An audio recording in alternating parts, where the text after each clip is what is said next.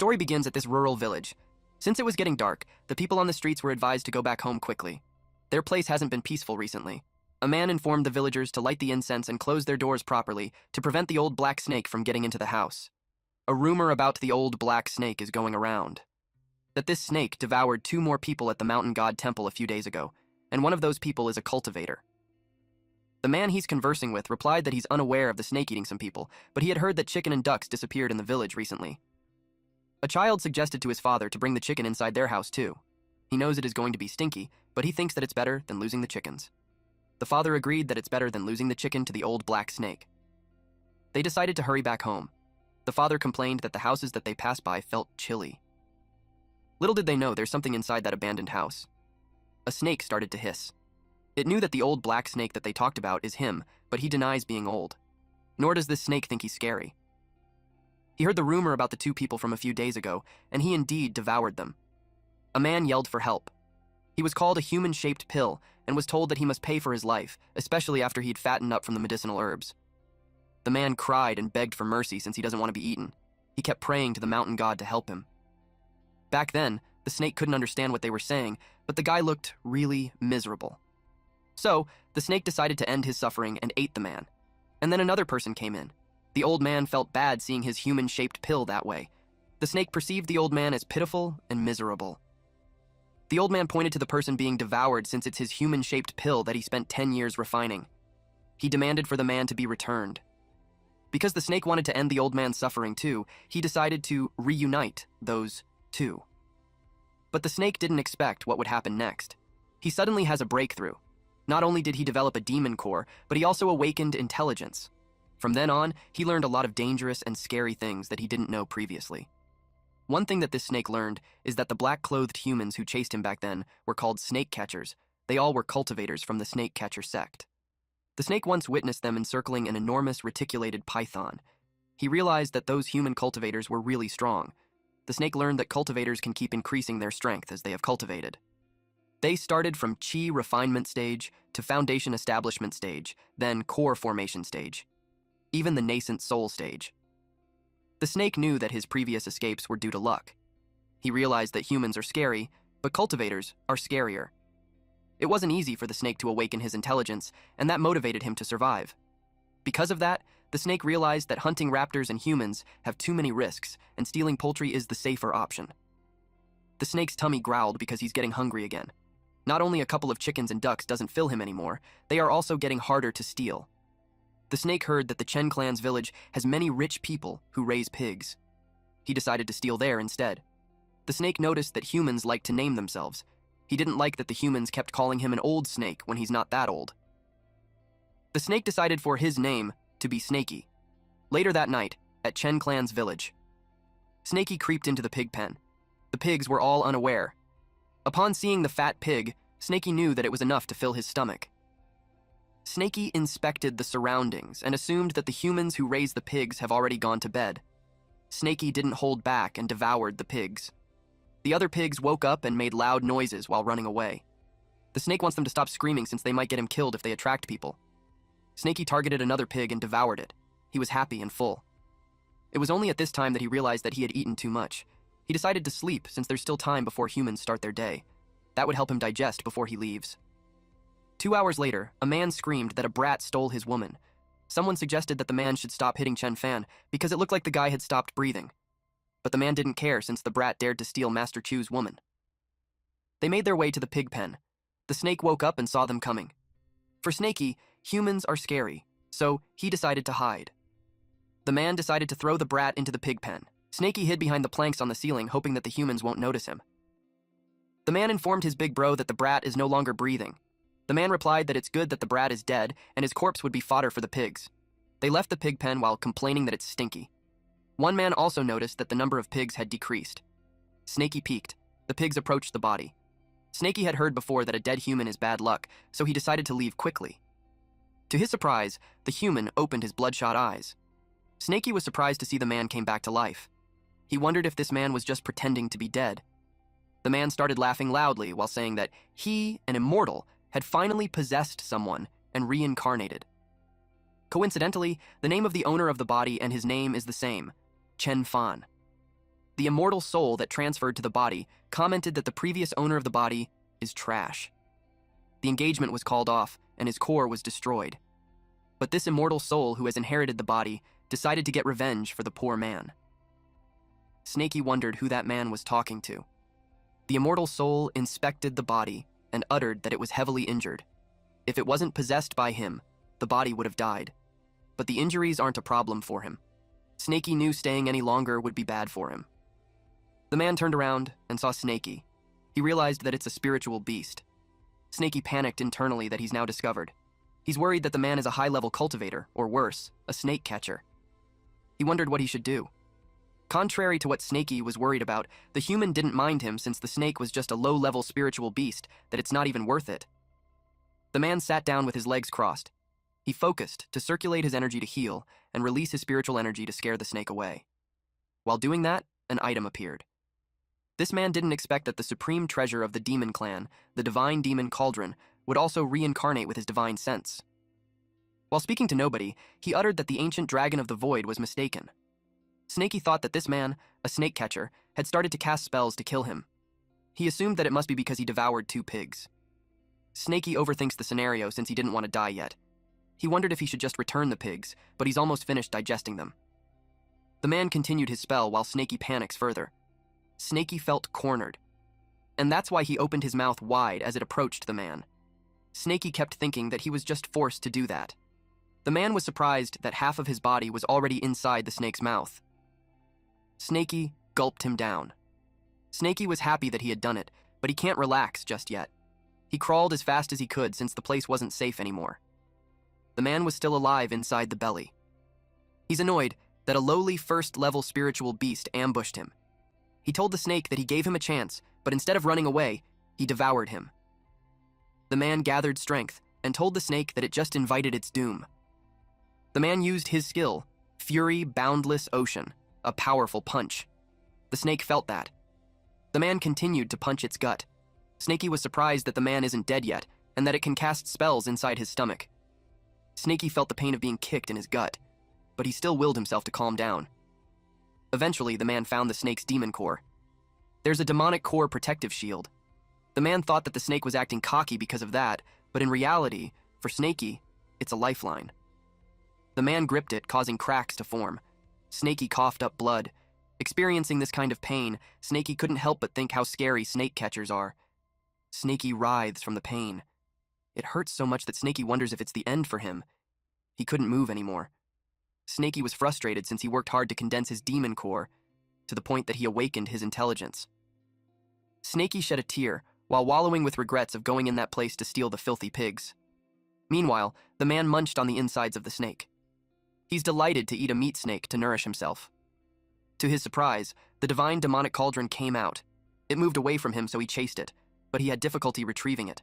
Suddenly, the space became so bright. A yellow mist started to form something. When it was done, it revealed a menacing face of a dragon. The man assumed that it was because the divine demonic cauldron absorbed the beast's demon core fragments. He couldn't believe that the demonic cauldron was helping that beast. It dawned on him that the snake isn't just an ordinary spiritual snake. The demonic cauldron made a ding sound, making the dragon roar loudly. The man was enveloped with the beam of light. The light came out of the snake's mouth and eyes. It made Snakey writhe from the pain. The man's skin was being burned. He couldn't accept it since he's an immortal. Eventually, nothing was left of him. The sun then rose and the birds chirped. We could see that Snakey's body was torn apart. But then, one pig started trembling in fear. And that was because something started to crawl again. It was none other than Snakey. He's alive and was shedding tears from the sadness of having his demon core breaking. He laid there in a puddle, and that water reflected the dragon from the demonic cauldron. The next day, we could see that the pigs were biting the tail of the snake. It was like they were having a feast. One pig chomped on the tail. To its surprise, the tail moved, and it threw the pig in the air.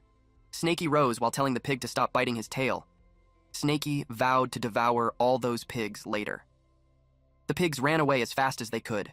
Snakey's tail quivers. It aches, which made Snakey annoyed with the pigs. But Snakey is also confused that he's still alive. He then remembered that his demon core was shattered by the person that it ate. The demon core is the foundation of cultivation for every demonic beast. Snakey wondered how he's going to cultivate without his demon core. Snaky cried as he assumed that he's completely done for. But then it started to realize that he's still alive despite his demon core being shattered.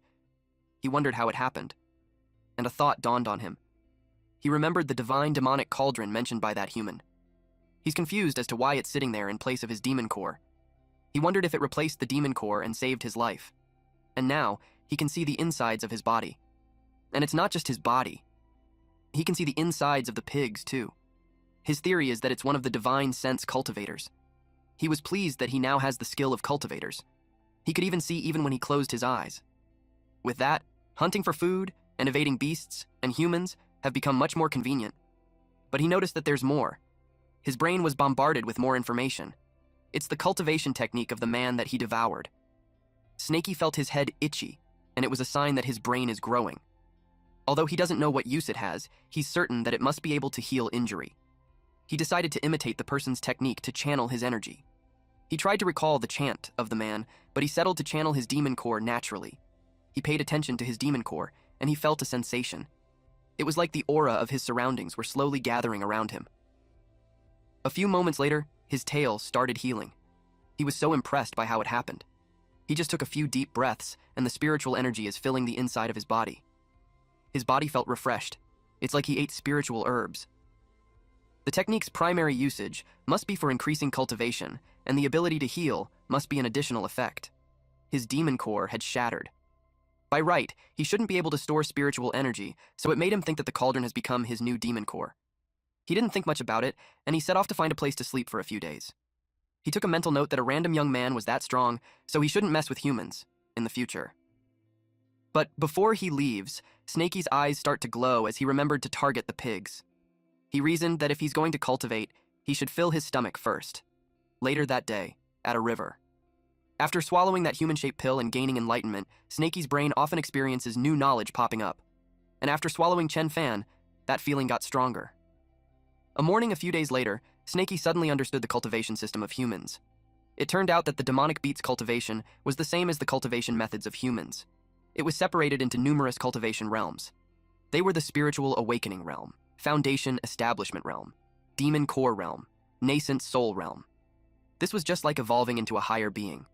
His current cultivation is the only peak of the first level of the spiritual awakening system. It is equal to the peak of the first level of the chi refinement of a human realm. Inside his dream, Snaky saw the demonic beast that can split heaven and earth, which made him yearn. Snaky also wished to become an existence like that. This was the path he must take if he wished to not get hunted and survive. Therefore, Snaky started to cultivate. The past few days, Snaky has been cultivating that mysterious technique. Snaky found out that his technique not only can heal, but it can also improve physique and cleansing the meridian and purging the marrow. Not only did it help him expel a lot of impurities, but it also caused him to shed a layer of skin. It's been a week.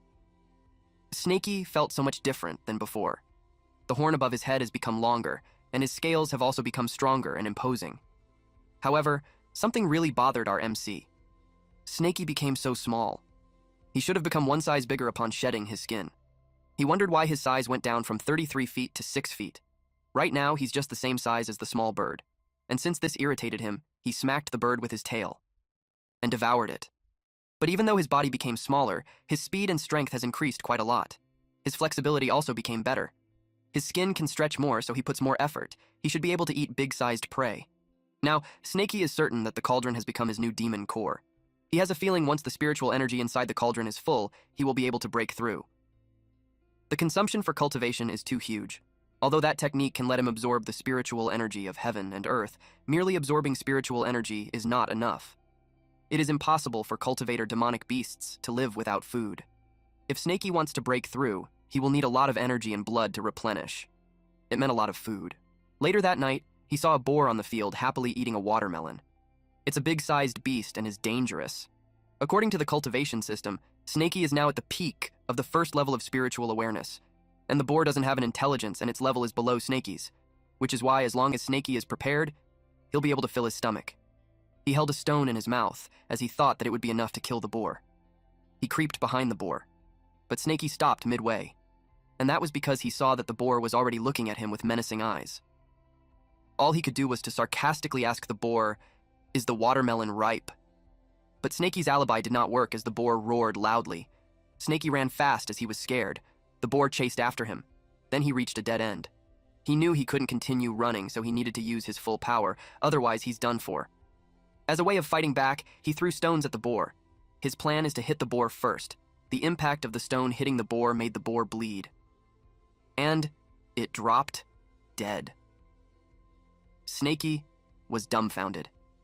He was so surprised that it only took a few stones for it to die. He couldn't believe that he's that strong. And since he thought that the boar was smart to pose an act, he assumed that the boar was just playing dead, so Snaky threw more stones at it. After some time, he's finally convinced that the boar is completely dead.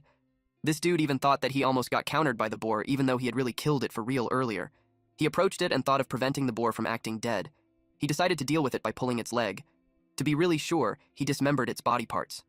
Snaky finally felt assured and he proceeded to eat it. But something stopped him from chewing along the way.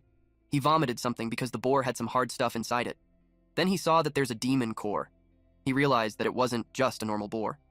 He felt scared now that he found out that it was a demonic boar. It is said that the demon core contains explosive energy, so he can't swallow it raw. Otherwise, he might explode to death. If he wants to absorb it, he needs to make it into pills, but he doesn't know how to make pills. In the wild, demonic beasts swallow the corpse and demon core together.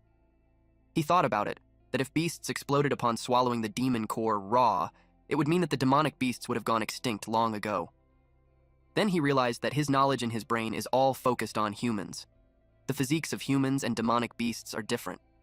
He should be able to eat it without worry. He opened his mouth really wide and ate the core. He complained that it was hard to swallow. Afterwards, he felt hot in his stomach. It was because the divine demonic cauldron inside his body is absorbing the power of the demon core. The demon core's power is filling the cauldron.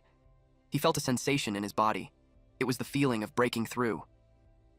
A few moments later, his body shined. Snaky had reached the second level of spiritual awareness realm. He was so happy. He noticed that 2 scales on his tail became gold. He smashed a rock with his tail. He was so happy at how amazing it felt. The scale was as strong as steel. He crawled on the grass when he noticed something. A human was before him. What's more, it's a young man. Our MC started to panic in the watermelon field. Snaky came across a boy holding a fork farm. He wondered what this boy was trying to do, but judging from this boy's stance, he looked like he's preparing to attack him.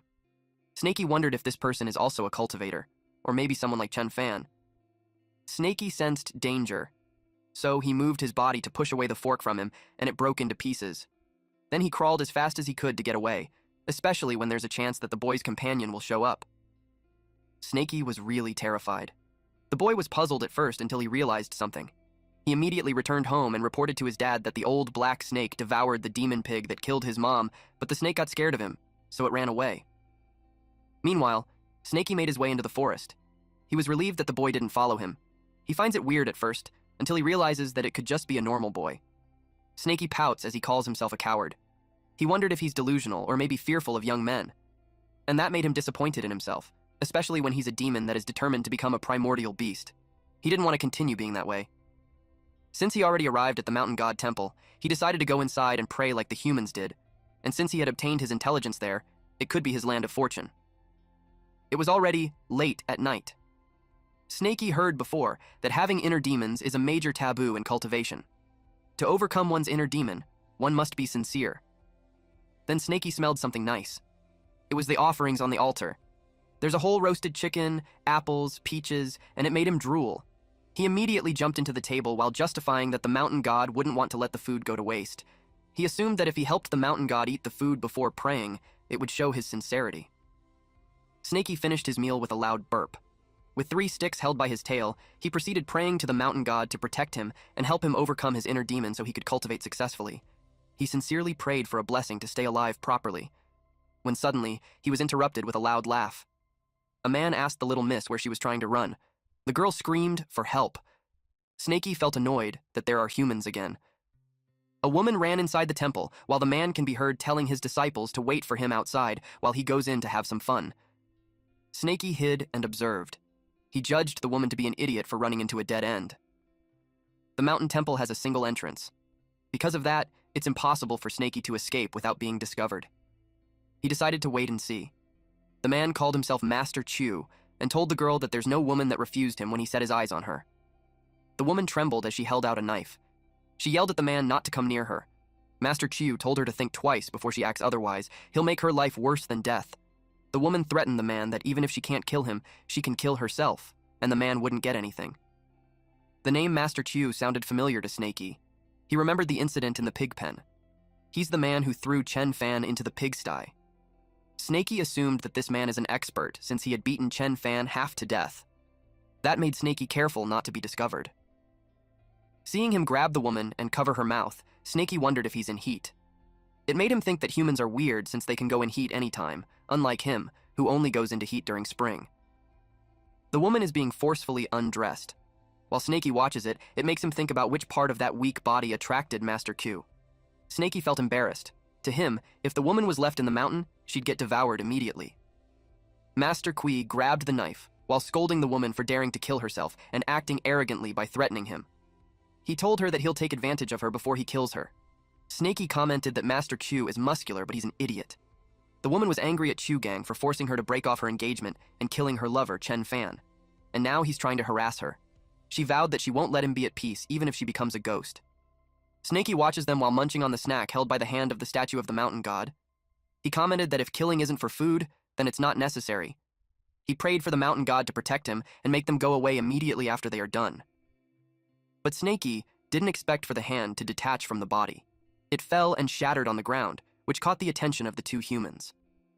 Master Q realized that there's someone in there while the woman thought it was the mountain god. Chu Gang asked who was hiding behind the mountain god, while the woman ran towards the mountain god, seeking salvation. She thought that the mountain god had manifested. She kneeled in front of it, prayed hard, and she prayed to be saved. The look on Snaky's face when he was found out was hilarious. Immediately, the woman screamed that there's a demon. Chu Gang asked where. He was frozen while holding the knife in front of him. When the woman turned around, she was accidentally stabbed with that knife. It pierced her chest. Chu Gang turned red. He cursed out loud while turning pale. Immediately, his men went inside and asked what happened.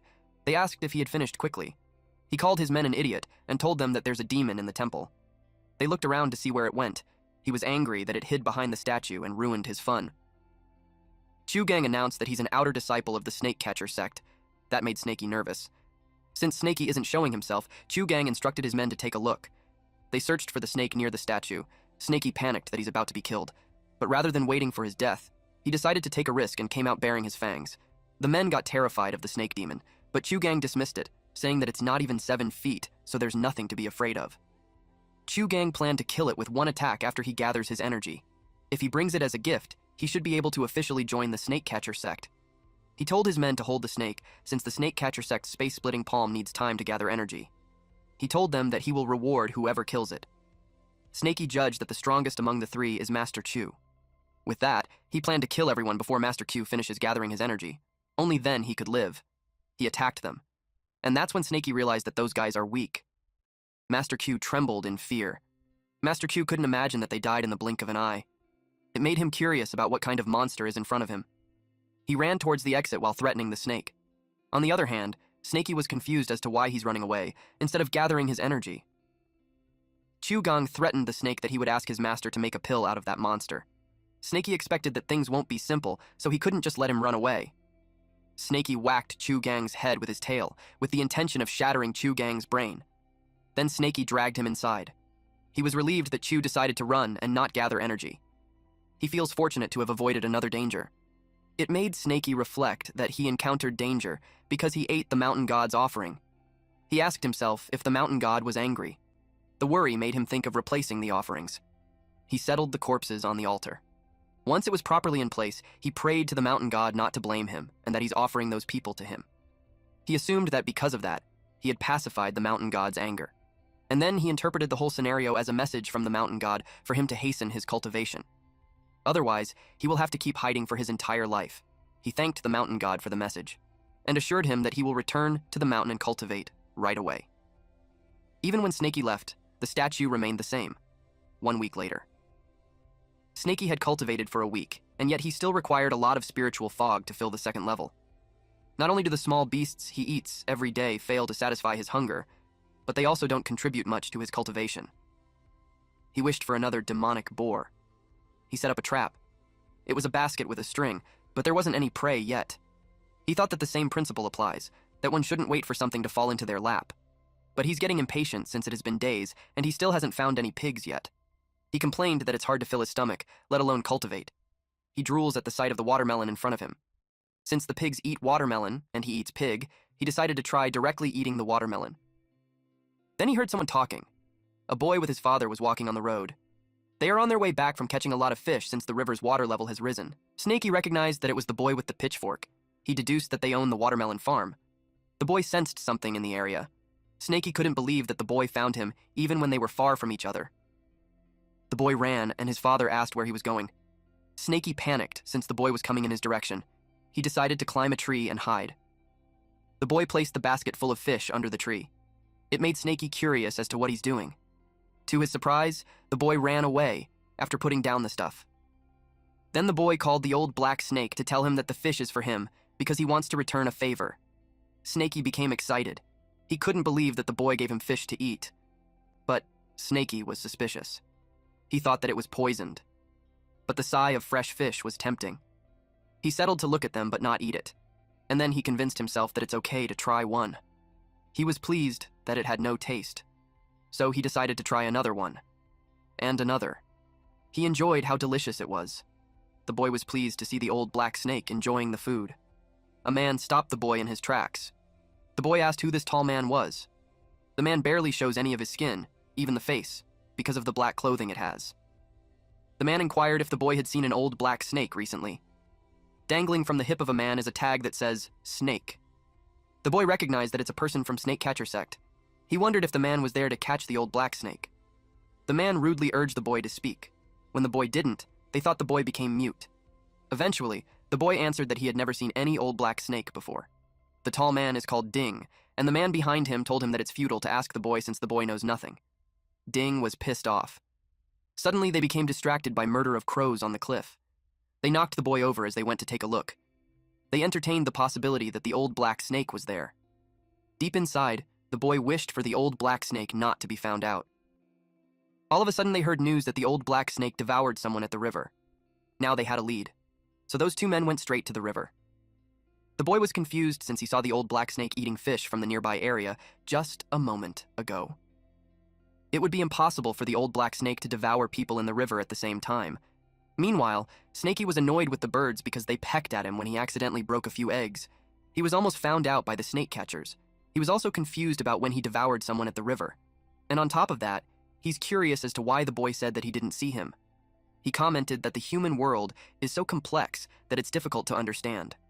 But the most important thing at the moment is that the snake catchers have their eyes on him. If he wants to survive, he can't stay any longer. He decided to escape to the other side of the river and hide for a few months. Winter is also coming in another 3 months, but he hasn't stored any food yet. It will be hard for him to improve his cultivation during that period. While swimming across the river, he noticed something. It was a gigantic eel-like creature with sharp teeth. He almost got eaten. He didn't expect a demonic beast in the river.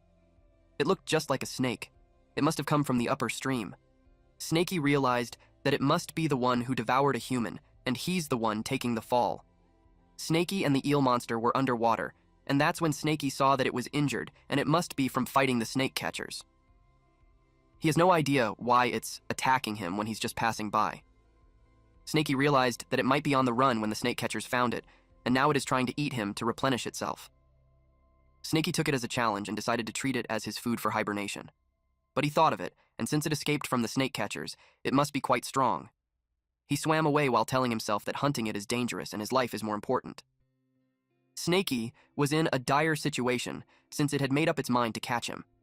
The monster was persistent, and Snaky was almost out of breath. Snaky thought that if he used his full strength at its weaker part, such as the stomach, then he'll be able to escape.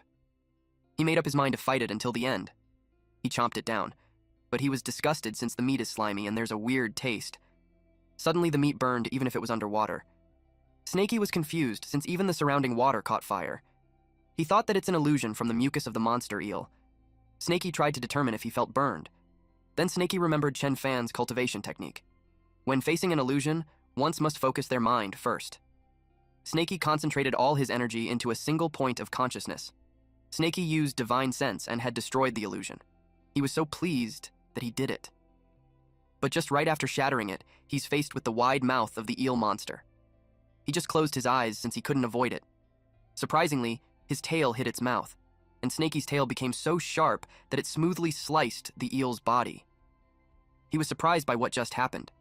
He couldn't believe that his tail split the demonic eel into half. His golden scale is so sharp. If he cultivates until it covers his entire body, he might be invincible. But he knew not to be careless, since there was still an element of luck in the battle. Since the demonic eel was heavily injured, it must have mistakenly slammed straight into his golden scale. Snaky decided to hide the mountain and be careful. He was out of breath, and that was because he collected the demonic eel meat. It should be enough for him to cultivate inside the mountain for a few months. In addition to the demon core, it should be enough for him to break through into the third level of the spiritual awareness realm. Our boy Snaky also noticed something. It was a badge that has the word snake at the center. That's when Snaky realized that the demonic eel devoured a snake catcher. He talked to his fellow demon even if it was just meat. He stated that it helped him deal with danger, but he still tried to hunt him, so all he can do is follow the law of nature. But he assured him that he will enjoy him properly and won't let his death be in vain, including his demon core. Snaky devoured it, but he had a hard time swallowing it. He didn't persist, since the snake catcher would arrive anytime soon. He held it in his mouth while dragging the mean by tying it to his tail. Later on, the snake catchers inspected a corpse. They found out why the demonic eel was able to escape so quickly inside the river. They realized that the one who devoured people inside the river was a water demon and not the old black snake. And the one who fought the water demon in that area is the old black snake. They wondered if they should pursue it. The mountain in front of them is the Iron Bear Mountain. There's a massive bear demon with a cultivation base at the third level of the spiritual awareness realm over there. They knew not to underestimate its strength. The mountain is wide and full of forest. They might not be able to find the old black snake even if it takes them months. And there's also a risk that they might encounter the bear demon. The man with Ding inquired how he knew all of those things. Ding explained that a few days ago, the old black snake devoured a pill master from the Astronomical Bureau, as well as the human-shaped pill he nurtured for years. The man inquired further, and then he realized that human-shaped pill's medicine effect must still be in the snake's body. This man knew that his senior brother had been stuck in the third level of the true refinement realm for years, and to encounter such a fortuitous opportunity, he suggested that they take the chance secretly. Ding was pleased with the sharpness of this brat, but still, it's just the two of them right now. It would be too dangerous to go into the mountains. He's concerned that they tried going for wool and coming back shorn. The junior replied that they have nothing to worry about since in a few months, the mountains will be covered in snow. By that time, both the snake demon and bear will go into hibernation. Then they can go into the mountains and gain what they want. Meanwhile, Snaky felt really warm inside the cave. He decided to hide there for a few months. He's oblivious of the danger that could lead him to be an offering for a cultivation. 2 months later, the forest turned white from the snow. Snaky sighed. He didn't expect that breaking through from the second level to the third level of spiritual awareness would be so much harder compared to when he broke through from the first level to the second level of spiritual awareness. He had refined the demon core, blood, and flesh that he obtained back then. He even continued to cultivate for a few more days, but he still hasn't broken through yet. But at least, he made minor accomplishments. 3 more pieces of golden scale had appeared on his tail. The spiritual fog inside the cauldron is also full. He is at least at the peak of second level. Now, he just needs an opportunity. Then he'll be able to break through to the third level. It was unfortunate that winter had arrived.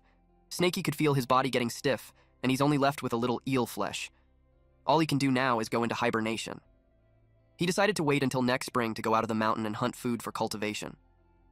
A man walked through the snowy forest. This man is from the snake catcher sect, and he told the people that those who will help them in their search at the mountain will be rewarded with a string of coins. He told them to stay focused and find it properly. A man replied to Sir Taoist, assuring him that the people of Snake Village are highly skilled in catching snakes. Sir Taoist reiterated to find it quickly. The villager instructed the dogs named Big Huang, Little Huang to hurry and find the snake pit. An old villager complained that the people from the snake catcher sect are arrogant. A fellow villager scolded the old man since those people have real skills unlike them. The old man named Li wanted to make sure that they are also benefiting from the trip. The man agreed. He was delighted to share about his child, Xiao Niu, who loves reading books. Back then, the child cherished a book that someone else had discarded as if it was a treasure. That is why once they received the string coins, the man planned to bring his child to Teacher Chu's place and study. He knew his child would be so happy, and just imagining that makes him really happy as well. The dogs barked loudly. It was a signal that they have found what they are searching for. They reported to Taoist to inspect the hole, since it's most likely the nest of the old black snake. Taoist immediately told them to get away so he could take a look. When Snakey heard that, he cursed. The snake catchers brought someone to come with them into the mountain, and the dog's noses are good, really good since they found him. Snakey's body was stiff and cold. He's at his most vulnerable state. He couldn't escape, let alone fight. The villager informed Taoist that the old black snake's feces is in the area too. They started bringing up the reward, but Taoist called them an idiot and told them that it was a bear's feces. They asked if the dog really doesn't know how to find the snake. The villager reasoned that it's impossible since his dog has never made any mistakes when looking for snakes. Taoist was triggered that the man is acting like he knows better than him. Taoist pointed to a big hole and instructed the man to bring all the villagers inside that hole and look for the snake. The villager hesitantly agreed. Snakey had finally released the breath that he's holding. He was scared to death. But he was grateful for being smart and cautious. He blocked the entrance with stones and branches, and he placed bear feces on the branches. He even dug a 20-meter deep hole. He anticipated that those men wouldn't be able to differentiate it. Although he might be scaring himself, he knew that he should concentrate his energy and restore his body just in case. A man from the snake catcher sect called Senior Brother Ding and told him that the hold is obviously a snake pit. Ding replied that it certainly is a snake pit, and since they have reached their goal, those villagers have no more use, and the less of them to survive, the less money they would give out. So, it turns out that Ding intentionally made those men search for the bear's hole. Ding replied yes and told the man that he should know what to do next. The man assured Ding that he would lure the demon bear out. They will use the bear to kill the villagers first, then kill the demon bear together. Then they will hunt for the frozen demon snake. Snakey heard that and commented that not even animals do that, killing their own companions. But he reasoned that it is how a human heart is, and human hearts are really scary. He shifted his attention to what's more important to him, which is the fact that those men knew that he's there, and that put him in great danger. Since those men planned to fight the demon bear first, Snakey thought of taking the chance and going out to devour the demon bear. And then he might be able to break through the 3rd level in one go and be able to deal with those snake catchers. Snakey smacked his head for dreaming crazily when he's already in danger. He knew those men would deal with the bear first, thus, they weren't in a rush to kill him. Moreover, there's no way he can devour the demon bear in front of those snake catchers. That would actually seem like he's seeking his death. The senior snake catcher thought of how much of an idiot his junior is. Unfortunately for the junior, the 2 beasts are only enough for one of them to break through. Otherwise, he would have been able to spare his junior after defeating the demon bear. Snakey heard that, and was surprised to know that they are having an internal conflict. It was a chance to change his situation. Snakey planned to slowly walk towards the hole's entrance, observe calmly, and act when the opportunity arises. The junior member informed Ding that he is done with the arrangement, and in less than 30 minutes, the bear will wake up. A loud scream can be heard from the cave. It was followed by a loud roar by the bear while charging forward.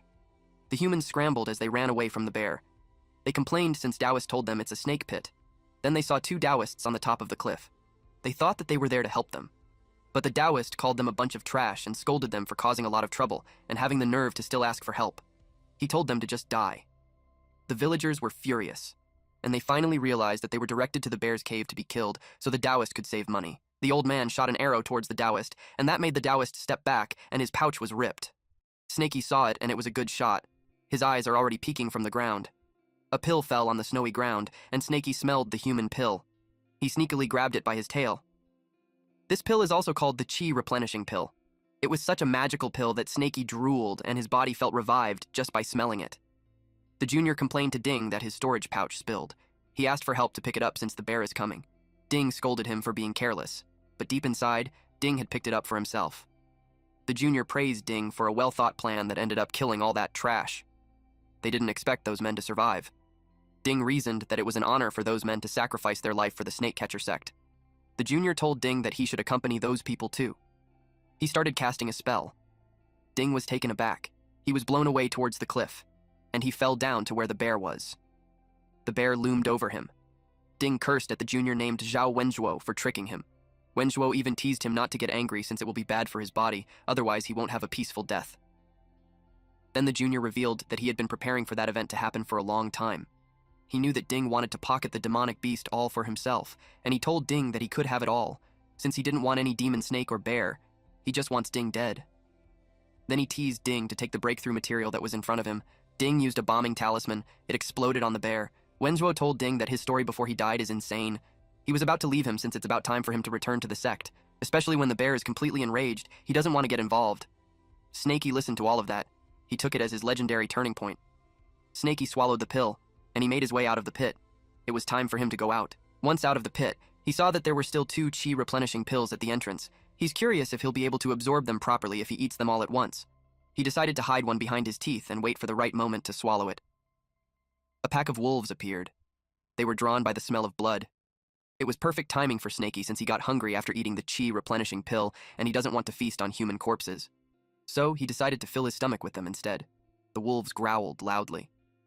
Ever since Snakey got the divine demonic cauldron, he can now digest food almost instantly. He ate one wolf, but he wanted more. The wolves attacked him, and he fought back to eat them since a single wolf isn't nearly enough to fill his tummy. He noticed how starved he was, and even if he devoured several wolves already, he's still so hungry. He thought that it's because of the great demon bear that it made him unsatisfied with just wolves. A wolf slowly approaches the bear. Instantly, the bear smashed it with its large paw. Snakey didn't expect the demon bear to still be so powerful despite its injuries.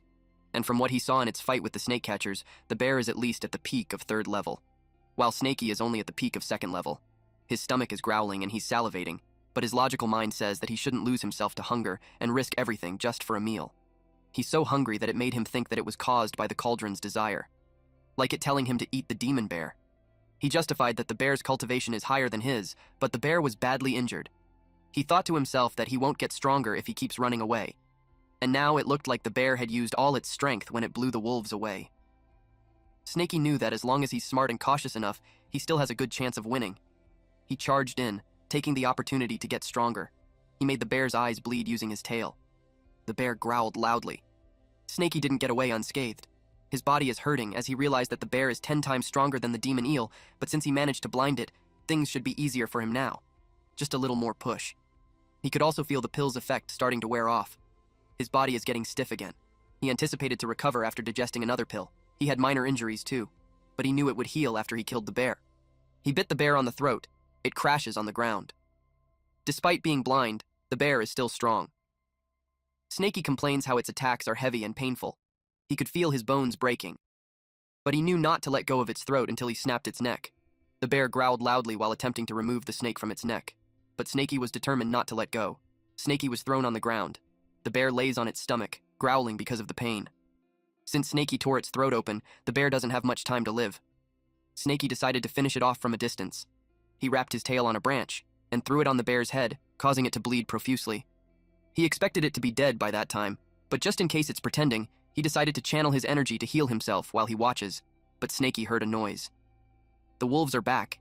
He screamed at the wolves saying that the bear is his and they can't take it. That forced Snakey to eat the last Kai replenishing pill to kill them all. 2 hours later, the wolves are all dead. Snakey emerged victorious against them, but his injuries had increased.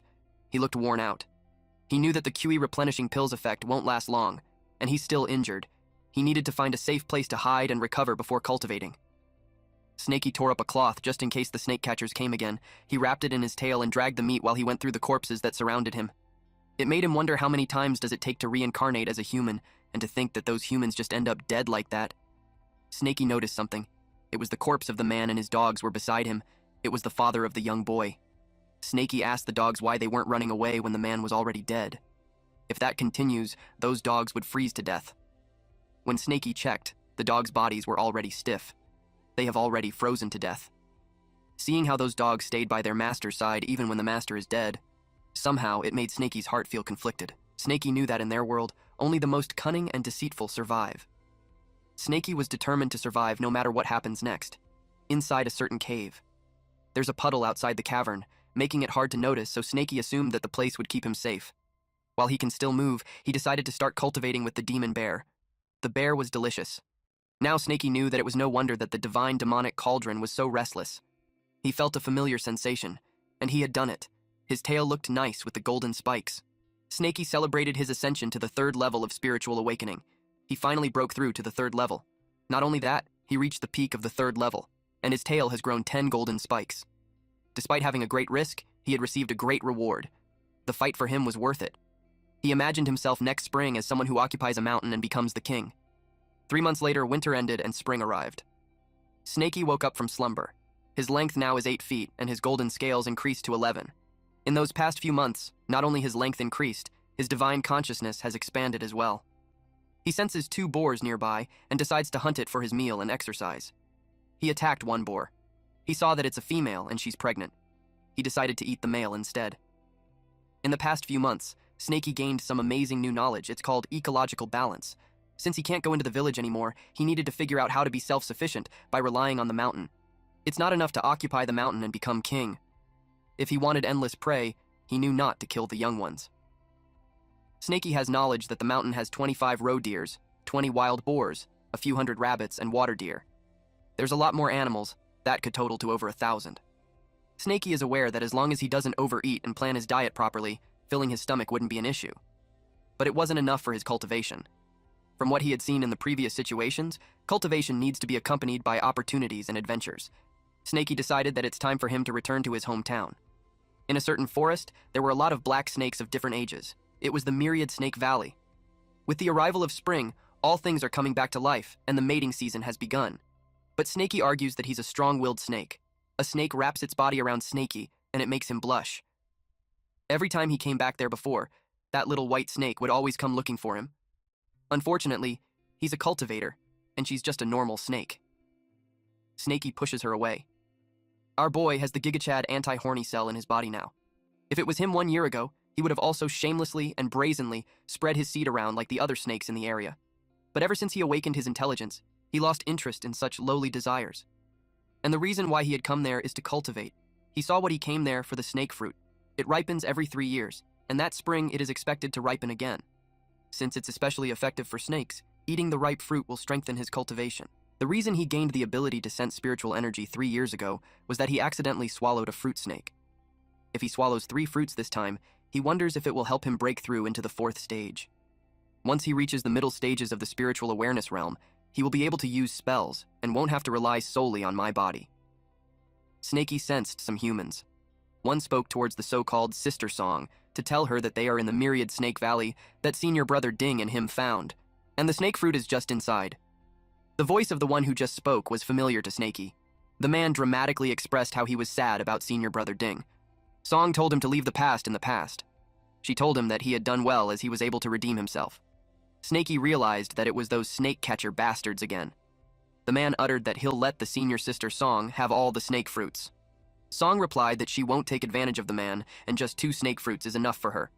Wenzhuo reminded Song to be careful since it's a valuable treasure. They can expect that a demonic beast would be guarding it. Song replied that there's nothing to worry about, since she already borrowed an amazing weapon from her master. She told Wenzhuo that the only demon snake around the area is the old Snake King, and if it dares to show itself, Song made a threat that she will refine its gallbladder into a pill. Snakey got triggered after hearing that those snake catchers are after the snake fruit and they had brought a weapon to deal with him. He contemplated if he should run, but the snake fruit is almost ripe, and running away would only make things easier for those snake catchers. Being at the peak of the 3rd stage of the spiritual awareness realm made Snakey confident. And also, those snake catchers might not be as strong as he thinks, especially when the demon eel and demon bear had killed them before. Suddenly, Snakey sensed an awful smell. He dipped into the water to hide and watch for the time being. He takes into consideration that those humans would also have internal conflicts and end up fighting among themselves.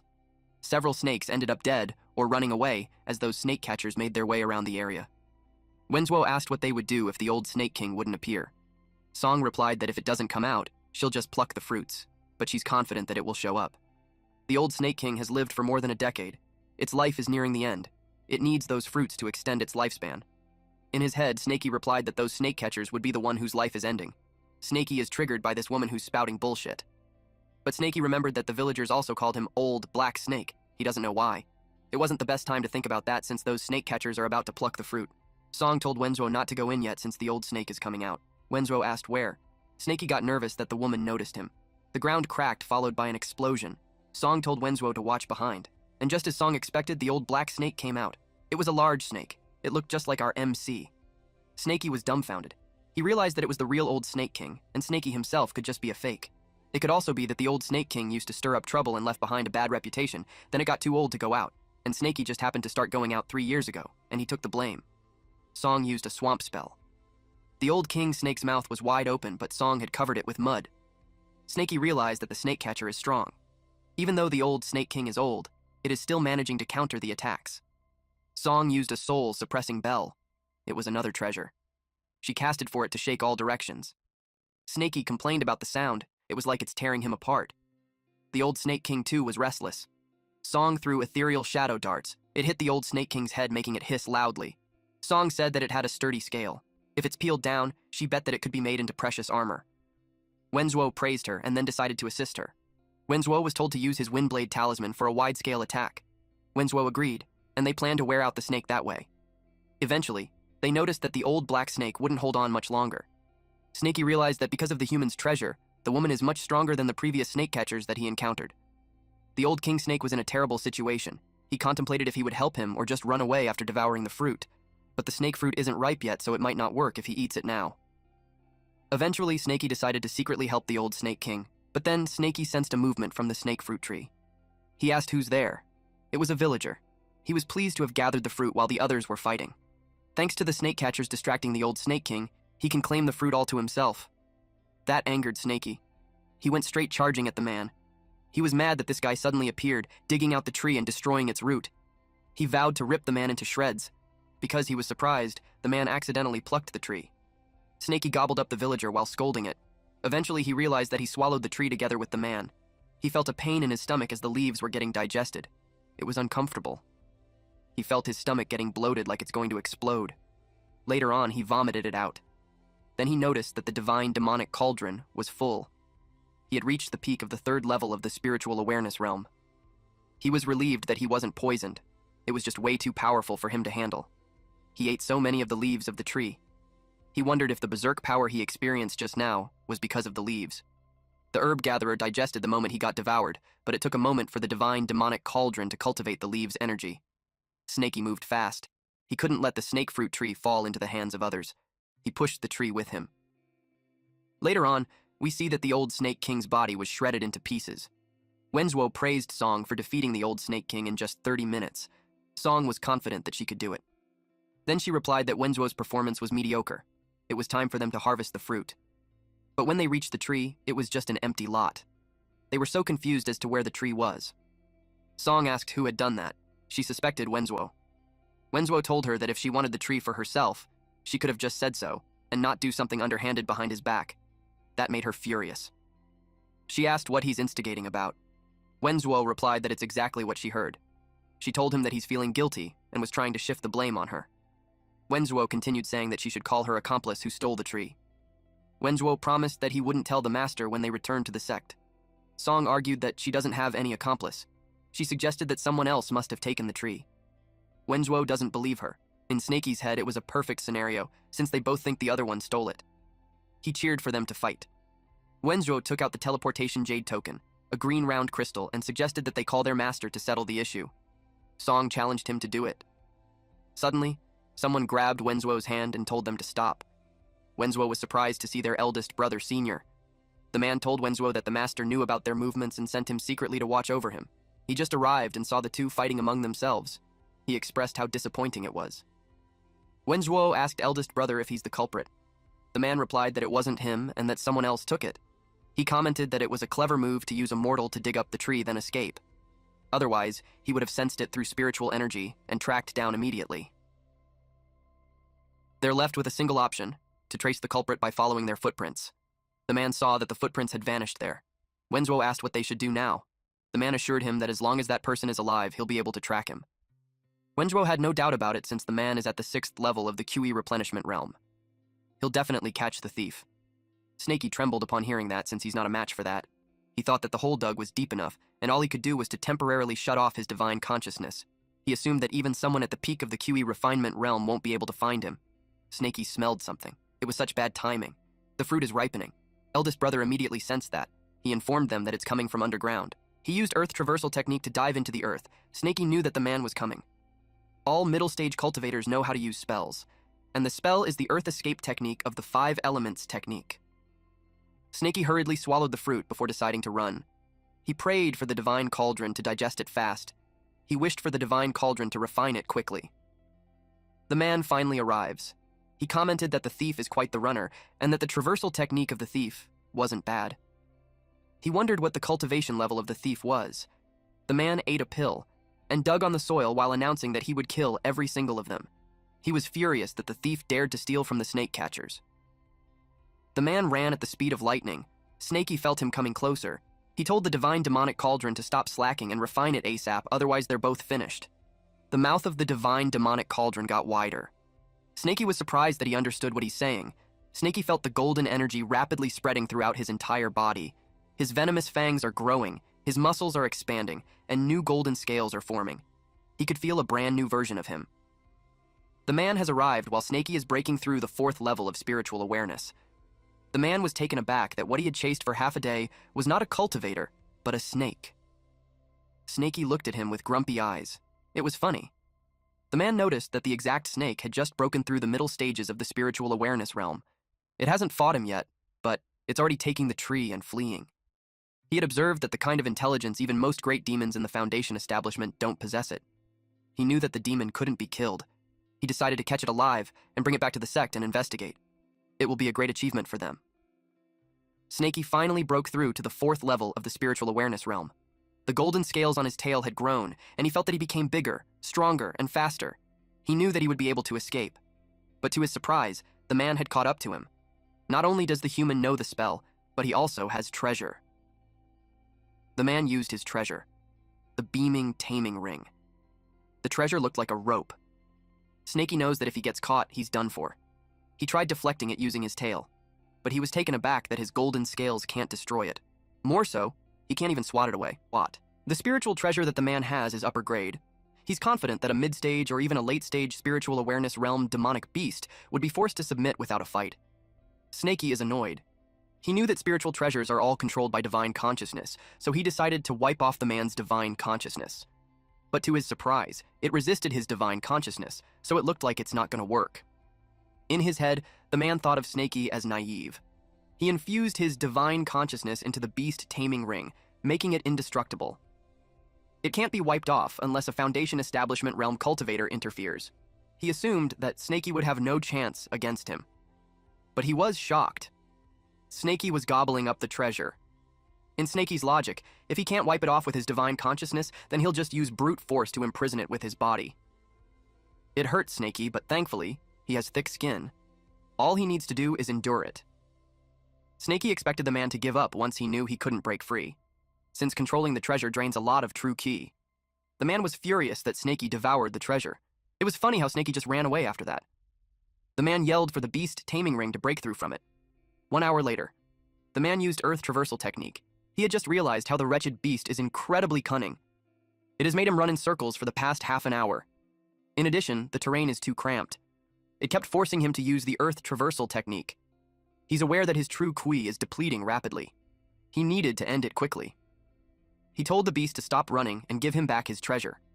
Snaky had felt that the treasure inside his stomach was starting to calm down. He also noticed how the man is running out of true ki. But Snaky knew that he can't just keep running. He needed to come up with a way to kill the man and end it once and for all. The best way for a demonic beast to handle human cultivators is by getting up close and fighting them with his body.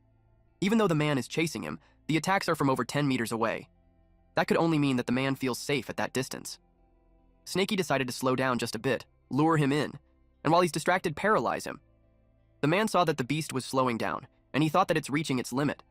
He planned to cut the beast's stomach first, since it swallowed the beast taming ring. His plan is to retrieve the beast taming ring, and then bring him to the sect alive. The man used celestial wind blades.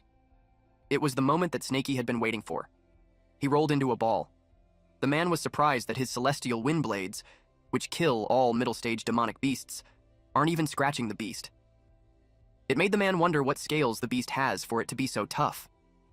He summoned his snake-slaying sword. He told the beast his plan of capturing it alive. But then now that he had no choice, he decided to be ruthless. He intimidated the snake by saying that the treasure sword has slayed countless snakes. Once sheathed, it must be offered blood. He told the snake that it must feel honored to die by that sword, but then he noticed how he couldn't slash the snake. It was impossible. Snaky told him that the sword isn't worthy enough to pierce through his scales. Then he forcefully hit the man with his body.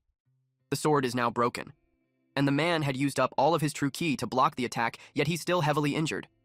He realized that the snake might not be an ordinary one-demon snake. He suspected that it's a dragon snake hatchling. The The man didn't want to die there, so he decided to escape by reaching the surface quickly. But he doubted if his remaining ki could handle the earth traversing technique. He noticed an opening above him. It felt like heaves were on his side. He used wind riding skill rush. His goal is to be able to report what just happened in there to the sect, fast. But he got trapped in a snakeskin. He remembered it from earlier when the beast broke through. He wondered if the beast intentionally shed the skin that time. He just as understood that the beast might have planned it all in advance. The man screamed loudly. Song told Wenzhuo that she just heard the eldest brother scream. Wenzhuo replied that there's no way that a puny beast can take on his eldest brother. Suddenly, the man used an exploding talisman. The man warned Wenzhuo to run fast because there's a dragon hatchling down there. Song couldn't believe that. If that's the case, then this beast is at least in the nascent soul realm. Wenzhuo doubts if they are going to survive. Wenzhuo pointed out to Song the elder brother's condition. It's evident that they have to get out of there first. Wenzhuo suggested that they go in a different direction from the eldest brother. It was the only choice that they have. Meanwhile, Snakey admitted to himself how he got careless. He didn't expect the man to activate the explosion talisman, even after losing one of his arms. Snakey knew that if he left the man alone, it would lead to endless trouble. The man expected to escape soon since the beast is still over half a yard away, so it shouldn't catch up to him. He hurried back to the sect. He cursed at the beast. Little did he know that another pair of eyes had locked in on him. The old black snake who's laying down on the ground spit some venom on the man. The man rolled on the ground while screaming in pain. He didn't expect that this snake could still release venom despite being decapitated. He couldn't believe himself for making such a foolish mistake. He hurriedly looked for the antidote, and while he's taking it, he sees that the demon snake is closing in. At this point, he had no choice but to use his last resort. He intended to save the upper-grade spiritual jade for cultivation, but he activated it now and ran. He was going way too fast. Snakey panicked since he wanted the man to be eliminated. He had one option left. Using his mouth, he plucked a golden scale from his tail, and then he threw it at the man. He won't allow the man to escape. That scale pierced through the man's back to his chest. It was Snakey's way of making sure the man meets his end that day. The man begged. But as soon as he turned his head, another spike blasted his brains off. Snakey complained that plucking out his scales hurt so much. He checked at the man expecting it to be completely dead now. But he got cautious, thinking that the man could just be pretending to be dead. Snakey looked evil when he decided to decimate the corpse first so that the man wouldn't be able to act dead. At some point, Snakey felt how it was a waste of his scale. He wondered if it would regrow. Snakey opened his mouth wide and swallowed the man together with his scale. He decided to park the thought until he fully digested the corpse. He's still wishing for his scale to grow back. He noticed the man's storage bag. He secured it first, since it could have quite a lot of treasure inside. He removed the person's divine consciousness and added his. While he was busy, he heard someone say, "Child." It was the old Snake King. He wished for Snakey to live well. Snakey's dusty memories from infancy started becoming clearer. It all happened 3 years ago. The last time, the snake fruit ripened, bearing 2 large fruits. There were too many snakes swarming near the tree. Snakey hadn't awakened his intelligence at that time, but like others, he also instinctively rushed to swallow the fruit. The smell of the snake fruit attracted more than half of the snakes in the myriad Snake Valley. Only 2 lucky ones survived in the end. Predictably, it was a brutal battle. But just then, a deafening screech was heard. The old Snake King appeared, and his aura overpowered everything. All the snakes stopped fighting and prostrated themselves. Snakey was trembling in fear, and he couldn't move. But the old Snake King handed him the fruit. Because of that snake fruit, Snakey is who he is today. Since ancient times, snakes have always been selfish, ruthless, and cold-blooded animals. Even among the same species, they kill each other. It is a survival of the fittest. But there was no coldness in the old Snake King's eyes, only a gentleness that Snakey couldn't understand. He asked the old King Snake why he was kind to him, but there was no response. Falling into a long silence, unable to let go, Snakey's head slowly grew heavy with sadness. An indescribable emotion built up, and eventually became hatred. Snakey shed tears as he vowed to eternal enmity with all the snake catchers. Snakey piled up rocks to form a grave. Comment R.I.P. for old big black Snakey for respect. He talked to the old King Snake, saying that he copied the humans and made him a grave. He wished for old King Snake to be reincarnated as a human in his next life. Snakey uttered that he now understands the old King Snake's final word. He made sure to remember that anything with spiritual intelligence cares for its descendants. He assured old King Snake that when he's strong enough, he will carry on his teachings. Snakey acknowledged that he can't do it with his current capabilities, The snake catchers have discovered Myriad Snake Valley, so he can't stay there anymore. When he turned a corner, he saw Song unconscious, and several snakes were coming up to her. It looked like she only had a few breaths left and wouldn't survive much longer. He sneakily approached her while thinking that if he swallows her, his scale might grow back faster. But when he thought about it, Song managed to escape but ended up there. It could be a trap. Or that there could be some kind of restraint on her. Snakey told himself not to be greedy. Then he remembered Wenjuo. Last time he tricked Ding Hao on the Iron Bear Mountain, Snakey got suspicious that it was his doing. It's also possible that he's the one who placed the old Snake King's head at the exit on purpose. Snakey wondered what his motive would be. While occupied with his thoughts, in the background, a large snake devoured Song. He was about to scold it. But before he could finish his sentence, the snake's head exploded. Just as he suspected, it was a trap. That bastard Wenjuo is definitely a cunning man. Snakey wondered what Wenjuo was trying to accomplish by doing such things. Wenzuo visited a grave and narrated that the bomb had been triggered, and Song was now dead. He talked to the grave of his dad, mom, and little sister, vowing that he will avenge them no matter what. Liu Tong, Chen Shui, Ding Hai, Song Shiyu, Mu Yun have all been sent to the afterlife to accompany his family. Now, there's only 2 people left to target. He vowed that Chen Daoling and every one of his disciples, none of them will be spared. It was about time for him to return. He told his dead family that he'll come back another day. He grabbed a snake, outside of Myriad Snake Valley. A man is standing. While Wenzuo was rushing the snake to bite faster since Chen Daoling would arrive soon, he let the snake bite him on the shoulder. Now he just has to wait and attract the snakes from the valley to devour him. He flopped down while begging his master to save him. Half an hour later, it was reported to Chen Daoling that they couldn't find any trace of the senior brother, and senior sister's breath has also completely vanished. The junior brother is still alive. Immediately, Wenzuo was given an antidote. He was advised to channel his energy to heal his wound, and after a few months of rest, he will be perfectly fine. Wenzuo acted weak and regretful before their master. Chen Daoling was furious. He asked which demon dares to kill 2 of his disciples. Inside the cave, in the Iron Bear Mountain, Snakey is finally back on his own mountain. He assumed the snake catchers to still be at the Myriad Snake Valley, which makes his cave safe for now. Snakey replanted the snake fruit tree, and it was thriving because the environment is similar to where it grew before. Snakey wished for it to regain its vitality. Snakey decided to check the treasures inside the storage bag. It's all food and pills. It should last him long enough to cultivate and regrow his golden scales. He also remembered that he got the beast taming ring. He wondered if he could tame a demon beast to be his underling. He saw a book among the belongings. It's an encyclopedia of all kinds of snakes. He scanned through it and found out that he's a black yin snake. He read that a snake was slain by an ancestor and refined into a pill. He understood that even after reaching the Foundation Establishment realm, a great demon snake that spits fire can still be killed by humans. Snakey became certain that the most important thing for him right then was to become stronger. Even better if he can learn some techniques. He looked at the jade slip and noticed how crystal clear it was. It looked unordinary, and it made Snakey wonder if it could help him. When he looked at it, he was surprised to see the spells listed by human cultivators. And there are also detailed steps on how to master them.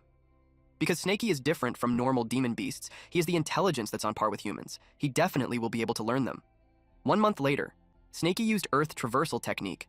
After a month of cultivation, his Earth Traversal Technique has become much faster than Mu Yun's.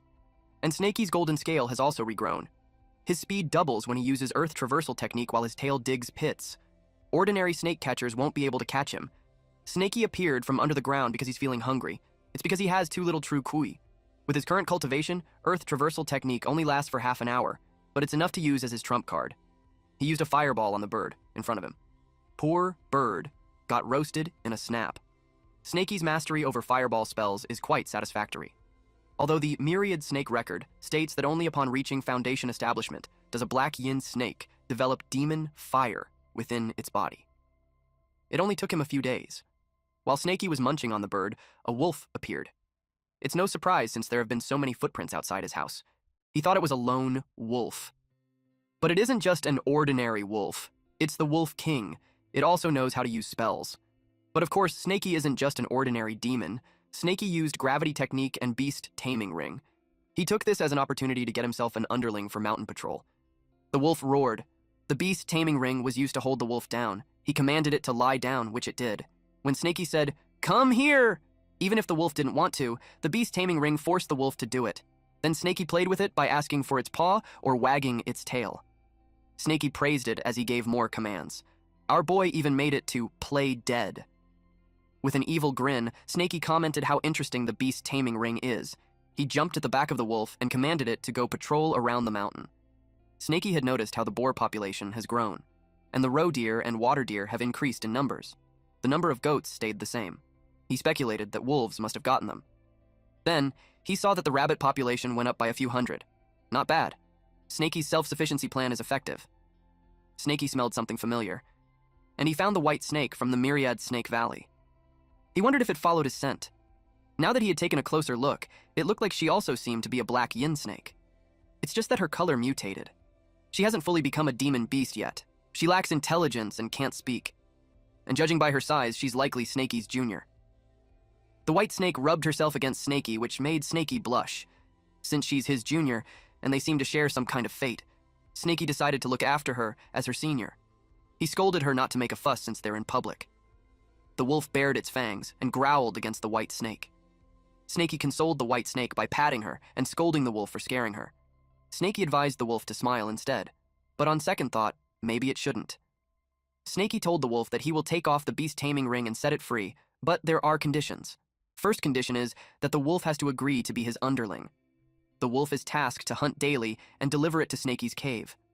Second, it should patrol the mountain each day. If it ever finds any human traces within a 10-kilometer radius, it has to report to Snaky immediately. Snaky threatened that if the wolf fails, he'll kill him. The wolf nods in response. Snaky ordered the beast taming ring to return. The wolf licked Snaky as a way of gratitude, but Snaky scolded it to stop licking. Later, inside the cave in the Iron Bear Mountain, Snaky named the white snake Snowy and told her that it will be her new home. Snaky told her that he will teach her some basic cultivation techniques.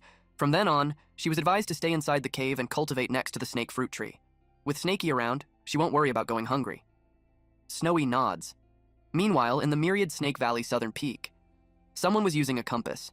They talked about how unfortunate it is that Wenzhuo could only give a vague outline of the demonic beast. Otherwise, with the Great Treasure Compass's power, they wouldn't have to search for so long. They recalled that the opponent has been called a dragon hatchling. Dowling replied that it's impossible. If it were really a dragon, even Dowling wouldn't stand a chance, let alone his disciples. There was no way they could escape. So Dowling reasoned that it could just be an awakened demon snake, or may once have been possessed by a cultivator with a bit of intelligence. He added that calling it a dragon hatchling must have emerged from the embarrassment after losing to it. Their compass dinged and it pointed at the mountain. They plan to search the mountain from both sides, and if they spot the demon snake, they have to notify Dowling immediately. Everyone obeyed their master. One disciple has felt an aura of the snake nearby. He wondered if it's a demon snake. The wolf had appeared. They started closing in on the man. It's a pack of wolves led by the demon wolf, and the man had noticed that those wolves carry the snake's scent. The demon wolf roared loudly. The man called those wolves idiots for not knowing their place. He used the thunder seal, which electrified the wolves all at once. The demon wolf got scared. And flee. After seeing the man's power, the demon wolf was determined to warn the black snake. But too bad for him, there's a cliff up ahead. The man used the thunder seal again, and it hit the wolf's tail. Snaky sensed that the Wolf King must have howled. He knew it was bad, and probably the snake catchers had arrived.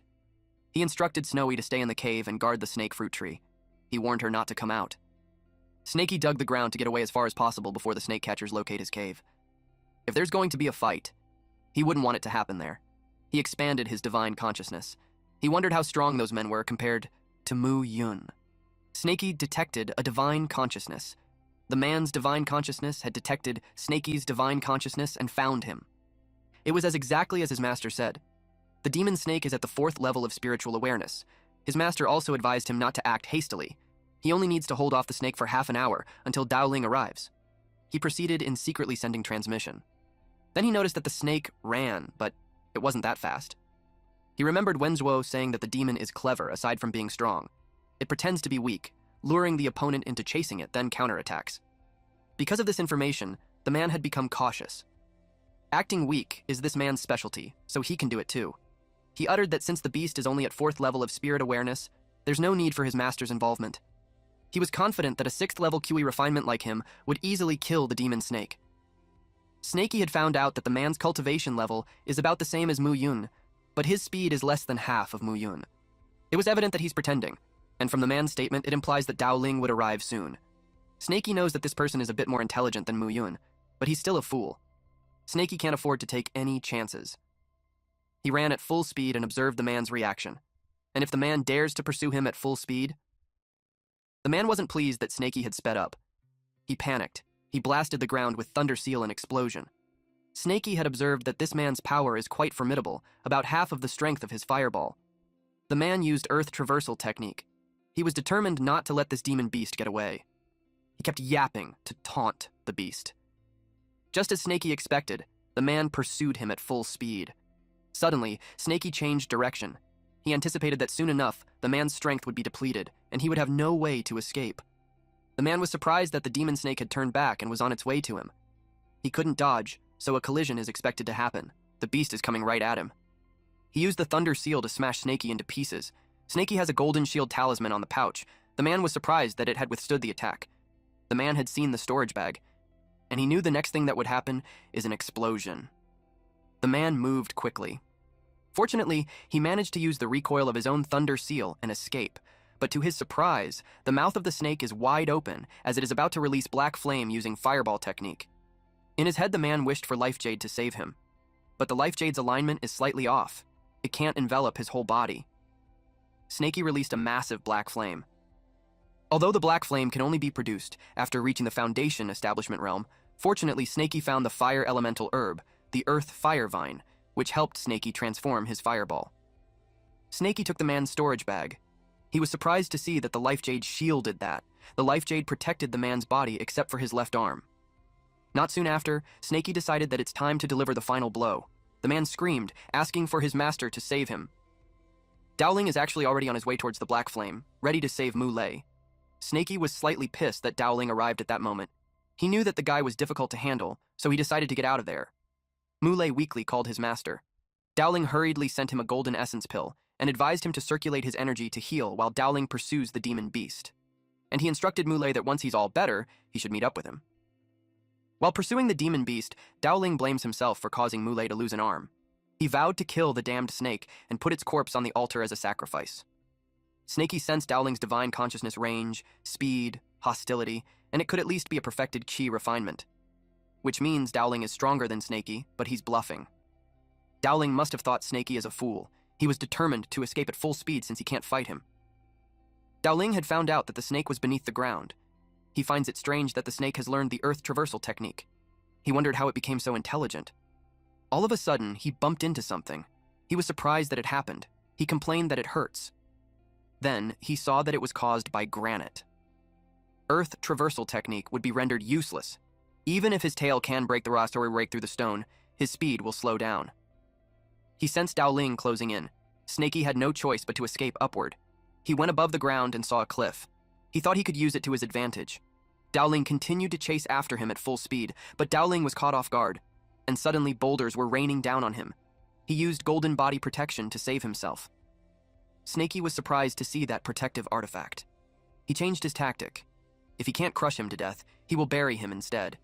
He used exploding talismans. The explosions continued for half an hour. Dowling cursed at the beast, despite being buried beneath the rocks. Snaky thought it was enough to keep Dowling confined. Dowling thought little of the rocks, but to his surprise, it wouldn't budge. Even the earth traversal technique isn't working either. He asked what kind of stone it was. Then he realized that the beast must have planned to trap him there. He never thought the ancestors' treasured gift would have to be used at that moment. As he swallowed a pill, he uttered, "The great Tao, be my guide. Breakthrough." The divine berserk pill left by his ancestor at the cost of 20 years of lifespan. It will temporarily elevate his power to the Foundation Establishment realm. Breakthrough into the Foundation Establishment realm was successful. Dowling is now at the first level of the Establishment realm. Dowling is furious that a mere beast forced him to use that secret technique and sacrificed 20 years of life. He had collected the beast's demonic energy, so now it won't be able to escape him. He used wind riding skill. He pledged on his name that he will rip off the demon beast's skin, pull out his tendons, and crush his bones. He went berserk. Snaky panicked that Dowling had escaped. He could also feel the killing intent and speed. He speculated that Dowling had broken through into the Foundation Establishment realm. Snaky is near the river when Dowling had found him. He used gravity technique. He pulled the snake upwards. Snaky didn't expect that the gravity technique would have great power when used by a Foundation Establishment cultivator. Dowling challenged him to break free. He lectured it to have considered a painful death before he killed his disciples. Deep inside, Snaky is getting annoyed at the hypocritical old man, when it was those bastards who stole their snake fruit first. Snaky knew he was in a hopeless scenario, and he didn't want to just wait there to die.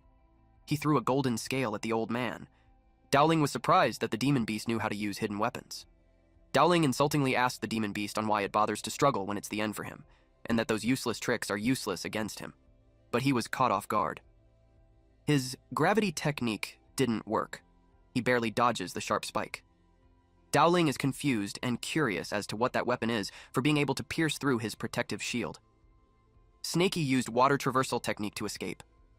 Since the old man is in the Foundation establishment realm now, Dowling's water traversal should be superior to Snaky's, so Snaky's plan is to hide. He kept thinking where it could be a safe place. Then he thought about the mountain god temple. That was it. It was his sanctuary, and he trusts that the mountain god will protect him. It was about nighttime. Dowling had followed him there.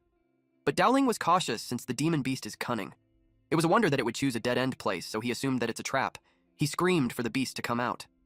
Meanwhile, Snaky climbed up the mountain god statue while praying to be saved. Even if the mountain god doesn't come out, delaying Dowling was enough even just until Snaky restored his ki. If that doesn't work, Snaky plans to rip off all his golden scales and fight him to death. Dowling lost patience, so he decided to destroy the temple. He sent exploding talismans towards it. Snaky panicked as Dowling lost it and bombed the temple.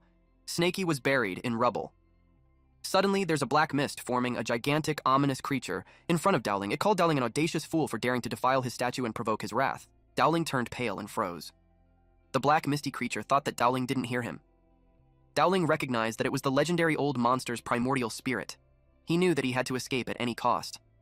At that moment, Muley appeared to help Dowling. Dowling replied that Muley just arrived right on time. He used gravity technique on him. Muley asked his master on what's going on. Dowling threw Muley towards the creature. Muley screamed why. Dowling told him to help by blocking it. The black creature utters that fools perish for their lack of sense. Dowling used his divine moving talisman and hurriedly ran away because he knew he's no match for that creature. He wondered how there are such powerful experts in the remote mountains. Suddenly, he felt his chest constricts. He was threatened that if he dared to show his face again before the black creature, that creature would ensure his soul's annihilation, and there would be no reincarnation for him. Dowling was surprised that the creature could injure him even from afar. He thought about how the snake beast got lucky. He vowed to come back for it. The black misty creatures enter the corpse of Muley. Snaky finally got up as he noticed that the young man was dead and the old man had fled. That was a close call. But he made the right gamble, and the mountain god truly possessed a spirit. Snaky was surprised to see Muley stand up. He thought he was faking death. The zombie like Muley turned to Snaky's direction. And Snaky, who was under the impression that he's faking his death, burned him to ashes. Afterwards, Snaky removed the rubbles on top of the broken mountain god statue and lit up an incense while thanking the mountain god for saving him. He promised to worship him every year. But the black misty creature appeared before Snaky's face and complained about Snaky uttering some nonsense. Snaky was surprised to see that the mountain god had appeared. He asked if the mountain god doesn't want him to worship him. The black misty creature pokes Snaky's head and asks in a condescending tone if Snaky is trying to make his primordial spirit disappear with Snaky's offerings. This black misty creature is annoyed at Snaky for ruining his plans. He ordered Snaky to go and find him a body within 30 minutes. Otherwise, he'll curse him so he'll never reincarnate. Snaky turned pale upon hearing that. It's better to be killed than never being reincarnated again. The mountain god told him to hurry up. He particularly stated that not anybody would. He wanted someone young and strong, and preferably with cultivation. Snaky promised that he'll find someone that the mountain god will be pleased with, and scurried away. The mountain god hoped that the wretched creature wouldn't take too long. His primordial spirit is dissipating too quickly, and he needs to possess a body soon. Otherwise, his soul will disperse. A mouse approaches the burned Muley. The mountain god possessed the rat. He looked cute, acting high and mighty and grumpy while in that body. He's pissed off. He is the wandering heavenly demon. He lived for centuries, yet he never encountered such troublesome creatures before. He regretted enlightening such a being. A few hundred years ago, he was hunted by the great sex and was reduced to a mere primordial spirit. Fortunately, he escaped into the mountain god statue. He sealed his primordial spirit and survived by feeding on the power of faith. Not long ago, he finally accumulated divine power and was able to possess others. Coincidentally, a human-shaped pill and a cultivator appeared. It was the perfect opportunity to possess someone. But the wretched snake devoured both of them, ruining his possession attempt. And because the snake had consumed some of his primordial spirit's power, it had gained intelligence. Later, members of the Kui family came. He tried to possess someone again, but once more, the damned snake interfered. The corpse with a bit of his primordial spirit in it even got devoured by a stray dog, which then gained intelligence. When he saw the snake return, he knew he had to be cautious. But that damned old cultivator blew up his statue. Then he finally found a suitable body, but a fool burned it into ashes. He's pissed off at that wretched creature. He vowed to make him wait until he gets his hands on a new body. He will make sure that the snake will pay for it dearly. He looked forward to the body that the wretched creature would find. He's hoping that the snake will bring back a few strong ones from the village so he can choose. Meanwhile, Snakey uncovered a tomb. He complained that it all contained skeletons. He knew that those bodies were useless. He knew that if he doesn't hurry, he'll be cursed and never reincarnate again. He sensed some movement nearby. He wondered if someone was burying a corpse, but he saw a dog digging a grave. He thought he was just seeing things, but then he realized it was eating the corpses. He thought how ferocious that was. The aura that the dog is eating is sinister. The coffin opened. The dog saw that the corpse was perfect. It is young, handsome, and with a strong physique. He sensed the demon snake and thought that it's there to steal the meat. The dog thought that the snake was going mad out of hunger. Then he felt weird. He realized that the snake was not staring at the meat. It's staring at him. The dog felt terrified knowing that the snake had his eyes on him. It ran away, and Snakey followed it. The dog yelled for help because the demon snake was after him. Snakey was surprised that the dog has intelligence. Not only is it strong and good-looking, it even has an intelligence. He thought that there's no other vessel than that dog. Snakey used the beast taming ring. The rope wrapped around the dog's head. The dog barked loudly. It ordered the snake to release him, otherwise it's going to eat the snake. Snakey expected that the dog had such a strong, malicious intent because it ate too many corpses. He got pissed off and yelled at the dog to stop barking and follow him. The dog tried begging, but Snakey had no mercy. Instead, Snakey gaslighted the dog to feel honored since the mountain god wants to meet him. Meanwhile, the wandering heavenly demon felt anxious since the time was running out and the mouse wouldn't hold out much longer. He needs a new body quickly. At that moment, Snakey appeared with great news. Snakey proudly brought out the dog who looked strong and handsome, which met all the criteria. Snakey asked Wandering Heavenly Demon what he thought of it since it's perfect. Wandering Heavenly Demon replied that Snakey should just die. Snakey was confused as to what he did wrong when he just followed orders, accurately. Wandering Heavenly Demon had no time left. He felt cornered. And instead of possessing a dog, he decided to take over the snake's body. The Wandering Heavenly Demon ordered Snakey to give him his body. Snakey resisted. Wandering Heavenly Demon was surprised to see that he got thrown out of the body. He decided to try one more time. They wrestled while the dog watched. It made the dog wonder if that's really the mountain god. Wandering Heavenly Demon complained that the wretched creature is full of strength. He wondered why its spiritual consciousness is so strong. Every time he tries to possess it, he gets thrown out. Then he sensed something. The dog's aura felt familiar. He was surprised to see it radiating. Then he realized that the dog has the body of a fiendish demon. Upon closer look, he was certain that it's a body of a fiendish demon, just like the one he had in his prime. The Wandering Heavenly Demon looked through its memories and saw that it ate the sacrificial offerings. It was the reason it gained sentience. And even after becoming intelligent, it kept robbing graves and desecrating corpses, building up such a monstrous physique. With a body like that, it's quite a decent vessel.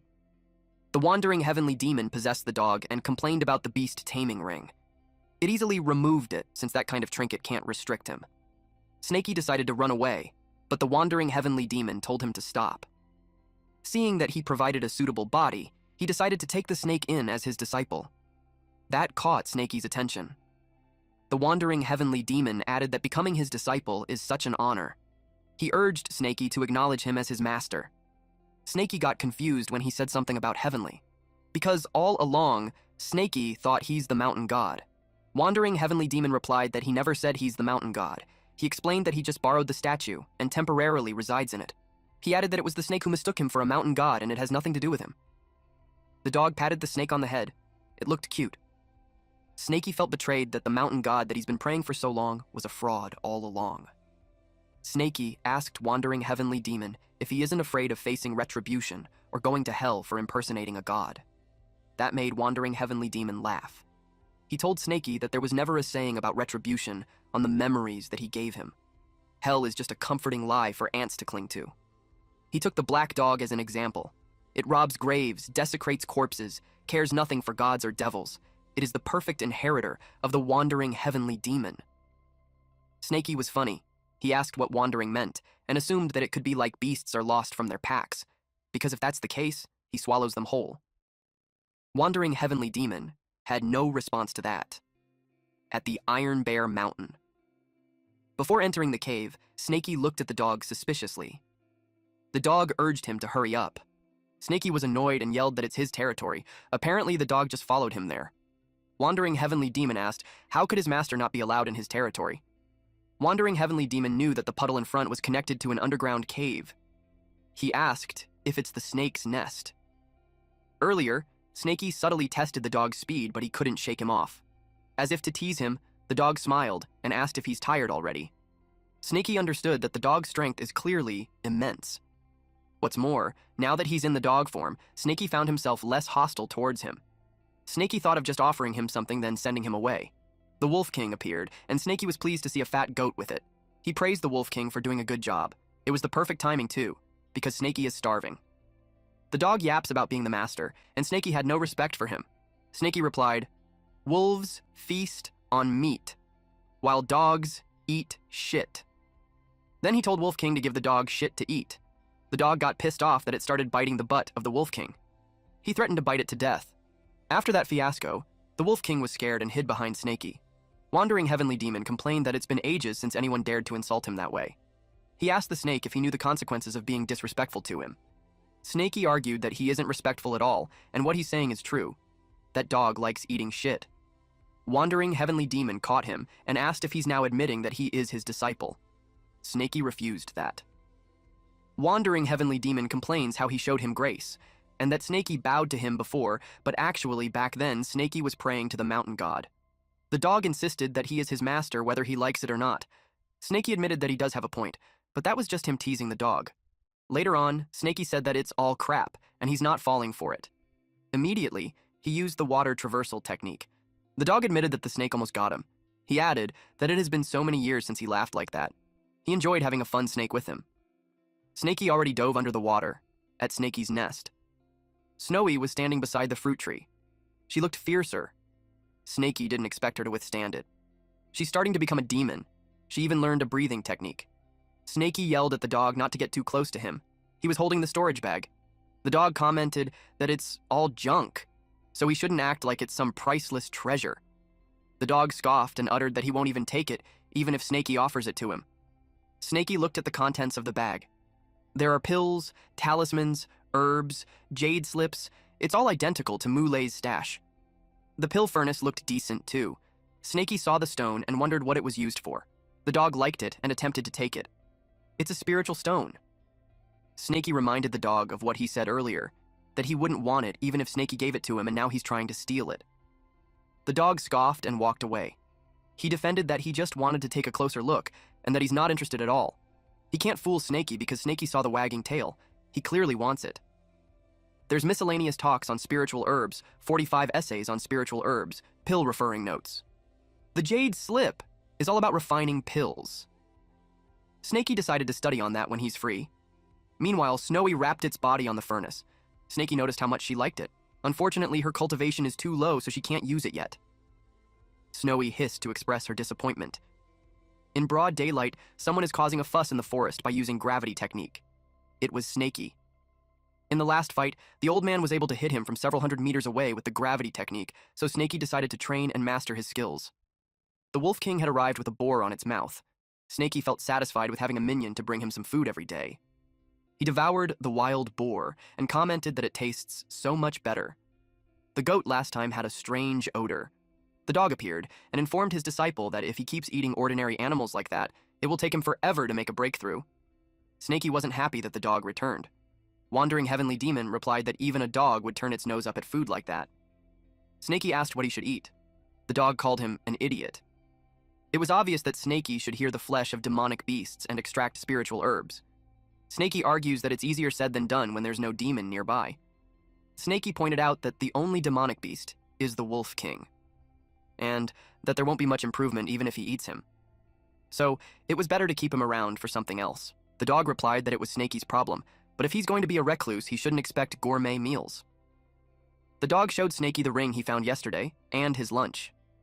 It was a bird, a demonic beast at the late stage of spiritual awareness. It is called the spiritual tailed chicken. It's a spiritual fowl raised by a nearby sect specifically for eating. Wandering Heavenly Demon informed Snaky that it tastes way better than wild boars, and he happened to snatch two. Snaky got mad and panicked. He used Earth Traversal technique to immediately reach the dog while asking if he's not being followed. The dog told him to relax since he's confident of how clean and thorough he is in his actions. There's no one in the world who can track him. The dog started plucking the feathers out. He commented on how tender and juicy the chicken is. Snaky started drooling. The dog produced fire in his paw, then roasted the chicken. He showcased the sound of juice draining from the flesh and how crispy it is. He teased and tempted Snaky, and he bargained if the snake wanted to exchange it with the spiritual stone. Wandering Heavenly Demon pointed out how even the little white snake woke up from the smell. Snaky kept drooling as he held himself back, not giving in to the temptation. He yelled that even if he dies from hunger, he will never eat Wandering Heavenly Demon's chicken. Like the devil that he is, this dog tempted Snaky even more by emphasizing how crunchy the skin is, especially dripping with oil. He commented how his disciple has integrity, so he can just watch him while he eats. The dog took a bite, while narrating the experience on how tasty the chicken is. Only the bone was left before he knew it. He threw the bone at them and told them that they could have it. Snaky replied that he doesn't want it. Both him and the wolf are drooling heavily. The dog even rubbed the drumstick to Snaky's face. I swear this story really is outrageously good. Just look at our boy Snaky. Snaky, feeling annoyed, let out a fireball. The dog told him not to get angry and assured Snaky that his master won't trick him. He informed Snaky that if he decides to sell the spiritual tailed chicken, he can sell for at least 3 spiritual stones. He pointed out how it was a really great deal. Snaky challenged him to sell it then. He was confident he wouldn't fall for it, because he isn't an idiot. Wandering Heavenly Demon replied that it's because he's a dog right now, so it's inconvenient. And as to whether he's lying or not, he told Snaky to take a look behind him. The Wolf King broke through into the 3rd level of spiritual awareness. Even Snowy broke through into the 2nd level of spiritual awareness. He rubbed it into Snaky's face that he wasn't lying. Those two broke through even after eating the bones. That's how powerful the spiritual tailed chicken. Snaky agreed to trade it simultaneously. Snaky devoured the chicken. It smelled so good, and it made his body warm. He could feel how the divine demonic cauldron was starting to spin. The spiritual energy is filling up the cauldron. He could feel his breakthrough on the 5th level of spiritual awareness. After that, Snaky burped loudly. He looked satisfied. As expected of a late-stage spirit awareness demon beast, he broke through after refining one part of it. The remaining should be enough for him to refine for a few days. In Snaky's nest. Snaky rested underneath the fruit tree. He finally finished refining them. Not only did he reach the peak of the 5th level of spiritual awareness, his golden scale also increased. He admitted to himself that the dog didn't lie to him this time. The spiritual stone was worth it. He noticed how those 3 are still refining and cultivating. He assumed that the dog's cultivation would be advanced. The dog asked his disciple if he's done, and he asked what the effect of the spiritual tailed chicken.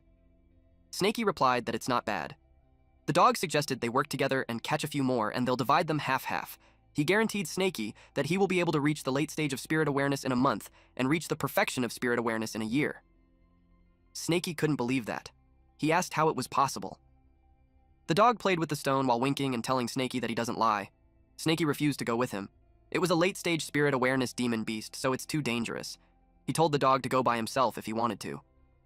Snaky asked if the spiritual tailed chicken is even worth being called as demon beast when it was raised by humans.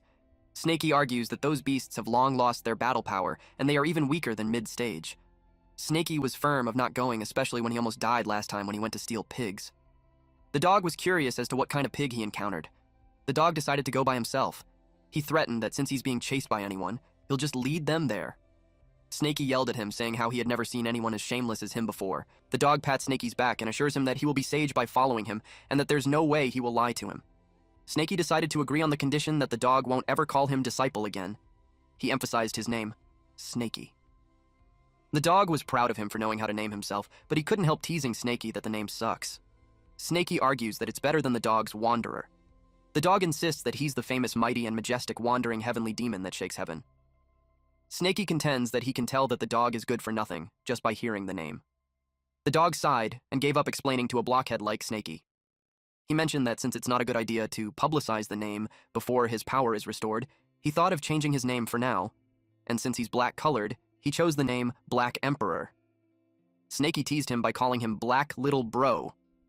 In Chinese, it's the same word, but has two different meanings. The dog corrected him, saying how it's the Emperor. Snakey doesn't agree with him. He asked what he'll be when someone like the dog is called Emperor. He suggested calling the dog Big Black since the dog's head is big. The dog didn't like it because it sounds like the name of a dog. Snakey asked, "Aren't you a dog?" The dog didn't want to argue further and decided to call himself Black Imperial instead of Black Emperor. Snakey, the bully that he is, decided to call him Black Yellow. In Chinese, it has the same pronunciation. At the Carefree Sect. The dog asked Snakey if he knew how many cultivation sects are there in the country. Snakey only knew about the snake catcher sect. Snakey asked if there are other sects who catch snakes. The dog replied that it's normal for a snake to only know about the snake catcher sect. He explained that there are 5 great sects located at the east, west, south, and north, and the middle of the Chu country. The north is Frost, the west is Kunlun, the east is Penglai, and the south is Snakecatcher. As for the center, it is governed by the Imperial Heavenly Observatory. The small sects within the country are under the jurisdiction of these 5 great sects. The Snakecatcher sect used to be called the Falling Dragon sect. Then, the sect declined. They are afraid that they have too much fame and will attract enemies, so they changed their name. Snakey asked about the Carefree sect that they are going to right now. He asked what level it belonged to. Black Imperial explained that the Carefree sect, it's just a mediocre small sect. It's under the jurisdiction of Snakecatcher. It only has 5 little foundation establishments in the sect. When Snakey heard about 5 foundation establishments, Snakey attempted to run away, but the dog got a hold of his tail. Snakey refuses to go, even if he dies. Going to that place with 5 foundation establishments, he accused Black Imperial of killing him. Black Imperial told him to stop being a baby. He pointed at the birds on the cliff. He explained that those are spiritual-tailed chickens raised by an old foundation establishment. Snakey asked to be let go of so he could take a closer look. It's funny how Black Imperial mentioned how Snakey changed his attitude quickly. Snakey was surprised to see that there's so many of them. There were almost 100. He asked if they really raised their demon beast that way, and if they weren't scared that those beasts would run away.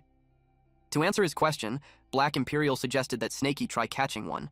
When Snakey didn't move, he taunted Snakey. Snakey gave in and tried. Divine consciousness activates. The dog saw how it really bounced back, so Snakey couldn't get his consciousness in. Snakey yelled that the place was dangerous, so they had to retreat.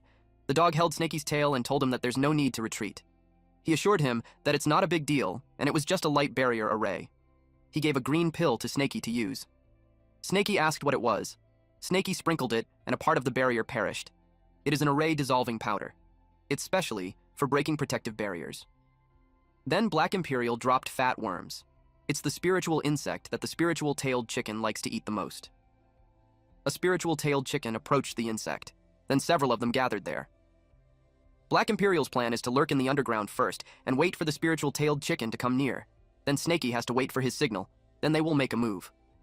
He told Snakey to catch as many as he can, and then run after catching them. They started getting ready. Black Imperial gave the signal. Snakey used the beast-taming ring on one of the spiritual-tailed chicken that attempted to run away. Black Imperial caught 1, 2. The Black Imperial yelled to retreat, but he was surprised to see that Snakey already ran away. Snakey used Earth Traversal technique. Snakey advised him to run quickly, too. A floating man saw them. He stated how he wondered why some chickens disappeared 2 days ago. It was the Carefree Sect's elder, Zhou Shu. Now, he knew who stole the chicken. Snakey panicked since the man was coming. He told Black Imperial to run quickly. Black Imperial told him to calm down since it's just a small matter. They decided to split up. Black Imperial used Earth Traversal technique. Shu saw it and wondered where they learned it from. He started saying a spell, which made the ground turn into stone, and that hindered Black Imperial from digging. He had another technique in mind. He just ran on the ground. Shu chased after Black Imperial. He noticed the posture of the dog, and realized that it doesn't look like any ordinary demon dog. Black Imperial used Maniac Wind technique, which made him run on 2 feet. It made Zhu ask if he's a freaking human or dog. Snakey saw them, and he felt relieved that he ran away quickly and was not being chased down. He finds a real foundation establishment cultivator too scary. He wished the old dog good luck while he went to find a place to refine first. At a certain cave. The place is not bad. It's secluded. And to avoid necessary complications, he refined that chicken first before going back home. He matched the chickens with the pills he obtained previously. With this, Snaky should be able to easily break through to 6th level and reach its peak. Just as he thought, the bigger the risk, the better the reward. Snaky roasted the chicken, but he burnt it. He realized that the way the old dog roasts chicken is not as easy as it appears. Snaky uttered that it's too bad that the dog might not be able to make it back.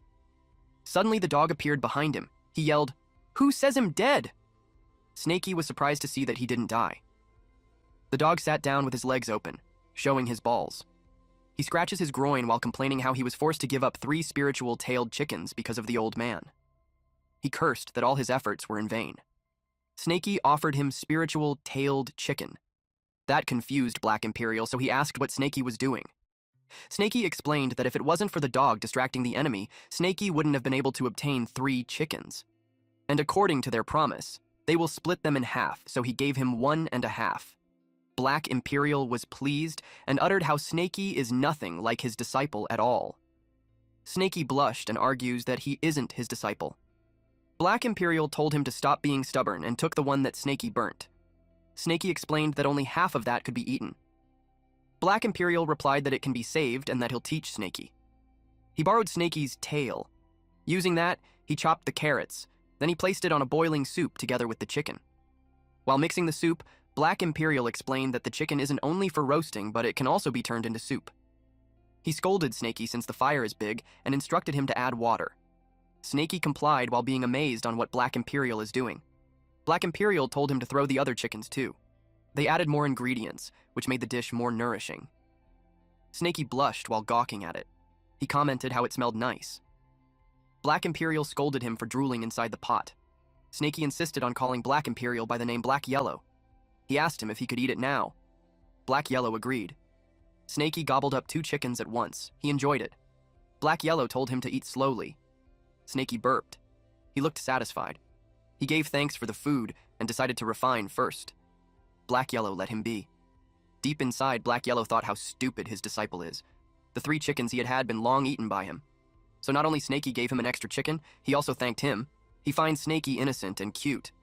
Snaky went ahead and refined the divine demonic cauldron. He's going to break through the 6th level of spiritual awareness. But the breakthrough failed. He wondered if it's because he hasn't finished refining the spiritual-tailed chicken. But he knew that shouldn't be the case because previously, he broke through into the 5th level immediately after eating it. He tried to break through again, but he failed again. He wondered if it's because he just broke through not long ago, and his foundation is still not solid enough. Black Yellow called him an idiot and told him that as his master, he will help him. He dragged the pot and yelled, "Rise!" Then he condensed the debris and burned it. Snaky saw that it's the leftover herbal residue. Black Yellow condenses into pills, then he shoved it in Snaky's mouth. Snaky asked what it was. He explained that it's an aperture-opening pill. He instructed Snaky to try breaking through again after eating. Snaky commented that it tasted burnt, but he tried again. And it worked. He was pleased to inform the old dog that he successfully broke through. 10 days later. Black Yellow praised him for reaching the peak of the 6th level in less than half a month. Snaky blushed and acknowledged that it was thanks to Black Yellow. But Snaky was firm that in the future, he won't go there to steal chicken again.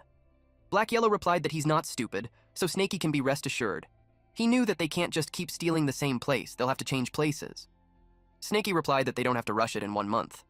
He wanted to make his realm solid first before breaking through to the late stage. He's okay, even if it takes 1 year. Although Snaky broke through a level this time, his body strength increase is limited. He didn't shed like before, and his golden scale also increased 1 by 1. Humans' main cultivation is their true key, while demons' main cultivation is their body. Snaky knew not to put the cart before the horse and blindly pursue speed, only to achieve nothing in the end. Snaky's eyes bulged and asked what it was. Black Yellow replied, "What else could it be?" The forest is on fire. Snaky panicked and ran as fast as he could. Black Yellow followed behind him while asking him if he's seeking death to run towards fire. He told Snaky that it's just an ordinary wildfire, so there's no need to panic. Snaky argues that it's not an ordinary wildfire. He asked who did it. Black Yellow tried to make him calm down and play it safe. Snaky yelled that he can't calm down because it's his home. Two men were talking that the wildfire should be able to burn for 7 days, and it should be able to burn that demon snake's nest. An old man stated that he only has 3 years left in his lifespan. The only grudge he has left is to rip off that demon snake's skin and make it into a snake pill. A man encouraged his master that he'll be able to get what he wants. The master told his disciple that he is his only longing in the world. Other than getting revenge, there is another reason for the trip this time. An elder from the headquarters got interested in the demon snake and the myriad snake valley. The snake-catching sect is going to build a branch hall at that place. By that time, the disciple will be able to go to the branch hall and cultivate. Not only can a branch hall increase the average levels of the local cultivation, it can also increase the surrounding village's development. He asked his master who is the elder that is coming to investigate. The master replied that it's an expert in the core formation realm. A young man detailed that the terrain is flat. It's suitable for building a town. He gave it 8 points. He also noticed that the place has a lot of mountain springs. It's suitable for raising livestock, so he gave it 5 points. Also, he said that the place is near a river, so it's suitable for creating an herb garden, so he gave it 7 points. He concluded that the place is suitable for growing the spiritual field, but it's a little ugly, so he gave 3 points. This person is Zhuan Yangzi. The fire burned several trees. The pathway is lit up with flames. The Wolf King stayed with Snowy under the fruit tree. He howled loudly, and Snaky heard that. Black Yellow commented how even the nest is burning up. Snaky was worried for Snowy and Wolf King. He uprooted the fruit tree and told them to follow him. They ran as fast as they could. Snaky promised to bring them out. He used water bullet technique to clear out the flame on their path. Black Yellow told Snaky that his mouth will dry up. That little amount of water is not going to save the forest from the wildfire. Snaky felt that his mouth was drying. He replied that he knew what a drop in the ocean means. Black Yellow said that the weather is hot and wildfires happen once in a while. He told Snaky not to worry too much about that kind of accident. Snaky argues that the scale of the fire is definitely not an accident. He pointed out what Black Yellow said earlier, that the snake catcher sect has a lot of branch halls. They open them at a place that is rich in spiritual energy and has a lot of snakes. Black Yellow asked if Snaky meant that there's a place nearby that is suitable for building a sect. Snaky replied, yes, and that place is the Myriad Snake Valley. Snaky shares that he goes there every spring. There's more than 1 million types of snakes there. Black Yellow now understands why it would make sense. But he also knew that when the snake catcher sect builds a branch hall, there's always someone from the Foundation establishment reel to the core formation realm standing guard. Now, it's not a surprise why they burned up the mountain. Snaky, fueled by his anger, decided to charge in to kill those scums. Black Yellow tried to stop him. He told him not to act rash since they got the time out there to cultivate. Our MC replied that he's not stupid. But he sensed something in front. A man in white clothing was there. Black Yellow saw a man 30 miles in front. A human cultivator is coming. Snaky asked if he could see what cultivation the man was in. Black Yellow managed to make fun of Snaky for not immediately running away like last time. Black Yellow answered his question by saying that the man is in the core formation realm. It was funny how Snaky immediately burrowed himself on the ground and ready to use earth traversal technique. Black Yellow commented on Snaky's cowardly face, but he hasn't said anything. That the man is just a clone, not a real body. Snaky got mad at him for not saying it earlier. Snaky asked how strong the clone is. Black Yellow doesn't know because clones have several levels. The strongest one is external avatar. It is at least in a fake core formation realm. The weakest is a paper clone. It's only in the Kui refinement realm. Yangzi sensed something, so he immediately ran. Snaky panicked since it seems to have noticed them and is now coming towards their direction fast. Black Yellow used a concealment talisman. Snaky asked if they were going to run. Black Yellow told him not to panic since not even Great Luo Greatest Immortal will be able to notice his talisman. Black Yellow shushed him since Yangzi was already there. Yangzi uttered that he can only give 2 points to their hiding skill. He told them to stop hiding. He blasted the area while telling them to come out. Snaky panicked since a slap from Yangzi is that powerful. Black Yellow again told him not to panic. He explained that the person felt a presence, but he has no idea where it is, so all he can do is bluff. Snaky mentioned that earlier. Black Yellow said that even the Great Luo Greatest Immortal won't be able to notice. Black Yellow explained that Great Luo Greatest Immortal is the name of a pet he used to raise. Yangzi saw nothing, so he thought it was just his imagination. He also considered that the quality of the clone is bad and it's unable to detect. He decided to leave, since he has a more important task. The Myriad Snake Valley is just in front, so he decided to take a look first and see how many points he can give it.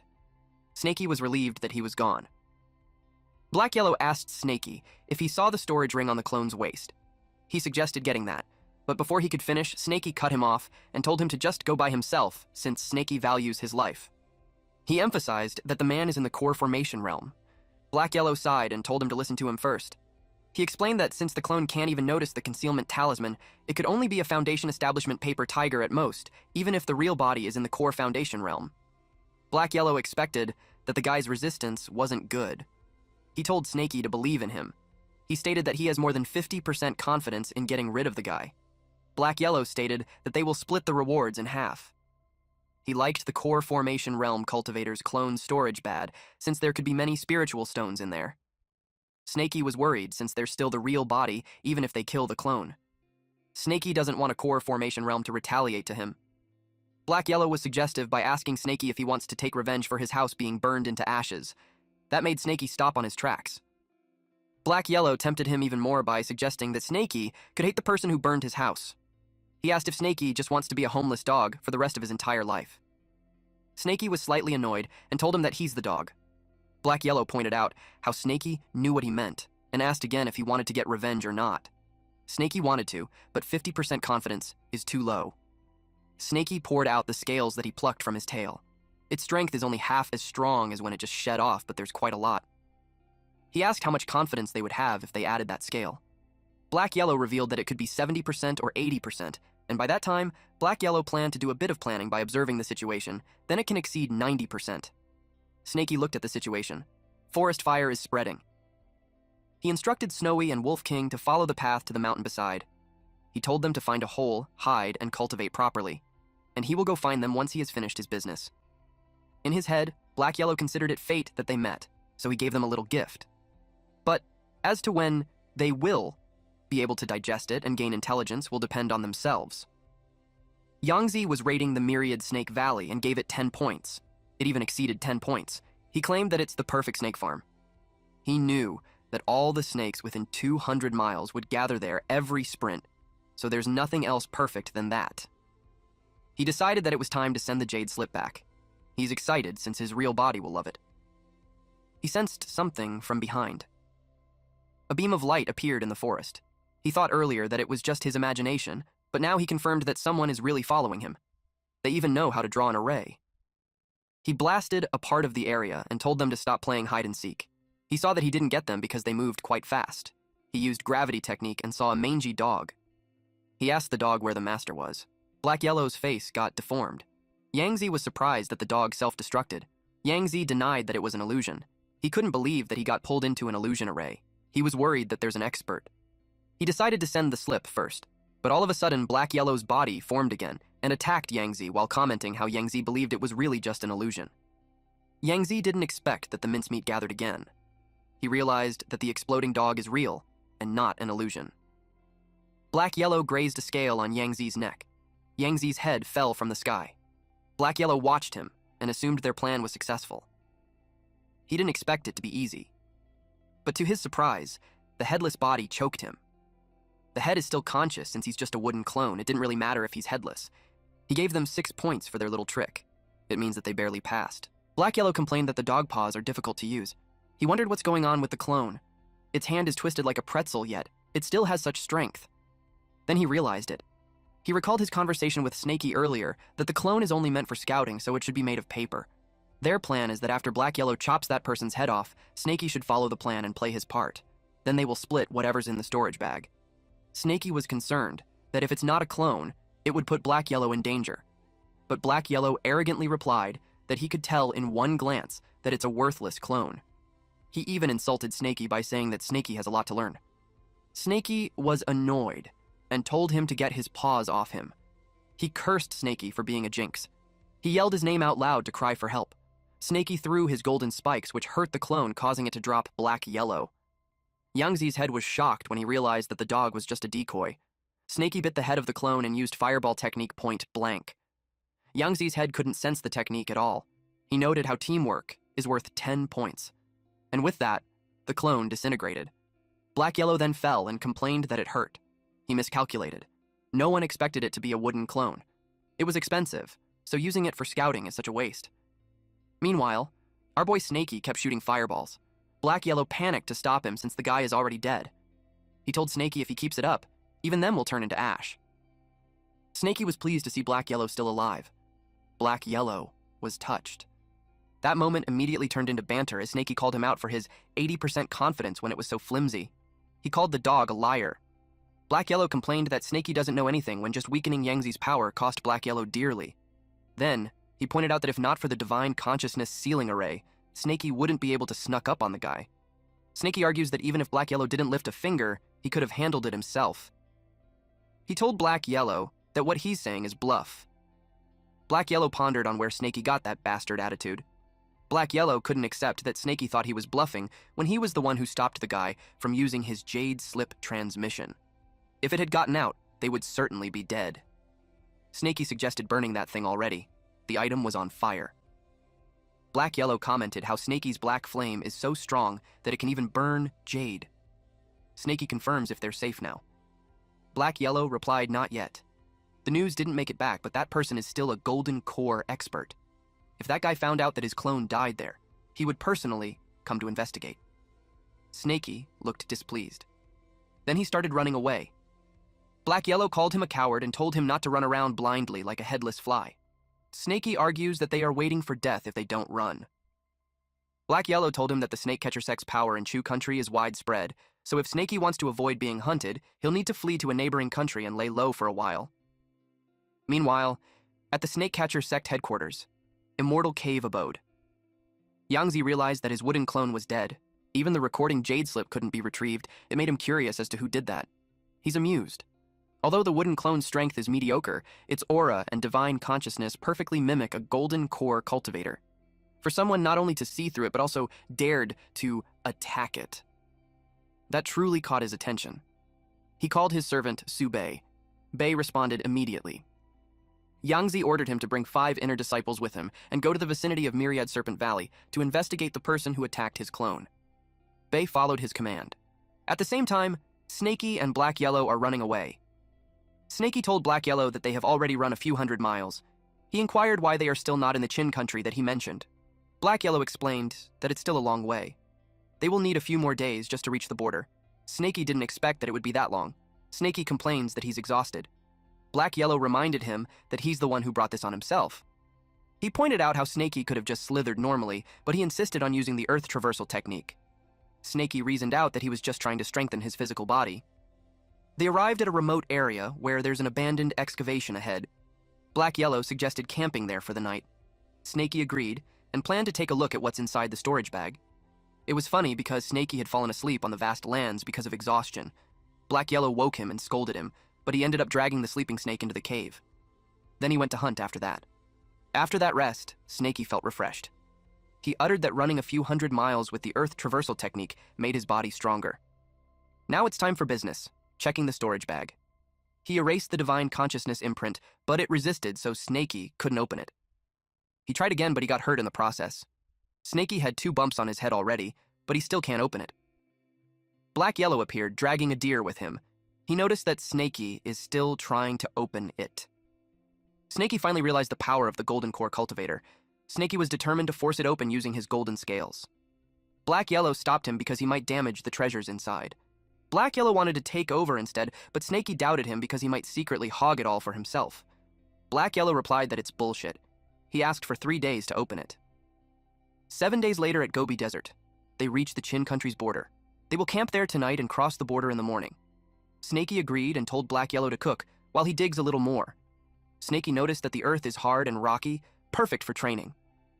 Black Yellow reminded him not to overdo it because if he gets stuck, he won't save him again. Earlier, Snaky could only reach 100 meters at most. But after training for a few days, he hit 200 meters to 300 meters, and he can still go on. It was uncomfortable. The pressure is making his bones feel like it's breaking, and he can barely breathe. Snaky was at his limit. He saw the golden scales at his tails growing again. Just as he suspected, the number of scales is tied to physical strength. The stronger his body, the more scales he will have. He knew that a demonic beast can't just level up rapidly without strengthening their body. Snaky returned and asked Black Yellow if he's done cooking. Black Yellow responded that he had already eaten, and all the leftovers are for Snaky. Black Yellow was pleased that the storage bag's divine consciousness had finally been undone, but it left Black Yellow exhausted. He advised Snaky to open it later. Snaky teased him for saying that it will only take 3 days. Snaky opened it and saw pills, talismans, herbs, low-level treasures, technique jade slip. It contained ordinary items. There were no spiritual stones. It made Snaky wonder why the Golden Core Cultivator's storage bag is worth less than Mulay's. Snaky asked Black Yellow if he wanted to take a look since they planned to split it. Black Yellow replied that it's useless to him. Snaky was suspicious. Black Yellow sensed that and replied that there's no way a master would steal his disciple's item. Snaky's anger bursts and yells at Black Yellow to take out what he hid. Black Yellow was flustered that he replied that he didn't take any spiritual stones. He outed himself on his own, because Snaky didn't even mention that. Black Yellow suggested that they talk instead, but Snaky kept attacking him and wouldn't let go. Eventually, Black Yellow revealed that there's a total of 10 spiritual stones, and they would split it in half. Black Yellow even tried to gaslight Snaky that it was for his own good since he's still young, and that Black Yellow is just helping him store it, and he'll let him use it freely in the future when he needs it. Snaky told him to get lost since he's busy studying the jade slip technique. Something caught Snaky's attention. Black Yellow replied that it's the method to refine wooden clones. He commented that it's solely for bluffing people, so he suggested not to bother learning it. He stated that it's better to use another clone technique. If anyone masters it, the clone can even be stronger than the caster's real body. That made Snaky curious. Black Yellow revealed that it's one of the 6 immortal arts called puppet technique. Qin Country's top sect, Heavenly Puppet Sect, is expert in puppet technique. It's rumored that all of their puppets are stronger than their casters. Puppets can't feel pain, and their body is comparable to a demon beast. Around 80 to 100 puppets can be deployed at the same time. Not only are they unparalleled among the people in the same rank, they can also kill someone who's in a higher realm. Snaky started imagining learning it, and when he fights with someone, before anything else, he would deploy 100 puppets and give the enemy a few punches first. Black Yellow noticed him daydreaming, so he pinched Snaky's cheeks and told him to go to sleep since they need to cross the river early tomorrow. At dawn. Black Yellow introduced the Geese Descending River. Just as its name stated, not even geese can fly over it. Of course, any normal cultivator can't do it either. Snaky asked if they can just swim across it. Black Yellow warned him not to even think about using water traversal technique since there's a lot of whirlpools inside the river. Black Yellow even advised Snaky not to be conceited and properly pay money to ride the boat. There's only one boat going to Qin Country per day. Someone told the man that he wants to get on board. The man turned around and asked who's talking. The same person expressed that he doesn't have money on him. The man didn't see this creature at first because of the low height. This creature hides itself behind a cloak and a hat. He offered a spiritual stone as a payment. The man was pleased and welcomed him on the boat. The man even guided him so he could be careful, all because this man received a spiritual stone. Some rowdy man saw the short creature and made fun of it. The creature looked at them but stayed silent. Suddenly those men were blown off by a gust of wind. The onlookers were shocked and called this small creature an immortal. Behind the disguise, Black Yellow scoffed and complained how those people dared to laugh at him. Snaky reminded him that he was the one who stated that they need to keep a low profile, but now he's causing troubles. They heard someone say that Elder Joe, Qin Country's little prince, is already on board. The person replied with gratitude for showing him the way. Black Yellow uttered that the voice sounded familiar. A woman ushers in Elder Joe. When Black Yellow saw the man, he realized that it was the person raising chickens in a carefree sect. Snaky suggested running. Black Yellow told him not to move because they are going to get noticed if they run now. Black Yellow is riding Snaky and hides behind the cloak and hat. Black Yellow explained that since they are in disguise, as long as they don't move around, they won't get noticed. Snaky blamed Black Yellow when he said that Dog's nose should be amazing. He should have given a heads up before the elder came close. Black Yellow hushed him and argued that no one would ever remember a smelly smell of an old man. Elder Joe noticed them and felt a familiar aura. He assumed that it was his old friends. Snaky wanted to run, but the elder told them to stop. He asked if they saw each other before. Snaky panicked since he thought the elder recognized them. He doesn't know if he should run towards the land or the water. Black Yellow tried to calm him down, even if he was nervous. They faced Elder Joe, but still hid their faces. Then Black Yellow spoke, saying that the elder has good memories since they only saw each other briefly during the auction last time. Snaky thought that the excuse was nonsense. Surprisingly, the elder remembered. He reacted positively and uttered that they saw each other 6 years ago at an auction. Black Yellow humored him even more for his great memory. An attendant fetches Elder Joe because the little prince has been waiting on the 2nd floor. Elder Joe bids goodbye since he has matters to attend to. Snaky asked if that's enough. He asked Black Yellow if he had seen him before. Black Yellow replied that people in a sect more or less have gone to an auction before. There's a lot of people in the auction, so Black Yellow knew that the elder won't remember. He's also aware how it's hard for humans to acknowledge that they have bad memories, especially those old men. Snaky was relieved that they dodged a bullet again. He suggested hiding in a corner. Black Yellow called him out for being cowardly and pointed out that if the worst comes, they just have to fight. Snaky emphasized that Black Yellow was afraid too, to the point that his sweat dripped on Snaky.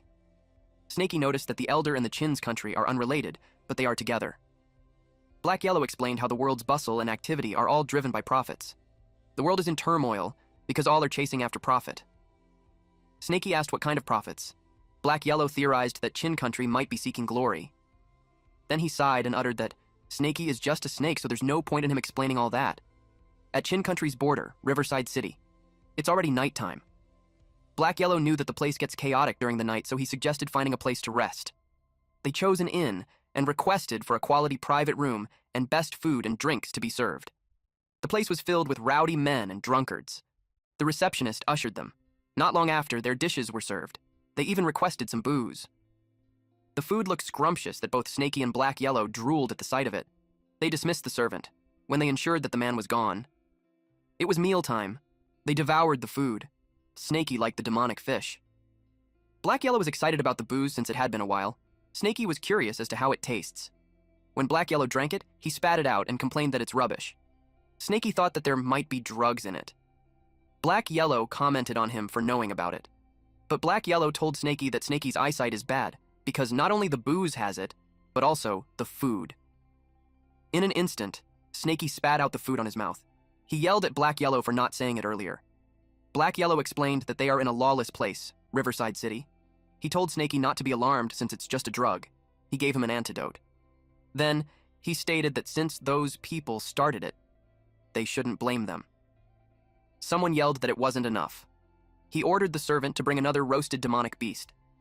The servant explained to the master that the person had eaten 1,000 taels of silver worth of food. He also ate 2 whole demonic beasts. He asked the master if they should continue bringing food.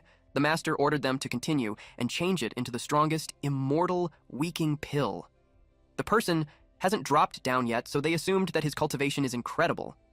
The master expected for this person to have lots of money and treasures, so their actions will be worth it. Those idiots really served a demonic beast.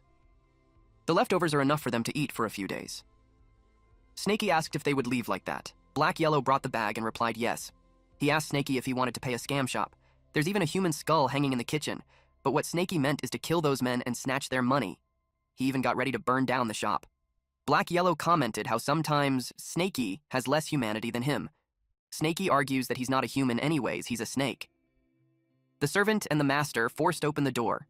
The master was confident that the drug is strong and not even an immortal can withstand it. But to his surprise, they couldn't find the guest. The master was furious. He ordered the servant to inform people from the heavenly puppet sect and search the entire city. The master slammed the table, while promising to kill this person no matter what. His behavior scared the servant. Black Yellow suggested that it's safe to settle on the abandoned house that they found. He told Snaky to take his time to refine while he goes out to do something. Snaky agreed, but deep inside it was a bluff. He's suspicious of what the dog will do behind his back. More than that, it's concerning that Black Yellow might attract more enemies. Snaky decided to follow him. Meanwhile, Black Yellow is excited. Black Yellow entered a weapon shop. Black Yellow told the blacksmith his offer, 3 excellent weapons and a total of 8 spirit stones. He should take it or leave it. The blacksmith wanted to have a look at what this shorty offers. Snaky was annoyed that Black Yellow sold stolen goods from behind his back. Snaky knew that it's from the storage pouch of the Golden Core Realm clone. Black Yellow said they would split it 50-50, but he was a liar. So Snaky planned to let him sell everything first, then make him cough it all up. Black Yellow made a deal again, a total of 15 spirit stones for all those pills. Snaky still followed him. First, they were at a weapon shop, and now, a pill shop. Then, Black Yellow offered high-grade beast materials, 13 spirit stones. Snaky got annoyed that beast materials were sent too. This time, Snaky is holding back his anger by chewing on wood. He's angry at this old dog since he had no idea how much this dog swiped without Snaky noticing it. He vowed to make the dog pay once he returned. By this time, Black Yellow felt a killing intent. 2 men appeared. They were talking about how it's almost curfew, and they need those losers to find someone. Snaky noticed them. Yu Qiang of Heavenly Puppet Sect complained that of all places, he was stuck guarding the backwater city for 3 years. He felt so unlucky. Zhao Yiduo of Heavenly Puppet Sect replied that there's no point complaining. They failed to break through to the Foundation Establishment realm, so they have to follow orders. Although Lingjin City is chaotic, if they play it right, there's profit to be made. They noticed a man in a robe with a short build. They remembered him as the guy who dined and dashed. They knew it was him. Yu complained how it's such a hassle that even that kind of trivial matter requires them to intervene. Yu told Brother Zhao to wait, and he'll take care of the guy. Zhao told his junior brother Yu to think for a moment. Yu asked what's wrong. They saw the short man enter the Myriad Treasure Pavilion, so it can be assumed that he has something valuable. They decided to follow and see first. Yu praised his senior brother for being sharp.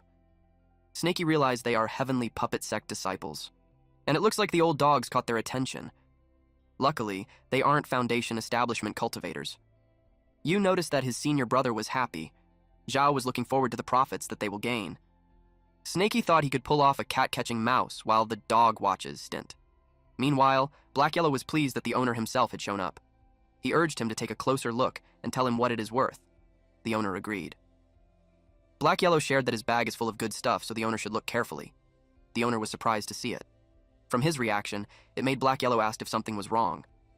The owner replied that it's a significant matter, so they should discuss it inside. Yahello was pleased that the owner is perceptive. Once they entered, the owner immediately instructed Old Lee to close the door, but Old Lee informed him that there's still someone there.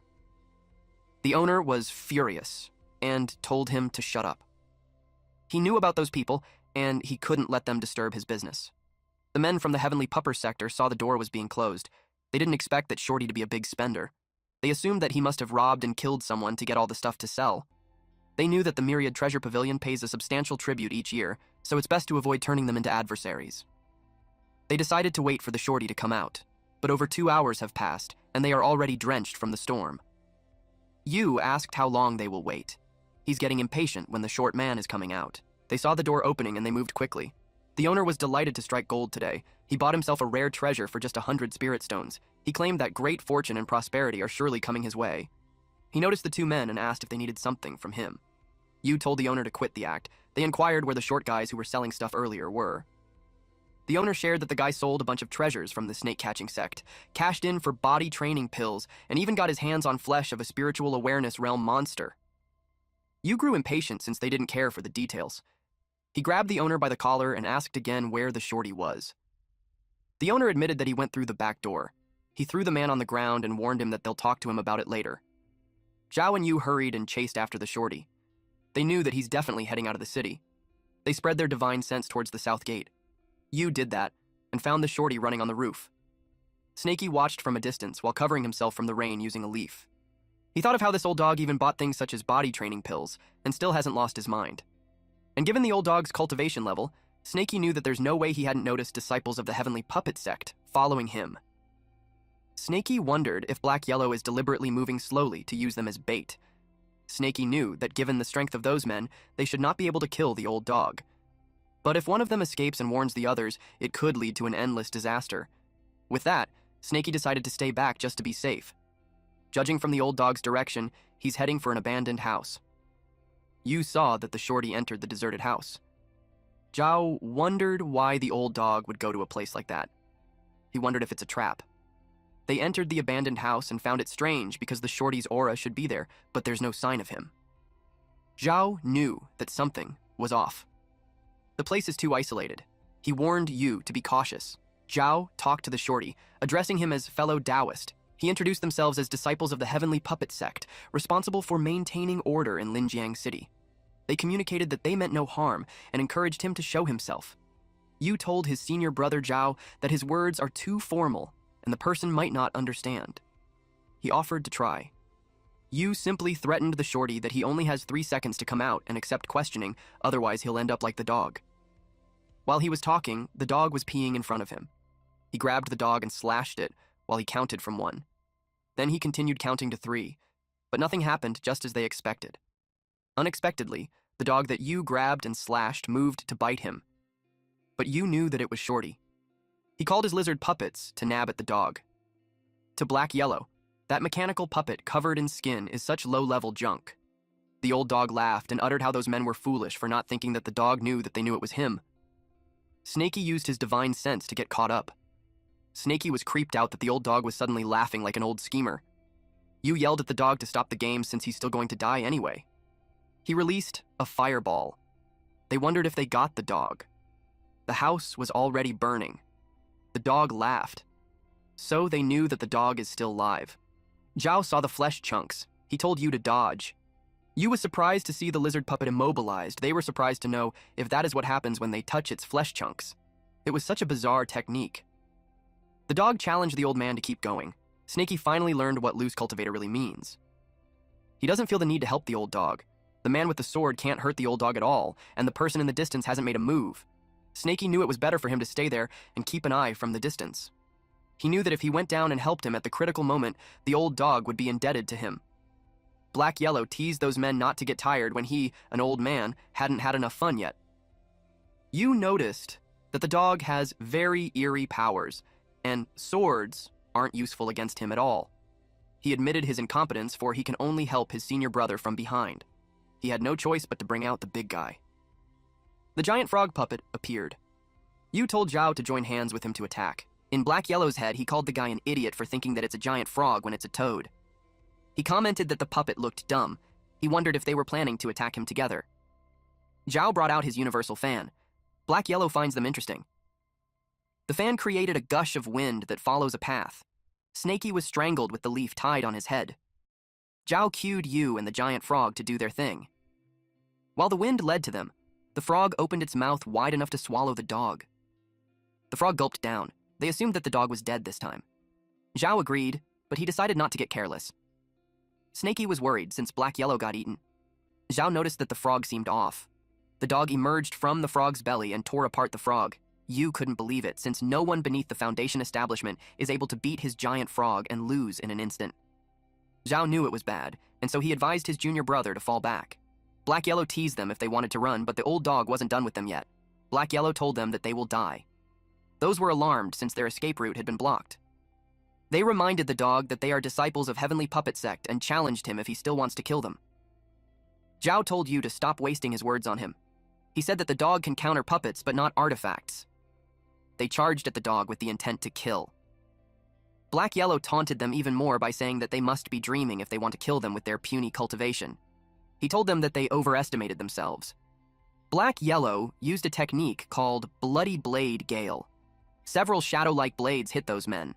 Yahello had an evil laugh when he announced that it was time for those men to become mincemeat. Snaky knew that those two's true key were completely messed up. It's only a matter of time before they lose.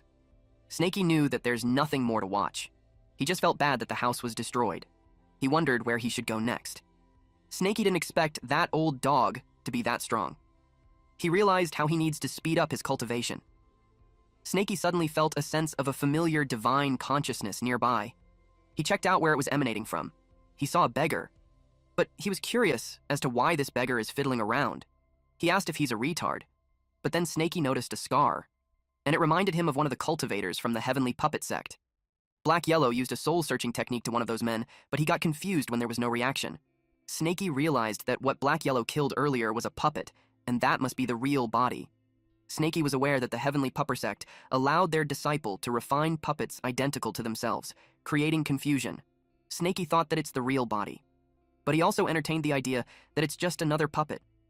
Snaky got certain when he didn't sense anyone suspicious within 100 miles, so that must be the real body. Snaky assumed that he had some kind of life-protecting treasure. Snaky needed to act fast and carefully. He won't allow the man to live. The man clicked his tongue when his puppet was gone, and Yu also died. It made him curious as to who that black dog is. Suddenly, a blinding light appeared on the side of the man. He covered his eyes because it was glaring.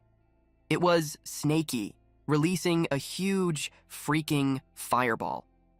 Snaky saw that the man woke up. He also couldn't hold the fire much longer because it burns his mouth and his head feels heavy. He yelled at the man that there's no need to care about who he is and told the man to just die. The man used a body protective jade, water ball protection, and protective armor. The man asked which demon dares to sneak up on him. The man knew that 5 elements would counterattack one another. He is protected with a water ball, so he was confident that he wouldn't be hurt. But he got electrocuted. He saw that the fireball had a thunder talisman. His protective armor broke. He realized that the bastard combined 5-element talismans and threw them all at him. He thought that Snaky was an idiot for not knowing that talismans can explode, But Zhao realized that there was a talisman on the wall too. It made him think of it something that a human can do. Snaky yelled that the man noticed too late. Snaky used a fire-exploding talisman, wind blade talisman, thunder attack talisman, and exploded together. The man used the mythical yellow bell to protect himself. He cursed at Snaky and vowed that he won't get away with it. The man was confident that the treasure would protect him. But to his surprise, it broke. It was followed by a loud explosion. He got roasted and lost his long hair. He asked how it was possible. Then he saw the scales. Snaky was surprised that the man wasn't dead yet. Snaky released a fireball from up close. He did it several times. His fireball barrage continued for 30 minutes. People from a distance wondered which forces were fighting outside the city wall. Some of them panicked and wanted to escape. Black Yellow noticed the commotion and thought that it was the snake brat. He wondered what made it freak out. He decided to speed things up, since the brat can't do a single thing properly without him. After Snaky was done, he was delighted to stash the treasures away. At the abandoned house, Black Yellow finally figured it out. He uttered how he placed in so much effort, yet all he found was the first layer of the puppet technique. He complained that the Heavenly Puppet sect is so stingy. They didn't teach the complete technique. Black Yellow knew that he couldn't possess another body for a while, and staying in the dog's body was so inconvenient for him. He sighed. Black Yellow considered killing someone, searching their soul, obtaining the full puppet technique, and making a humanoid puppet. He admitted that he messed up this time. He knew that the first layer only allows for creating mechanical beasts, making a humanoid puppet out of reach for now. Unless he finds Zhao's real body and searches for his soul. He decided to forget about it and focus on finding Snaky first. He knew that Zhao's real body must still be in the city. He planned at the right time to stir things up and enlist Snaky's help to deal with Zhao. Eventually, he kept searching for Snaky and arrived at the scene where Zhao was reduced to ashes. He asked Snaky if he killed Zhao. Snaky, while sweating profusely, lied that he was just cultivating and that he didn't go out or fight with the Heavenly Puppet Sect's disciples. Black Yellow was pissed off. He asked if he even mentioned Heavenly Puppet Sect. He told Snaky how he doesn't know how to lie. Snaky asked him what he's talking about when he was the one who killed 2 disciples from the Heavenly Puppet Sect. He suggested that they run while they still can. Snaky decided to escape first, but Black Yellow held the string of Snaky's pouch on the neck, which restricted Snaky's movements. Black Yellow pointed out that Snaky's acting is so poor. He advised him to take the treasures out and split half of it to him. Snaky replied how he hasn't confronted Black Yellow yet for secretly selling the stolen goods behind his back, and now Black Yellow are accusing him. They were making so much fuss that they captured the attention of the people. Black Yellow warned Snaky to lower his voice. It was already late at night, and those two were already out of breath, but they succeeded in reaching Riverside City. Black Yellow told Snaky that the geese descending river is ahead, so they better stop running. He gave in to split the proceeds from the things he sold. Snaky scoffed and replied that Black Yellow should have said that earlier. He took out what he had and told Snaky that he bought those body-refining pills and demon beast meat for him. It cost 100 spiritual stones. It's enough for Snaky to eat for half a year. Black Yellow decided to split the spiritual stones into half. Each of them will get 46 pieces. He pointed out how he gave Snaky the benefits. Snaky gave in and replied that he forgives him, but Black Yellow asked Snaky for Zhao's items. Snaky replied that he doesn't know what he's talking about, but Black Yellow told him to stop playing innocent and hand them over. Snaky took out a stone, an armor, and a bell, and told Black Yellow that those are the items that Zhao dropped. The storage bag got burned, so those are the things that remained. Snaky uttered how Zhao mentioned something about the mystical yellow bell, but he's not sure what the silver armor and iron fragments are. Black Yellow was happy because those are good stuff. He inspected the bell and saw that it was scratched by Snaky's tail. It's such a shame. It's a spiritual treasure. Snaky admitted that it got destroyed by his golden scale. Black Yellow decided to repair it later so it can still be used. Then he shifted his attention to the armor and uttered that it's just an average to lower grade spiritual treasure. Snaky knows he's lying. Black Yellow took the armor. Snaky knew Black Yellow was taking advantage of him. Black Yellow told him to keep the bell and he'll modify the armor so Black Yellow could wear it himself. Snaky reasoned that Black Yellow will barely be able to use the item once he reaches the great perfection in the spiritual awareness realm. Black Yellow replied to allow him to use it in the meantime. He put it on and Snaky commented how handsome Black Yellow looked. Black Yellow explained that the silver armor can automatically adjust to the wearer's body type, and it can even hide itself. No wonder he didn't notice Zhao wearing it. Snaky insists that Black Yellow takes it off because he doesn't believe what he said. Black Yellow offered him the puppets he collected, and that should be enough. But Snaky was forced to remove it. Black Yellow placed the lizard and the bird on Snaky's head and inquired what he thinks about it. Snaky recognized that it's the item that the idiot cultivator used. And Snakey knew that their battle power didn't last 3 seconds against Black-Yellow. So, he's aware that Black-Yellow is trying to fool him. Black-Yellow told him to hold on since there's more. Black-Yellow used the Black Golden Stone and helped him refine an ultimate puppet. Other than that, he will also enhance all the puppets for him. He asked if Snakey is already satisfied with that. Snakey accepted that. Deep inside, he's grateful that he kept a small jade stone hidden. He bet it's the most valuable item Zhao had. Zhao's spoils are mystical Yellowstone, protective armor, black golden stone, and unknown crystal. Snakey knows how sly that old dog is, and he's sure he hid something else. He decided to observe and learn. Black-Yellow offered to take Snakey to a perfect place for cultivation. Snakey noticed that his tone was strange, so he asked what place it was. Black-Yellow told him to look ahead. Snakey only saw an ordinary mountain. Black-Yellow told him that it's no ordinary because it's the Sorcerer's Mountain, a spiritual ore mountain from 5 centuries ago. At the Sorcerer's Mountain, Snakey asked Black-Yellow if he's certain that it is a spiritual mine. Black-Yellow replied yes and shared that while all spiritual ore was extracted 5 centuries ago, the mountain still holds the most abundant spiritual energy within a 100-mile radius. With no traces of humans or demon beasts, it's perfect for them to cultivate for a while. Snakey replied that it's just filled with scattered humans. Black-Yellow started digging the dirt and uttered that it will do, since the spiritual energy in there is abundant. Snakey agreed with him and commented how Black-Yellow's nose is sharp as ever. They got to work. Black-Yellow took out something and Snakey's eyes widened upon seeing it. He asked what Black-Yellow stole this time. Black-Yellow called him out for being impolite. It was a large container, and Black-Yellow told Snakey that it is for him to refine his body. He instructed Snakey to add water on it, which Snakey complied to by using water bullet technique. He sprayed water from his mouth. Black-Yellow told him not to fill it completely yet, and gave him a minor tempering powder to toss in. The minor tempering powder is top-grade medicine for tempering the physical body and refining the bones. It's an exceptionally rare body-tempering spiritual medicine worth 20 spirit stones for just a small amount. Then Snakey asked, and then? Black-Yellow yelled at him to hop in and take a bath. Snakey trembled inside the tank. It burns that it hurts him so much, and the pain is far worse than being hundreds of meters underground. Black-Yellow explained that the first body tempering is always the most painful, but it's also the most effective. He told him not to pass out. Snakey yelled that he wouldn't faint. He claimed that his willpower is 100 times stronger than normal people.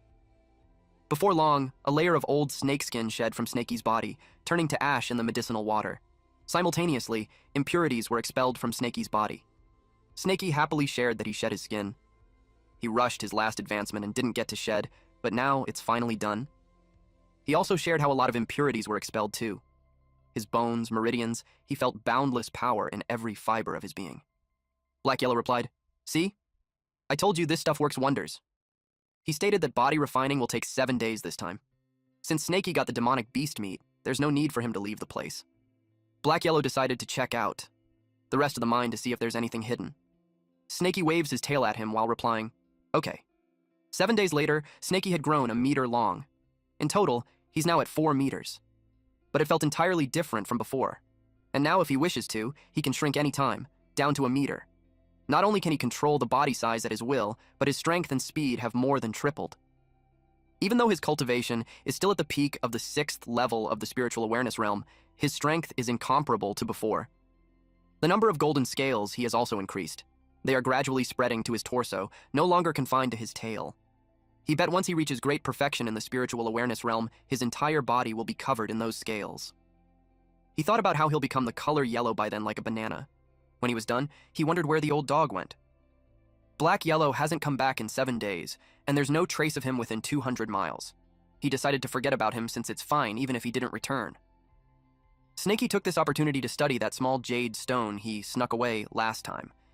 He took it out and used divine consciousness investigation to see what that thing is. To his surprise, he was transported to a dark place. It's like he's swallowing the light from his divine consciousness.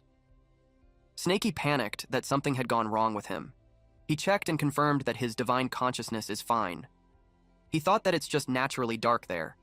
He told himself that there's no need to be scared. Then he hit a wall.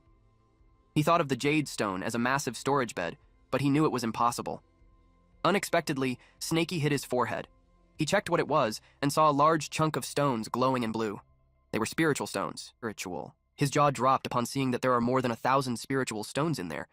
He commented how Zhao is so greedy that Snakey struck gold, He saw how there are a few with particularly neat and symmetrical shapes.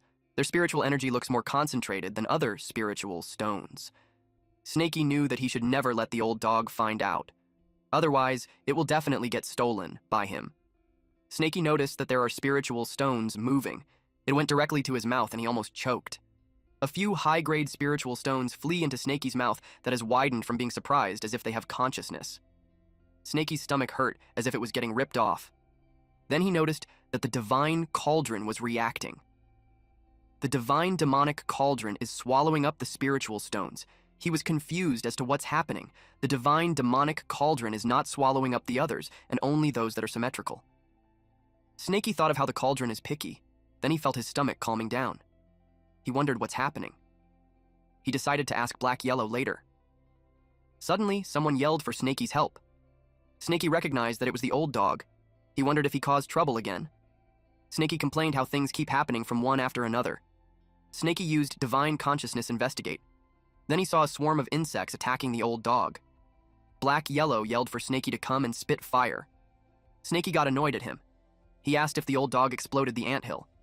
He warned him not to involve him if the old dog is seeking death.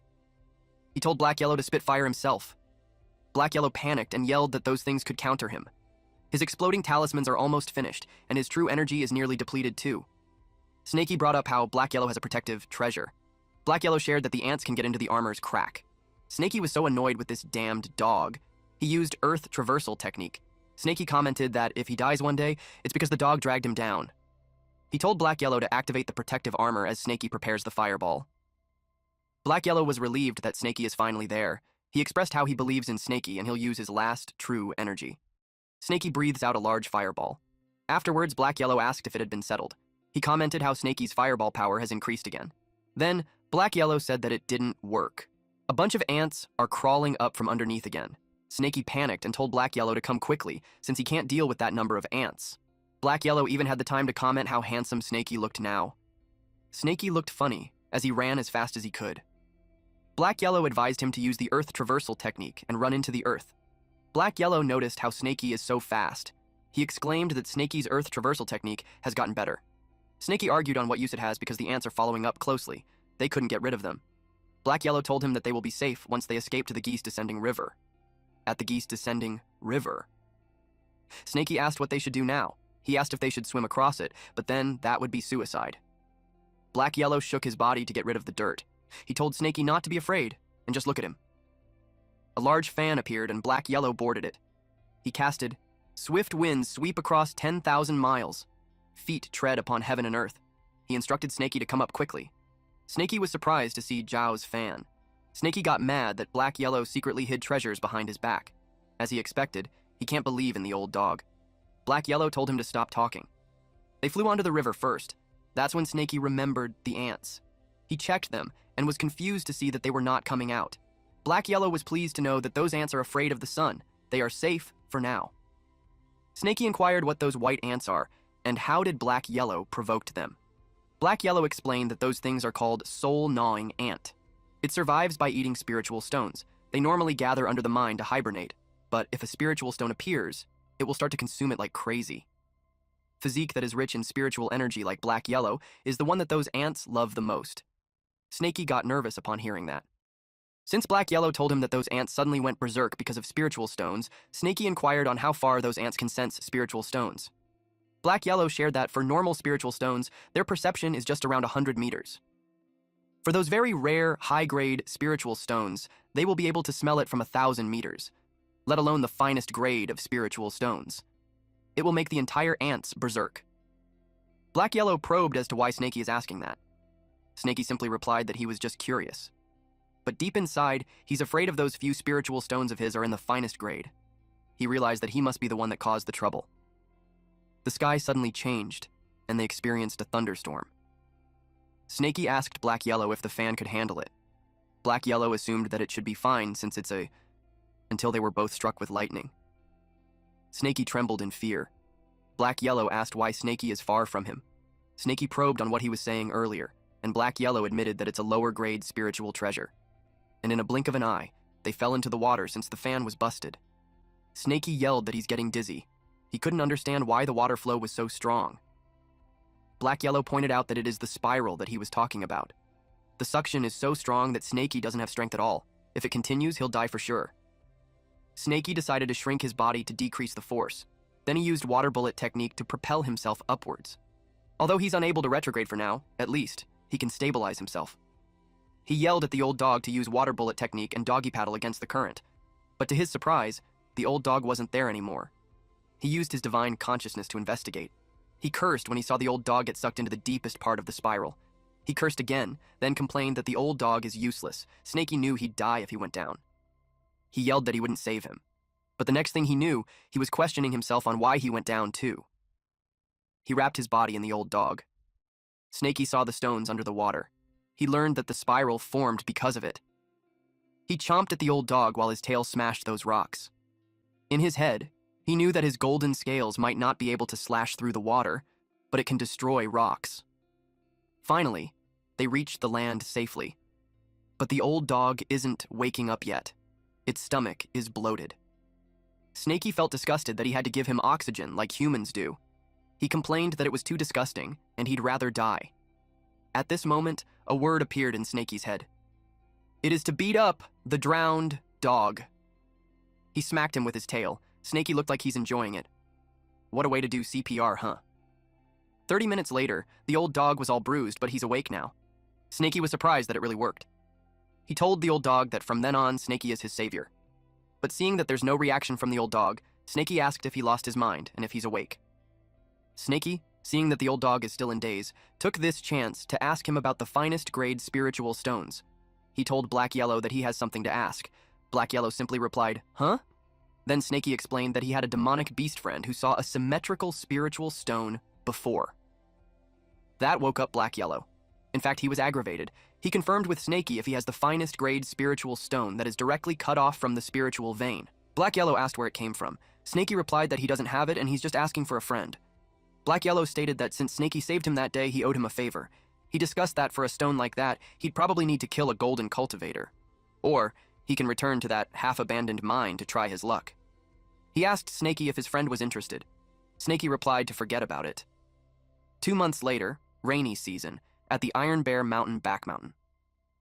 A huge number of the snakecatcher sex cultivators went up to the mountain, reorganizing the land, cultivating a medicinal garden, searching for treasures. A man was informed that they lost track. This man, Zhui Hu, got scolded. Zhu Zui of Moving Mountain Sect and 8th level of Key Refinement stated that the demon had already devoured 5 disciples from their Moving Mountain Sect, and that day, he vowed to skin it alive himself. Otherwise, the Moving Mountain Sect will really end up as a joke for the headquarters, Snakecatcher Sect. Not to mention that there's a bounty on it from the sect. Yue Hu, a 6th level of Qi Refinement Realm, is with him.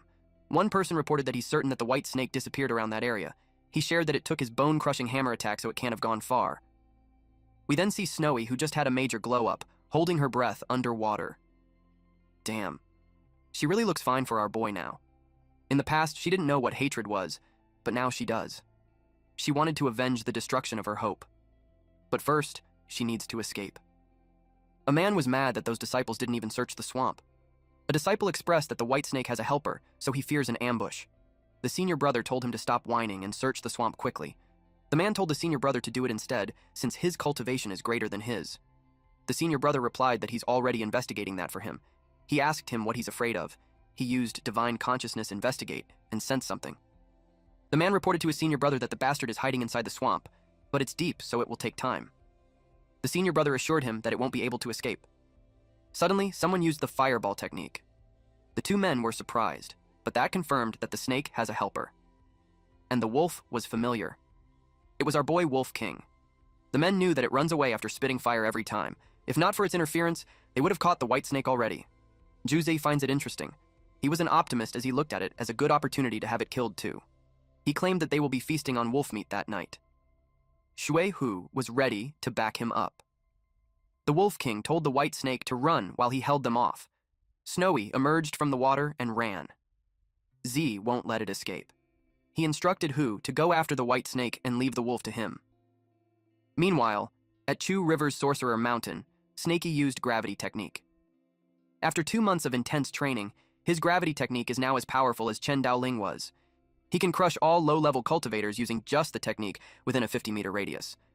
Snakey realized that a low-level technique like the fireball is no longer suitable for him. Luckily, he mastered the fire snake technique to replace it. He can travel up to 30,000 miles using the earth traversal technique.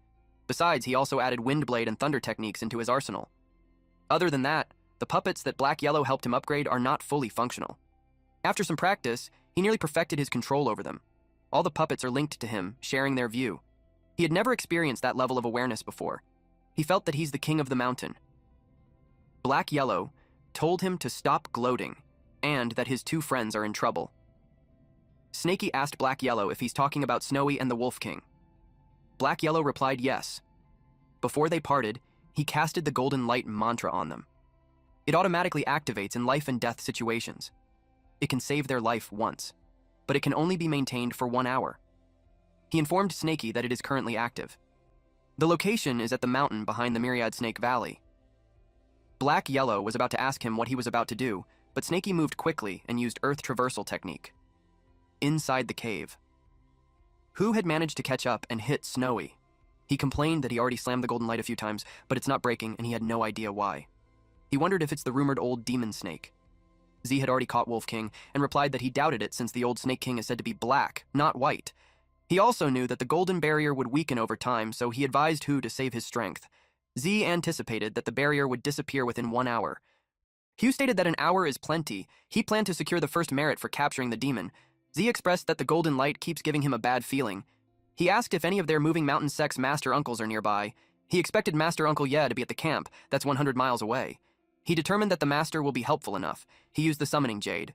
Hu told him that summoning Master Ye will reduce their credit in half. Z replied that it won't. He explained that summoning him ensured that the demons had powerful backers. If there isn't any backing, Uncle Master Ye will arrive within an hour. They will still kill the demons in time and keep all the credit. They used Earth Prison technique. Hu was impressed as to how cautious Z is. Z told him that until the master arrives, they will secure the area. 1 hour later. Yahello was exhausted. He complained that Snakey was ridiculously fast and he couldn't keep up. He wondered if Snakey had already got there. He wondered if that Brad is a finest grade Earth spiritual root constitution. Snakey had finally arrived. His head popped from the ground. He sensed Wolf King and Snowy's aura nearby. He assumed that they are behind that Earth prison. But he couldn't see the snake catchers. He sensed that their cultivation is clearly below the Foundation establishment realm. Otherwise, the golden light barrier wouldn't have lasted that long. But he also noticed that those bastards are cautious. He assumed that they were hiding. He knew that using divine consciousness might alert them, so he chose the safer option, using a beast puppet. After a while, Z expressed that it looked like he worried too much, and those two demons didn't seem to have any backing. He decided to kill them before Master Ye arrived. Z noticed the lizard. Hu replied that it's just a small lizard. Hu teased Z for being scared of it. Hu uttered that it's trembling just from staring at them. Suddenly, it opened its mouth and created a beam. Surprise, motherfuckers! It fired at those men. They immediately used hardening technique and Earth's shield. Several lizards did the same thing. They knew it was too late. A loud explosion happened. The man called for Ji Hu, but that man was already roasted. The man realized that it was the Heavenly Puppet Sect's technique. The man didn't expect that a cultivator from the Qin Kingdom was there. The white snake reported to the wolf that a certain someone had returned. The wolf asked if she's certain. The man introduced himself as Ju Zhe, a disciple of the Moving Mountain Sect. He asked if there's some sort of misunderstanding between him and the Heavenly Puppet Sect. But Snakey replied that he's going to bomb him to oblivion. Him and the lizard prepared to attack. The man instantly moved and used Earth's shield, rotating defense. He claimed that he is at 8 levels of the QE refinement realm, and at that moment, he was fully fortified. He yelled that the puppet beast won't be able to harm him. He used divine consciousness. He sensed that the divine consciousness of each puppet is all emanating from a single source, and that is from underground. He thought that hiding beneath Earth while facing cultivators from the Moving Mountain Sect, who specialize in Earth technique, is as foolish as playing with fire. Since this fellow Taoist refuses to settle with words, Z used Earth traversal technique to go to his enemy and confront him. Snakey realized that the man found him and that the lizards are only capable of handling middle-level Kwai refinement cultivators and that they are too weak against high-level cultivators skilled in defense. Snakey noticed that the man's clothes are different from the snake catcher sect. Z noticed that his enemy wasn't running away. He realized that it was trying to fight him underground. Z took out a chain and claimed that it was his way of avenging Shui Hu. He used piercing technique stone needles. Snakey found this guy too noisy. He used wind blade technique. The guy called him an idiot for using the wind blade technique, which has a weaker effect underground. He claimed that it's as good as bashing his head against a brick wall, but the wind blades pierced through the rocks. Z was caught off guard. He couldn't believe that wind blade technique destroyed his stone spear in the underground. He sensed another attack and immediately used earth armor. Before he knew it, his hand got cut off. He sensed that the summoning jade was reacting. He thought that his Master Ye was nearby. He decided to buy time until Master Uncle Ye arrives and saves him. He planned to immediately beg for forgiveness. He pleaded with his senior, but instead of a human, a huge-ass black snake appeared instead. Snakey zapped the shit out of him as Z called loudly for Master Ye. A loud explosion happened. Eventually, Snakey popped his head from the ground. Snakey complained that the thunder-attach explosion was way too loud. He knew he hadn't learned his lesson yet, and this could attract more enemies. Snakey vowed never to use the thunder attack technique in the underground again. He remembered the guy calling out for Uncle Master Ye before he died. Snakey wondered if this guy had reinforcements. With that, he decided to move fast and save Snowy and Wolf King before the backup arrives. But a blade hit the ground and it caught Snakey's attention. A man with a long mustache appeared, and he saw the black snake, which then made him think that the rumor was actually real. Snakey just jinxed himself. This bald old man is Moving Mountain Sect Elder Ye Haichuan. He is an initial level foundation establishment cultivator. He has long heard that the mountain is home to a black snake and a black dog. Not only do they have intelligence, but they can also speak human language. He enumerated crimes like assassination of the Snake Catcher sect's disciples, robbery of Carefree sect's spiritual-tailed chicken. He thought it was all hearsay. He never imagined that it was true. And now, the snake is murdering disciples of the Moving Mountain sect. He vowed not to let the snake leave alive. Snakey thought of him as a fool since his puppet had already surrounded the place. He assumed that the old man was getting anxious. He decided to bomb him. Snakey was surprised that the old man blocked it midair. The old man planned to chop off the tail first. Snakey got almost severed. He realized that the old man was too dangerous. The old man noticed the shrinking techniques and puppet arts and realized that the snake knew a lot. He claimed that those are nothing more than petty tricks. Snakey was confused as to what's happening on the ground. Elder Ye used Carnage Sandstorm. A violent wind howled, uprooting trees from their roots. Snakey's little lizards were caught in the storm, torn apart by the swirling sand. Snakey estimated that the range is around a few hundred meters. With that power, Snakey realized that the man is a true foundation establishment cultivator. Snakey wondered how he's supposed to deal with him. Our boy knew that he's in real trouble now. You use Mountain Collapsing Slash. He had done the first move and Snakey kept evading his blade. The relentless barrage isn't giving Snakey a chance to breathe. Snakey was blasted away. He knew he couldn't take him head-on. He had to outmaneuver him. Snakey kept thinking of a way. Then Snakey remembered that he had what that old dog made for him. Ye used Mountain Collapsing Slash second move. It was a big slash that shattered the ground, but he noticed that only pebbles were crushed. He realized he missed. He looked as to where that bastard went. Snakey used Earth Traversal to dig on the ground. You saw him trying to run, so he was about to throw his sword to stop him. He threw the sword while saying, "Ask my sword if it allows running." Snakey saw the sword coming and knew that he wouldn't make it in time to use his traversal technique. He had no choice but to take the hit head-on. Snakey was determined to fight the old man until the end. He swats the sword using his tail, and the sword went flying. He couldn't believe that. Taking that hit, Snakey felt the real power of a foundation establishment cultivator. He realized that he's on a completely different level compared to that half-baked Chendoling. Snakey also knew that the cultivation gap between them is massive. With that, there's no way to defeat him. He didn't expect for the snake to manage a chip on his sword. It made him curious as to what secret this snake has. Snakey used Earth Traversal technique. Ye saw him running and used Soil Petrification arts. He blocked the hole underground and wondered why the snake wasn't coming out. Snakey knew that Black Yellow fell for that trick before, and he refused to be like him. Besides, it's nothing like last time. Not even stones can stop Snakey. He couldn't believe that petrification isn't working. He realized that this demonic beast is too extraordinary. Now it made sense to him that 2 of his disciples died at its hands, but he stated that the snake is unlucky to run into him. He won't let it escape no matter what. He used Earth-Piercing Strike. Snakey was surprised to see a pointy rock is on its way to him. Snakey shouted out loud because he almost got impaled. The pointy rock emerges from the ground, but to Ye's dismay, there's no corpse. He was surprised that it actually avoided it because of its agile movements. Ye used Earth-Piercing Spike Encirclement, and several pointy rocks appeared underground. Snakey evades them all. He cursed at annoyance because that old bastard is forcing him out of the ground. He's in a dire situation because even if he shrinks his body, he can barely avoid it. Snakey used the Swift Wind Talisman. He had to charge out. Ye was pleased that Snaky finally surfaced. He used Carnage Sandstorm. But to his surprise, the snake disappeared. He assumed that it was some kind of stealth talisman or treasure. He used Manifestation Sand so the snake can't hide. But there was still nothing. He thought it ran away while in stealth. At that point, Snaky is already 800 meters underground. It was too close, but Snaky was fortunate that he had that stealth talisman. Otherwise, without it, he would have never made it back down there. He realized that the old dog was right. Fighting a higher-level opponent is no less than defying heavens. And if he wants to rescue Wolf King and Snowy, he will have to wait for the old dog's arrival and coordinate with him. But then, Snaky didn't expect that the old man would find him so quickly. Then he noticed that he hadn't activated his divine consciousness. Since it isn't activated, the old man shouldn't be able to pinpoint his exact location at that depth. It dawned on him that if Ye really found him, he would have attacked instantly. He realized that it was just psychological warfare to rattle him. As for Ye, he got no response from the snake. He searched as deep as 500 meters and still found nothing. It made Ye think if he let it escape or it's just hiding even deeper underground. He realized that since Snaky was there to save those two bastards, Ye left since the snake won't come out. Snaky had an inkling on what he's about to do.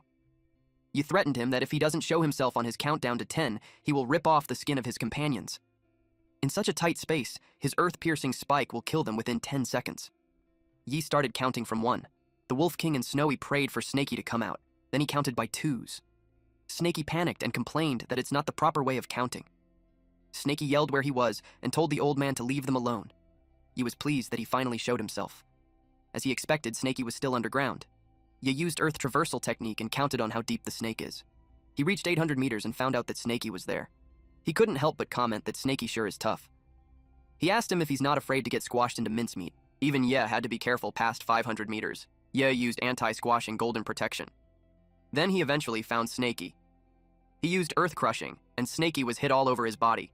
Snaky charged at him with his mouth wide open. He vowed to kill him. Ye challenged him as to how he will kill him. Ye's sword pierced through Snaky's head. Snaky hissed loudly. Then Snaky stopped moving. Ye was disappointed that he died just like that. He was planning to capture it alive. He didn't mind it since it's still very precious even if it died. He planned to bring it back to the sect. But then he noticed a black golden stone dropped from Snaky's mouth. That's when he learned that it was actually a goddamn puppet. But it confused him that it had blood and flesh. Then he saw golden spikes coming. He realized he got tricked, and the real body is still underground. He estimated that it's less than 3 meters away. Ye used Earth Shield, then Earth Armor, Earth Flowing Wall, then Inner Armor. He doesn't have enough time to cast all his defenses.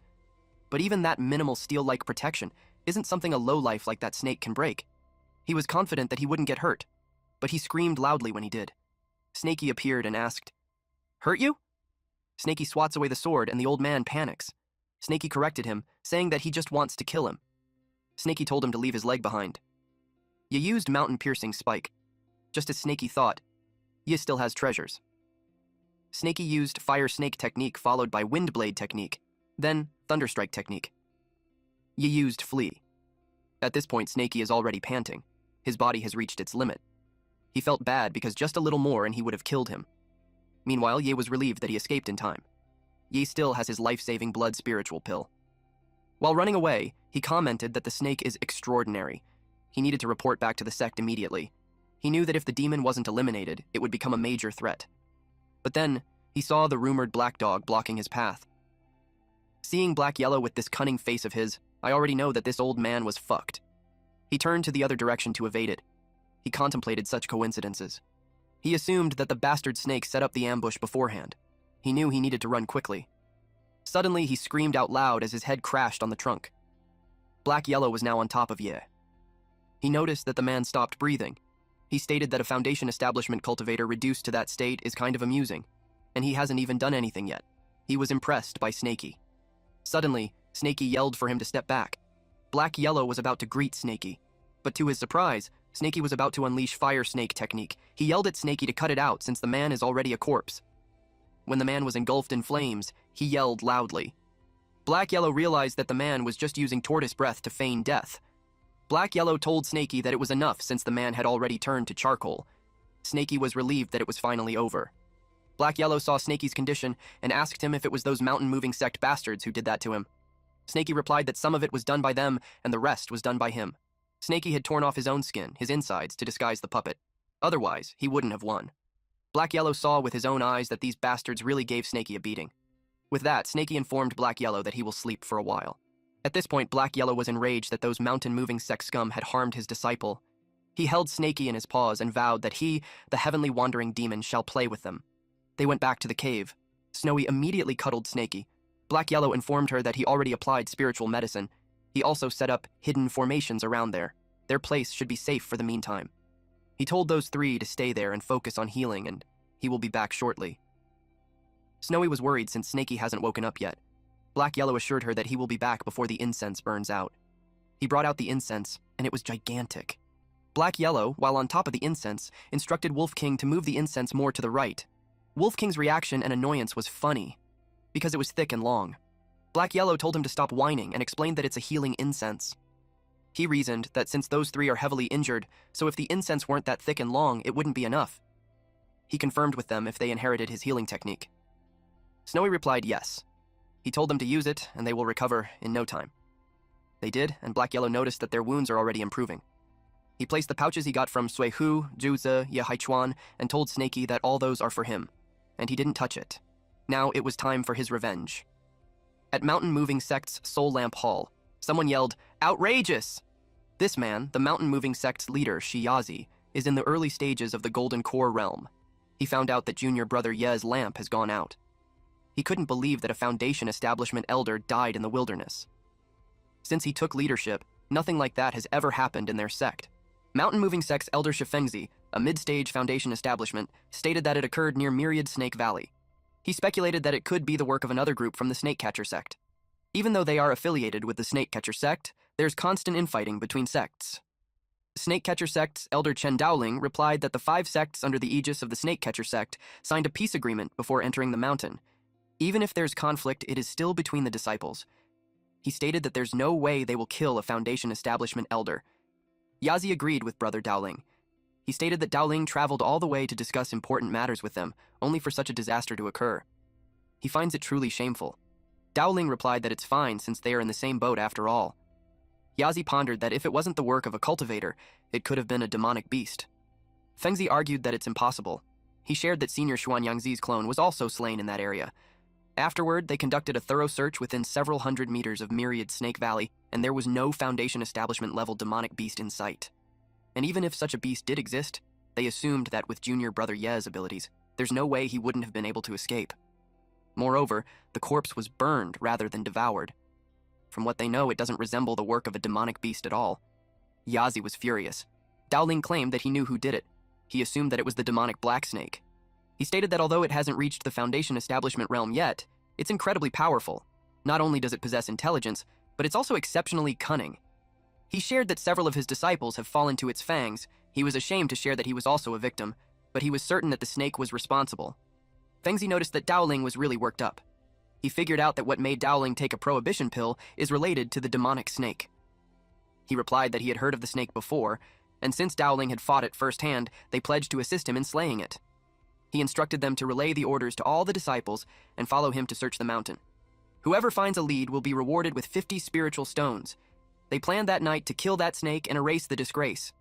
Black Yellow heard that, and just as he thought, the Mountain Moving Sect is full of hotheads and they won't just let it go, he learned that they will make the move that night, and that they will make a diversion, but he commented that there's no need for that. Black Yellow used blood energy protection. Black Yellow stood in front of Mountain Moving's ancestor, Mu Yao's grave. Since they dared to bully Snaky in return, Black Yellow will dig up their ancestor's tomb. Black Yellow entered the tomb and saw what's inside. He then exclaimed, "Not bad." He opened the coffin and commented how filial the Mountain Moving Sect is. It's been so many years since Wu Yao, but they can still preserve him like he's still alive. His ice coffin is also a finest grade spiritual treasure. Black Yellow planned to take everything, but to his surprise, he can't store it. He realized that it could be a cold mechanism. A dragon appeared and roared. After the 3 layers of the defensive arrays now, he's faced with an ice dragon. He was amused with that backup. Black Yellow felt confident and started emitting a dark aura of his own. He knew that there's no tomb that he, the heavenly wandering demon, can't raid. The dragon turned him into ice. Black Yellow got annoyed. Suddenly, a black claw broke out of the ice. Black Yellow was pissed, especially when it's a mere tomb mechanism, yet it dares to dream of becoming a dragon.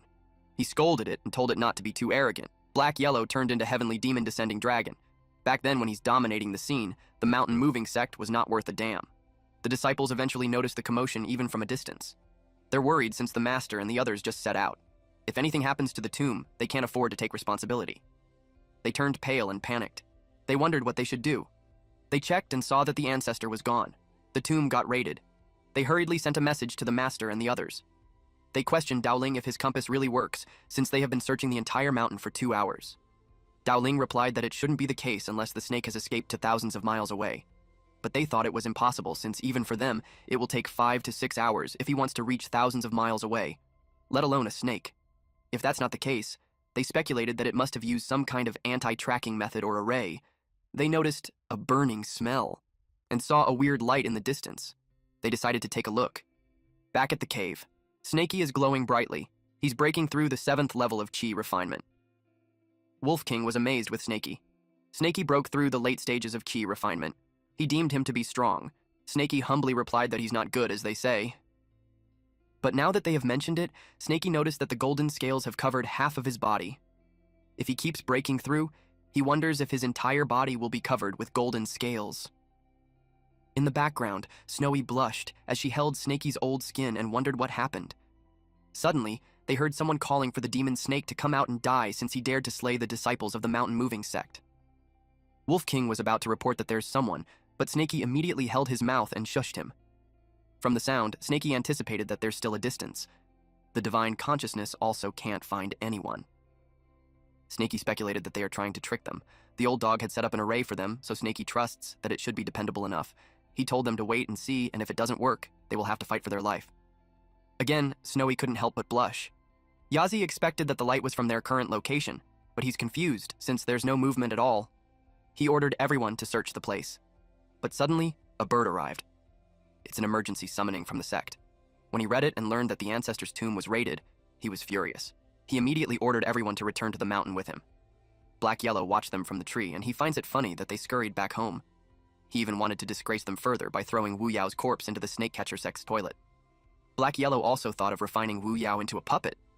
He thought it would be interesting. Unfortunately, he still hasn't gotten his hand on the Heavenly Puppet Sect's 3rd level technique.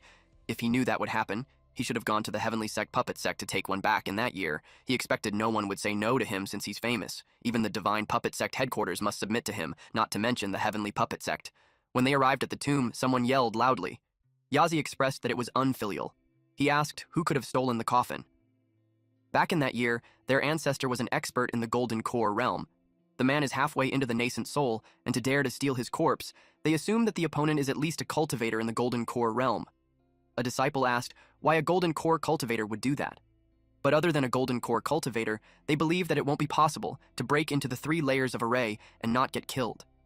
Dowling asked why nothing happened to the other sects, and only the Moving Mountain sect got into trouble. And just when the disciples went out, Fengzi asked what he meant.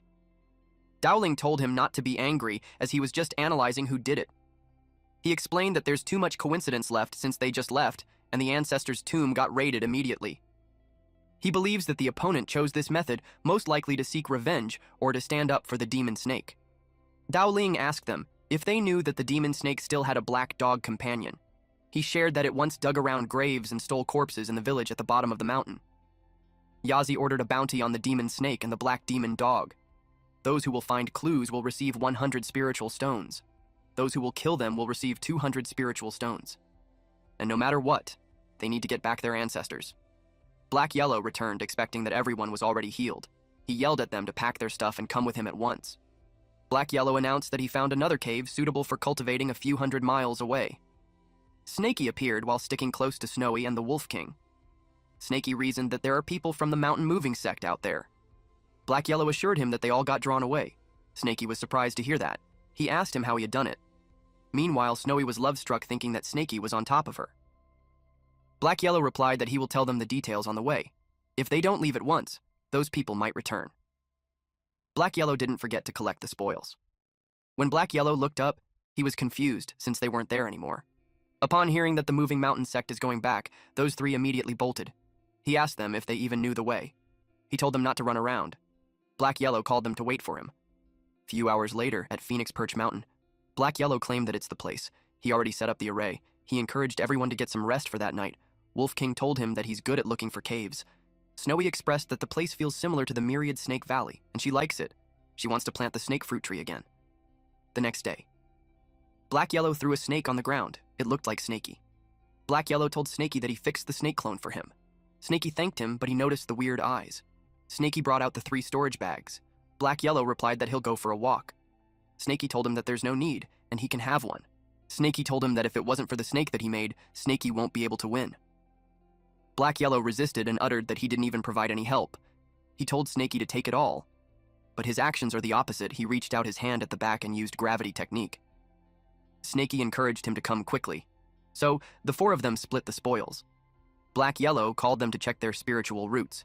He told them that the path of cultivation is a lifelong matter, so they can't mess around. He started with Snowy. He told her to put her tail on the orb. She was surprised. Snaky urged her. Black Yellow told her that Snaky said that she's interested in refining pills. If she can refine pills, then they will be in good fortune in the future. Snowy placed her tail on the orb and it started reacting. Black Yellow was surprised. A strong green aura started coming out from the orb.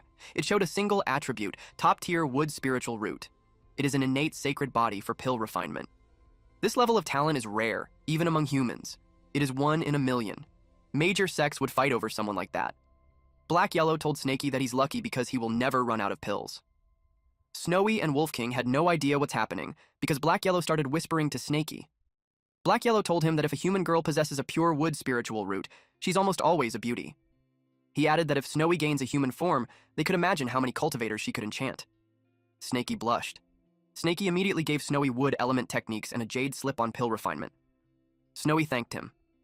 Snowy, while blushing, asked how she would call him. Lord Sir or husband? Snaky was speechless. He blushed and yelled at Black Yellow, asking what kind of weird memories he passed on to her. Black Yellow looked smug as he replied that it's just common knowledge and there was nothing to fuss about. And Black Yellow brought up that Snaky had shared some intimacy with her before gaining sentience. Wolf King butts in and tells Snaky that Snowy should call him husband since it sounds more affectionate. Snaky yelled at him to shut up. Snowy called him husband while rubbing his head on his face. Snaky told her not to call him husband. He wanted her to call him Snaky instead. Since she will call him Snaky, she asked if she can be called Snowy, and Snaky agreed. At this point, Snaky is red as a tomato. Wolf King asked if he's worthy of a name. He suggested Wolfie. Black Yellow replied that it sounded terrible and named him Husky instead. Wolf King asked if there's no other option. Black Yellow told him to shut up and it was his turn. He placed a paw on the orb and it showed blue, red, and yellow colors. Husky was pleased to know that he has a 3-colored top-tier spiritual root. Black Yellow stated that it's metal, fire, water. Since it's a 3-attribute mix, it's not great. He explained that the more elements one has, the weaker their affinity. A jack of all trades, master of none. Husky felt sad about it and Snowy comforted him. Meanwhile, Snaky was excited for his turn. He touched the orb and it showed many colors. Then it shoots up power towards the ceiling. Snaky got alarmed. Husky covered Snowy from the debris, while saying that it's too extreme. Black Yellow told Snaky to move his tail quickly, since the crystal ball can't handle it anymore. Snaky and Husky got blasted away. Snaky asked if that was a 7-colored mixed spiritual root.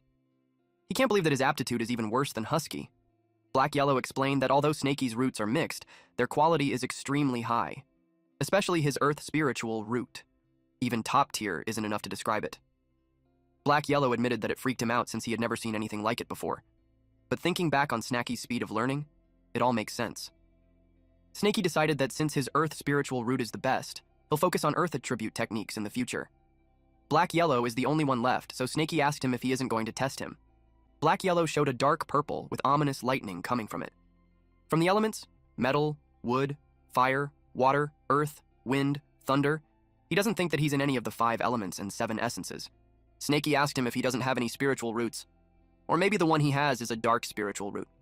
Upon hearing about the dark spiritual root, Black Yellow grinned. He expressed that he liked the sound of that. He told Snaky that he regained some of his strength. Because of that, he will be entering seclusion for a while to break through. He asked Snaky if he could leave the food and security in his hands. Snaky replied that there's some food in the storage bag.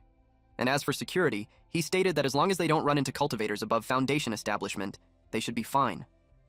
1 month later, someone used earth-piercing strike and a huge spike came from the ground. It was Snaky. He then tried earth-flowing wall. Our boy is slowly mastering all the elements now. An earthbender avatar. He didn't expect to succeed on his first try. It made him curious on which is stronger, his spike or his wall. The spike broke the wall, which made Snaky conclude that it is stronger. After that, the rocks glowed, and it enveloped Snaky as he used earth armor. Although earth-flowing wall can't withstand it alone, earth-flowing wall combined with earth armor should do the trick. There are 16 earth techniques in total. Snaky focused on mastering 1 offensive and 2 defensive ones first. If he faced a foundation establishment cultivator again, he may not win, but he should be able to escape. While his techniques are improving, his cultivation isn't progressing much. He used up all his minor nourishment pills and high-grade beast meat. He had to think of a way to get more meat. He wondered how Snowy's pill refinement training was going. Snowy was determined to refine a minor nourishment pill for her husband, but when Snaky saw her toss random herbs together, it made him doubtful. He planned to let Husky test the pill first, since he had a bad feeling about it. He decided to return home. We then see Husky was on the corner and scared, and it all because Snowy wanted him to try the pills that she made. Just from the looks of it, you guys already know that it's dangerous. Husky could only howl. He sought help. Snowy asked him what happened. Husky replied that the pill is poison. Snaky saw that while he's hiding behind the bush. Seeing that effect, he thought that he should go hunt for spiritual beasts instead. Then, our MC found these huge ass mammoths. His eyes twinkled upon seeing how big they were. Those elephants are not bad. Except for infants and pregnant female elephants, even the weakest is in the 3rd level of spiritual awareness realm. Just one of them would last them several days, especially the leader. Snaky assumed that it's a demonic best in the 9th level of spiritual awareness. He expected it to be an amazing source of nourishment. Snaky got alarmed when he heard footsteps of a human. He wondered who it was. These are men in their 20s to 30s. One of them is Hua Yuntian, one of Xuan Yangzi's direct disciples. He is at an early stage of the Foundation establishment realm. Snaky panicked at the sight of them. He thought they were snake catchers from the Carefree sect. He was surprised to know that they don't even spare elephants. Snaky decided to go down and have a look. He used puppet technique. Those men were happy to see so many mammoths. Their expectations of Master Ye, the esteemed master's direct disciple, were met. Yuntian replied, "Of course. The elephant tusk is a precious item. If they sculpt it into precious jade and give it to the ladies from the Purple Cloud sect, they will love them. And with that present, it will be a breeze to ask those ladies for dual cultivation." Suddenly, the mammoth started running. It even howled loudly. The mammoths attacked the humans. The humans determined the leader. Yuntian ordered to set up the array and not let any of those mammoths escape. A blue crystal was then planted on the ground. They used a technique called Extermination Great Array. It zapped those mammoths. But it was a useless struggle, especially with Yuntian's spear. He hit several of them, even a baby. The mammoths cried loudly. For Snaky, it was too much. He commented that these cultivators are making them extinct. Mammoths are hit one after another. But they still tried to protect their offspring. Snaky couldn't tolerate it anymore. He had to find a way to help them. He needs to at least protect the pregnant mother and the children, or else they won't be able to eat in the future. But the snake catchers have too many people, so Snaky can't afford to be reckless. Otherwise, once he becomes the target, he's afraid that he won't be able to protect himself. He needs to wait for a foolproof opportunity. Yuntian was impressed that a mammoth can still stand even with the injuries. He realized that those elephants are resistant to injury. Strong attacks might not be as easy to entrap and eliminate. Someone reported that the array can't hold off any longer. The elephants are not stopping even after getting injured. They kept clashing the barrier. Yuntian talked to the leader of the elephant, and if it could understand him, he's requesting for a tusk. Then he can consider letting them live. He tries to persuade it by saying that it should think about the children. The leader smiled. It roared loudly, and the elephants came running out since the array was broken. A few mother elephants and children have escaped. Yuntian stated that since it refused to take the easy way, they will do it the hard way. Since the elephant wants to leave behind its bloodline, Yuntian decided to cut off its roots first. The elephant swats away Yuntian's sword. Yuntian was surprised. The elephant was provoked. Yuntian called it a scum. Yuntian ordered Zhang San, Li Si, and Wang Wu to go chase after the escaped one. Then he ordered others to follow him and kill those scums. Snaky saw the chance. There's 1/9 of the level QE refinement and 2 6th levels of the QE refinement. He used Earth Traversal technique and decided to kill these 3 that are slightly weaker first. A mammoth cried out in pain. But these humans won't just let them go, but they keep struggling. The cultivator reported to his senior brother Zhang that the child can't run anymore. Zhang saw that as an opportunity and told the guys to stay behind, then they will divide the loot with the same old rule. Zhang attacked those elephants, which he called little scums. He claimed that a little husk is also not bad. Snaky knew its time. A bright yellow spell appeared on the side. He used the chance when the man was attacking the elephant. Snaky used earth-piercing strike. It severed the body of the man in half. The other two men were surprised. They didn't expect that there were other enemies. They asked what they should do. The other man suggested that they run instead of risking their lives for something like that. He ordered to activate all the Gale talisman and run. They planned to quickly report to Yuntian, or the man they call Uncle Master Hua. Snaky set it up an ambush so no one will be able to escape. The lizard fired a beam at the man's thigh. The man screamed in pain, while the other one asked what happened. When they looked up at the trees, they saw several more laser beams ready to be fired. It was fired simultaneously and they couldn't evade it. It's a puzzle to them why there are traps. Then, another lizard puppet's head popped from the ground, and he fired straight into the man's face. They were roasted to death. Snaky told them that they deserve it. He used gravity technique to collect their items. He was successful in obtaining a storage bag and saving the mother elephants and children. He decided to continue to wait and see whether there's any cultivators that move alone. He took a tooth and commented that just for that, those men are stupid. After some time, the mammoth laid there on the ground. Yuntian was relieved that it finally settled down. One of the disciples is impressed by how big the tusk is. Yuntian wondered as to why those three idiots aren't coming back yet.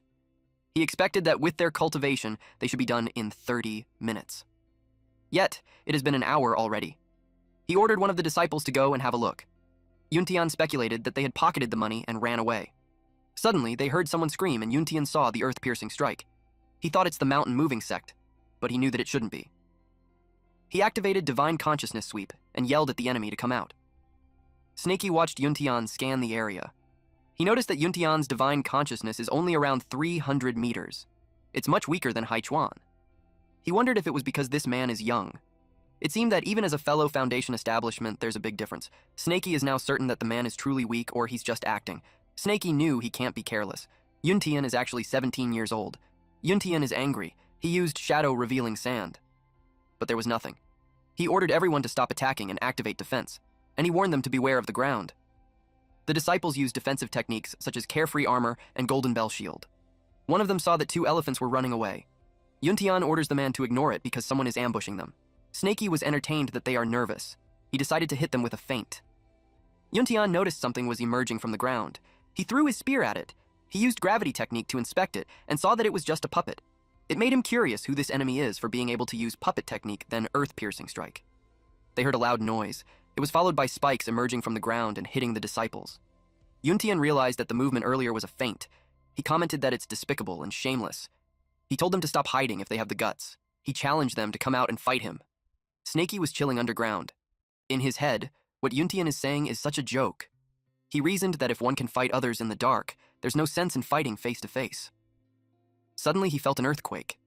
The disciple screamed out loud as fire engulfed his body. Then someone came and asked if they were the culprit. A gigantic mammoth appeared, and it is mad that they attacked his heir. This mammoth has flames coming out from his body. This is the leader named Man Jin, and he is at the perfect Foundation establishment realm. The disciples ran and screamed that it's bad since it's a demon in the Foundation establishment realm. The mammoth chased after them. It was Snaky's first time seeing a great demon in the Foundation establishment realm. It was even riding a cloud. He was amazed, and it helped him out big time. By the look of its aura, Snaky speculated that it should at least be a late stage of the Foundation establishment, maybe even the perfected Foundation establishment. But its speed is just so-so. On the other hand, the snake catcher sect runs fast. Snaky decided to help delay them. That way, he can also practice a little more. He used earth-piercing strike, and it made Yuntian lose his balance. Yuntian cursed that the person hiding in the dark strikes again. He vowed to rip apart that person. Jin has no idea who is helping him, but he will remember that favor. He wished for the thief to die. Jin used earth-shattering, mountain-stomping feet. Yuntian knew he couldn't make it in time, so he decided to go all out. He used water curtain celestial splendor. Its aim is to shroud the sky and block the sun. Jin finds that water a cheap trick. Yuntian was hit, and he crashed on the ground. He knew that if it continues, he'd die for sure. Yuntian thought it was a huge loss this time. He deployed the reincarnation pendant. Snaky saw that the Foundation establishment snake catcher had run out of his earth-piercing spike's attack range. He decided that it would be better for him to not involve too much on the level of battle. And as for the elephants, except for the female and some children, only 2 of them got away. He pitied them that they all almost died. With that Foundation establishment elephant there, it's quite risky for Snaky to eat the dead elephant. but saw one that is still breathing. He told the elephant not to be afraid since he won't eat it. Snakey decided that since he already helped them out, he'll continue to do it until the end. He opened a jar and offered it a small essence restoration pill to eat. 30 minutes later, the huge mammoth is back. He immediately rushed to aid the injured one. He was relieved that it was still alive. He encouraged it to lie down first because the injuries are severe. Then he saw the bottle of the pill. Then he noticed the technique from before. He put the two incidents together, and it made him burst into tears. He thanked the benefactor for his help in protecting his children. He is truly grateful. He expressed that the benefactor would come out and accept his thanks. Snakey decided to leave, since if he accepts his thanks, he won't have the resolve to face and eat them in the future. He just hides and runs, but he couldn't help but be impressed with Jin. Jin killed that Foundation establishment snake catcher in just 30 minutes. A normal demon beast doesn't have enough intelligence. They don't know how to erase the storage bag's imprint, so they won't collect. It dawned on Snakey to loot the corpse and pick up the leftovers. But he was cautious since the man could just be acting dead and has a trump card. With that, Snakey just left and decided not to be greedy. 3 days later, Yuntian woke up. It took him 3 days for his body to reform. That made him angry at the old beast. He was relieved that he deployed the reincarnation pendant ahead of time and barely managed to stay alive. A mist appeared in front of him, and a holographic image of Yuntian's master appeared and asked him if he's awake. Yuntian asked his master if the despicable person appeared. His master replied that it has been 3 days since Yuntian faked his death, and no one appeared. He gave that person 9 marks for being so calculating. Yuntian was surprised that it made him cough. His master gave him 0 marks for his mental resilience. But his master didn't say more since Yuntian is heavily injured. He decided to send him to the Purple Cloud sect to heal his wound. Yuntian could only say yes to his master. A few hours later, we see a bright light while someone casted a spell to break through the 8 levels of spiritual awareness. It was Snakey. He is frustrated that it isn't working. Although the minor QE replenishing pill he obtained helped him cultivate up to the 7th level of spiritual awareness, reaching the 8th level is still far for him. Snakey wanted to reach the Foundation establishment realm soon. He's curious if he would be able to soar the skies if he'll be able to do that. He decided to ask Yahello about it later. He wondered what changes would come after he reached the Foundation establishment. He saw something explode again. He assumed that there's 3 of them. Someone coughed as he was burnt. He complained that it was so suffocating, and regretted that Snowy learned to refine a pill.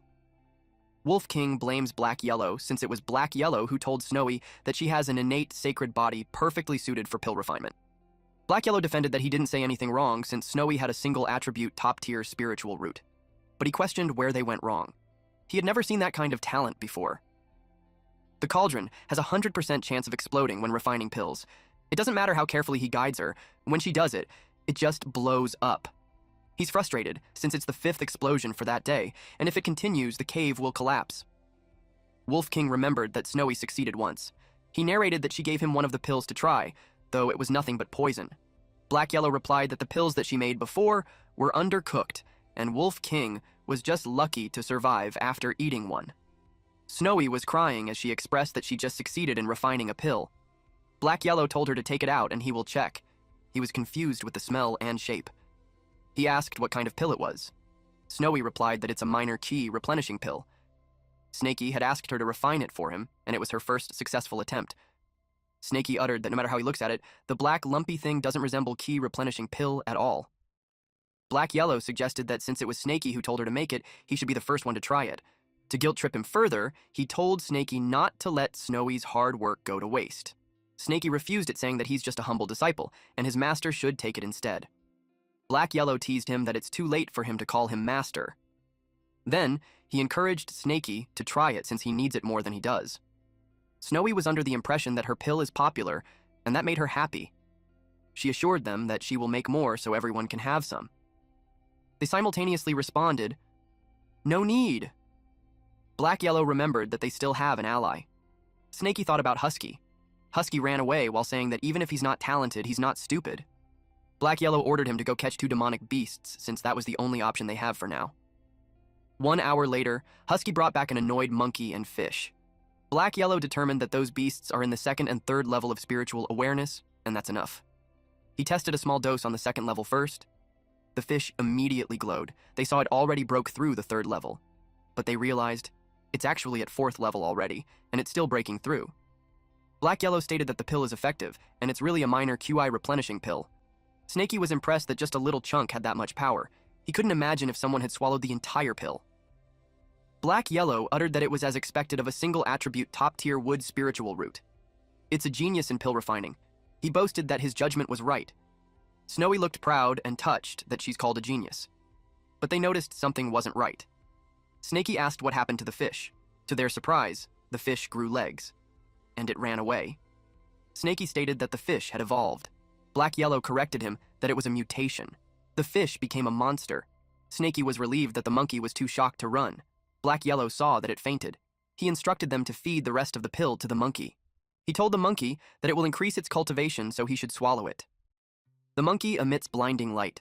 At that point, the demon monkey's transformation went beyond Snaky's understanding. It's like it underwent the evolution of the apes. It stood upright, almost like a human.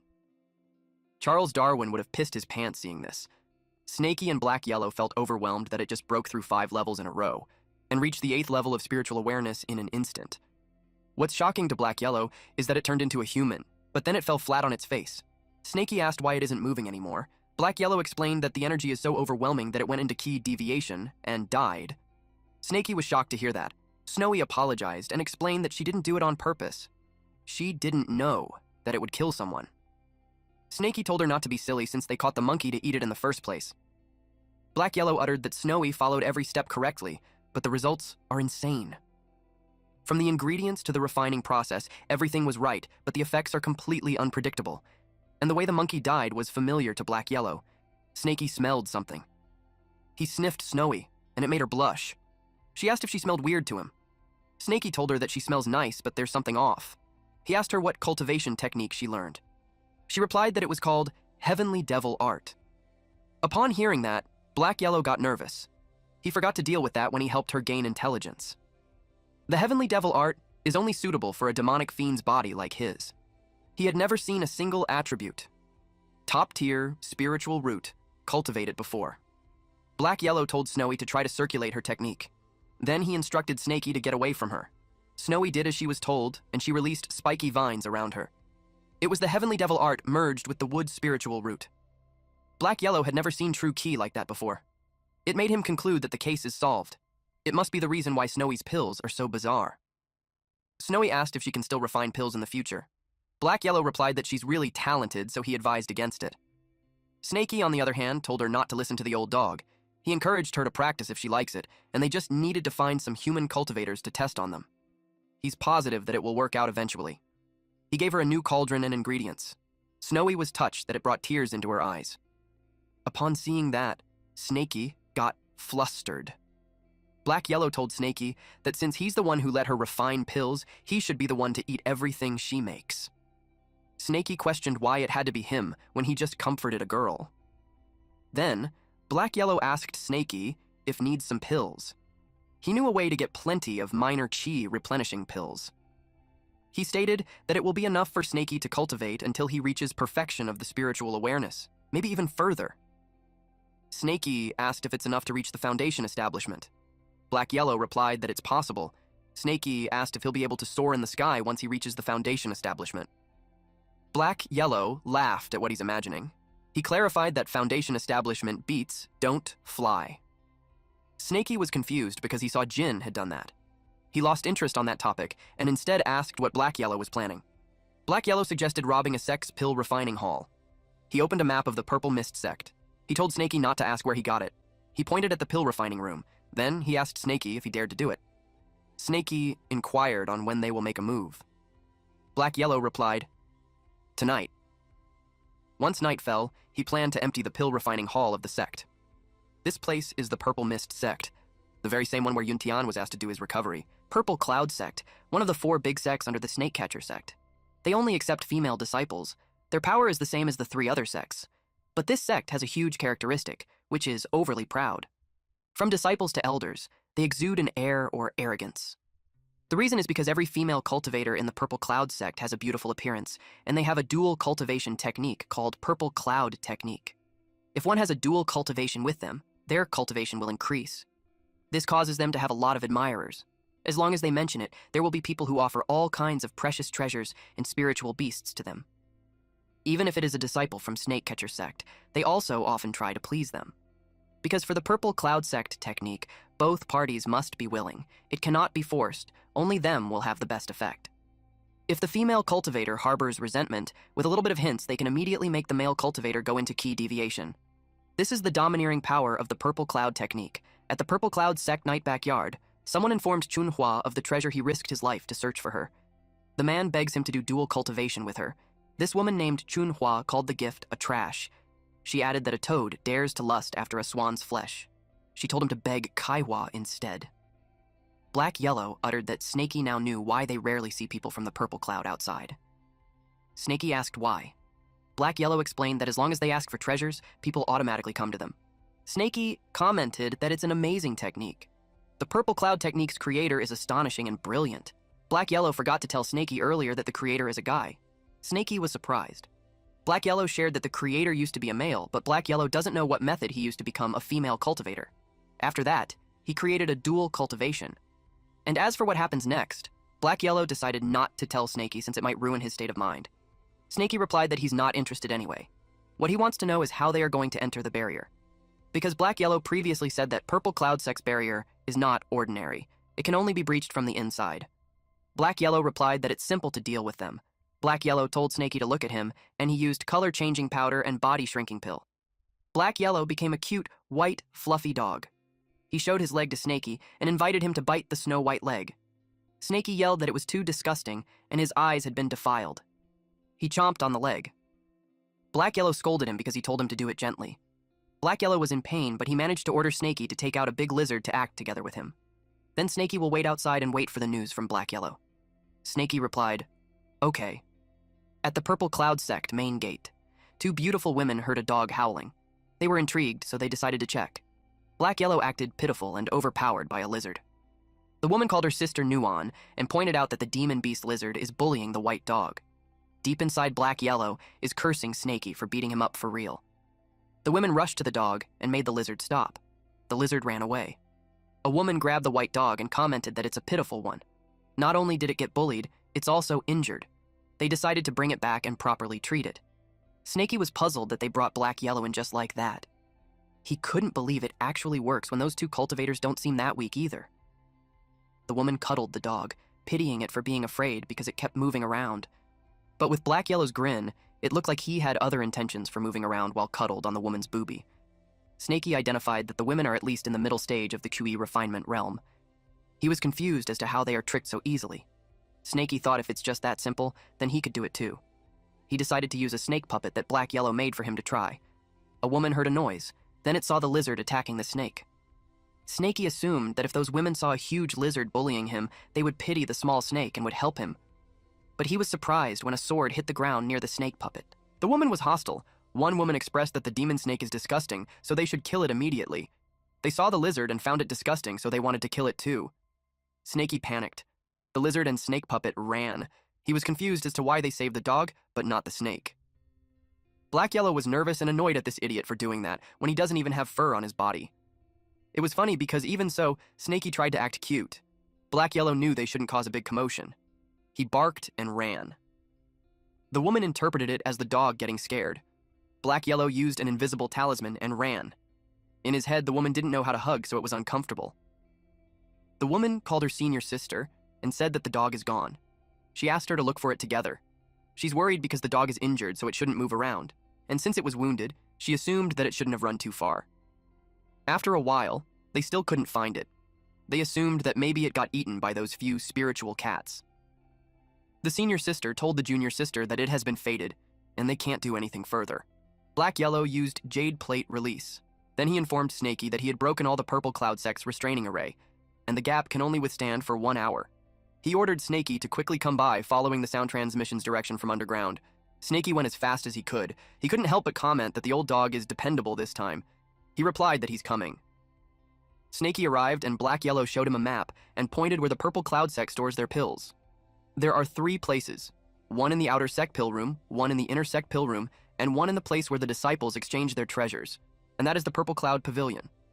The pills in the outer sect pill room are all middle to low-grade pills. Inner sect pill room has upper-grade pills. It's the main place where they refine minor QE replenishing pills. Later, they will go to the inner pill room first, then they will go to the purple cloud pavilion using the minor teleportation array. Snakey knew that the old dog's target was not the pills, but the purple cloud pavilion's treasures. Snakey didn't pay attention to it that much since they are already in there. He reasoned that it's good to steal more. There was a silhouette of a female cultivator on top of a male cultivator, and the female moaned and screamed, "I'm coming! Help! I can't take it anymore!" Snakey was confused, so he asked if a female cultivator was getting killed. Yahello explained that the woman is just feeling happy. He commented that her screams are making his fist hard. Snakey was clueless. He probed as to why the woman is calling for help when she's happy, and he also asked why Snakey's fist is getting hard. Yahello replied that Snakey is one step away from full enlightenment. Again, Snakey doesn't understand. Yahello told him that it's nothing, and he was just praising him. Since the male cultivators are going to get sucked up dry sooner or later and get thrown away. Yahello gave Snakey a piece of advice, and that was, a simp won't meet a good end. Snakey asked, "Simp?" Simp in Chinese is dog. Yahello reacted that he's not that, in the bedroom that they just passed by. There was a heavy panting. The naked man and woman cuddled. The man told the woman named Yin Ling that he's thankful. Yin Ling's cheeks were flushed, and she looked like she enjoyed herself. The man uttered that if it wasn't because she has dual cultivation with him and gave him the Foundation Establishment pill, he wouldn't recover so fast. The man was the young master Hua. Yinling told him that he's too polite. She told him that they are going to become Dao companions soon, so there's no need for him to be so formal. Moreover, the Foundation Establishment pill was given to her by a simp. Hua was thinking about another thing, though. He vowed that once he's fully recovered, he will definitely find that creepy thief and kill him to release his hatred. Snakey felt the killing intent. He was confused as to why he felt a familiar but dangerous aura. Yahello noticed that Snakey had gotten better. Snakey was confused as to what he meant. Yahello told him that it was unexpected that Snakey noticed. Right beside the guest room above them is the pill-making inner room. The scent of the minor chi replenishing pill has seeped to the ground. And he addressed that as for danger, that's because there's two elders guarding there. One in the early stage of the Foundation Establishment realm, and another in the middle stage of the Foundation Establishment realm. Yahello planned for them to move separately. Snakey will be making a commotion above there and attract one of them. Then Yahello will deal with the other one. Then, after they are done taking the pills, they will move to the teleportation array and meet up. Snakey asked what kind of commotion. Yahello told him that it can be anything. He can kill someone or destroy a room, as long as it can attract the attention of a Foundation establishment. Though, Yahello advised not to overdo it. It will be enough as long as Snakey can make a distraction, but not cause a big commotion. Snakey scoffed, but he agreed. He was thinking of going up and taking a look anyway. He was sure that familiar aura earlier is definitely not a minor key replenishing pill. Snakey knew that it was a weakened cultivator who just reached the Foundation Establishment realm who's unstable. Then he felt something. He saw Yuntian and realized that he's not dead yet. Snakey thought about why he just reached the Foundation Establishment realm and speculated that it's because he was hurt previously and just recovered. At this point, Yuntian and the lady were just chatting. Snakey knows that Yuntian has a grudge on him. It made Snakey plan to take Yuntian's life at that moment while he's in a weakened state. Snakey inspected and found out that the layer above is the toughest stone layer. Even if the earth-piercing spike can pierce through it, it won't be fast enough. The commotion will be big too, and he will easily get noticed. At that moment, he can clearly hear them talking, and because of that, he can sense their location. He estimated that he's less than 10 meters away from them. At that distance, using the golden scale to assassinate him is the most appropriate act. Someone knocked on the door and looked for Lady Ling. Snakey sensed it was another male cultivator. Snakey speculated that they would have three-way cultivation. Snakey finds it weird, so he decided to observe for now. Besides, he's not that confident that he can take all three of them out at once. He sensed that the third person's aura isn't weak. It's even stronger than Yuntian's. But he still hasn't reached the Foundation Establishment realm yet. This person is the Mountain Moving Sex Intersect disciple, Xiaoqiu, and he perfected Qi Refinement Realm. He told Lady Ling that he heard that she wasn't feeling well before, so he brought her supplements that he brewed himself, and it took a few hours. Ling replied that he can just put it on the door, then he can leave. Chu asked if there's someone else in the room. Ling replied that it's the young master Hua, and he's teaching her some techniques. The man replied that the young master sure is working hard. He inquired if the young master's injuries are getting better. A woman outside laughed and commented that she had never seen such a simp before. It was unprecedented that he's asking if his love rival's body is getting better. She knew him to be a genius, but he's still simping on Lady Ling even when he knew that she's just using her. Chu informed Ling that he'll place it by the door. The women who gossiped uttered that Cho is just shameless. She heard that he even gave away his own Foundation Establishment pill for Ling. They called him stupid. since Ling wasn't even unwell and the supplement is just going to end up in Yuntian's hands. Snaky heard that and realized that it's what the simp that the old dog talked about. Snaky understood that nothing good ever comes from being a simp. He wished for this man to leave and not get in the way of his work. The woman outside told Chow that she felt sorry for him. She invited him to her place instead. Chow told her to scram. The woman replied that he's unappreciative. That's why it's no wonder that he'll always be a coward. They even told him that since Yuntian doesn't have any strength left, he should just go in and push him. Snaky knew the guy was gone, and he found his chance. He released his golden scale to kill. Yuntian was surprised. Ling asked what happened. Yuntian sensed the killing intent. He moved while yelling, "Watch out!" The spike appeared from Yuntian's legs. He screamed loudly. His peepee was always hit. Ling cried out loud because her arm was hit. Snaky used gravity technique and thrust. Yuntian covered his body with his aura. Snaky expected that the power of the scales weakened after turning around. Yuntian checks if Ling is all right. The people outside got curious about the commotion. Ling has a hole in her head. Snaky realized that he can't kill him in one shot. Yuntian had too many treasures on him. The simp from earlier came back too, so he can't attack now. He already caused a commotion, so he decided to get out of there and meet up with Yahello. Snaky ran as fast as he could. Chu entered the room and immediately searched for Ling. He saw them naked, and Ling hurt. Chu was so angry. Yuntian tried to explain. He told him not to get the wrong idea, and Ling was assassinated. Yuntian questioned the poor timing. Chu accused Yuntian that it was him who killed her. He was mad that he didn't protect her, so it was him who killed her. Chu yelled at him to die. He called him a murderer. The roof collapsed. A woman saw it from outside, and she asked what happened. He yelled at them and called them out for fighting because of jealousy. She told them to stop, and if they really wish to fight, they should go outside and not destroy the sect. This old woman is the Purple Cloud Sect Pill Room's Foundation Establishment Realm, Old Crone Wang Lin. She was surprised to see Yinling. She was enraged that Ling died. Snaky realized that the simp was actually strong. He can fight evenly with Yuntian. That expert from the pill room arrived too, so Snaky knew his mission was done. At the same time, an old woman was wondering why her senior sister hadn't dealt with it yet. She wondered what happened. Yahello was lurking. This woman is the Purple Cloud Pavilion Pill Room's Foundation Establishment Realm, Old Crone Luo Fei. Feo commented that it's too noisy. She blamed the male cultivators for fighting over their sect's disciples. Yahello was pleased that Snaky did it. Now it's his turn. He said that it would be a waste not to use such a big, refining cauldron. Fei smelled something. She got worried that the pill burned, but she knew it shouldn't have since she checked all the ingredients and she's keeping an eye on the fire. Then she speculated that senior sister added something again when she wasn't looking. She questioned if the senior sister is secretly researching new pills behind her back. She turned off the fire. Half of her body entered the cauldron since she wanted to see what her sister added. She stated that the old woman hides everything from her. Otherwise, she won't get any credit if it works, and she will take the blame if it fails. Yahello pushed the woman inside the cauldron. Fei was surprised. She yelled at who it was. Yahello was grateful that he observed in advance and knew about the two old women. With that, he set to take the pills. He used fireball technique and lit the cauldron. Fei kept screaming on who it was. She yelled to be let out. Yahello told her to keep screaming. He shared that there's a fight outside, and no one will come to her aid even if she screams. Snaky appeared. He was surprised to find out that Yahello locked the Foundation establishment in the cauldron. Yahello told him that they will talk later. For now, they grabbed the stuff first. Snaky was surprised to find that there's so many pills. He exclaimed that they are rich. He kept the pills and brought back the ingredients for Snowy. Yahello commented that it's rare to see Snaky being so loud. It made him feel that the trip was worth it. Fei realized that the ones who locked her inside the cauldron are pill-stealing thieves. She vowed to kill them.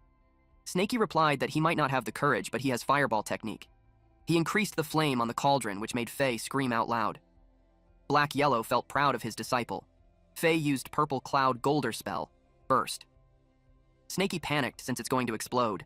Yahello asked him what he's panicking for. He told him to go look. The mystic yellow bell covered it up. Snaky was surprised that Yahello fixed the mystic yellow bellow that he obtained from the Heavenly Puppet Sect.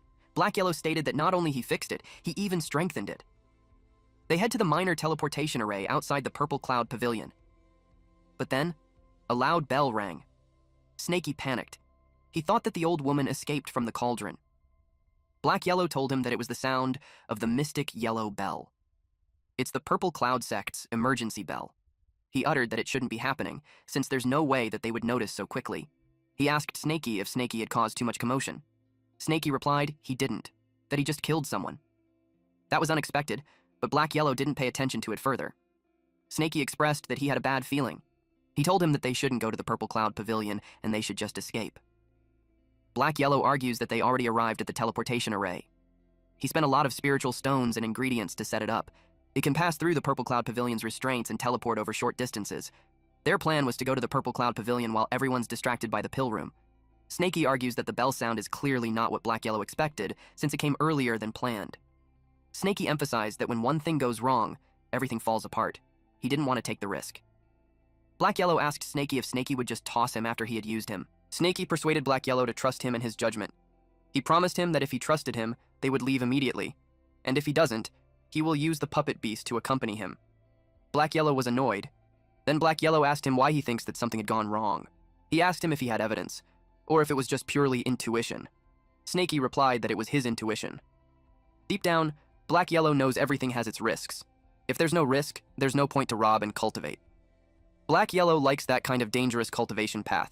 Never mind a 90% chance, he'd take the risk even with just a 30% chance. This is also the reason why Black Yellow was able to rise from a mortal to the world's top existence.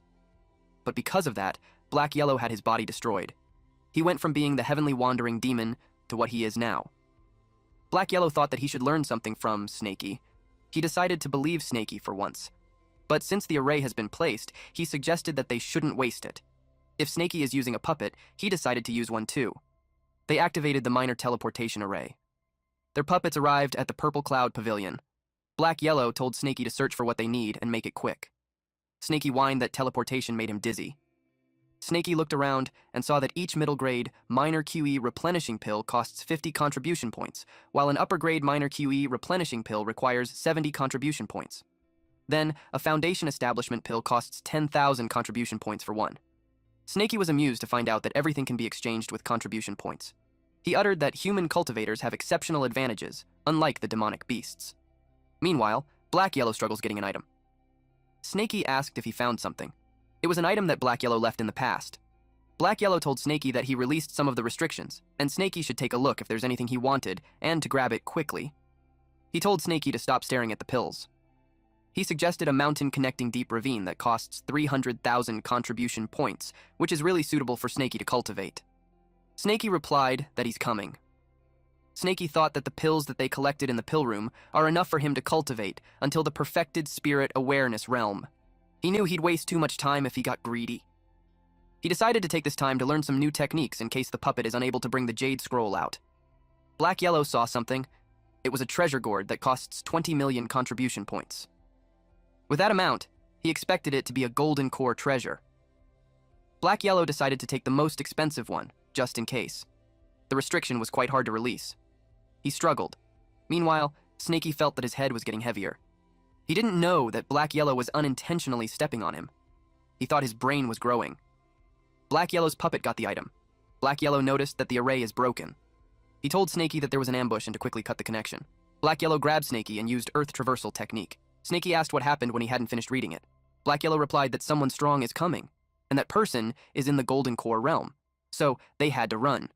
The woman is Purple Cloud Sect's ancestor, Hiluohua, and she's in the early stage of the Golden Core realm. She uttered that they are making a fool of themselves by showing her a mere teleportation array. She held with her powers the puppets and asked them what they had come to the Purple Cloud Sect for, but she noticed that they aren't resisting at all. She learned that it was a puppet beast. She got furious that they tricked her. She claimed that no one would be able to leave. She activated the Mountain Protection Array and sealed off all the Purple Cloud Sect's exit. She strictly ordered that not even a mosquito will be let out. Then she called all the disciples to assemble at the plaza. While running away, Snaky expressed that it's too bad that he only managed to read half of the mountain connecting deep ravine.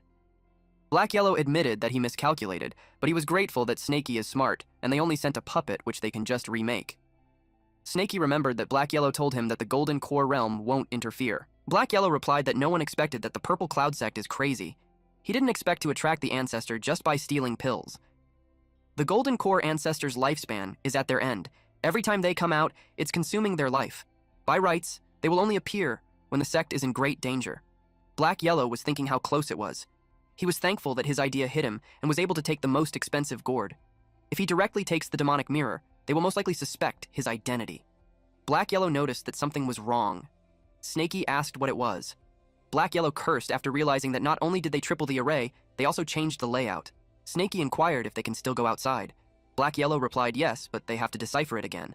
It will take at least 1 hour. Snaky was surprised to hear that. He asked if they could forcefully break it using his golden scales. Black Yellow replied, Snaky's golden scale is amazing, but it can only handle a foundation establishment realm. It can't handle the 3-layered array. Moreover, if they want to forcefully break it, he can also do it. But it will immediately get them noticed. Black Yellow told Snaky to dodge. It was the old hag's divine consciousness. Snaky was worried that they got noticed. Black Yellow assured Snaky that he strengthened the invisible talisman so the old hag won't notice them. Snaky commented that the ancestor is hiding in the purple cloud sect to ambush them. It was wicked. Snaky thought that she also guessed that they were hiding somewhere deciphering the array. That makes him think that they can't just wait and do nothing. He suggested distracting them. Black Yellow leaves the task of stalling to Snaky. He told him not to let anyone come close within 10 meters. Snaky replied, Understood! Luohua told the members that some thieves got into their sect, and now they're sealing the entire sect to catch them. And because they caught the demonic beasts, no one is allowed to enter and leave. One member raises the concern that the sect master hasn't returned yet, but Luohua didn't make an exception. They all replied that they understood. She gave them a life force detecting talisman, so if any being with cultivation enters a 10-meter radius, it lights up. The range might be small, but the effect is top-notch. Even if the target is using a golden core-level concealment treasure, they won't be able to hide. There are only 100 talismans. After the Foundation Establishment elders receive theirs, the rest will be distributed at random. She instructed those with the life force detecting talismans to go and locate the demonic beasts and destroy the talisman as soon as they found it. They will be awarded with 300,000 points. They all did what was instructed. A woman expressed that even though 300,000 points is tempting, she didn't want to take the risk. The other woman told her to stop complaining, because if she's heard by the elders, she will get punished. A Purple Cloud Sect intersect disciple, Huang Yu, approached the senior sister and told her that if she doesn't want it, she can give it to her, because she doesn't mind enduring the hardship. The senior sister decided to give it to her then. The senior sister expressed that she's lucky. She uttered that people like you never understands. It's because she believes that if one can endure hardship, they will keep giving her more. The other woman replied that even if you came from a farmer's family, she's still one of the talented in their generation. The senior sister agreed that you is a single upper-grade earth spiritual root. They expect you to reach Foundation Establishment realm within 3 years. But she refused to cultivate the Purple Cloud Sect's dual cultivation technique when she's been in the sect for 5 years and only reached the 7th level of key refinement. They gossiped that Yu risks her life hunting demonic beasts every day, but it doesn't compare to what they get from just 1 session of dual cultivation. Yu was thinking that as long as she earns 300,000 contribution points, she will reach the Foundation Establishment realm within a year. She believes that after exchanging Mountain Connecting Deep Ravine, she will be able to leave the Purple Cloud Sect, and the event is her fortuitous encounter. She sees it as her one and only chance, so she's determined to find that demonic beast. An ancestor's divine consciousness didn't manage to detect it, so she thought that there's a big chance that the demonic beasts are hiding underground and are trying to decipher the array. She used the earth traversal technique and searched along the perimeter. She was positive that she would find it, at the same time somewhere around the perimeter. Yuntian was in a dire condition. He was fortunate that the array activated at the right time and helped him block the attack. Otherwise, he might die together with the madman. Someone yelled at him to come out. It was Chu. Yuntian told this madman that the Purple Cloud Sect said that a demonic beast infiltrated. He stated that Ling died at the hand of the said demonic beast. Chu replied that he doesn't care about the demonic beast. He was set to kill Yuntian first. Yuntian told him that he's insane. He explained that the array has been activated, which means that Cho can't come in and he can't come out. With that, Chow can't kill him. Yuntian walked away. He went back to heal his injuries. He threatened Chow that if he sees him again, he's dead for sure. Chow was crawling on the ground.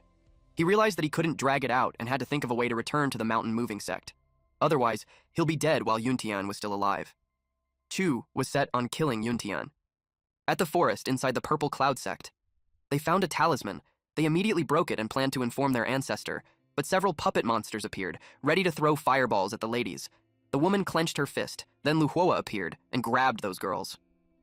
She was angry at the beast for daring to hurt her disciple. She lifted the puppets in the air using her magic. She's pissed off to deal with puppets again. She uttered that the demonic beast is cunning. She ordered everyone to keep searching and not let a single corner unchecked, including the places that have already been searched. Snaky asked Black Yellow on how much longer he needs since the puppets can't hold off the purple sect anymore. They have already killed more than 100 lizards, which brings down to only 10 units left and one investigating a small snake without any battle power. Black Yellow replied that he's almost done in 15 minutes. He encouraged Snaky to keep it up. Snaky sensed that someone was coming from underground, so he went to check. Yu complained that the puppets are quite strong. She felt that there's definitely something off, that anyone who gets close ends up distracted by puppets. It made her think that the demonic beast is most likely hiding nearby. Snaky identified the Earth-type 7th level of the QE refinement realm. He could kill her with one strike, using the Earth, piercing, spike, and golden scale. But he knew that if he attacks, he'll be exposed. Unless he had no choice, Snaky knew not to act recklessly. He decided to kill her if she reached 10 meters. Snaky felt that she was 50 meters away. Then, at 30 meters, she stopped. It's because Yu had a bad feeling about it. She felt that something with a strong killing intent has locked onto her and it could kill her at any moment. If she took another step forward, she'll die for sure. She thought about the 300,000 contribution points. She knew that if she died, there's no point in having 300,000. She willed herself to calm down, since she knew that staying cautious is the key to survival. She believes that there's hope as long as one survives. She must stay alive if she wants to get strong. Luohua saw her and asked if she had searched the area. Yu was surprised to see the elder. The elder noticed that she stammered and asked why. She replied that she came up from the underground and was a little tired, and all the while a deadly spike pokes her butt. What a move, sneaky snaky. She couldn't tell the truth, since at that range, she'll be surely killed, then the others would surely take the credit. She told the elder that she searched in front, and there's nothing. Luohua finds it strange that they couldn't find the demonic beast. Snaky was relieved, since if the woman acted strangely, he would have to kill her. He made the earth-piercing strike disappear. Thanks to the woman being cautious, not only did she save herself, but she also saved the beasts.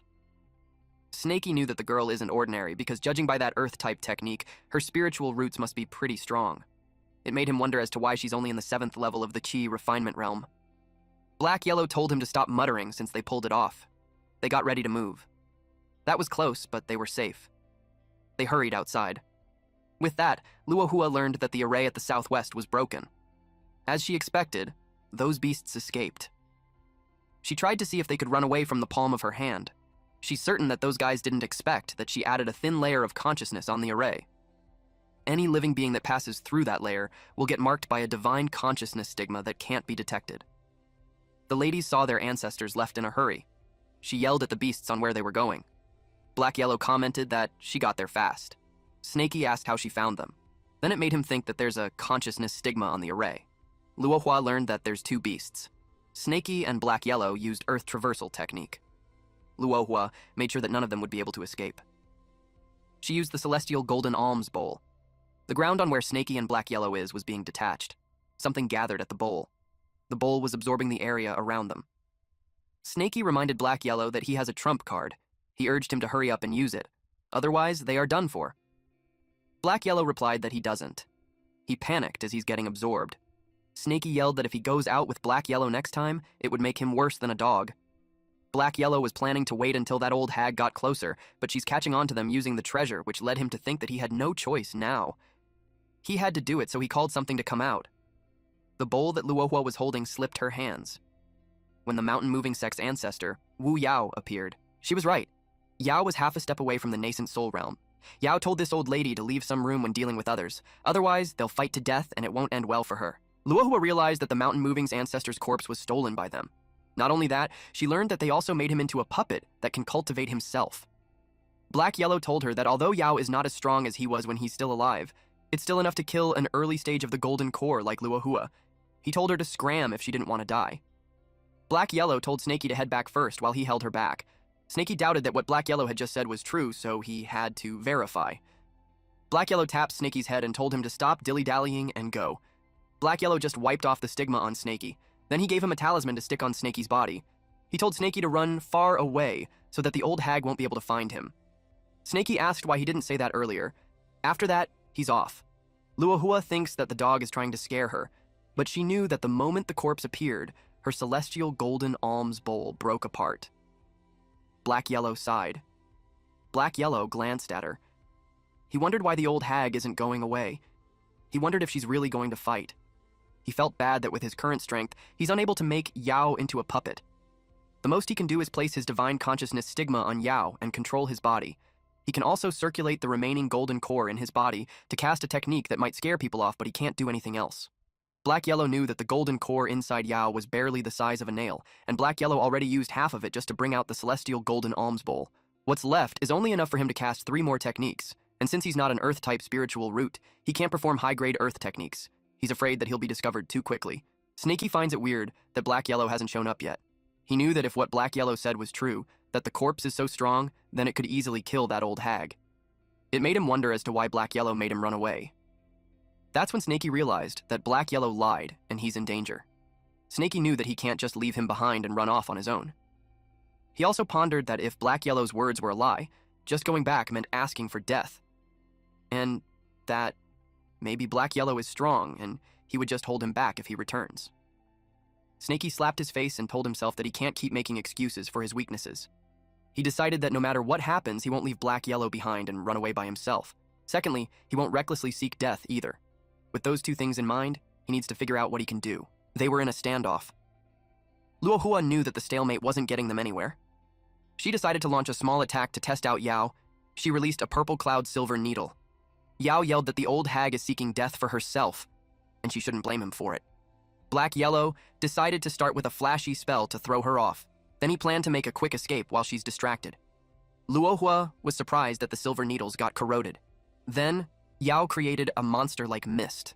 Luohua knew that there's no way that the mountain-moving sect's ancestors knew that kind of technique. She had determined that he must be a demonic cultivator. Yao replied that no one cares about the righteous path or demonic path. He claimed that if it can kill people, then it's a good path. With that answer, Luohua determined that he's a demonic cultivator. She planned to eliminate him to protect the righteous path. She used primordial golden light burst. Yao replied that she's too weak. When the mist disappeared, she was surprised to see him gone. She was pissed that she was tricked. Luohua noticed that the enemy used stealth. She then used the 1,000-layered divine consciousness array. She was determined to kill the enemy. Black Yellow didn't expect her to have a wide divine consciousness technique. He knew that it's impossible to guard against that which rendered stealth useless. And with the old hag's speed, he knew that she'll catch up to him soon. Black Yellow knew that the purple miasma plague is still too weak. Except for the small amount of power at the beginning, everything that follows is just for show. He's aware that he needed to use a stronger attack to hold her down longer. He thought that the technique is Rashomon, but realized that it's too strong. He's afraid that the golden core will be exhausted before he even manages to cast it. Black Yellow sensed the parade of 100 ghosts. He knew that it isn't good either, since an Earth spiritual root corpse can't cast it. He determined that he had to do it himself. But Black Yellow's powers still haven't recovered yet. But to his surprise, a sword appeared in front of him. Luohua called him a bastard and asked where he's running to. Black Yellow recognized that the technique was 9 missed unparalleled sword. Black Yellow knew that if his Earth traversal technique was as fast as Snaky's, he would have escaped long ago. He decided to gamble again. Black Yellow made Yao inhale deeply. Then he used the soul suppression requiem. Luohua uttered that the old dog is too demonic and must be killed. She used 9 missed unparalleled sword to slash him. Black Yellow ran as fast as he could. His body starts to disintegrate because of the attack. Black Yellow learned that the old hag is dead set on attacking him even if he gets hurt. At this point, Black Yellow is also gravely injured, and if he takes 2 more hits, he's finished. Even if his essence soul can escape, he will have to go into slumber for 1,000 years. The drain from casting a cross-spiritual root technique drove him crazy. That technique had depleted 1/3 of his golden core, and if he used it 2 more times, it would be completely wiped out. Luohua used a technique called 3 pure evil killing. Black Yellow knew that was bad, but something from the ground deflected the sword. Black Yellow was shocked by Snaky. Even Luohua was surprised that it created a dent on her treasured sword. She wondered what hidden weapon it was. Luohua knew that because she placed a stigma on him, he wouldn't be able to escape anyway. Black Yellow saw her fly away. Snaky appeared in front of Black Yellow. Black Yellow scolded him because he already told him to escape. He asked him why he returned. Snaky asked Black Yellow if he could control the puppet. Black Yellow asked if he's talking about the mountain-moving sect ancestor. Snaky replied, yes. Black Yellow told him that since Snaky learned the puppet technique, of course he can control it. And with the level of divine consciousness, his body might collapse just from controlling it for a little while. Snakey expressed that since he and the mountain-moving sect ancestor are both Earth spiritual roots, he wanted to give it a shot. Black Yellow told him that he definitely won't be able to handle it by himself. He offered to assist him and try, but Black Yellow warned him that he has to cooperate with him, that if they're out of sync, they will be both finished. He plans to slowly transfer his divine consciousness to him. Snakey was determined. Then, it looked like he was in pain. Black Yellow told him not to force himself, that if he really can't handle it, he should dissolve the divine consciousness immediately and escape. Black Yellow told him that the golden core inside the puppet can still cast 2 techniques. It should be enough to cover his retreat. Snakey insists that they will leave together. He urged Black Yellow to hurry up and think of something. Snakey bled through his eyes and mouth. Black Yellow has a divine exploding pill that can boost Snakey's body and divine consciousness for a short time, but the side effects are brutal. If it doesn't work, he's afraid that Snakey won't even have the strength to escape.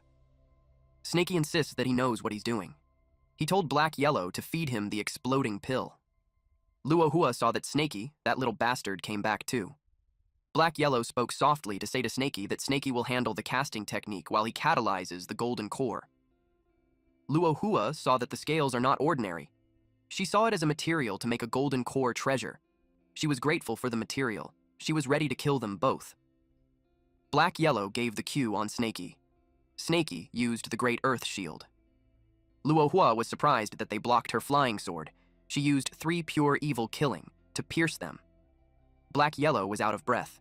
He complained that the old hag is persistent. He asked Snakey if he could still hold on. Snakey replied that he has to, even if I can't. Snakey ate a divine exploding pill so that he wouldn't faint. Black Yellow was surprised that Snakey is eating 3 at the same time. He wondered if Snakey was already trying to kill himself. But Snakey replied that it was just his instinct. It's telling him that he can do it. And at this point, we see this huge purple dragon aura that has manifested through our boy. He told Black Yellow to catalyze the golden core, and he'll cast a technique. He prayed that his divine demonic cauldron would be able to withstand it.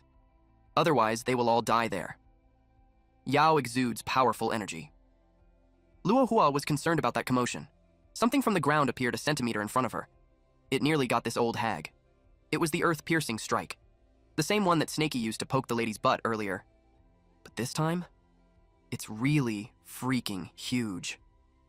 Luohua stepped back. When she saw the earth-piercing strike, she couldn't believe it. It was huge, which made her think that it was clearly a mountain. She felt relieved that she activated the protection technique beforehand. She cursed at them for making her miserable. Snakey used another earth-piercing strike. Even him, he was surprised that he can still go on. Our boy is on a roll. I just hope nothing bad happens to him while trying to break his limits. Snakey released several earth-piercing strikes. Our boy is really determined to kill this old hag. Luohua commented how endless it has become. Black Yellow notices how the earth-piercing strike is being cast one after another. It is what he expected of the finest grade earth spiritual root. The depletion of the ancestor's golden core is less than when Black Yellow was controlling him. Luohua was forced to use a golden shield talisman just to dodge Snakey's attack, and cloud-breaking sail. Snakey saw that Luohua flies too high. The earth-piercing strike can't reach her. They cursed upon realizing that she's countering every technique with the right response. Luohua broke the ornament in her hair. She expressed that she underestimated them. But it was about time that she ended it. She used Pearl Flower Storm. Snakey used the Great Earth Shield to protect them. Luohua challenged them to see how long they could hold on. She speculated that the mountain-moving ancestor's golden core is going to exhaust soon. She wondered how a golden core that has died a few centuries ago and has long become a dried corpse is going to compare to her. Black Yellow agreed with her. Even though Snakey's Earth-type technique has low consumption, a third of the golden core has been exhausted. The ancestor won't be able to hold on for long. Snakey replied that they will have to bet on a big one. Snakey was talking about the mountain connecting deep ravine. He opened a scroll. Snakey knows that he won't be able to control it on his own, but with the mountain moving's ancestor's body and golden core, it can be done. Unfortunately, he only read the first half. He will have to imagine the remainder by himself and create it on his own. He asked Snakey to continue to catalyze the golden core to block the attack from above for now. He just needs a little more time. Black Yellow did what Snakey said. Snakey started the spell. Black Yellow had observed that the Snakey now isn't the same cowardly snake who used to fear death. Snakey learned all the Earth-type techniques instantly. Black Yellow was surprised when Snakey grabbed him. Snakey told Black Yellow to get ready to cast the ultimate skill. They used mountain connecting deep ravine. The mountain moving's ancestors' left eye glowed in red while the right one glowed in purple. If the old hag won't run away, they vowed that it is the day that she will die. Luohua couldn't believe that they just used mountain connecting deep ravine. The mountain connecting deep ravine is something that the founding sect leader obtained from the mountain moving ancestor at a great cost. Over hundreds of years, no one in the Purple Cloud sect is able to fathom it. Even all the previous sect masters are unable to do it. From several million contribution points, its price keeps decreasing, but there's still no one who can learn it. She couldn't believe that the snake learned it in a moment. She finds it strange. But whether it's real or not, she knew that she had to retreat first. But her path was blocked with the sudden rising of cliffs. She got enclosed. Snaky's skill was just too incredible at this point. Controlling the whole terrain at this level was just unbelievable. Snaky told her that it's too late to run. Yahello told her to die. Luohua didn't expect two beasts to be able to force her into the situation, but since it has come to that, she had no choice but to take out the memento given to her by his Dao companion. She used teleport. Yahello was surprised that she used a minor teleportation talisman. The old hag had escaped. Snaky asked what it was. Yahello explained that it's the same as the minor teleportation array. However, the minor teleportation talisman is instantaneous. The price is steep, though. It requires the rare void stone to create one. Once activated, one can cast the teleportation technique that only a nascent soul cultivator is able to perform once.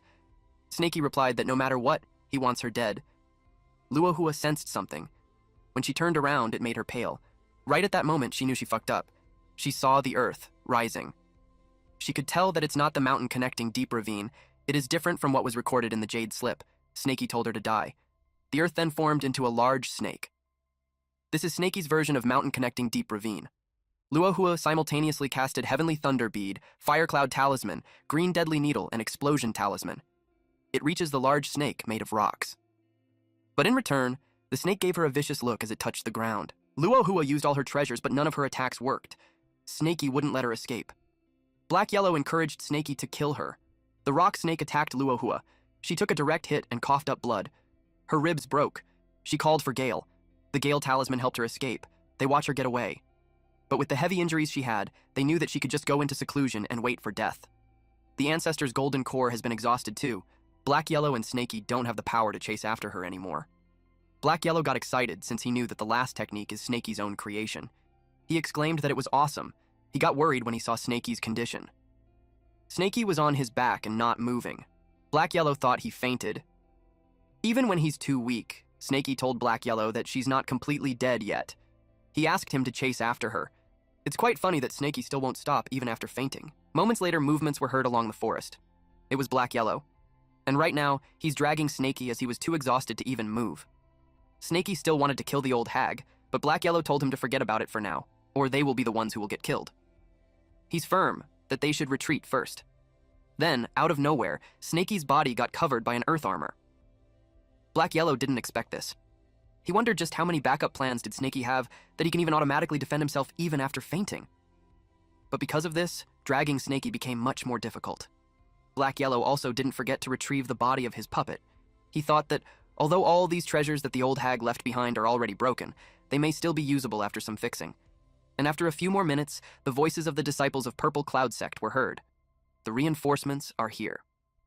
Yahello promised to Snaky that sooner or later he will turn this battle around. But for now, they need to survive first. Yahello and Snaky vanished as he used stealth. At the same time, Purple Cloud Sect's sect master, Shen Qingzhu, found their ancestor barely able to retreat. But the old hag's first command was to still find and chase the demonic beasts. Everyone, listen to the order. Search the mountain immediately. The old hag was desperate that she even wanted them to search underground, just to find Snaky and Yahello. Qingzhu told them that she'll bring the ancestor back to the sect to heal first. Then she reiterated that every elder and disciple should listen to the order and search the mountain to find the demonic snake and dog, dead or alive. And whoever finds them will be rewarded with 300,000 contribution points. Everyone acknowledged the sect master's word. One woman told her sisters that the demonic beast almost killed an ancestor who was in the Golden Core realm. She uttered that they are basically seeking death if they go now. One replied that the demonic beast is scary, and they won't be able to fight it, but they can't disobey the sect master's order, so they decided to put on a show. A week later, the news about the Purple Cloud Sect spread like a storm, engulfing the entire southern city of Chu Country. People talked about how mysterious demonic beasts infiltrated the Purple Cloud Sect deep in the night to steal the pills. The public knew that those beasts were being hunted by the 5th-generation ancestor. However, the ancestor was unable to defeat them and got gravely injured and retreated. Another breaking news is that a snake and a dog stole the Mountain Moving's ancestor's corpse into a puppet and was used to defeat the Purple Cloud Sect's ancestor at the Mountain Moving Sect. Someone was enraged that the ancestor's corpse was stolen. He ordered to raise the bounty by tenfold and retrieve the ancestor's corpse. At the Carefree Sect. Yangzi commented that the dog and the snake were interesting. He gave it 10 points. He assumed that it was them who destroyed his clone back then. Yuntian replied that back when he was hunting the elephant, they lost a lot of disciples, and puppets and earth-piercing spikes were involved too. Yangzi told Yuntian to go contact the Snake Catcher Sect's headquarters and ask them to issue a joint bounty. He commented that it has been a long time since it gets so lively. A poster of a snake and a dog was on the bulletin board. It announced that those who manage to catch them will be awarded 200 spiritual stones and 300,000 contribution points. Those who kill them will be awarded 300 spiritual stones and 800,000 contribution stones. That amount is unheard of. A young man told the guy that even a golden core got injured, but the man insists, saying that the fortune favors the bold. Meanwhile, at the border of Qin Country Geese Descending River official boat, the news about the Mountain Moving's ancestor becoming a puppet was reported. Qin Xuanji, the Heavenly Puppet Sect's great elder, also called the Thousand Puppet King, wondered on which genius it is to be able to cultivate their sect's puppet technique to such a level. He was curious, and if possible, he wanted to take them as his disciple. At Chu Country, southern region near Myriad Snake Valley, at the Snake Catcher Sect's branch hall construction site, Wenzhou told his subordinate to relay the order to work faster and to try to complete it within half a year. Although Wenzhou always had some lead about that snake and dog, the previous bounty was too low. So, he deemed that now is the right time to provide them with some leads. He noticed that, recently, the storm has been gathering at that place. It made him think that something big is about to happen. The divination also states that there will be a great misfortune. No matter what, once Wenzhou got the reward, he planned to leave the place. And he thinks that no matter how big the problem is, it won't have anything to do with him. At Snakey's cave, Husky the Wolf King was worried that Snakey had been unconscious for a week. Snakey was groaning, so he thought that Snakey is having a nightmare again. Snakey was dreaming of the bad guys he encountered, and all of them were haunting him. Then a mythical creature appeared, asking Snakey if Snakey felt that he's never strong enough. He asked who this person was. It is the divine demonic cauldron. The dragon mist from the cauldron replied that it is not important who he is, that if Snakey wanted to become strong, he should reach the Foundation establishment. Once he reaches the Foundation establishment, the dragon mist promises to answer the questions. However, if he wants to reach the Foundation establishment, there's still a part of technique that is lacking. Snakey asked his senior if he could teach him the complete techniques. The senior replied that the complete technique is within Snakey's heart. He needs to comprehend it himself. Others won't be able to teach him. Snakey was surprised when the ground was breaking apart. The senior told him that the time is running out. The senior wished this descendant of his clan to comprehend it properly. He knew that Snakey's path would be 10 times harder than the others, but once he breaks through, Snakey will be 10 and even 100 times stronger than them. He reminded Snakey that the key to comprehending is to go against. Snakey woke up and jumped up asking what it meant. He was frustrated that the senior spoke in riddles. Snakey's sudden movement made his head hit Husky in the jaw. Husky was surprised that Snakey is finally awake. Snakey was so dizzy. Husky told him not to move around too much. Black Yellow said that it's the side effect of using a divine explosion pill. Snakey asked where Black Yellow and Snowy were. Husky replied that Black Yellow has something to do. So he went out, and Snowy made a pill making cave abode nearby. Snakey noticed that the scales that he previously plucked out have grown back. It even increased in numbers. Not only that, when he was unconscious, he broke through into the 8 levels of the spirit awareness realm. He wondered if it's because he honed his skill during the fight, or if it's because of that he is in his dragon realm. He wondered where the old dog went. If Black Yellow was there, Snakey would have asked him about the flaws in his technique. Snakey remembered that Black Yellow said that there's a 90% chance of succeeding, but he cursed at him since they got hunted down by a golden core and almost died. He saw the items they brought, and it made Snakey comment that the harvest was abundant. There's a minor Qi replenishing pill, divine explosion pill, Qi restoration pill, lesser yang powder. There are even 2 of the most precious Foundation establishment pills. These pills are enough for Snakey to eat until he reaches the Foundation establishment. As for the herbs, the pill-making cauldron and pill-making jade slip can be given to Snowy. Snakey stated how all those were all obtained through life and death situations. If Black Yellow weren't there, he wondered how he would manage. He knew that he wouldn't have stolen the spiritual chicken, he also wouldn't have learned Earth-type technique, and also won't go to the Purple Cloud Sect. Snakey could see that he would still be a small demonic snake who's only in the early stage of the spirit awareness realm, hiding in a corner where no one will notice. Then his lifespan will come to an end in 10 years and end up as ashes. He said that the lifespan of a snake is only 10 years or so. If they don't fight with heaven and earth and humans, then it's a puzzle on how they will live a long life. He realized that he should thank Black Yellow. But when Snakey imagined him being conceited, he didn't feel like doing it anymore. Snowy was happy to see Snakey awake. Snowy invited him to her new cave abode and wanted to show him the pills that he refined. Snakey told her not to rush. Snowy offered to carry him, but she told him Husky could do it too. Snakey replied that he can walk by himself. They arrived at the place. Snakey's eyes widened. Snowy told him that it's a good one. She narrated that Black Yellow even helped her set up an array to reinforce the cave and prevent explosions. Snakey asked how long he had been unconscious. Snowy replied that it's about 10 days to half a month. Then Snowy excitedly gave things to Snakey. Snakey was surprised that there were a lot. Snowy replied that she wanted to repay him. Then she gave him tons of pills. Snakey replied that he already has enough pills, so she should keep those. Snowy told him not to look down on her. She boasted that she did the pills right, that it won't kill anyone, but they're also very effective. She was proud that a dog would praise them. By dog, Snakey asked if she's pertaining to Husky. Since it doesn't look like Snakey believes Snowy, Snowy told him to have a sniff. Snakey did, and he realized that it had the aura of a strength enhancement pill. Snowy replied yes, and asked him if he wanted to try it. Snakey suggested that they should let the pig try it first. Snowy was confused. They looked at the pig pen, and Snakey assumed that Snowy raised those pigs to test the pills. Snowy replied that the place doesn't have any pigs. Snakey realized those weren't pigs. Snowy informed him that those are rats. Snakey was surprised. He asked why those rats are so big. Snowy replied that there's a simple explanation. She grabbed one rat and made it swallow a pill to show Snakey. The rat grew in size as it developed muscles. Snowy explained that demonic beasts prioritize body size during battles. When the body is big and strong enough, then one can defeat the enemy. Snowy explained that as long as the strength-increasing pill is consumed, even a rat can defeat a cat. She threw the rat back into the cage. Snakey was dubious that the pill can be considered a strength-increasing one. She told Snakey to watch the rat. The rat releases a powerful punch towards the wall. Snakey replied that it made sense now. Snowy encouraged Snakey to try it out. She tries to make him swallow a pill, but Snakey refuses and suggests that he has to catch a cultivator and have him try it first. Snowy told him that he can keep it for now since she has a bunch of others anyway. She also shoved him some minor ki replenishing pill, divine increasing pill, bone enhancement pill, and blood replenishing pill. Snakey looked overwhelmed, but he still replied that he'll keep it. Snowy noticed an insignia. Snakey explained that it's a secret insignia. It means that there are valuable items inside, so he can't show it to anyone.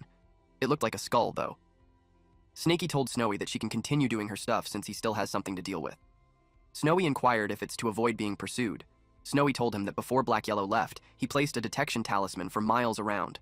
If humans get close, they will be able to detect it. Snakey replied that it's great. It means that he can rest and go cultivate. When Snakey was out, he uttered that Snowy's pills are still too scary. It made him think that the pork he ate was actually a rat. He was wondering if he asked Snowy to make poisons instead, it might be more effective. But he didn't entertain the idea further since a regular pill already has that effect. He thinks that if he lets her make poison, she might end up poisoning herself and die. And if they aren't careful, they might end up poisoning themselves first, then the whole village. After that, not a single blade of grass will be left alive for miles. Snakey thought that since he isn't lacking in pills, he would focus on cultivation first. After the battle in the Purple Cloud sect, all of his puppets have been destroyed. Only a small investigation snake without any battle power is left. Snakey thought that he needed to think of a way to fill up the gap. Otherwise, it will be inconvenient. Unfortunately, he didn't have the materials needed to make puppets. Only the Heavenly Puppet sect has those. He saw that the mountain isn't short on stone, so he thought he could make some stone puppets for now. Although it's low level and can't fool anyone, he thought that it's still better than nothing. The strength of the stone puppet is only mid-stage of the Qi refinement realm. It can handle simple movements and scouting, but it can't cast any techniques. The only attack it can do is throw stones. If Snakey let the Heavenly Puppet sect see it, he knew that they would laugh at how silly it is. Snakey is glad that he has an earth spiritual root. He made the puppet use earth-type technique and stone technique. The rocks that it threw broke a tree. Snakey had observed that a single puppet's strength is just average, but if they all attack together, their combined power isn't so bad. He decided that if a single puppet doesn't work, then he'll just win with numbers. If 30 don't work, then he'll use 50. If it still doesn't work, he'll use 100 of them. Snaky also dug some granite to try to control more of them. He gathers enough stones to make 500 puppets first. He saw that his storage bag had no more space. Fortunately, he still has that storage jade stone. Then he noticed that the detection talisman 30 miles ahead just went out. He was alarmed, especially since he doesn't know if it's a passerby or a cultivator. He released a puppet. He can't just casually use his divine consciousness because he might alert them. The puppet saw a man washed on the rocky part of the lake. He recognized that the clothes are the ones worn by the mountain-moving sect, and the person looked injured. When he got close, he was surprised to see that it's the Purple Cloud sect's simp. Snaky quickly rolled to arrive at its location. He decided that since the guy is in such agony, he will help him unite with that lady. When he was about to eat the man, Snaky realized something. He remembered he needed a pill tester, so he spat him out again. He thought it was such great timing. He saw that the man looked like he lost a lot of blood. He started off with a blood-replenishing pill. He fed the guy the pill. It's his first time saving a human, so he counted that as doing a good deed. He saw the wound being healed. He was shocked that it's working already. He knew that the person's strength is incredible. He backed up just in case. He tied the man up so he wouldn't break free. The man had a terrifying expression that shocked Snaky. Then it coughed a fountain of blood. Snaky was shocked. The blood-replenishing pill's effect is too potent. 10 breaths later. Snaky panicked because there were no signs of the blood stopping. If it keeps up, it will never stop. He had to stop the bleeding. He tried to block it, but it wasn't enough. He tried to block the mouth some more, but the blood pooled in his mouth. He got annoyed, since there's no end to it, so he just slapped and threw the man. He was surprised that the bleeding had stopped. He realized that his tail is quite effective. The blood-replenishing pill works so effectively that he had to use an attack to stop it. Snaky saw that the man's complexion is looking better. It made him conclude that the blood-replenishing pill does work. But then, the man still looks ill. Snaky realized that it might be hurt somewhere else, so he slapped the man to wave him up and say something. Snaky finds it strange that the man is still unconscious. Since the man isn't talking, Snaky decided to look inside the man's storage bag.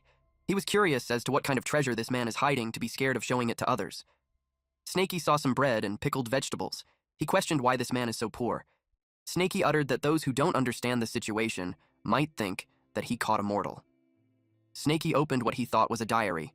It was stated there about the Ling giving the man a precious silk, but he only returned the favor with a Foundation establishment pill. But he thinks Ling doesn't mind. The man felt lucky and fortunate. The simp logged about how he spent 30 spiritual stones to buy a fairy in Ling's clothes. Ling told him that she won't sell it to others even if they offer her 100 spiritual stones. She only sold it to him. The man thinks that Ling really cares for him. There was also a log about him being beaten by the young Master Hua. He wanted to fight back but didn't because Ling liked someone honest. Snaky couldn't bear to read it anymore. He thought that the human had gone mad. There was no doubt that he's broke. Snaky thinks that it would be unbelievable if he has more money. Snaky realized that since this man shows different expressions, it means that his body still feels things. It's just that he can't wake up. Since Snaky finds the man so pitiful, he decided to help him till the end. He woke him up first by using a divine awakening pill. It clears the mind and stimulates the spirit. It is an essential medicine. Snaky didn't like that the smell was too strong. He told the guy to endure it and not spit it out. Under the bright sun. The pill was thrown in the air. Snaky refused to believe that he can't stuff it in. Chu puked the pill again. Snaky complained that it's disgusting. Snaky noticed how the smell is getting stronger. He speculated that it's because the saliva got on the medicine and it's starting to vaporize. It was such a disgusting smell. Snaky had to cover his nose with his tail. Then Chow started vomiting. Snaky was surprised that the guy had woken up. Snaky vomited because of how disgusting his environment is. He got worried because Chow won't stop vomiting, and if it continues, he might die from it. He took out the beast taming ring and was about to use earth traversal, but he vomited again. Chow asked Snaky to just give him a quick death. Snaky dragged him using the beast taming ring and replied that Chow should stop talking. He yelled at him that he worked so hard to save him. Snaky realized that the divine awakening pill truly refreshes people's brains. It made him want to vomit his brain out. He saw 5 detection talismans, which gave him an idea that 50 miles to the north have been broken. He knew it was bad. He thinks the cultivators are on their way, so he had to worry about going home and moving. Yuntian told his senior brothers and sisters that around 100 miles to the south should be the location when Wenzhuo divined. Yuntian is with Zhuan Yangzi's disciples, namely Wu Muchu, Wang Ping, Liu Fei, and Su Bei. Chu asked his junior brother Yuntian if he is alright since his arm just got attached. Bei hoped Yuntian's divination was accurate. He warned Yuntian not to let the trip go to waste. Faye replied that whether it's accurate or not, they will know once they get there.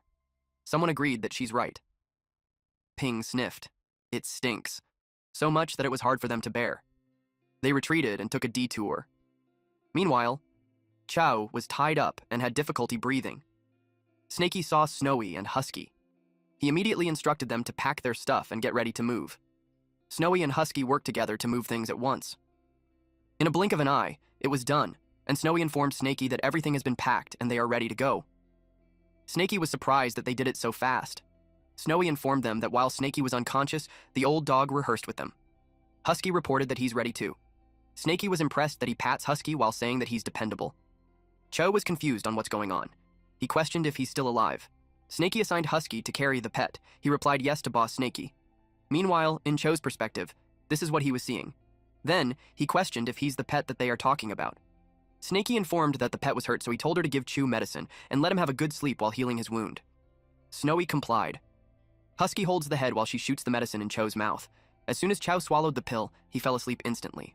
Husky was surprised. Snowy reported to Snaky that she had finished placing the stealth talisman. Husky asked where they should go. Snaky replied that they will go to Mount Wu on the border between Chin and Chu. He had a hideout there.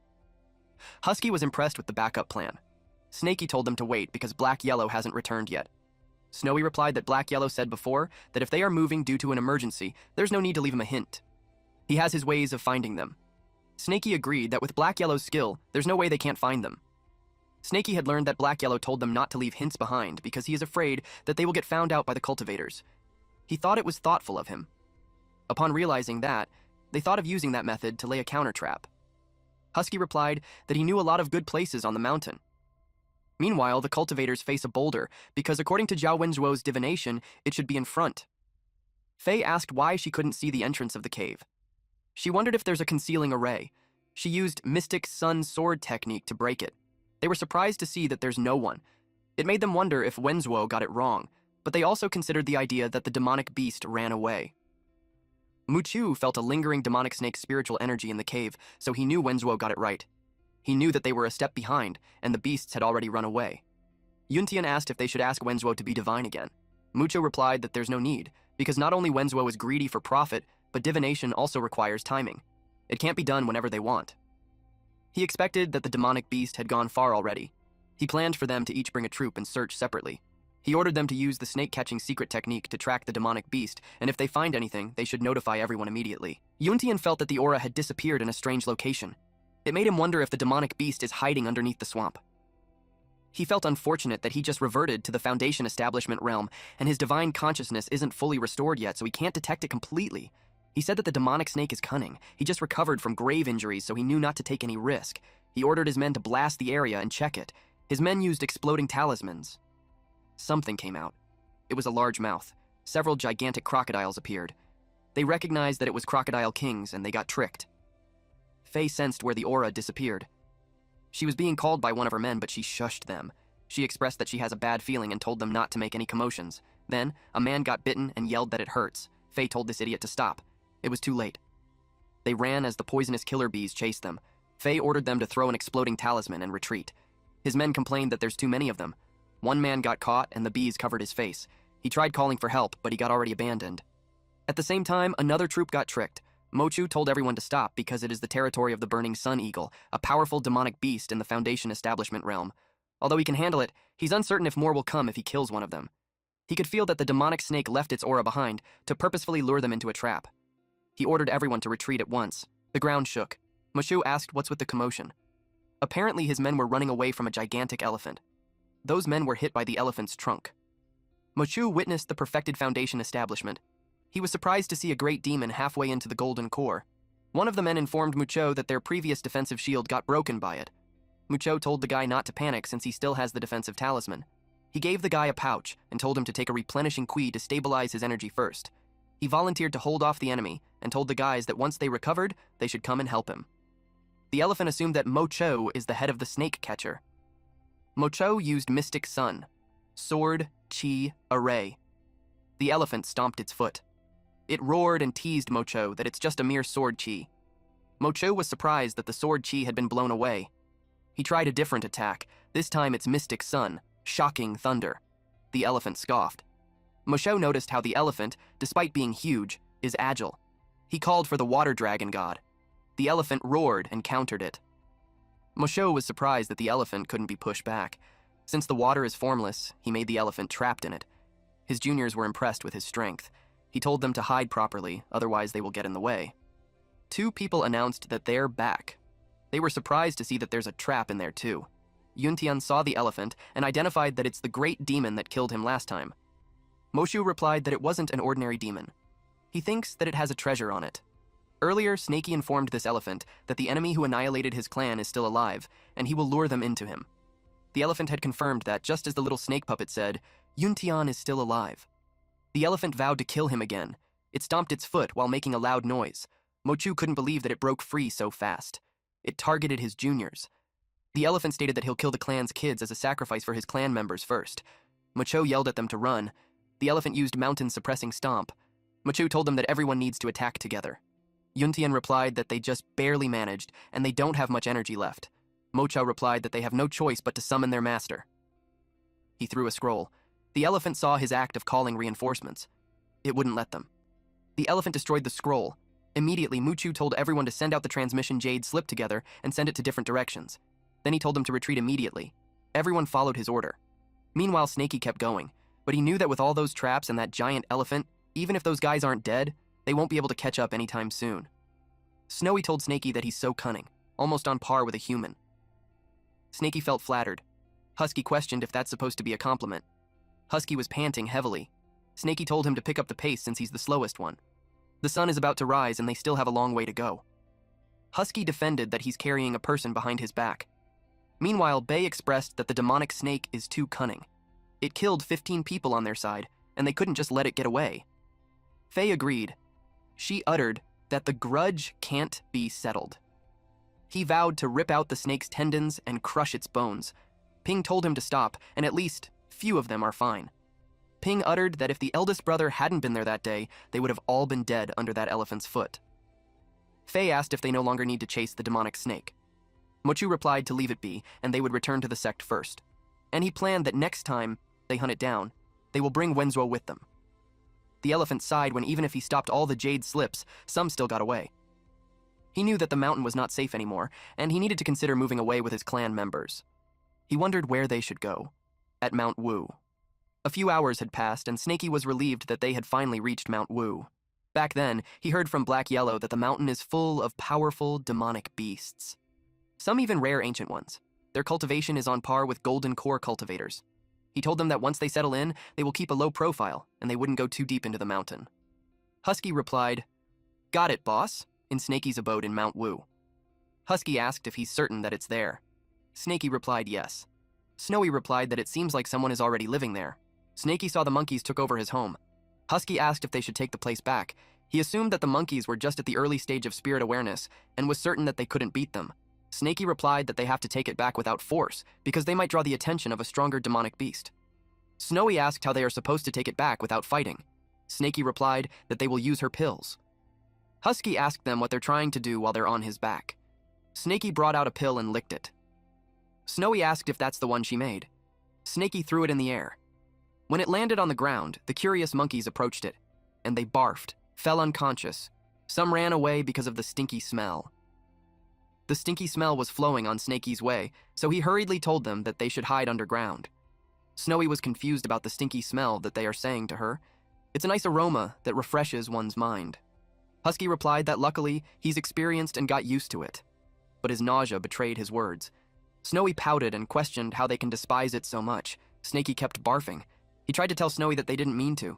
Husky told Snakey that the monkeys were gone. Snowy told them that if the smell bothers them, she can seal it up. Snakey was annoyed that she didn't say it earlier. He told her to hurry up and do it. Snakey had learned that the move he made harms the enemies but comes at a great cost. He took a mental note that it shouldn't be used carelessly. Chu, who was dangling on Husky's back, expressed how his life is filled with endless turmoil. The monkey barfed and shrieked. It made someone think that something weird has happened. Apparently, those monkeys reported to the large boss monkey. The large boss monkey told them that they could head back now, and he'll check things out himself tomorrow. At the same time, in the old cave, Black Yellow arrived and saw that Snakey and the others had run off, and they didn't even leave a single clue behind. He expressed that it's unfair. He sniffed the ground. He felt fortunate to have an amazing nose, but he noticed that the scent is spreading in so many directions. He complained that the brat had learned every trick in the book except for the proper ones. But it didn't bother him since he's confident that nothing in the world can stop him, the heavenly wandering demon. He decided to just follow every trail one by one. One day later, Snakey had a smile on his face. A bipedal earthy creature stood before him. He was glad to have finished making 100 stone puppets. Now, it's time for him to train them. He made them use a stone flying technique to aim at the target, which is a mountain. Then those puppets shot at it. It turned the mountain into debris. Snakey realized that sheer quantity really does make an impact. He thinks that this should be a catapult made by humans. As long as it's numerous and big enough, it can also easily destroy a city. It was such an intensive attack. He started to think that he could crush a cultivator with it. He thinks that if he sticks an explosive talisman on the stone puppet, then the effect should be on par with a cannon. He felt like such a genius. Cho has his legs and hands tied, but he can skip to reach Snakey, and he requested if he can release him. Snakey was hesitant because he might run after he released him. Cho replied that he's wanted by the snake catcher sect. If he goes back, he's dead. That's why there's no way he'll run. Moreover, not only did he think Snakey saved his life, he even enlightened him that a true man shouldn't be troubled by the matter of love. That's why he decided to pay back Snakey's kindness, and he stated that he can only pay him back if he lets him go. Snakey thinks that the simp isn't lying, but he's still deemed to have a backup plan. He made the beast taming ring transform into a collar. Now that Cho is free, he asks Snakey if there's anything he can do for him. Snakey confirmed if he wanted to work for him. He replied yes. Snakey slithered behind him and replied that he doesn't buy it, because he knew that humans are the most cunning and deceitful beings, and yet he wants him to trust in him. Snakey wraps him in his body and opens his mouth in his face to threaten him. Chu replied that as someone from the snake catcher sect, he's not surprised that Snakey doubts him, but he's still willing to serve him. Snakey commented that this guy sure talks well. He told him to listen properly. He told him that he will command 10 stone puppets to attack him, and he can only defend and not attack. It is to test if he's going to survive. Chu asked what would happen if he survived. Snakey replied that he'll increase the puppets into 20. Loud sounds can be heard as the puppets attack Cho. One slapped him in the face. Snakey was annoyed that he only withstood 33 stone puppets attacks. He knew he didn't do his best. As someone who can fight at par with Luntian, it's questionable that he can only withstand that amount. Chu tried to answer, but it was gibberish. Snakey replied that it's enough blabbing.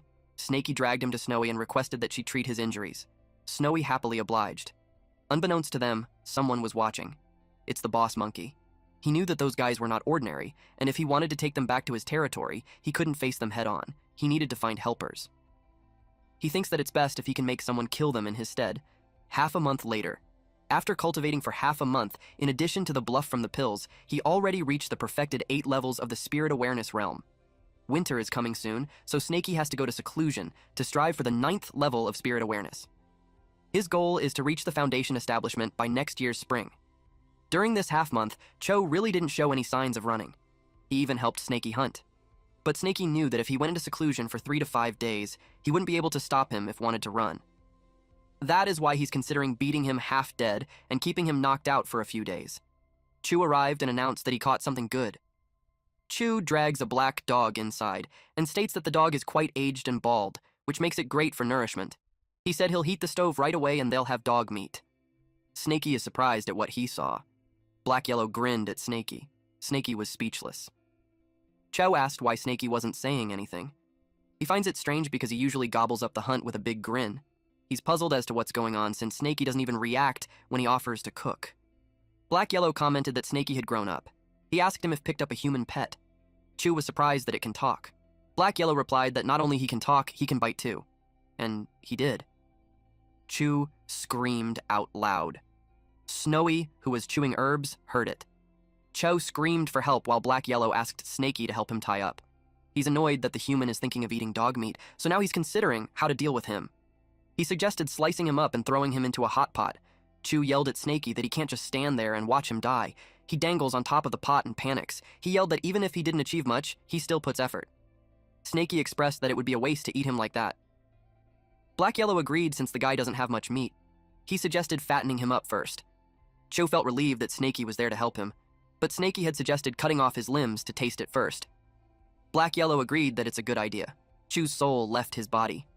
That was enough teasing, and Snakey told Black Yellow that he already bit him and scared him, so it's enough to release him. Snakey expressed that he worked so hard to raise that pet. Black Yellow expressed that he's just helping him to be put in place since the guy might act out in the future. Snaky asked where he has been these days. Black Yellow replied that he had been digging graves, but unfortunately, those sects are heavily guarded. He only managed to rob the Purple Cloud sect. He showed him what he found. Snaky was surprised to see his old scales because he knew that the old hag took it. Black Yellow uttered that the old hag was killed by him. Snaky asked if that was true. Black Yellow asked him why he's surprised when the old hag is already in her last breath. That fight before had drained her lifespan. Even if he didn't step in, he knew she would have died within a half a year. And he thinks that it's about time for the Purple Cloud sect to fall. He shared that they either have no idea or are just scared out of their wits and pretending, but no one even noticed that their ancestor had died. Chu was shocked to hear that such a big thing happened. Black Yellow recognized him to be the famous simp. He told him that his glorious tale is being spread around in Purple Cloud sect. He argues that he was courting her seriously, so he's offended that they call it simping.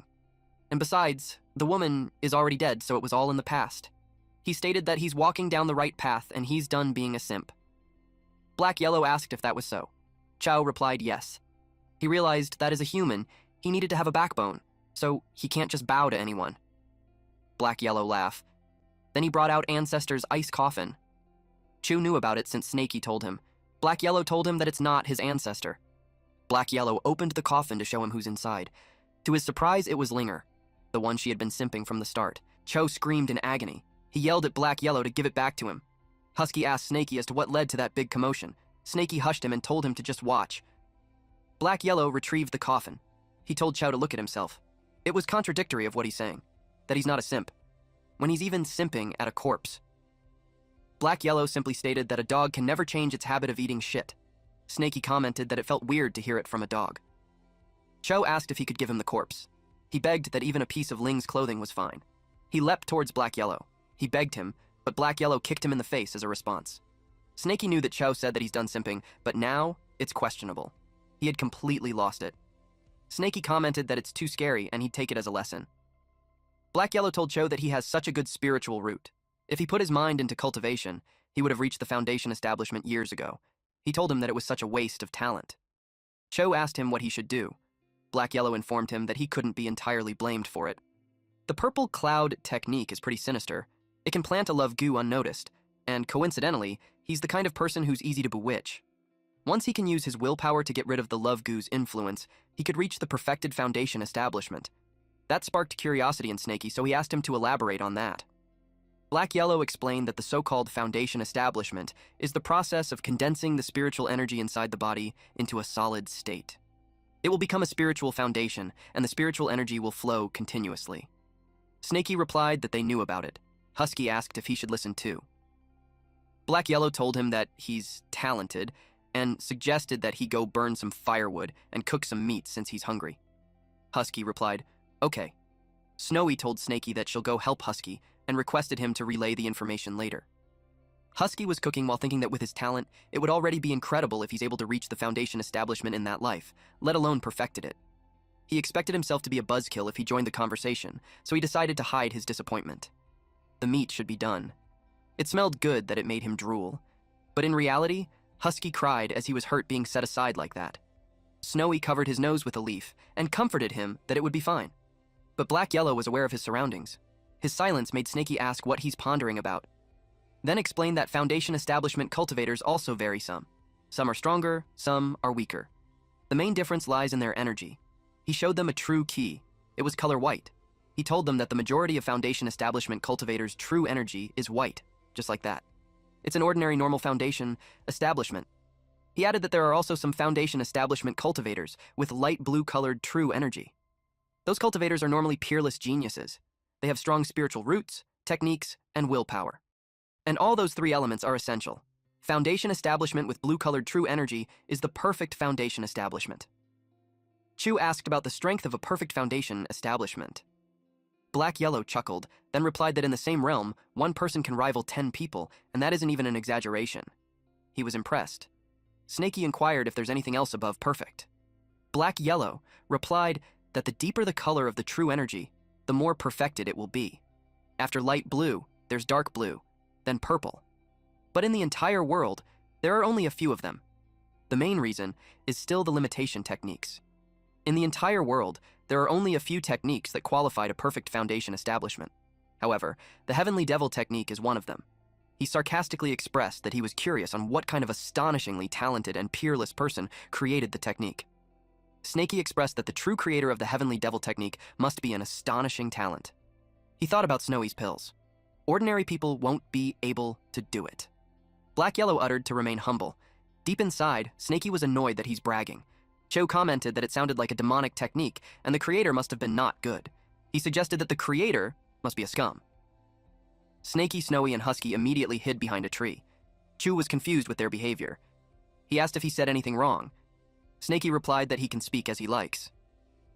To his surprise, Black Yellow bared his fangs on him. It was followed by his loud scream. Snakey knew that Black Yellow never released the people he bites. Meanwhile, a monkey reported to another creature that there are 2 demonic snakes carrying a large amount of pills and exhaling smoke every day. The monkey assumed that those demonic beasts have a big secret that might be helpful to the boss. He was talking to a golden-winged great eagle in the Foundation establishment Great Demon. The eagle doubted it, but the monkey was firm that it was true. The eagle thanked him for the good information. The monkey looked like it had a sinister plan. Back to Cho. He was being bandaged up. Snowy bandaged his head while telling him to endure it. Black Yellow created a stealth array so that they wouldn't be noticed, even if a Foundation establishment cultivator passes by. Snakey replied that it was great. Black Yellow gave him an item that can automatically detect strong cultivators within a 50-kilometer radius. When there's danger, the jade stone will turn red. The deeper the color, the stronger the opponent is. However, it only works on humans. Snakey expressed that the item makes him feel safe, but it felt like Black Yellow was saying his final words. He replied that Snakey is correct. He only returned to bid him farewell. Snakey asked where he's going. Black Yellow replied that he discovered a yin-infused place deep inside Mountain Wu, which is suitable for him to cultivate, so he decided to go into seclusion for a period of time. Snakey asked how long it would be. He replied that he'll come out once he finishes absorbing the yin energy inside that place.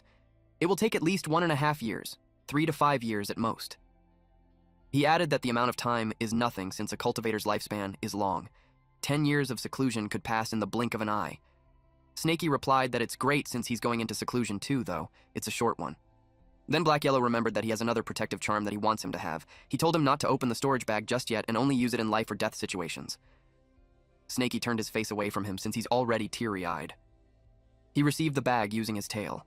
Black Yellow told him to use the item inside and he'll be able to fight on equal footing, no matter who the opponent is. He emphasized that he can only use it once, so he shouldn't use it randomly.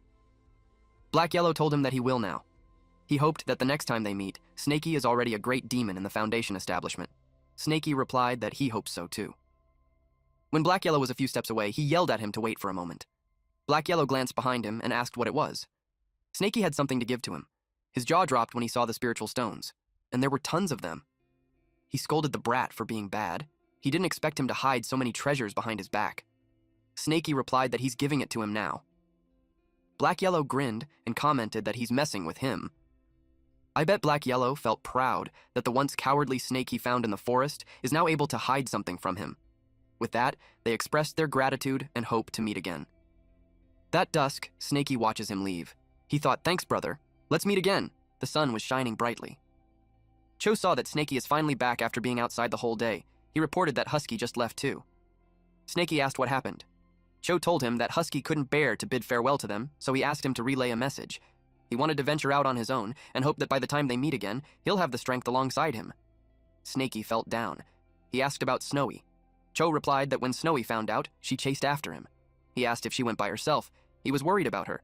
Chu assured him that she's strong, but before he could finish his sentence, Snakey yelled at him to dodge. An eagle had just attacked him. The eagle saw that there was not even a cave abode or pills. It realized that the monkey just said that to trick him into dealing with its opponent. But nevertheless, it's still a win for the eagle if it gets to eat demonic snake meat. Cho told Snakey not to panic since it's not time yet. They used a golden shield talisman. Then Snakey grabbed Cho and dove under the ground using earth traversal technique. The eagle was surprised that they used a talisman, but it think lowly of that. Then Snakey noticed the claw's force energy. He used his golden scale to defend his body. The eagle noticed that its attack didn't work and decided to retreat. That was a close call. If Snakey didn't have the golden scales to defend himself, his tail would have been cut off. When he checked his body, it didn't have any scar at all. This time, Snaky got targeted by his natural enemy, and it's even a great demonic beast in the Foundation establishment. He questioned why it was him. Chu admitted he was frightened. He felt it was incredibly unlucky to have come across yet another powerful demonic beast at the Foundation establishment level. Snaky asked if he could handle the eagle, but Cho pointed out that it was a demon cultivator at the Foundation establishment stage, far beyond his current strength. So he questioned why Snaky thought he could possibly take it on. Snaky replied that Yuntian is also in the Foundation establishment, yet he was able to beat him up like that. Cho couldn't tell him that he only managed to burst out that strength because of Ling, and he was being looked down upon. Instead, he replied that if they worked together, they might actually have a chance. Snaky agreed.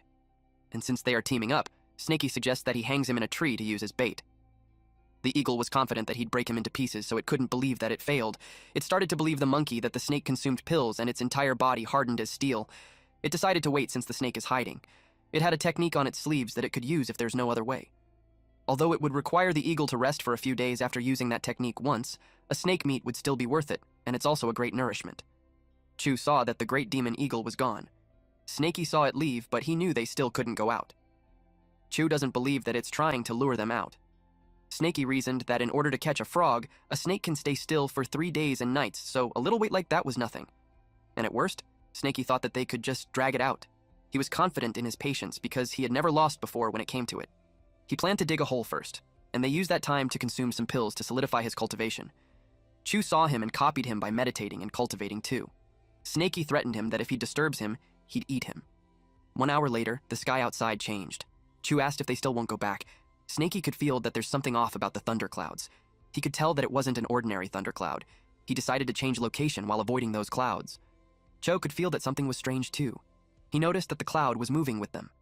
Snaky cursed out loud. He felt bad not having that kind of skill. The eagle hovered over them. It's trying to strike at them. Chu asked him what they should do. Snaky realized that the demonic beast disappeared just to cast that technique. Chu agreed, and because of that, he had known that he wouldn't be able to use the skill again in a short amount of time. Snaky used earth armor and told him to endure the attack first, with the hope that tomorrow they'll be eating eagle meat. Cho was okay with that. He also activated earth armor. The eagle striked. As another form of barrier, Snaky activated Earth Shield and used a golden shield talisman. Lightning struck them. The eagle expected his attack to work this time. It saw 2 monkeys approaching, and it asked where their boss was when it said that they would attack together. The eagle felt tricked. The monkey argues that they can't come close if it uses that kind of technique. They assured it that their boss would secretly attack if needed. The eagle agreed that it made sense since anyone below the golden core won't survive that attack. The eagle was surprised when Snaky used earth-piercing strike. The monkey asked what that commotion was. Then with a smug look on its face, it pointed out that the eagle just said that no one below the golden core could survive the attack. It asked if the eagle held back. The eagle replied that there is no way it would do that. Chu came out and called the idiot monkeys. He vowed to slaughter them all. The monkeys were annoyed with his arrogance. They told the eagle to leave the guy to them. The eagle sensed something. It was surprised when a golem suddenly jumped out of its face. It wondered where it came from. Then it saw Snaky. Snaky used gravity technique and golden scale ambush. The idiot bird got baited. Snaky was relieved to have used his tail to shift position beforehand. Otherwise, the outcome would have been hard to predict. That bird's technique was too powerful, so he made sure not to let it use it a second time. Earlier, he spied on the conversation of the eagle and the monkeys. Since he found out that the boss monkey could attack in the dark, he became careful with sneak attacks. He instructed Cho to draw those monkeys away and pull the fight in the opposite direction, while he takes care of that idiot bird. That's how they reached this moment, and as Snaky expected, the stone puppets are too weak in front of a Foundation establishment. But the eagle got spooked. So many golems appeared again, and they are throwing stones. He felt humiliated. A lump formed on the side of its head where the stone struck it. The eagle got annoyed and destroyed the golems while yelling at the snake to stop being impudent. It reminded the snake that it can crush those golems with a single grab. Then he searched for the demonic snake. Deep inside, Snaky wasn't interested in humiliating the eagle, but he was glad that he finally got the eagle to come down. When the eagle was within firing range, he unleashed several spikes. It realized that the snake had set up the traps beforehand. The eagle felt the pressure in the cracks, and the direction of the hidden weapons drove it deeper into the crevice. Only then did the eagle realize. It had walked straight into the trap, and since it could no longer dodge, it chose to block instead. Wrapping itself in its wings, it trusted in the toughness of its feathers. It got hit, and to its surprise, its wing was pierced, and the spike passed through. The eagle lost its balance, and while it was falling, Snaky lay in wait, while its mouth was wide open. The eagle saw the tail of the snake. It smacked it down. The eagle hurriedly got up while Snakey dove underground using earth traversal. The eagle called it shameless. The wings of the eagle trembled, so it decided not to fight a losing battle. It was focused on leaving the chasm. Through the crack, Snakey saw it trying to leave. He made golems jump down on the crack and attack it, making the eagle shriek loudly. It used flying technique stone. Snakey followed up his attack with an exploding talisman. He was determined to trap the eagle there. Now the eagle faced golem puppets above and exploding talismans below. Snakey was determined to bring it down. But the eagle cried out, declaring it had no fear of the demonic snake. And although those golem attacks are weak, there's too many of them. It left him with no choice. The eagle attacked the golems, using its technique called feather-transforming sword chi. Snakey defended himself using the golden scale shield. At this point, the eagle had already used its trump card and it looked exhausted. It wondered if it was dealing with a snake or a human cultivator. It decided to flee. Snakey noticed that the eagle had used its ultimate attack. Now it could no longer fly. It was merely scrambling up the rocks. And Snakey had no intention of letting it escape. He attacked it with an earth-piercing strike. It landed beside the eagle, and because of that, the eagle can't create any more footholds. Snakey used fire snake technique next. The eagle was almost at the top, but Snakey chased after it. Then he used the earth-piercing strike just beneath it. It looked like a skewered eagle, but it wasn't dead yet. Gritting its beak, it said that Snakey was overflowing with talismans and tricks, and pointed out that Snakey's behavior is just like a human's. It described him to be a snake raised by a human, which meant that Snakey is a traitor and won't die a peaceful death, and that neither the human world nor the demonic world would ever accept that kind of freak. Snakey replied that he doesn't understand what he's talking about, but he revealed that he already has his own family, so he doesn't need anyone's acceptance. He made sure to point out that it's the eagle who won't have a peaceful death. Several more ground spikes pierced through the eagle. Snakey was relieved when it finally died. Now he had to quickly find the simp, but he didn't expect that he would be suddenly pierced. He took out the arrow and used divine consciousness to search for the culprit. It found something on a branch of a tree. It was the white-haired old monkey. He realized that it's the boss of the monkeys. He panicked when the arrow he pulled out was coming back again. He used golden scale slash. The arrow broke into pieces, then he dove down. He was in pain, though. He realized that it wasn't a normal arrow. He assumed that it was some kind of treasure because it could also break through his golden scales. When he looked around, the monkey was gone. Even its aura had been hidden away. He called it cunning, for it ambushed him when he's killing the eagle, and it ran away after failing. He determined that the eagle was an accomplice of this monkey. He decided to deal with the eagle's corpse first in case the monkey comes back to take it. He also had to heal his injuries first. He was pouting because it sucks to be played like that. After eating the eagle, he acknowledges how mad he is. He vowed to find the monkey and devour it. Meanwhile, the monkey was fleeing. Its ambush had failed, and it knew that if it kept fighting the snake, it would end up like the eagle. Unable to kill the snake, it turned its sights on the cultivator instead. On the other side of the forest, someone was getting beaten up. It was Chow. He was used as a training dummy by the little monkeys. Chu helped Snakey by distracting the monkeys, but since there's so many of them, he'd get beaten up. The monkey sounded the gong, and it made him dizzy. If not for that, he would have killed those monkeys already. He shrieked and begged the monkey to stop hitting him. He had to think of a way to distract them, and he thought that the monkeys wouldn't be able to resist bananas. He threw bananas at them, and the monkey happily received it. Finally, he managed to get rid of a bunch of them. But suddenly, a monkey loomed over him. He asked if it wanted bananas too. The monkey took his pouch and inspected it, while the other one played the gong beside Chow. The monkey thinks it was trash, but to Chow, his storage bag was important. They mocked him for panicking because of the clothes. Chow begged them to return it. His mind called out to Ling, even as he spoke aloud, demanding the item be returned. The monkeys played with him. They sounded the gong again, and it made Chow's head hurt to the point that he couldn't even open his eyes. But even if he can't see, he's familiar with Ling's aura. So he was able to grab the clothes. The monkey was impressed. It pulled the clothing while Chu held onto the other end, and it tore apart. These monkeys are such bullies. They made fun of his reactions. At this point, Chu could no longer hold it in. He cursed at them and told them that he's not playing with them. Cho's body exudes aura. The monkey felt weird, so they got cautious. Chu made the ground shake, and it threw the monkey off balance. Due to the erosion of love goo, Chu has completely lost his sense. He transformed physically into a wooden monster, becoming a puppet that fought solely for Ling.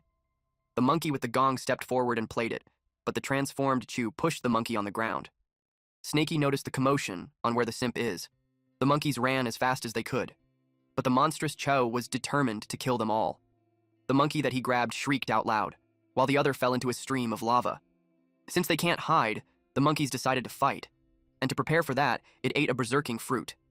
The monkey grabbed Cho's hands and wrestled him, snarling that he would pay with his life for killing the kids. But Cho was able to grab the monkey on its neck, and the monkey complained that it was hot. Cho burned the monkey using his sky-piercing giant arm. Snaky searched for the other monkeys.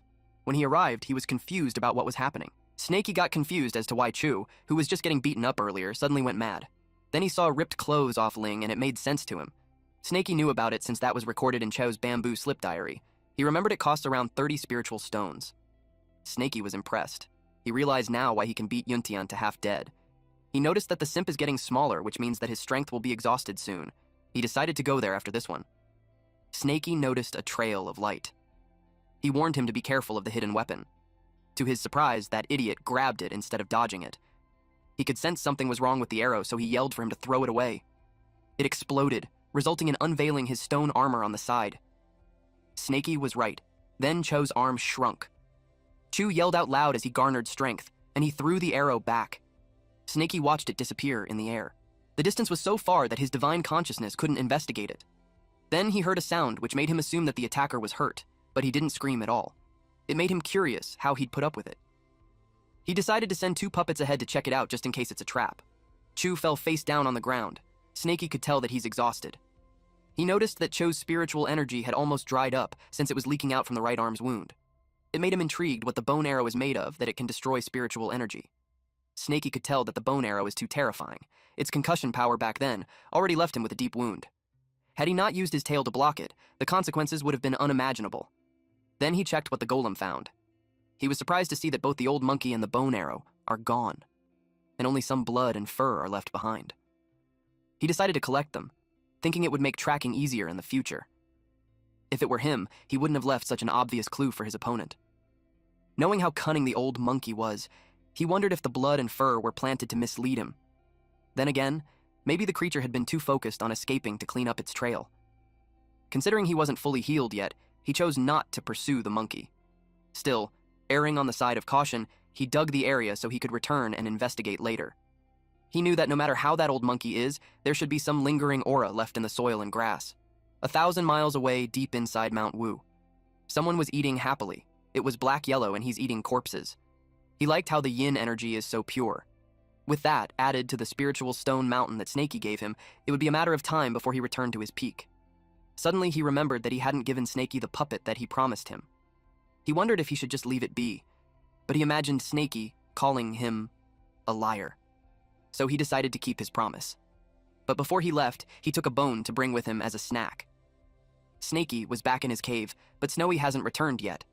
He checked Cho's condition and took out the limb regeneration pill he had received from the Purple Cloud sect. It was incredibly precious. He only had one, and its value rivaled that of a Foundation establishment pill. As he held it, he couldn't help but think that once he gave it away, he'd have none left. But with Snowy gone, he knew giving it to Cho was the right thing to do. While feeding him that, he's thinking how it was unexpected that he'd hang around humans. Suddenly, Snowy appeared. He was surprised that she returned. He immediately pulled out the pill from Cho's mouth. Snowy expressed how sad she is with Husky leaving. Snaky comforted her and assured her that they will meet again when fate allows it. She clarified that she's not crying because of it. Earlier, Husky told her to stop chasing. She wanted to catch him because he hasn't tried the new pill that she made. Husky kept running because he's scared. Snowy swore there was no poison this time. She even promised she'd be struck by lightning if she was lying. Then the lightning struck. She decided that if he doesn't stop, she'd be impolite. Husky saw that it was a divine pill awakening, and just by looking at it, he's already vomiting. She encouraged him to try as much as he wanted, though Husky was determined to venture out this time. She gave him a pouch to take with him containing all her important pills. Then she told him to tell her the effect the next time they meet. Husky sobbed since he kept telling her that her pills contained poison, and yet she kept forcing them to her. Snowy told Snaky that she's sad because she lost a friend who can help taste her pills. He told her that they have the simp to taste it for her. Snowy was surprised to see his condition. It made her ask what happened to them. Snaky replied that it's a long story. He asked if she could take a look at him and treat him. Snowy confidently replied that she could. Snaky entrusted the simp to her. She promised to make his arm return to normal in 7 days. The water from the ceiling of the cave dripped continuously. Snaky's body was wrapped around some animal. Then he started reciting a prayer. He couldn't help but notice that the power of the great demon in the Foundation establishment feels different. He could tell that his body is getting firmer. He broke through the 9th level of awareness. He was so happy to have reached the perfect spirit awareness. His wounds have fully healed and his scales increased a lot too. His divine consciousness also improved. He accomplished a lot from that seclusion time. Some feathers and claws were left. All of those are Foundation Establishment beast ingredients. They can be used to make second-tier treasures. He planned to try them on the puppets later to increase their battle power. He had been in seclusion for a few days, so he was curious on how the Simp and Snowy. He heard some commotion, and it made him wonder if some great demon had come. It was a large, rat-like creature sniffing around. Snaky could tell that it's another Foundation Establishment demon, and it's a mongoose who specializes in suppressing serpents.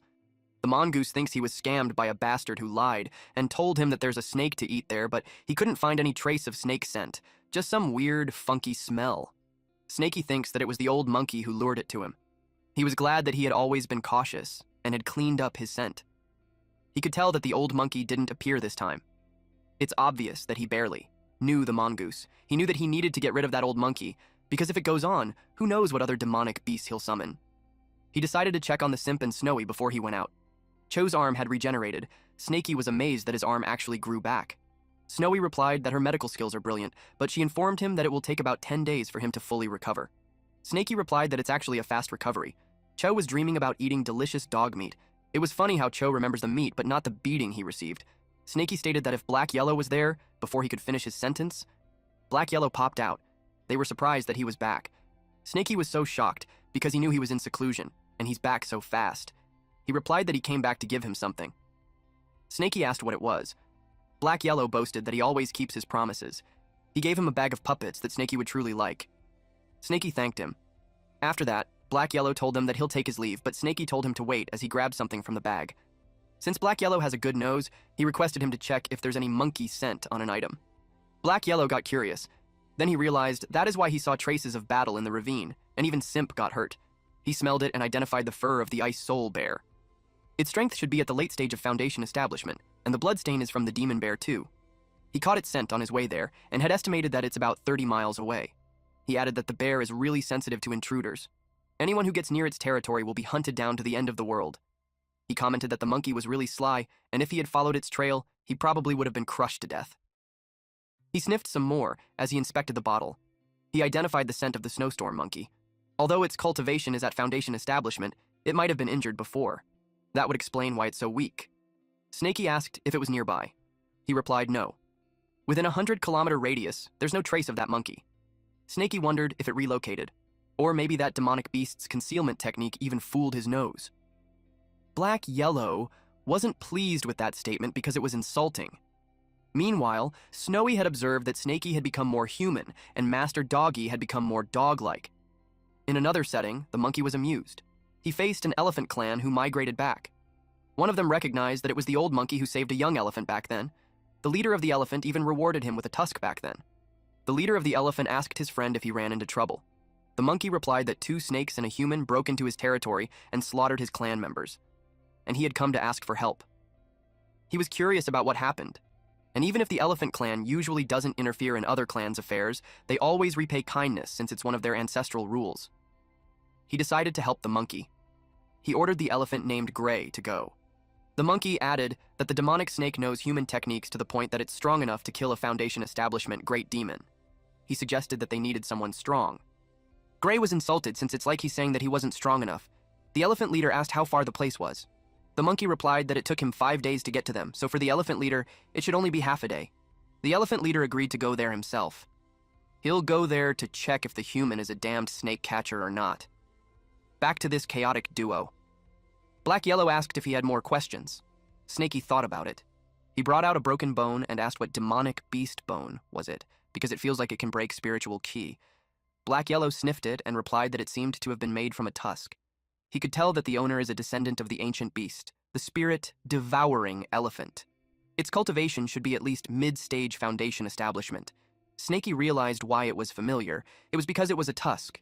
Black Yellow shared that in ancient times, spirit-devouring elephants used their tusks to absorb the essence of spiritual veins. Their tusks were known as the strongest tools for breaking spiritual ki. Because of that, humans hunted them down for their tusk, and they were nearly wiped out. He didn't imagine he'd get to see something like that again. Snaky added that their descendants are dancing the same fate. Black Yellow explained that tusks are top-tier materials for making treasures. They don't require much refining skills either. As long as it's polished well, it can have the power of a treasure. He noticed that it was getting late, so he needed to leave. Snaky asked if he needed to go already. He replied that it's always nice to come home, and he wondered how many years will pass before he could visit again. Snaky called him again. Snowy, who was observing them, thinks that Snaky is reluctant to make Black Yellow leave, but Snaky just wanted to retrieve his tusk from Black Yellow. He demanded that he hand it over. Black Yellow made an excuse that he got used to it, and it wasn't his intention. He added that he already took it, so Snaky better not be stingy. Snaky got annoyed and wrapped his tail on his head while saying that dogs really can't quit their habit of eating crap. Black Yellow tried to convince him by saying that he went back just to give him puppets, so he better not be ungrateful. Snaky yelled at him not to mix things up. While they were having their banter, Chew ate Black Yellow's leg while commenting that dog meat tastes amazing. Both Snaky and Black Yellow were speechless. Black Yellow smacked him while telling him that he's not allowed to bite. Cho woke up screaming loudly. Good food was being served. Cho looked like he's in bliss. Then suddenly the face of the angry dog appeared on the soup. That bad dream woke him up. He expressed his scary dream, getting bitten by a cooked dog. Then he sensed something different on his arm, but since it was wrapped up, he decided to just leave it be. Aside from that, his thigh hurts. It made him ask if something had just bitten him. Snaky realized that he's not fully awake yet. Snaky got distracted when he saw that the array was activating the enemy. Black Yellow also felt the strong spiritual energy coming from Snaky's direction. The aura is almost at the level of a golden core great demon. He assumed that the snowstorm monkey found another helper again. He knew he wouldn't be able to handle just a few of them. Meanwhile, the elephant leader arrived at the ravine together with the monkeys. He wanted to hurry and get it over with. With that, the monkey thought that any tricks would be useless, and the snake would have nowhere to run. The monkeys cheered. Those three were alarmed, especially Cho, since his injuries haven't healed yet. Snaky told him not to panic, and they would observe the situation first. The elephant leader yelled for them to come out. Snaky peeked, and he was confused what he's doing there. Then, connecting the information he has with the monkey and the tusk back then, he realized that the monkey has a relationship with the elephant clan. The elephant leader noticed something. Snaky realized that it can even notice his scouting puppet. This guy immediately recognized the snake puppet. The elephant leader then used scatter and fell from his flying cloud. The monkey gave him praise. The elephant leader asked if that was the place. The monkey replied that he's right, and suggested that he can just overrun the entire place and the stealth array will break by itself. The monkey announced to his clan that they could get revenge soon. With snake meats, treasures, and pills, their clan will become strong once again. The elephant leader yelled at the master of the place to come out and face him. The monkey was surprised, since it was an attitude different from what he imagined. He dismissed it by thinking that he's just overthinking it. Then the elephant leader says that he hopes the friend can come out. The monkey was confused, since it seemed like the elephant leader knew the snake. Since he could tell something was wrong, he thought of sneaking away. The elephant leader asked his little friend if he's unwilling to meet him. The elephant leader knew that if it weren't for its help in the dark, none of those elephants would have survived. It saved a whole branch of the elephant clan, and their clan only has 8 branches. He knew that a feat and kindness like that must be repaid with his entire life. When the elephant leader kneeled, everyone was shocked. Then the elephant leader stated that the elephant clan will forever remember his kindness. Snaky peeked from the cave and told him to put away his flame. The elephant leader was happy to see him. While the monkey got nervous, Snaky expressed that he doesn't want his new home to get burned. He added that he doesn't have to thank him since the snake catchers are also his enemies, and he just did it in passing. Immediately, the monkey told his children to run in different directions. They were all in panic. The elephant leader replied that he's too humble. He introduced himself as Man Jin and asked what his name is. Snaky told him his name, then he explained that he and the monkey weren't on good terms and if he's really thankful. The monkeys felt something wrong on the ground. Then suddenly Snaky emerged, blasting the monkey away. He continued to say that Man Jin shouldn't interfere. Man Jin replied that he'll remember Snaky's name. Meanwhile, Black Yellow was out of breath. He realized that it was just a false alarm. He didn't expect Snaky to do something like that. He arrived at the scene where there was a pile of roasted and dead. Black Yellow could tell that he's no longer the cowardly Snaky from back then. He realized that he shouldn't have worried. Concurrently, the monkey leader hurriedly went to the volcano. His only chance to win is by using the terrain in that area. Snaky saw that it has talismans too. That's why it's fast. But he was confident that he wouldn't lose in terms of speed. He used triple wind talismans. The elephant leader watched them.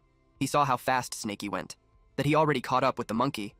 Then, he used Earth-piercing strike. If the monkey dodges, the gap between them will shrink to just 3 meters. The monkey used his treasure, the dark nether cauldron. He rode it and borrowed the force of the spike, throwing him to a distance. That made Snaky pissed. This monkey leader really is cunning. A worthy opponent, I would say. The monkey used the sky shield fan to protect itself while riding the walk. Snaky was surprised that the walk blocked the earth-piercing strike. Since that was the case, he thought of increasing the power.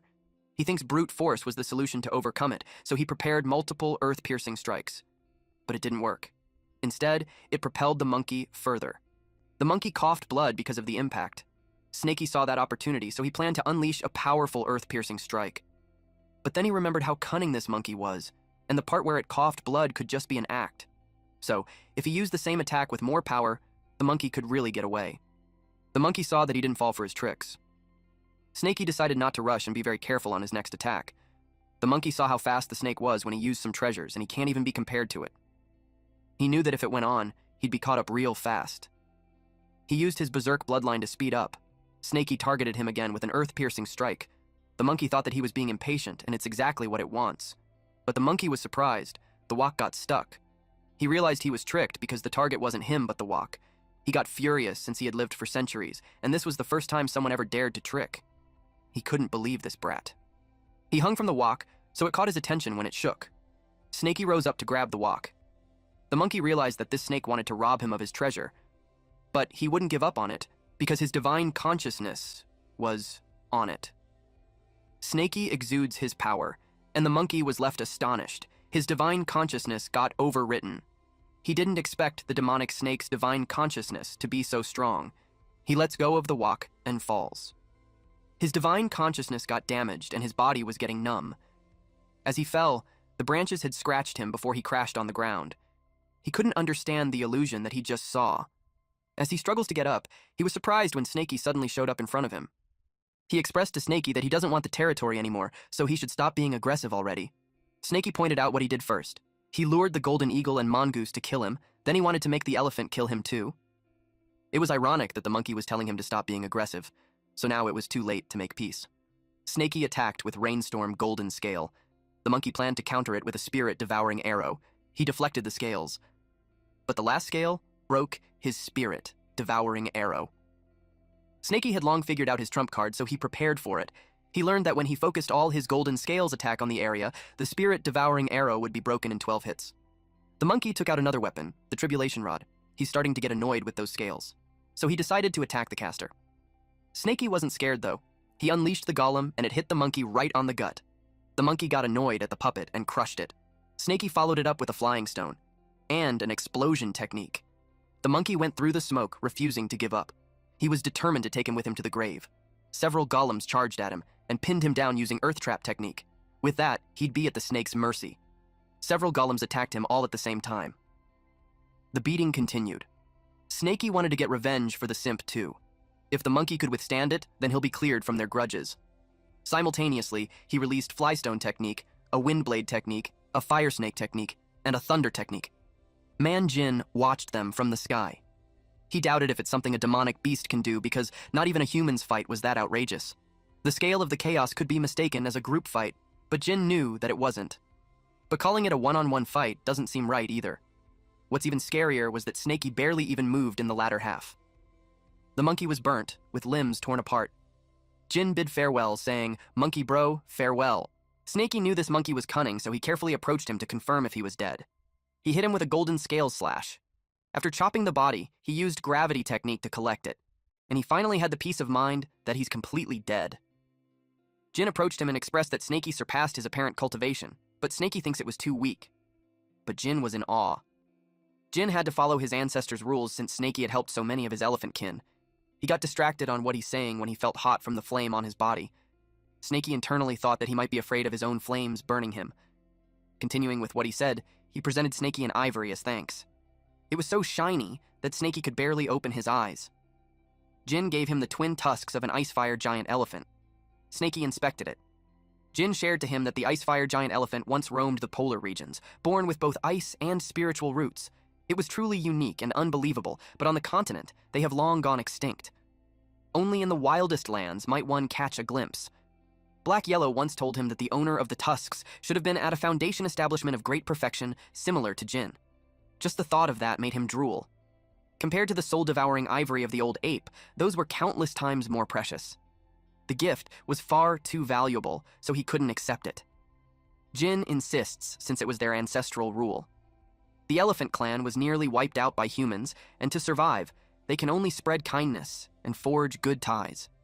And when he falls one day, his tusks would also be left to his descendants to be given to those who have shown them grace, so he wished for Snakey to accept it.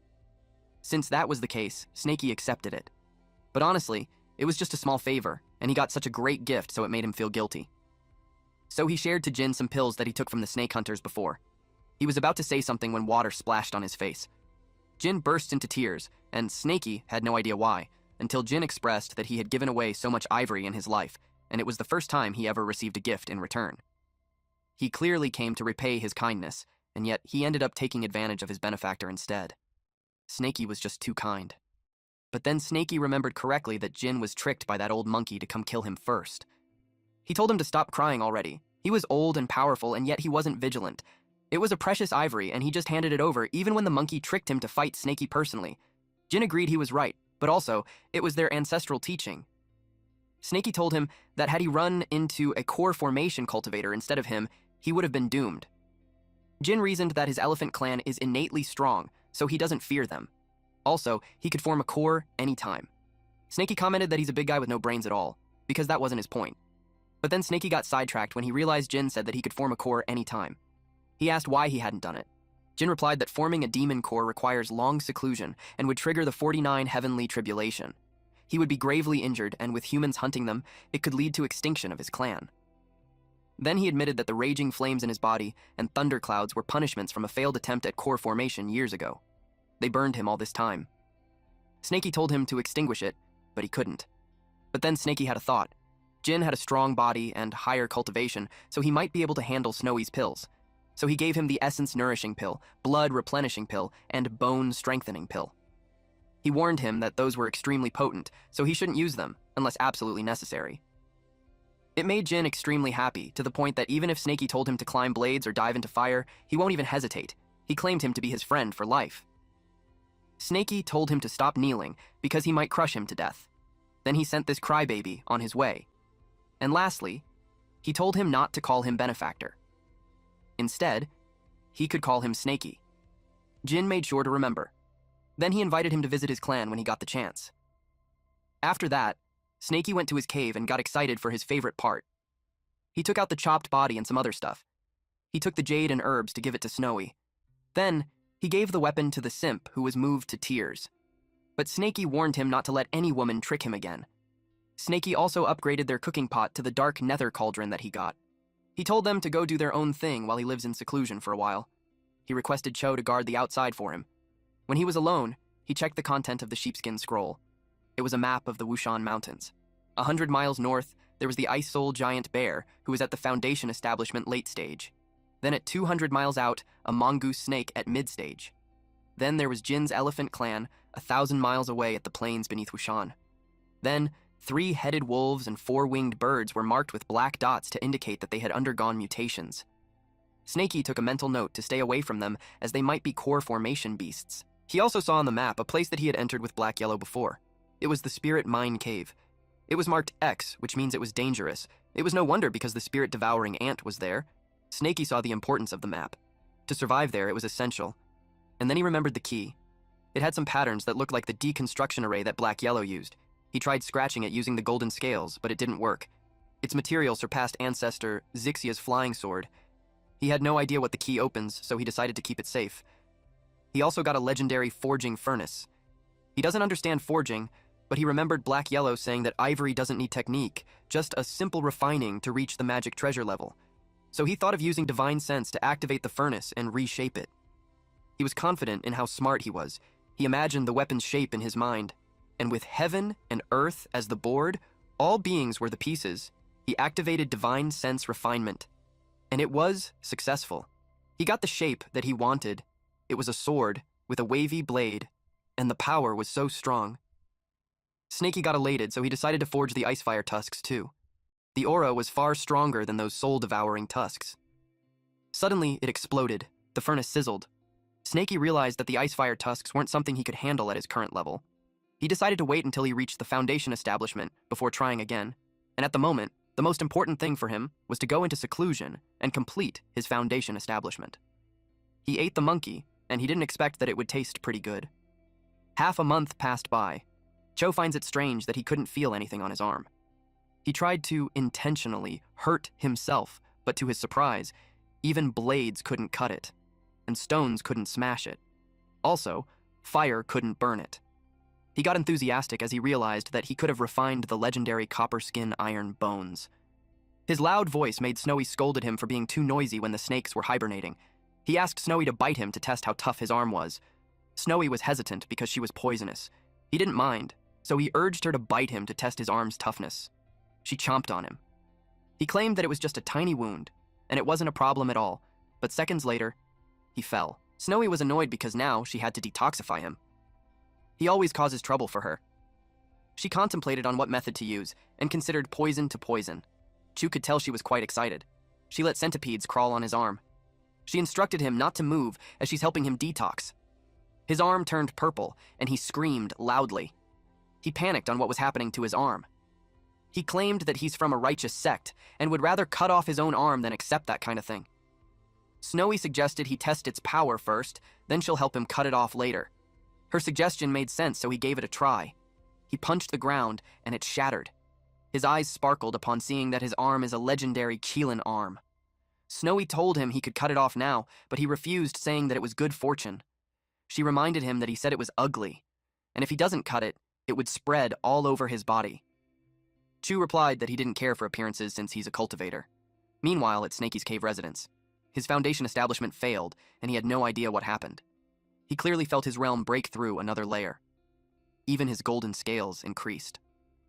Black Yellow once told him that a complete spirit foundation should be like a whole staircase, but he only condensed a single brick. In ancient times, when cultivation flourished, the 9th layer of key refining wasn't the limit. There were even 10th, 11th, and 12th layers. Back then, once cultivators reached foundation establishment, almost all of them achieved perfect foundations. But as time passed with spiritual energy drying up and inheritances broken, very few could ever reach that point anymore. Snaky realized that he might now be in the 10th layer of key refining, but it could also be just a fake foundation formed after failure. He had a dream before and the dragon said that his cultivation was missing something. He considered that to be the reason that he failed. He talked to the cauldron in his stomach and requested the dragon to come out and explain. He complained that he spoke vaguely before, so he couldn't understand a damn thing. He got irritated that it wasn't responding when he's asking something from him. Eventually, he gave up and was forced to figure it out himself. He had been in seclusion for so long that all the breast meat was digested already, so he decided to go to Snowy and get something to eat. Cho first saw him. He was finally out of seclusion, and coincidentally, it was New Year's Eve, so he got invited to eat dumplings together. Snaky had no idea what New Year's Eve was, so Snowy explained that it was a human festival. Cho got curious and inquired if demon beasts had any festivals. They both replied none. He got sad for them, but he admits that he was miserable too. Because every year during New Year's Eve, he'd go home for a family reunion, but since he entered the Moving Mountain sect, it had been 5 years since he last returned home. Snaky was confused because their cave was their home. Chu clarified that they were only companions, and the place that gave birth to and raised him was what was called home. From the Simp's definition, Snaky's home would be the 10,000 Snake Valley. Chu heard that the Snakecatcher sect plans to turn that place into a slaughterhouse. He empathized with Snaky, saying that it was tragic. Snaky thought that home was just a territory, and it can be replaced. But if 10,000 Snake Valley counts as home, then he thought of something, but it would be too dangerous. Unexpectedly, they heard a ding sound. It came from the detection jade that Black Yellow gave him before. It was a warning device if a cultivator appears within 100 miles. Judging from the size and shade of red, the cultivator should only be in early-stage key refining, nothing to fear about. But suddenly, several more ding and red marks appeared. They were surprised at how many there were. There were at least 300 QE refining cultivators, with several foundation establishments mixed in. They feared that they were all there to capture them. Chu asked what they should do. Snaky noticed that something was off. It looked like those cultivators were just passing through. They already moved 100 miles past them, and another wave was chasing after them. Snaky assumed that they were just a major sect relocation and had nothing to do with them. But wave after wave like that means there could be tens of thousands cultivators, and no sect has that many people. It was practically an army of cultivators. It led him to think that war was going to happen. Snaky saw that war as an opportunity. While they're too busy to care about them, they could focus on training and getting stronger. Cho hoped that disaster doesn't reach his homeland. Snaky reminded him of how strong he got, so his thoughts were useless. Snowy added that only by focusing on cultivation that they can better protect themselves and their families. Snaky shared that in a few days, he plans to hunt a Foundation establishment beast to aid in his cultivation. It might be too risky, but he asked them if they wanted to come. If so, they could split the spoils accordingly. Snowy had to tend to the spirit herbs, so she declined. But Cho was excited to go with him. Snaky pointed to the map and told him that within 100 miles, there's only one Foundation establishment beast at an early stage approaching mid-stage. It was the Amethyst Thunderlion. And Snaky had figured out that hunting it gives the best returns for all the risk. The large band of cultivators has passed through, so Snaky has deemed that it was safer for them to begin the hunt. The cavern of the Amethyst Thunderlion lies just ahead. Snaky planned to draw it out and probe its strength. Cho followed his lead. The cave was filled with amethyst created through the cultivation of that very Amethyst Thunderlion. It made Snaky curious if the ore holds any benefit for his own cultivation. He slithered through the cave but had not seen the Amethyst Thunderlion. His only choice was to follow its tracks and lingering scent. But then chow something in the distance. It sounded as though two demon beasts were in a fight. Snaky decided to investigate. Also, he hoped for some unexpected loot. The Amethyst Thunderlion was furious that the other demon beast killed her child. The pangolin insists that it was not them, because they only eat insects, so there was no reason for them to kill her child. The Amethyst Thunderlion argued that she witnessed it herself, so he shouldn't bother denying it. She demanded him and his children to pay with their lives. The pangolin threatened the lion that if she harmed his children, he would fight her to death. Snaky had learned that the Amethyst Thunderlion was seeking vengeance. He felt lucky because they could just claim the spoils after their fight, but he doubted if such a fortuitous event would just really fall into their laps. Chu agrees, since he doesn't think he's a lucky person. Snaky could tell that the wounds upon the lion cub's body were undoubtedly inflicted by the pangolin king's claws. The pangolin king wasn't a carnivore, so he wondered why it would kill the cub. Cho could tell something wasn't right. He thought of it as a setup. Snaky agreed. He decided to wait for them to wear each other down and then eliminate them both. Cho was about to say something when Snaky hushed him. He told him that it was a scheme that he only expected from a cultivator. Yet there wasn't a trace of any cultivator for 100 miles. He wondered if he was just mistaken. But considering that the jade could only detect human presence, he thought that a puppet was used. Chu informed him that they were in the territory of the Qin Kingdom, and the Heavenly Puppet Sect operated there. Snaky had a theory that the culprit who orchestrated this wasn't likely a high level. Otherwise, they wouldn't have reached the initial stage of Foundation establishment. He moved on from the thought and had decided to wait and observe a bit longer. They had more than enough invisibility talismans to do that anyway. Chu followed his decision. The Amethyst Thunderlion was already panting. The same goes for the pangolin. He told her to leave his territory, but the lion was determined to have her revenge. The pangolin wasn't afraid of her. Unexpectedly, a vine came out of the ground. In the blink of an eye, several of them appeared. Then, it wrapped around the lion and the pangolin. The lion asked who was there, while the pangolin realized that it was those humans. They fell into their trap. He told his little ones to flee, but the vines already got them. Those small pangolins only whimpered in response. Then the humans came out. There was a woman named Shuanger and a man named Su Jian, and they were both from Wudezong. Snaky noticed they were just humanoid puppets, so the cultivator could be a wood element. The lion got mad at them and asked if they were the one who killed her child. The humanoid puppet used a heavenly wood sword and attacked her. It was a flying sword that pierced through the lion. The pangolin begged them to spare his children and promised to willingly go with them, but Shuanger cut him into pieces. She replied that young pangolins were prime ingredients for medicine. Snaky watched on the side and expressed that framing them was one thing, but to slaughter the young and wipe them all out made him burning with rage. To him, it was unforgivable. He threw his spirit-breaking sword at them. Jian countered it with the heavenly wood sword. It falls back to defend. He was slightly confused with the spirit-breaking type of flying sword. He yelled at the attacker to come out. He told Shuanger to leave first, and he'll handle the attacker. She hesitated, but he urged her as she used a wood shield to defend herself. It was a convincing performance for a pair of puppets. Snaky commanded Cho to go after the female while he dealt with the male. Jian used a wild forest dance and several vines came out. Snaky saw that he didn't evade, which means that he planned to trade blows with him. Snaky came out and used the spirit-breaking sword to strike him down. They both think they could defeat each other. Meanwhile, at a snowy forest, the cultivator learned about the presence of the demonic beast, which made him confirm that the rumors from the Chu Kingdom were true. The rumor was that deep within the ancient forests, some demonic beast practices human cultivation arts. And he saw this demonic beast was even capable of wielding a flying sword, despite being at the initial stage of Foundation establishment. And it can even command a flying sword. He felt fortunate that their paths had crossed. He also heard that this demon was skilled in the art of puppetry. He thought that he couldn't discern the puppets from his true self. When his real body arrives, he plans to eliminate them all. Suddenly he was struck. He immediately took out the divine tortoise shield. But his backside was torn open. He was attacked with an earth-piercing strike again. While running, he used the wood-style, traveling roots. Snakey was on a branch on the other tree. He now learned why the red dot was so faint. The cultivator used a high-grade invisibility talisman. He nearly failed to notice him earlier. He felt that it was a shame to destroy the 1,000-year-old tree. But now that he possesses the tracking jade, the cultivator's attempts to hide were futile. Snakey used an earth-piercing strike to destroy him. The man was surprised that the enemy could perceive his location. He even had a third-tier spiritual item, a concealment talisman. Only the divine sense of a core formation expert should be able to lock onto him. He thought it was the demon snake from before, but he deemed it impossible when it was engaged with his puppet. Then he realized that the snake with his puppet was also a puppet. Snakey admits that the cultivator was hard to chase, so he wondered what would happen to a wood-style user when there's no more wood. He used a sandstorm technique to find out. With that attack, he uprooted everything, leaving nothing behind. Cho used Heavenly Tribulation Staff. While Snakey's puppet almost ate Jian, but he blocked him using the sword, and on the other side of the forest, a sandstorm hit. The cultivator was surprised with this sandstorm technique. It was a Foundation Establishment level spell. He wondered how a mere spirit-gathering stage beast could cast that. It shouldn't be possible.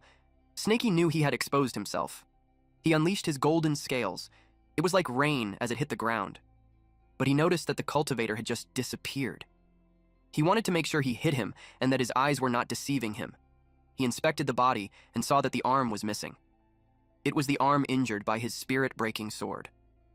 It led him to think that it was just a puppet, that this man could actually switch places with his puppet. The cultivator commented that beasts would always be beasts, and they were so easily deceived by such a simple ploy. He used Heavenly Puppet Thread.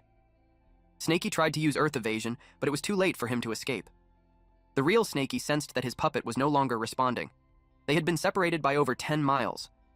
It would be over before he could get there. His only chance was to force a counterattack by controlling the spirit-breaking sword with gravitational art. The cultivator used spiritual sense disruption. The distance was too great, making his control unstable. He collected the snake puppet and the flying sword. It was just a shame that the Pangolin King managed to escape. Snakey sensed his puppet and spirit-breaking sword being taken, so he told Cho not to let them get away. Cho affirmed the command. Schwanger sensed an earthquake. She guessed it was from the earth-piercing strike, but she couldn't believe it was possible at that range. Cho used his Chila and arm on her. She was distracted when the spell's intensity suddenly spiked. Earth-piercing strike shots up from the ground. Seeing those towering spikes made Jian worry for Schwanger. He rushed to save her, and once he got her in his arms, he left. But Cho chased after them. He used a noxious stench lightning bomb. The stench made Jian groan. He wondered what that foul thing was. Chu kicked him while responding that it was a pill. He punched him using a Keelan fist. While Cho grabbed his neck, a snake hissed. Snakey cuts off his head using the tail. Shuang saw Jian's head roll. She cried and begged him not to abandon her. Chu watched her, but Snakey thinks it was ridiculous. He couldn't believe that they still had that role-playing act even at death's door. He breathed fire in their direction, but Cho stopped him. He asked why he interfered. Chu sympathized with them because they were star-crossed lovers just like him. Snakey corrected him that what happened to him wasn't being a star-crossed lover. After that, Snakey's cave had been filled with treasures. It made the venture worth the risk. He got a huge haul. There were over 2,000 spirit stones alone. He split the loot like how they used to. All herbs go to Snowy, and they split the meat equally. And the rest would be split equally between him and Cho. Snowy and Cho thanked him. Snakey found 2 establishment pills, so he gave 1 to Cho. Whether Cho breaks through or not was up to fate. Chow cried from joy. He never imagined that day would come.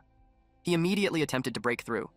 Snakey thought he was a fool, just being happy with a 30% cut. He remembered Black Yellow used to trick him like that before. He took out what was left in the storage bag, the Amethyst Thunderlion, and 5 Foundation Establishment pills. It was more than enough to see him through to the Foundation Establishment stage. There were also jade slips that were filled with wood-style spells. Snakey's element was earth, so he set that aside at the moment. But to his surprise, the other set of jade splits were about puppet art and a second-layer earth puppet technique. It allows the creation of foundation establishment puppets with 3 skills: spirit thread, position swap, and 100 machine control. It was great, but he had to reach the foundation establishment first to practice. Snaky had fully prepared to go into seclusion. He won't be emerging until he successfully breaks through. He ate the lion. While doing so, he could tell it looked much smaller than when he first encountered it. He wondered if it was because of an illusion spell.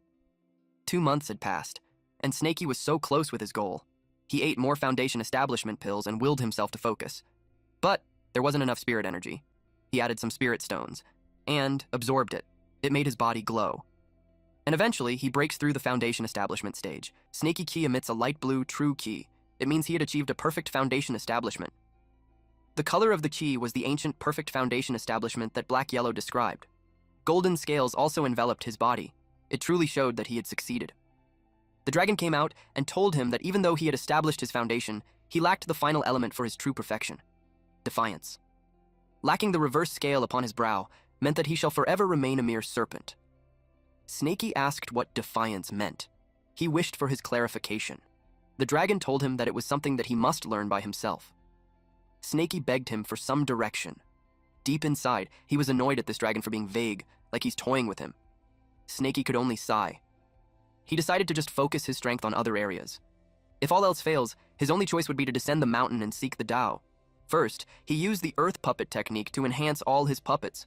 He started with the great snake, strengthening it to the foundation establishment level. Then he polished the icefire elephant tusks into swords. The material was too tough, and he doesn't have a smithing surface. His only option was to grind it down bit by bit with his golden scales. 1 week later, he had finished grinding. He created the extreme cold sword and heaven burning sword. He tested it out, but realized that it was too difficult for him to handle at his current level. Since he had finished all preparations, it was time for him to descend the mountain and seek the Tao. He planned to empty out the human scripture pavilions. He refused to believe that he wouldn't be able to comprehend it by then. Cho was crawling when he saw him. Cho was happy to see him finally out from his seclusion. Snaky asked if he's enjoying basking in the sun. Then he told him that he had been preparing to leave the mountain for a time. Cho asked if he could accompany him. Now that he successfully reached the foundation establishment, he had a score to settle with certain people.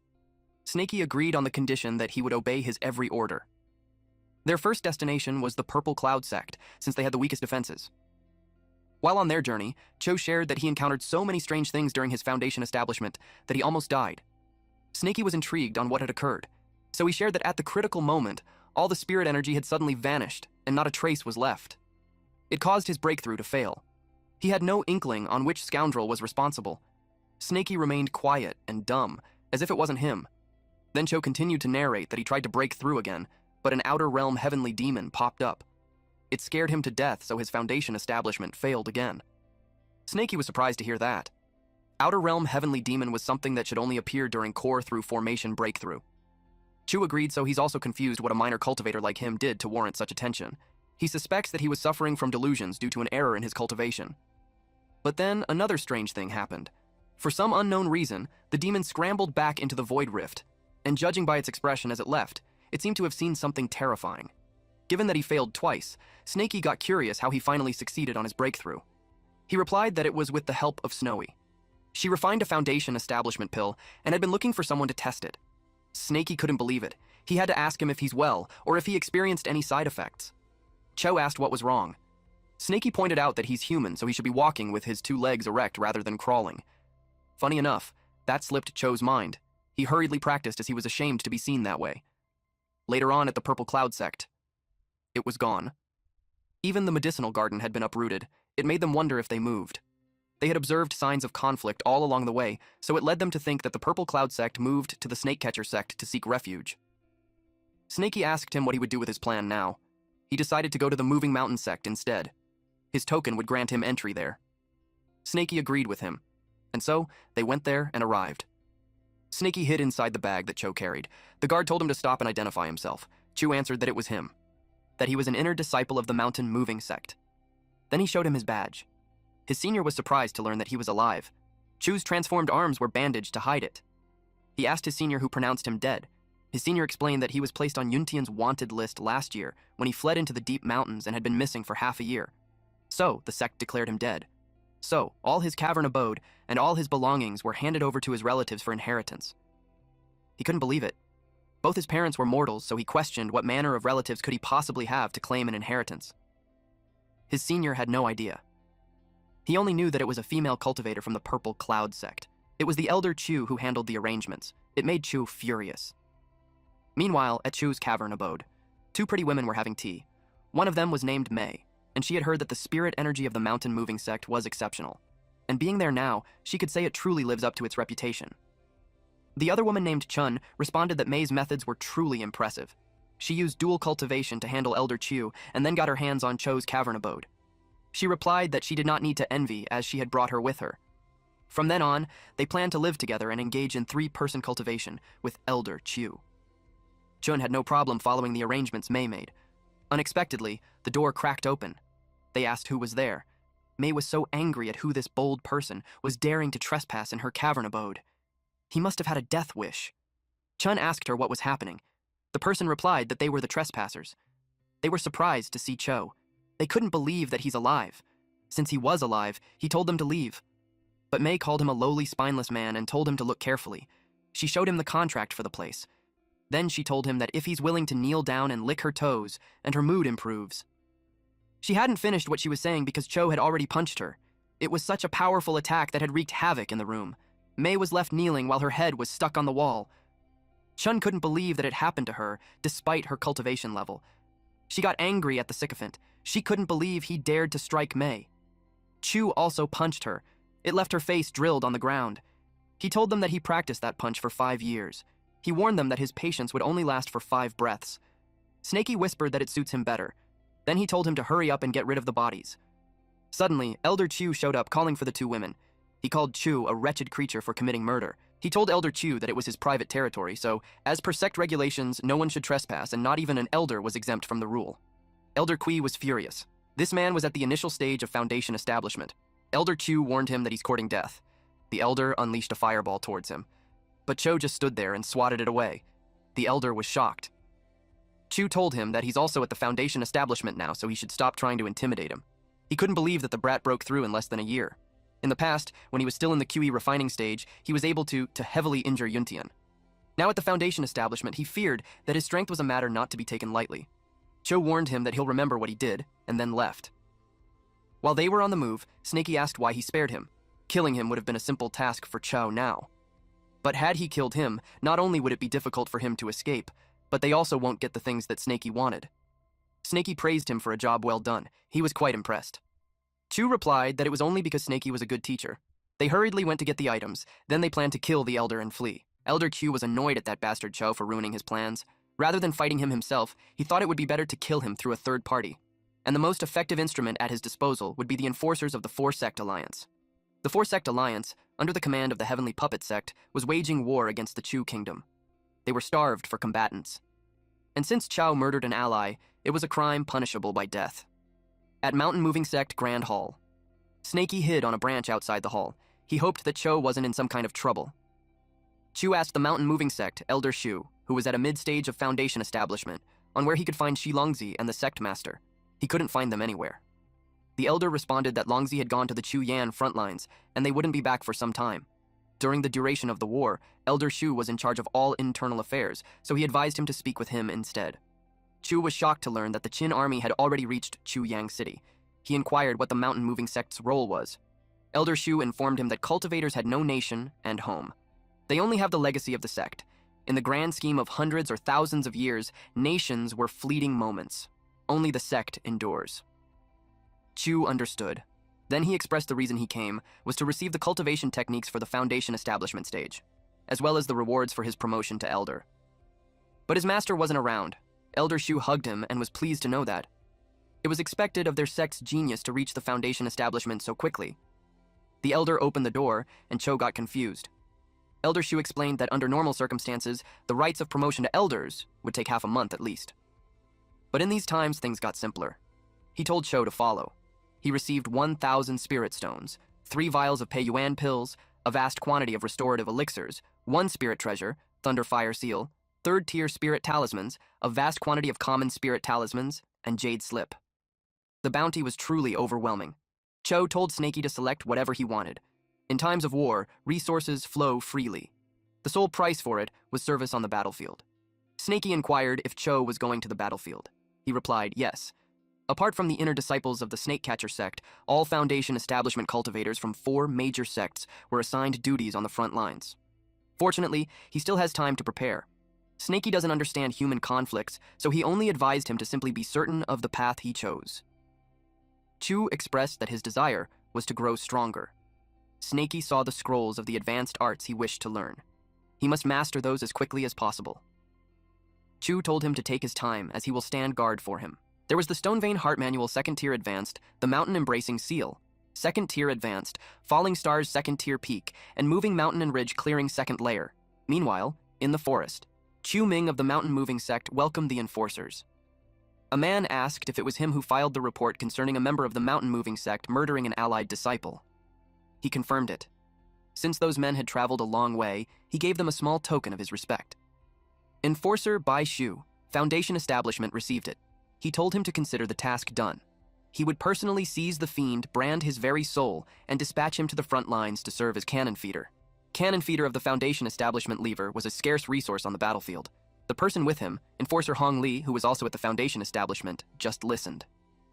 Elder Chu hid his smile as he heard the fate of Cho. He knew Chu was doomed.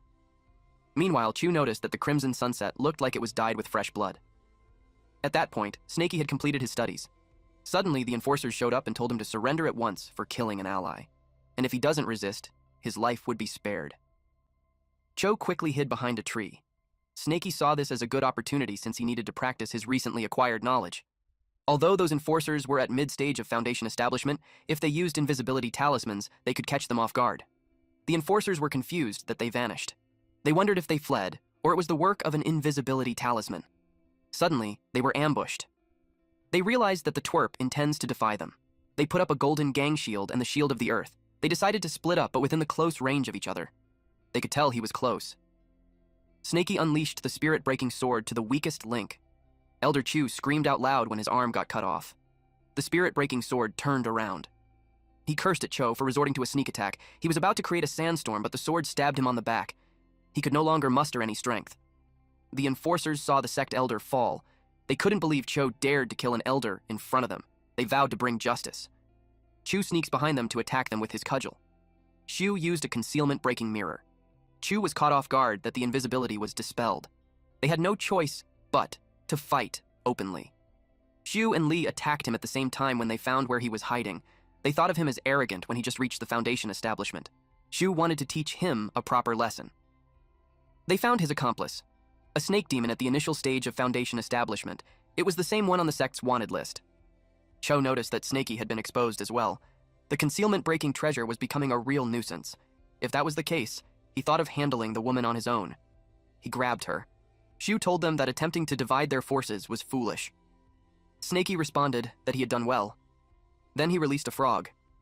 Shu used a high-grade golden talisman to protect himself. Seeing the frog's color, he could tell it was poisonous. He used a thunder tribulation bead. Snaky, on the other hand, used gravitational art and bound it. Shu saw the puppet and the gravitational art. It just confirmed the rumors that the beast was full of cunning techniques. He detonated his bead. A loud explosion happened. The snake puppet fell from the branch and hissed. Snaky felt fortunate that he was swift enough to evade. He could tell that the power of the bead was comparable to a 4 to 9 minor heavenly tribulation. He realized that even if the person was only at the mid-stage of Foundation Establishment, his magic treasures were formidable. He decided to test him with the spirit-breaking sword. Shu saw that the sly creature wasn't dead yet. He assumed it was hiding to prepare for another ambush. He was confident that the sword wouldn't break through his shield, but he saw that there's something strange about it. He took out his sword-swallowing gourd. And with this purple-gold sword-swallowing gourd, he wished for all the swords to return to oblivion. It sucked the sword. Snaky felt its formidable suction force. It was a good thing that his gravitational art still grants him control. Shu was getting annoyed that a mere demonic beast possessed such potent gravitational art, but he saw something was wrong. The spiritual brand on his gourd glowed. He realized that the snake demon was trying to steal his gourd. The gourd was being sucked. Shu noticed that the snake's true ki felt unnatural. He planned to break its concentration, but its movements were too swift. Though Snaky's cultivation level was higher than his, the true ki was weaker, which meant that the gravitational art wasn't a match for him either. Snaky used a sandstorm technique. He covered his face and took this chance to use his gravitational art. But his gourd was taken away, and it annoyed him. He called for the statute's command and subdued it using wind-settling pearls. Snakey got annoyed that this person had so many artifacts. He was like a walking treasury. He had never met anyone like that before. Shu was annoyed that the demon was only at an early foundation establishment stage, yet its true key could suppress him. Never before had he faced a demonic beast of that caliber. On top of that, he saw Lee nearing her limit. He finds the young rogue from the mountain moving sect quite impressive, so he was confused why he hadn't heard of him before.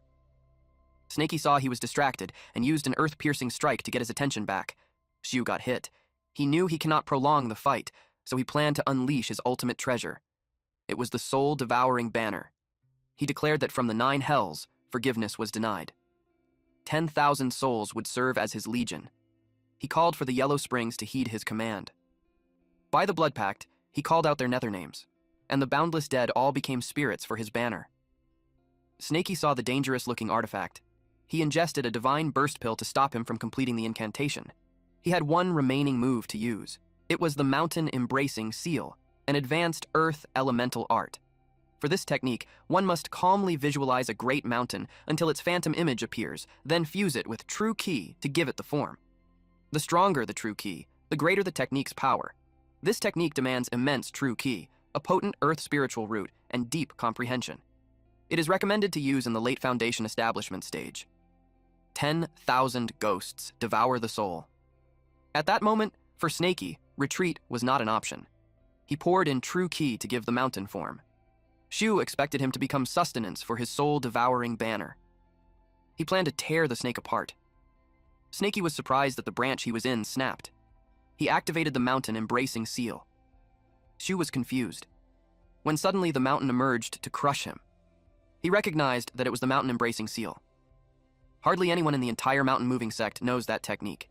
It covered a wide area, and it was coming down, so he hurried to get away. He used a cloud supporting umbrella, but it was useless. He got caught in the falling mountain. He screamed out loud as the whole area turned chaotic, and the mountain had made contact with the ground. The powerful impact made Lee worried for Shu. She got distracted. So Cho was able to wrap his weapon on her body using Heavenly Tribulation cudgel-binding art. He followed it up with a kill-in fist. Her spine broke from that punch, and when she crashed on a tree, it caused an explosion. Cho was relieved that it was finally over. It was only possible because Snakey drew her attention. Then he noticed the Mountain Embracing Seal.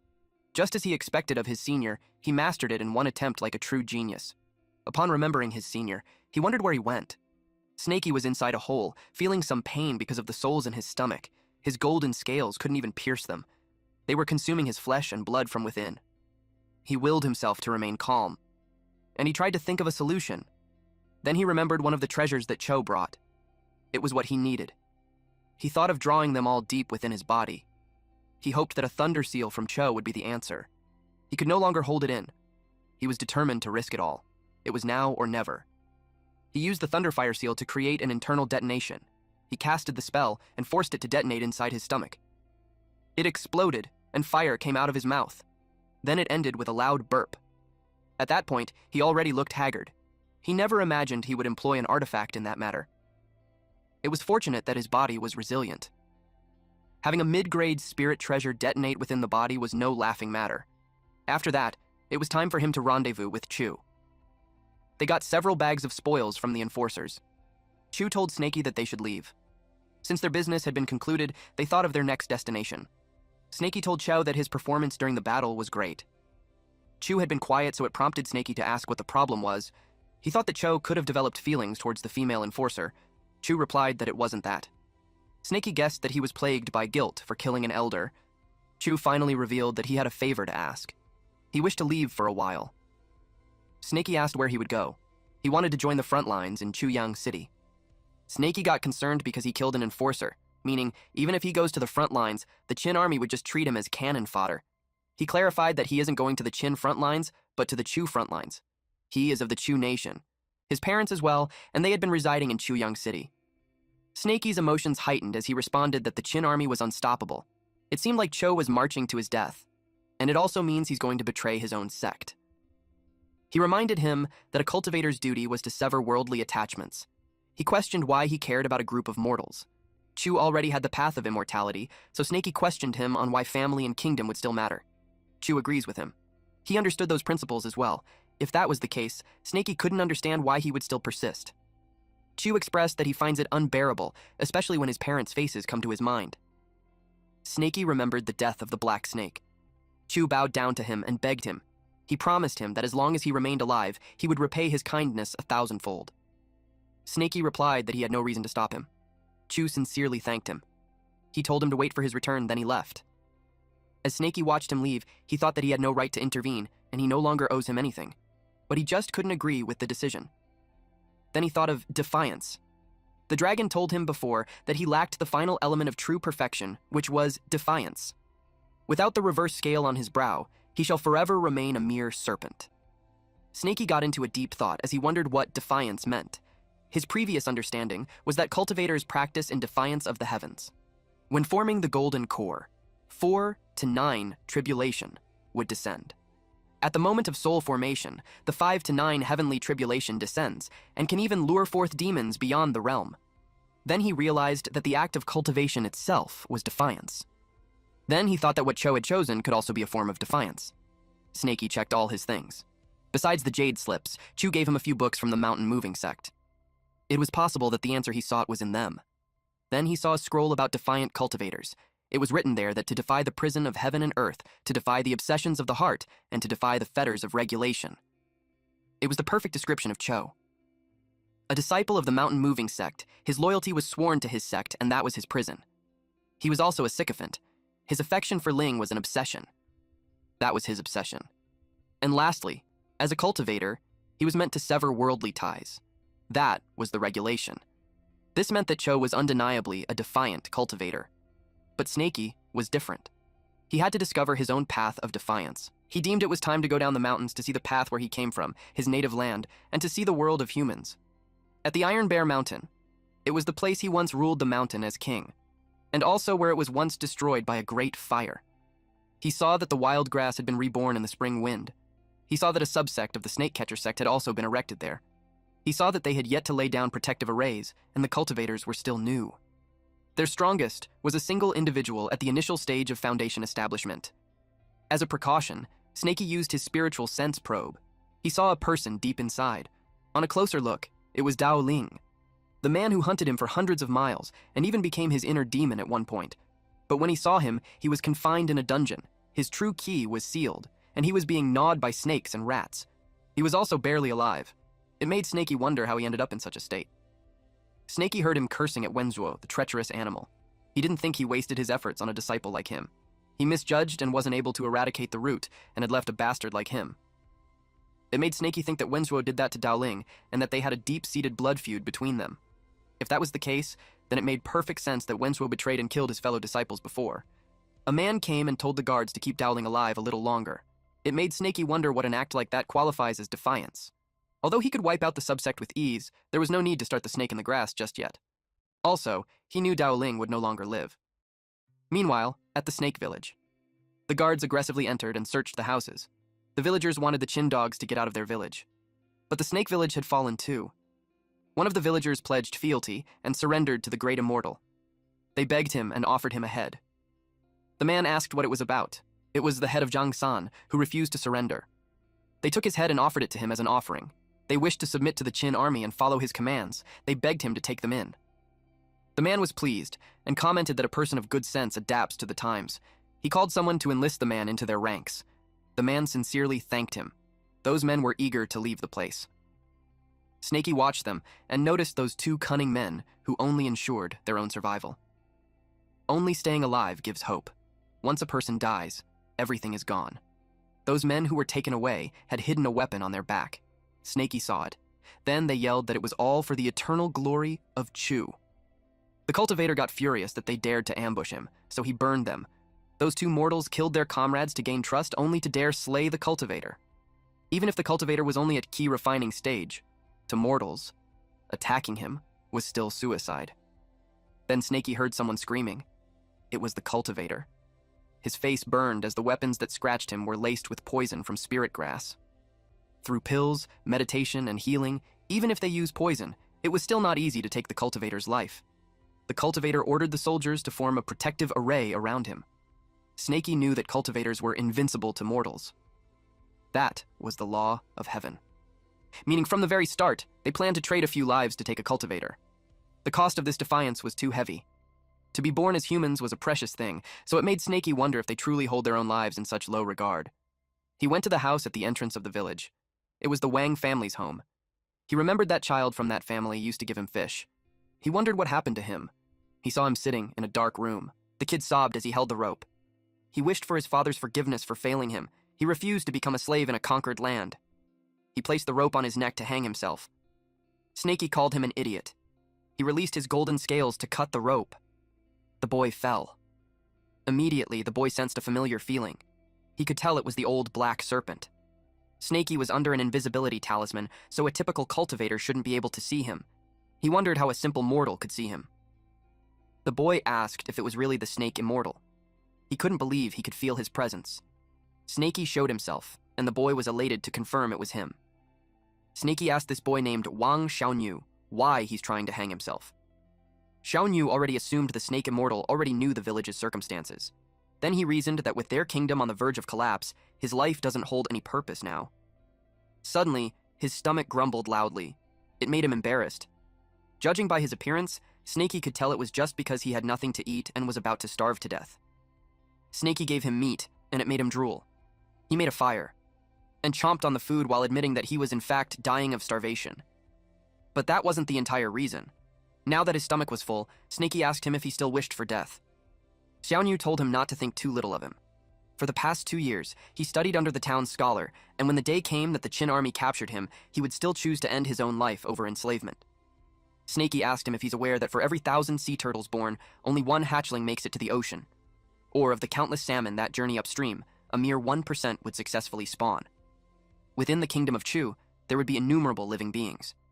He asked what portion of that was humans. He suggested there could be 100 million. Xiaoyu replied that it was too profound for him to answer. He suggested that Chu would be able to answer. Snaky asked where he could find him, but when the kid was about to answer, the soldiers had arrived.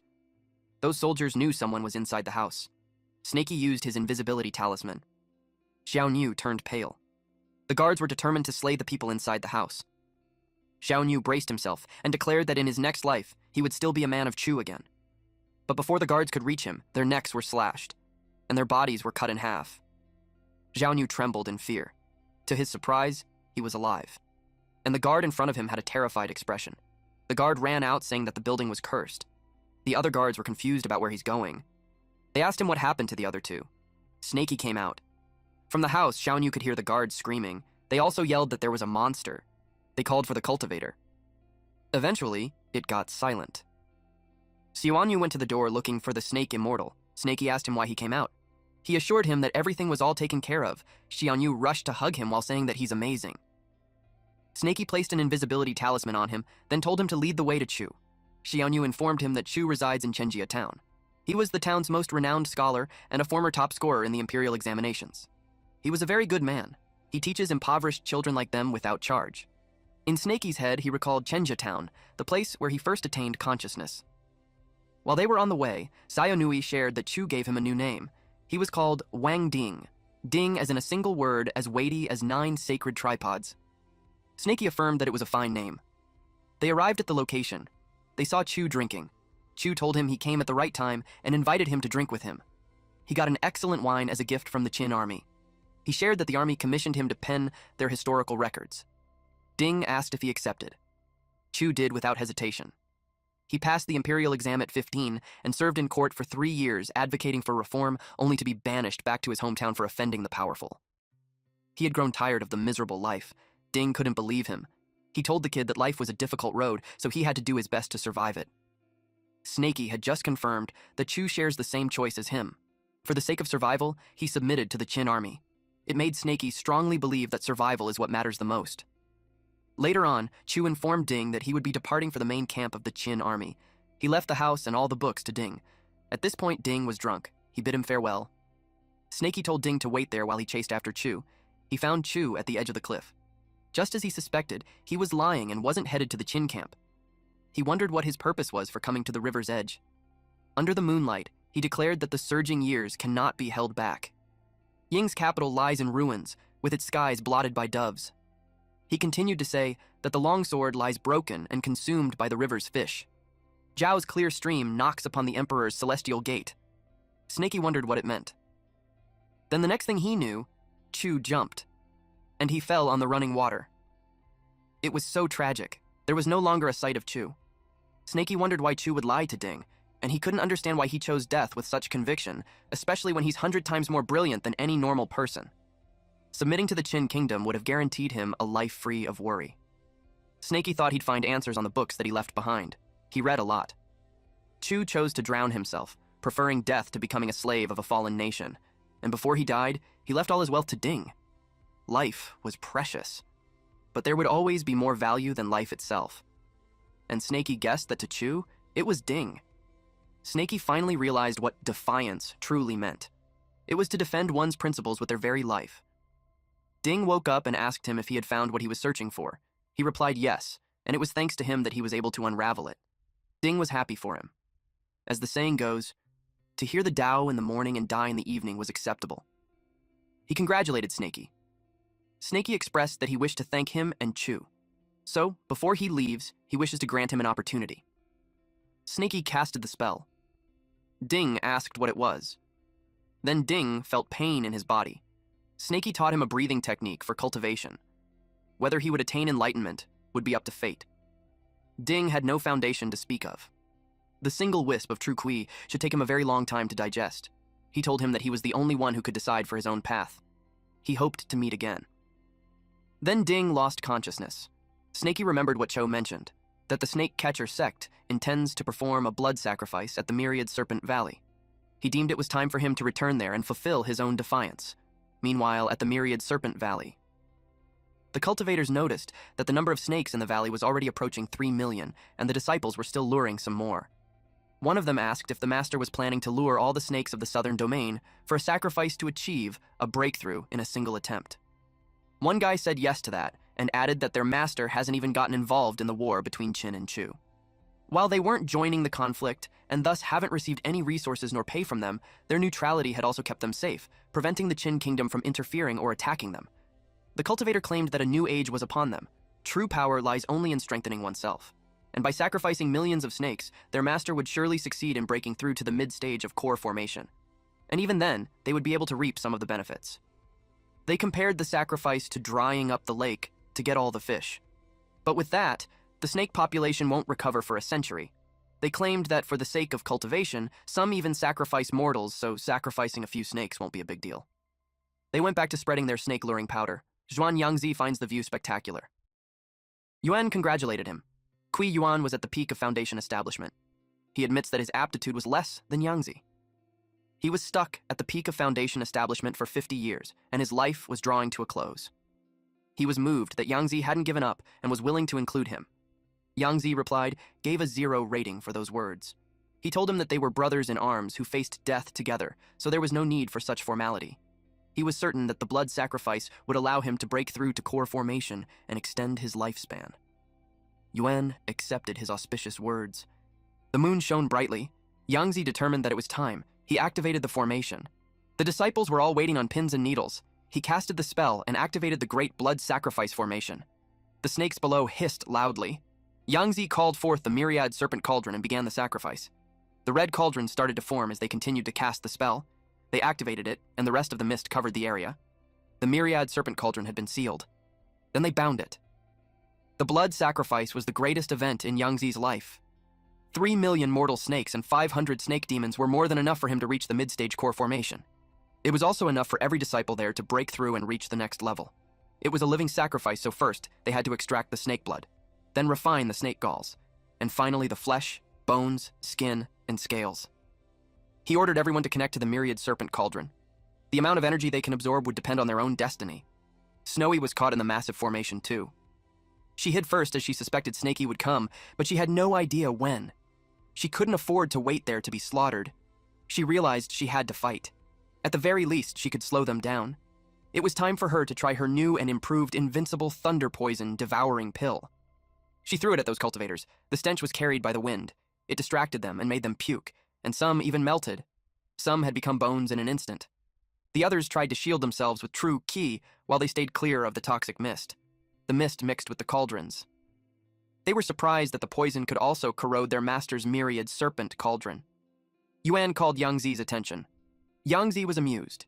He created 5 elements of toxin-transforming palm. Then he sealed the poison mist. He also got the pill that was used. Then he repaired the cauldron with 9 Serenity Primal Chaos palms. Yang Zi didn't expect the bonus. He graded the poison as 7 out of 10. Snowy admits that a cultivator at the core formation stage was truly terrifying. She already knew she wouldn't survive. She hoped that whatever happens, Snaky won't come. Snowy wasn't ready to die yet. She hoped that the barrier wouldn't extend too deep on the ground. She tried to hide, but Yang Zi saw that she's trying to run. She realized that he found her as expected. He brought her into the air and saw that she was a mere snake demon, not even at the Foundation establishment. He asked where her accomplice was, but she was unwilling to talk. But he admits that he was impressed not just with her pills, but her sheer courage to murder one of his disciples right before his very eyes. It was an offense that he couldn't overlook. He hit her with a soul-spinning spear, making her hiss loudly. He went back to commencing the blood sacrifice. None should be left alive, so he ordered all disciples to attune themselves to the serpent cauldron. They followed him. A lot of snakes had died as the blood sacrifice continued. A large red orb formed like a moon. The disciples could already feel the power. With that experience, they pledged to follow their master for eternity. The spear restrained Snowy. She watched how the strong preyed on the weak, as the law of nature states. But she couldn't accept it to be done in such a merciless fashion. Their act would drive snakes of the land to extinction. Basically, what they did was genocide. A disciple broke through the 8 layers of chi refining. The others felt their breakthrough too. They were oblivious that a sword was thrown at them, and as it passed by, their heads rolled off in an instant. Yang Zi had confirmed that using the white snake as a lure did its job. He acknowledged that the demon snake was quite clever to go for the cauldron. Yuan saw the flying sword, and was surprised that it broke through Yang Ji's protective aura. He warned his junior brother to be careful, because something was amiss with the flying sword. The disciples realized they were ambushed while in the middle of breakthroughs. Snowy knew it was snaky. Yang Ji restrained the flying sword. He didn't expect a demon at the Foundation establishment stage. He yelled at it to show itself. He grabbed Snaky with his technique, making him hiss loudly. Snaky couldn't move because of the intense gravitational art. Yang Zi brought him close and confirmed that he was the one who destroyed his wooden puppet clone. Snaky's arrival was timely. He rated this body with such abundant spirit energy and essence, a 9 out of 10. Snaky hissed at him and told him to get his hands off him. Since he was making such a ruckus, Yang Zi decided to throw him into the cauldron. Snaky realized that it was true. A Foundation establishment cultivator was utterly powerless against one at the core formation stage. Worse, Yang Zi was at the pinnacle of the core formation, far beyond the likes of that old crone from the Purple Cloud sect. But he still has the gift that Black Yellow gave him. Black Yellow told him to wait until his life was on the line to open it. And with it, no matter the opponent, the treasure inside would even the odds. It was Black Yellow's bronze mirror. The quality was unknown. He remembered that it was the very mirror that Black Yellow tried to pilfer from the Purple Cloud Pavilion. Yang Zi recognized the Purple Cloud sect's heavenly demon mirror. The Purple Cloud sect came into possession of the mirror centuries ago, yet none have ever discovered the method to awaken it. He never dreamed that the snake demon would actually use it. He saw the mirror become larger. He wondered if it was locking onto his position, but there was no response, so he thought it was just a mere trick of the eye. So, he used 9 Serenity Primal Chaos Palm to destroy it. The power was overwhelming. With that, the gravitational art had been broken, so Snaky was free at last. His true friend helped him a lot. The artifact could actually contend with the core formation stage. Yang Zi's hand was burned. He had learned the power of the mirror that he judged recklessly earlier. His statement was echoed by his image in the mirror. It was too bizarre. He doesn't fully understand this mirror. The disciples saw that it could match their master's blow. They realized that the reflection wasn't just a perfect likeness, but it even mimicked their master's techniques. They couldn't fully comprehend this cursed relic. It was as if their master was fighting his own self. The mirror looked sinister, with it glowing in red. Then the reflection actually coalesced into a tangible form. Yang Zi admits that it was impressive, but he was certain that it had weaknesses. First, the entity could only mimic his personal techniques, but it surely cannot duplicate his magic treasures. It was truly an inauspicious artifact. He rated it as 0. He threw the wandering dragon sword at it, and to his surprise, the entity that looked like him did the same. He didn't expect it to even duplicate magic treasures. When their swords clashed, it caused an explosion in the air. Yang Zi decided to attack the source rather than treating the symptom. He planned to shatter the mirror so that the clone would collapse on its own. At the same time, the doppelganger moved closer to the mirror. Yang Zi charged his palm with Chidori, Wind Thunder Palm technique. And surprise, surprise, the doppelganger did the same. Both of their attacks met at the center. It was so intense that even the surrounding area started to get electrocuted. Yang Zi then realized that whether he attacked the clone or the mirror, it would retaliate with an identical technique. He thought that if he cannot resolve this mirror, then he'd simply eliminate its master first, which would lead us back to our boy Snaky. Yang Zi called for the towering mountains to arise at his command, and for ancient forests to serve his will. Large trees emerged from the ground. He added a sword chi layer on it. Plus, he made a wood puppet clone of himself. His puppet clone moved out to kill the snake. Snaky saw them and recognized that it looked the same with the wooden puppet clone which he and Black Yellow destroyed previously. He didn't expect him to summon so many at once. Just a little flashback. Back then, when Black Yellow gave him the mirror, Black Yellow told him some difficult statements, and he didn't pay much attention to that mumbo-jumbo. This black dog even spit on Snaky and onto the mirror just to complete the ritual. But at the present moment, it has become useful. He could use the heavenly demon art to defend, amplify power, and create a wooden puppet clone.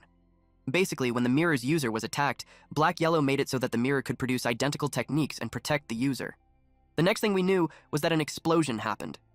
Apparently, the wooden puppet clone that the mirror created destroyed the ones that were produced by Yang Zi. Yang Zi saw it and learned that he couldn't strike the snake either, and possibly it triggers the mirror's defensive instincts, causing it to strike even harder. Snaky saw that the mirror had created more clones than Yang Zi, and they seemed more capable. Given that Black Yellow's artifact was already powerful, he couldn't even imagine it on its peak. He found an opening to save Snowy. He removed the trident from her body. Snowy saw him, but he told her to save her breath and just rest. The clones attacked the other members. They tried to flee from it because they knew that even as mere clones, they couldn't possibly defeat them. Yang Zi was in a pinch. He couldn't break free from the entity, and his only option was to depend on others to slay the snake. If that's how it was, he decided to play along with it for a while. He told Yuan that he would keep the mirror occupied while he took their men and executed the snake immediately. Yuan was frustrated that it blocked his junior brother like that, especially when they were just one step away. He was furious with the snake. He ordered the disciples to halt the blood sacrifice and converge. They must use their full strength to annihilate the snake demon. They all heed to his call. He initiated the destruction of the remaining pseudo-clones. Meanwhile, Snowy was already weak. She knew he would come there. Snaky urged her to focus on healing because there's a difficult fight ahead of them. He healed her with a blood restoration pill, bone strengthening pill, Yuan recovery pill, and mended her using heavenly demon art. At the same time, the disciples found them and charged all at once. Snaky planned to hold them off while Snowy went to safety. And then he told her that once she recovers, she has to prioritize breaking the cauldron to save their brethren. Snowy assured him that she has a way to counter the cauldron. The disciples used explosive fire talisman, wind-piercing spear, and thunder fire talisman, but Snaky was able to roll away from those. They realized that the snake demon was too fast, and their attacks wouldn't land. And suddenly, one of them was hit with the earth-piercing strike. Snaky followed it up with fire snake technique and burned most of them. Concurrently, Snowy took out a pill. She had a theory that the poison pill could eat through the barrier. She tried it and it was a success. The barrier shattered. Snowy told their brethren to take that chance and run while they can. The snakes rushed outside. Then she told Snaky to blow the poison smoke over there. Snaky used the Gale talisman to do that. The poison travels through the air. The Snakecatcher sect disciples tried to run, but they fell from the poison. Thus, someone ordered all low-ranked disciples to fall back. One of them commanded everyone to guard the exit of the Myriad Serpent Valley and not let any of those snakes escape. And the Foundation establishment's inner disciples volunteered to take charge of those two snakes. Another disciple told the eldest senior brother to leave Snaky to him, but he was reminded not to be rash. He was determined to settle the debt of harming them that day. He chanted that the highest good is like water, and water benefits all things without striving. He confined Snaky inside the water prison. Snaky thinks that his chant was bullshit because it didn't benefit him at all. Instead, it trapped him. He used his tail to break it. Snaky hit him even when he used mystic jade protection. This senior disciple told this junior disciple to take a pill, meditate, and heal first. It wasn't his place to charge since he just recovered from his previous injuries. Snaky finds it a pity that he survived, but at least his protective jade shattered. The next attack would definitely kill him. The senior disciple couldn't believe that their junior brother was defeated in a single blow. He realized that the snake was not only cunning, but its power was not to be underestimated. He's also aware that its magic treasure could even hold off their master. He had no idea how many trump cards this snake holds. He ordered Liu Fei, Su Bei, Wang Ping to go first and coordinate their attacks. They all replied yes. Bei unleashed the 1,000-vine spirit-locking formation. Snakey saw the vines and realized that it was a wood spiritual root. Fei, they used Mystic Fire Skynet. Now it made sense to Snakey. It was a wood fueling fire. Snakey was now confined, but he used water sphere protection to defend himself. Plus, he unleashed the stone golem to break the formation. It was a golem made of stone, so it wasn't a surprise that Fei's mystic fire was useless. Bei decided to strangle it this time. But to his surprise, the earth sank. Then the puppets grabbed him and pulled him down while he held onto the ground with one hand. Snakey scoffed at him. Now he's out of the way. Then Fei called him an idiot. She unleashed the heaven-reaching mystic fire to kill the snake, and Snakey countered it using fire snake technique. To her surprise, her mystic fire was suppressed, and she was engulfed by the snake fire. Ping told her to go heal herself. It was Ping's turn. Snakey tried to hit him with an earth-piercing strike, but he sidestepped to evade it. Then, Snakey used a wild dragon tail whip. Concurrently, Snowy was at a distance. She got worried for Snakey as she watched the earth-piercing strike towering over the trees. Snakey decided to take a pill. He knew it couldn't drag this fight any longer because the biggest threat on the other side hasn't made his move yet. He solidified his true Kwai. The atmosphere has changed because of the terrifying true Kwai. The disciples saw the sky and turned pale. What they saw was the mountain embracing Seal. They didn't expect that the snake demon evolved to that extent. The disciples begged for their eldest senior brother to save him. Suddenly, someone used the Xuanyang heaven-slaying sword and sliced the mountain in half. Snakey was hit with the impact. He realized that this Wei Moshu lives up to his title as the inner disciple's eldest senior brother. The man was more formidable than the others. He was more than 10 times stronger than the previous enforcer, Bai Shu. Snowy rushed to Snakey's side, but she was blocked by 2 humans. They told her that she could barely keep her head above the water, and now she wanted to play savior. She threw a toxic eater pill. The humans got cautious because its poison was potent. Fei noticed the ground cave in. It caught Snowy's attention too. Fei emerged from it. He was relieved to be finally free because those underground puppets were a pain in the ass. Fei got worried for him. He saw the toxic eater pill just inches away from him, but he refused to be taken down by a poison pill. Yuan used the 5 elements to detox Palm Seal. He acknowledged the debt to be repaid. Yuan told them to finish Snowy since her poison source had been blocked already. Meanwhile, since the situation had led to that, Snakey was determined to risk it all and play his ace. He summoned the Arctic Frost Sword. Ping sensed the spiritual energy, and he recognized it to be an Icefire Ivory. He was right that the snake demon had a hidden card. He took out his mystic Sun Heaven Killer Sword.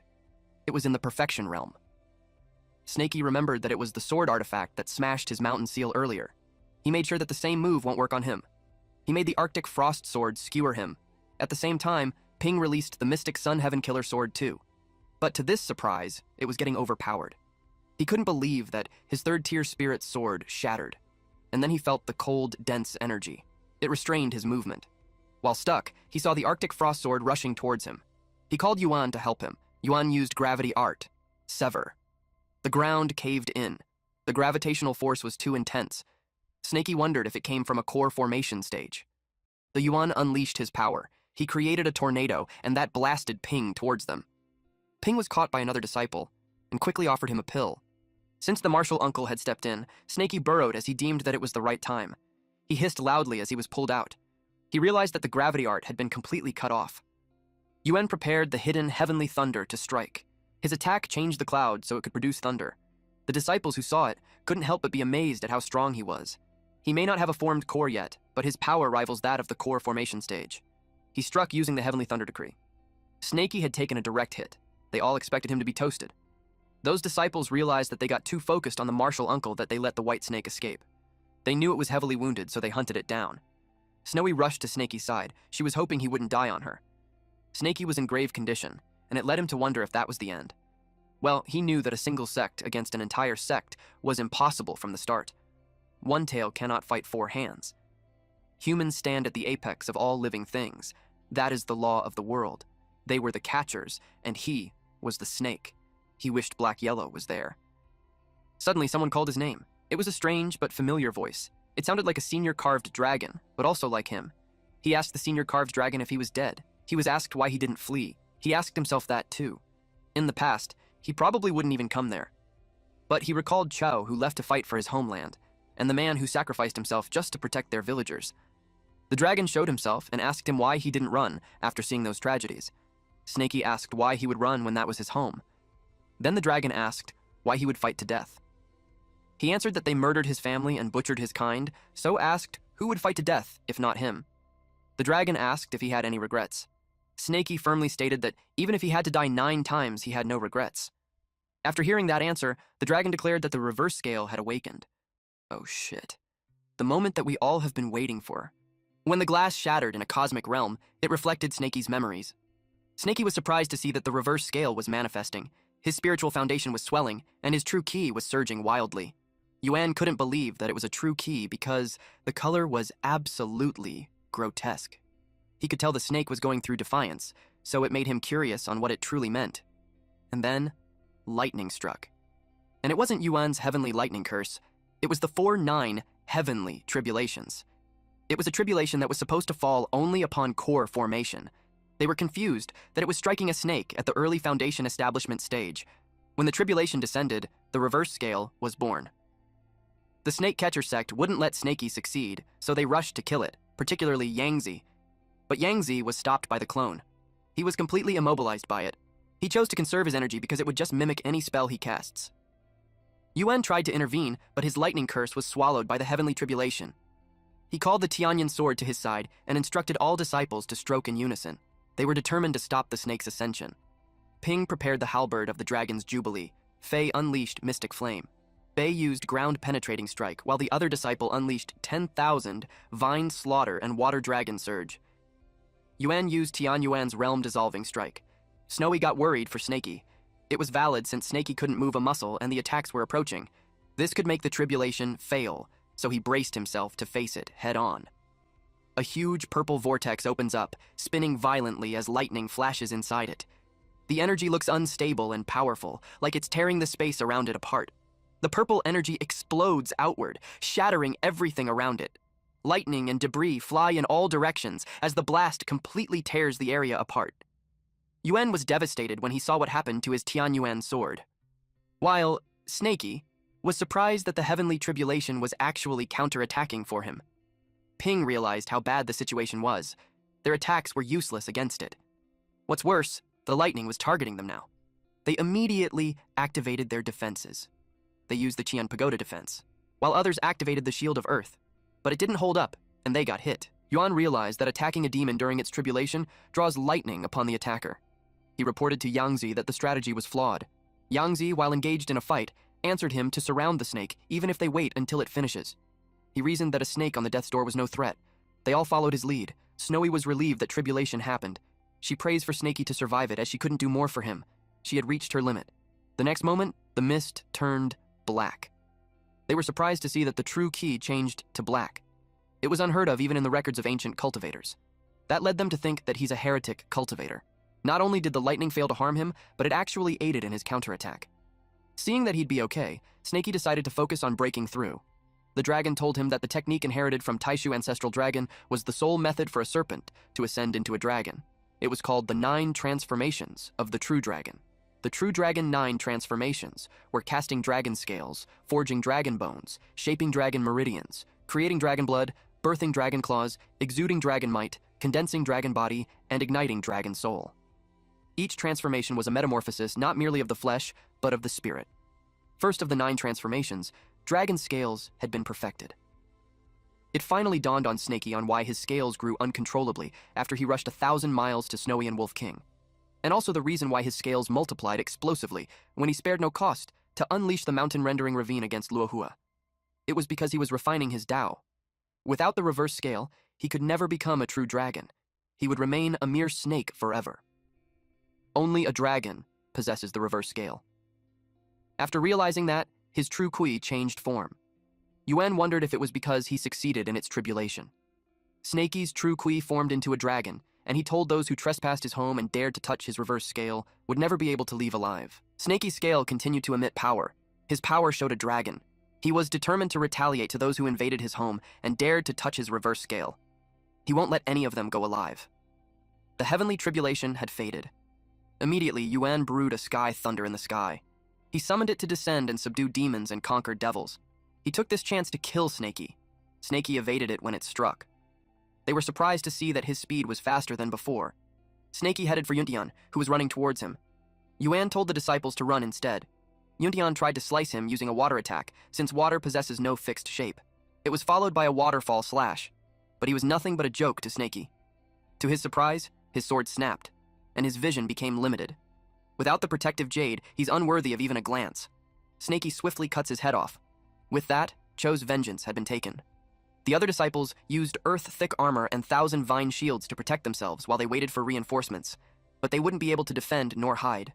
Snakey pierced through the thick armor, while he burned the 1,000 vine shields and the man inside it. Ping wanted to charge ahead, but Fei stopped him and reasoned with him that once their master escapes, he would avenge their junior brothers.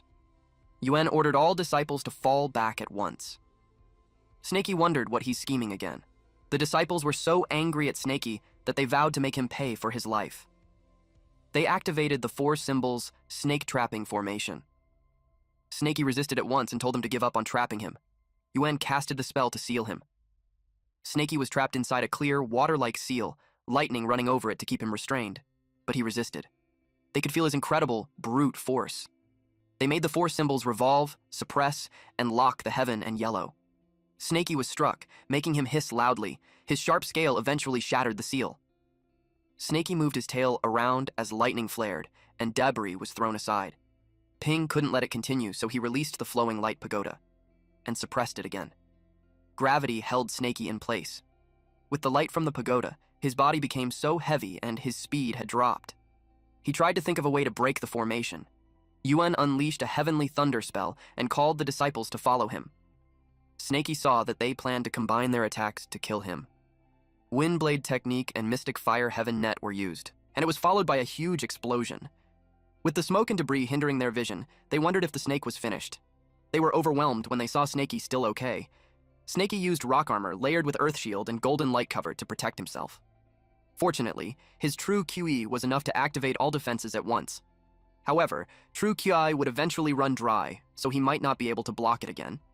He had to find a solution to that headlock immediately. Ping and Fei hid behind a tree. Ping turned pale when he saw that Snakey has 16 earth shields when the most that he saw was at 8. It was a tier 2 high-grade spell that far exceeds the snake's own cultivation base. Meanwhile, Yuan informed his senior brother that the snake was extraordinary. He suggested inviting Hante just in case. After Snakey hears their plan to bring in more reinforcements, he can't just stand by and do nothing. With how things are going, he could only gamble on Snowy's Huyuan pill. Otherwise, death is certain regardless.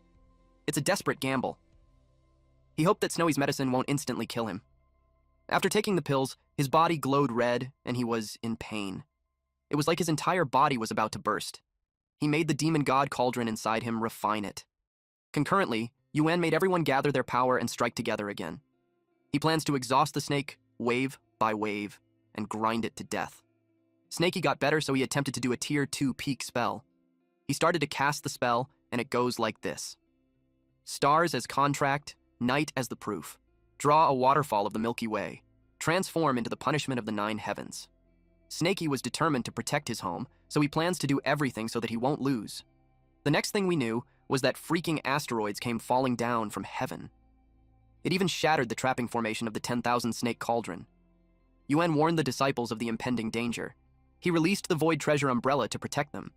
It blocked the asteroid that was about to fall on 2 disciples. Suddenly, Yuan coughs blood. He was affected by the immense pressure of the spell. He could tell it was almost at the core formation stage. The spell overpowered him. The asteroid turned the sky orange, embers and scorched leaves drifting down in the heated air. Snakey swats the debris that was falling on him. He had successfully shattered the cursed formation. He realized that absolute office is the ultimate defense. His next goal was to reclaim his frostbite blade and spirit sunderer. He gathered chi in his tail and broke its seal. Then he made it come to his side. Meanwhile, the disciples struggled to block the asteroid. Yuan could tell that they were reaching their limit. He helped them by using a void aegis umbrella and blood sacrifice. The umbrella emits power and shatters the asteroid. But the impact and backlash on Yuan was too much. Even with Ping's spiritual power focused on defense, his internal organs were nearly shredded. Then, he noticed something shining from a distance. When he made sense of what it was, he pushed Fei out of the way. As a result, his arm was chopped off. He couldn't believe the snake. He just unleashed a spell that massive, and now he's commanding flying swords. Fei got worried for Ping, but he told her to go at once and not worry about him. As soon as she was about to escape, Snakey showed up, and her head was cut off, and struck her at the chest using the tail. Then Snakey made the Spirit Sunderer attack Yuan, who blocked it using Mystic Sun Aegis spell. Snaky could tell that Yuan was nearing his limit. Since he clashed directly with the spirit Sunderer, his spiritual power would eventually wither and die. Yuan felt his spiritual power being sucked and decided that it was better to discard his hands. He ignited the essence of blood and used bloodburst art. He granted the snake demon his hands as his parting gift. Snaky hissed loudly when the spirit Sunderer shattered. He took a bloodkin restoration pill. Yuan urged the disciple to flee while he made Snaky busy. Ping was surprised, but he insisted since his lamp had run dry and he knew his end was near. While the disciple was the sole remaining seed of their lineage, so he won't let him fall there. He urged him to go at once. But Snaky won't let any of them escape.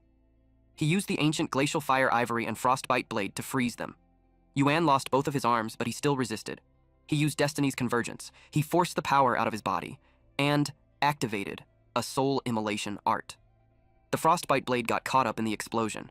Snaky wasn't an exemption. The scale of this explosion was massive. Ping was safe from a distance, but his heart aches for his great-uncle. He understood that his life was brought with his great-uncle's sacrifice, so he must not die. He tried his best to endure. When the explosion subsided, the whole area was covered with thick black smoke. Snaky's bones were fractured and his ki was almost spent. But he couldn't just let the disciple flee. He released a puppet and shot it from a distance. Ping was surprised when it appeared in front of him. He looked down on it since it was relatively small. So he was caught off guard when Snaky used Earth King puppet art, positional transposition, and appeared in front of him. He screamed loudly as Snaky devoured him. Snaky kept his word to end all of them. Yangzi learned the defeat of Yuan and his disciples. It fueled his anger and became more determined to slaughter the snake demon. He unleashed the spell Mystic Sunstrike. Then he used Vitality Combustion, in which, again, his clone copied it. He swore to kill him. Even his words were mimicked by the clone. Suddenly, the clone called his name and asked how he would grade the treasure since he had been fighting it for quite some time now. Yangzi was surprised to learn that it had its own sentience. He questioned its real identity. The doppelganger of Yangzi called his name and said they had been dancing for quite a while now. He asked Yangzi what he thought about the treasure. Yangzi was shocked when he realized the doppelganger could think on its own. He asked what it really was. The doppelganger answered simply. He said he was Yangzi's inner demon. Ancient books said inner demons appeared when a strange demon from outside invaded a person's body. Yangzi wondered if that happened when he formed his core. But it didn't make sense to him. The heavenly demon mirror shouldn't count as an outside demon. The doppelganger felt insulted. To prove his strength, he showed a move he rated 8 out of 10, Snake Spirit Palm. Yangzi was surprised by the sudden attack. He quickly called out Xuanyang to protect his body and push away the dark energy. The doppelganger attacked again with Wind Thunder Palm. Yangzi blocked it with Heaven Earth Primordial Palm. That was when he realized how painful it was to fight someone exactly like himself. Their strength was completely the same. Because the clone attacked first, Yangzi could only defend and couldn't fight back freely.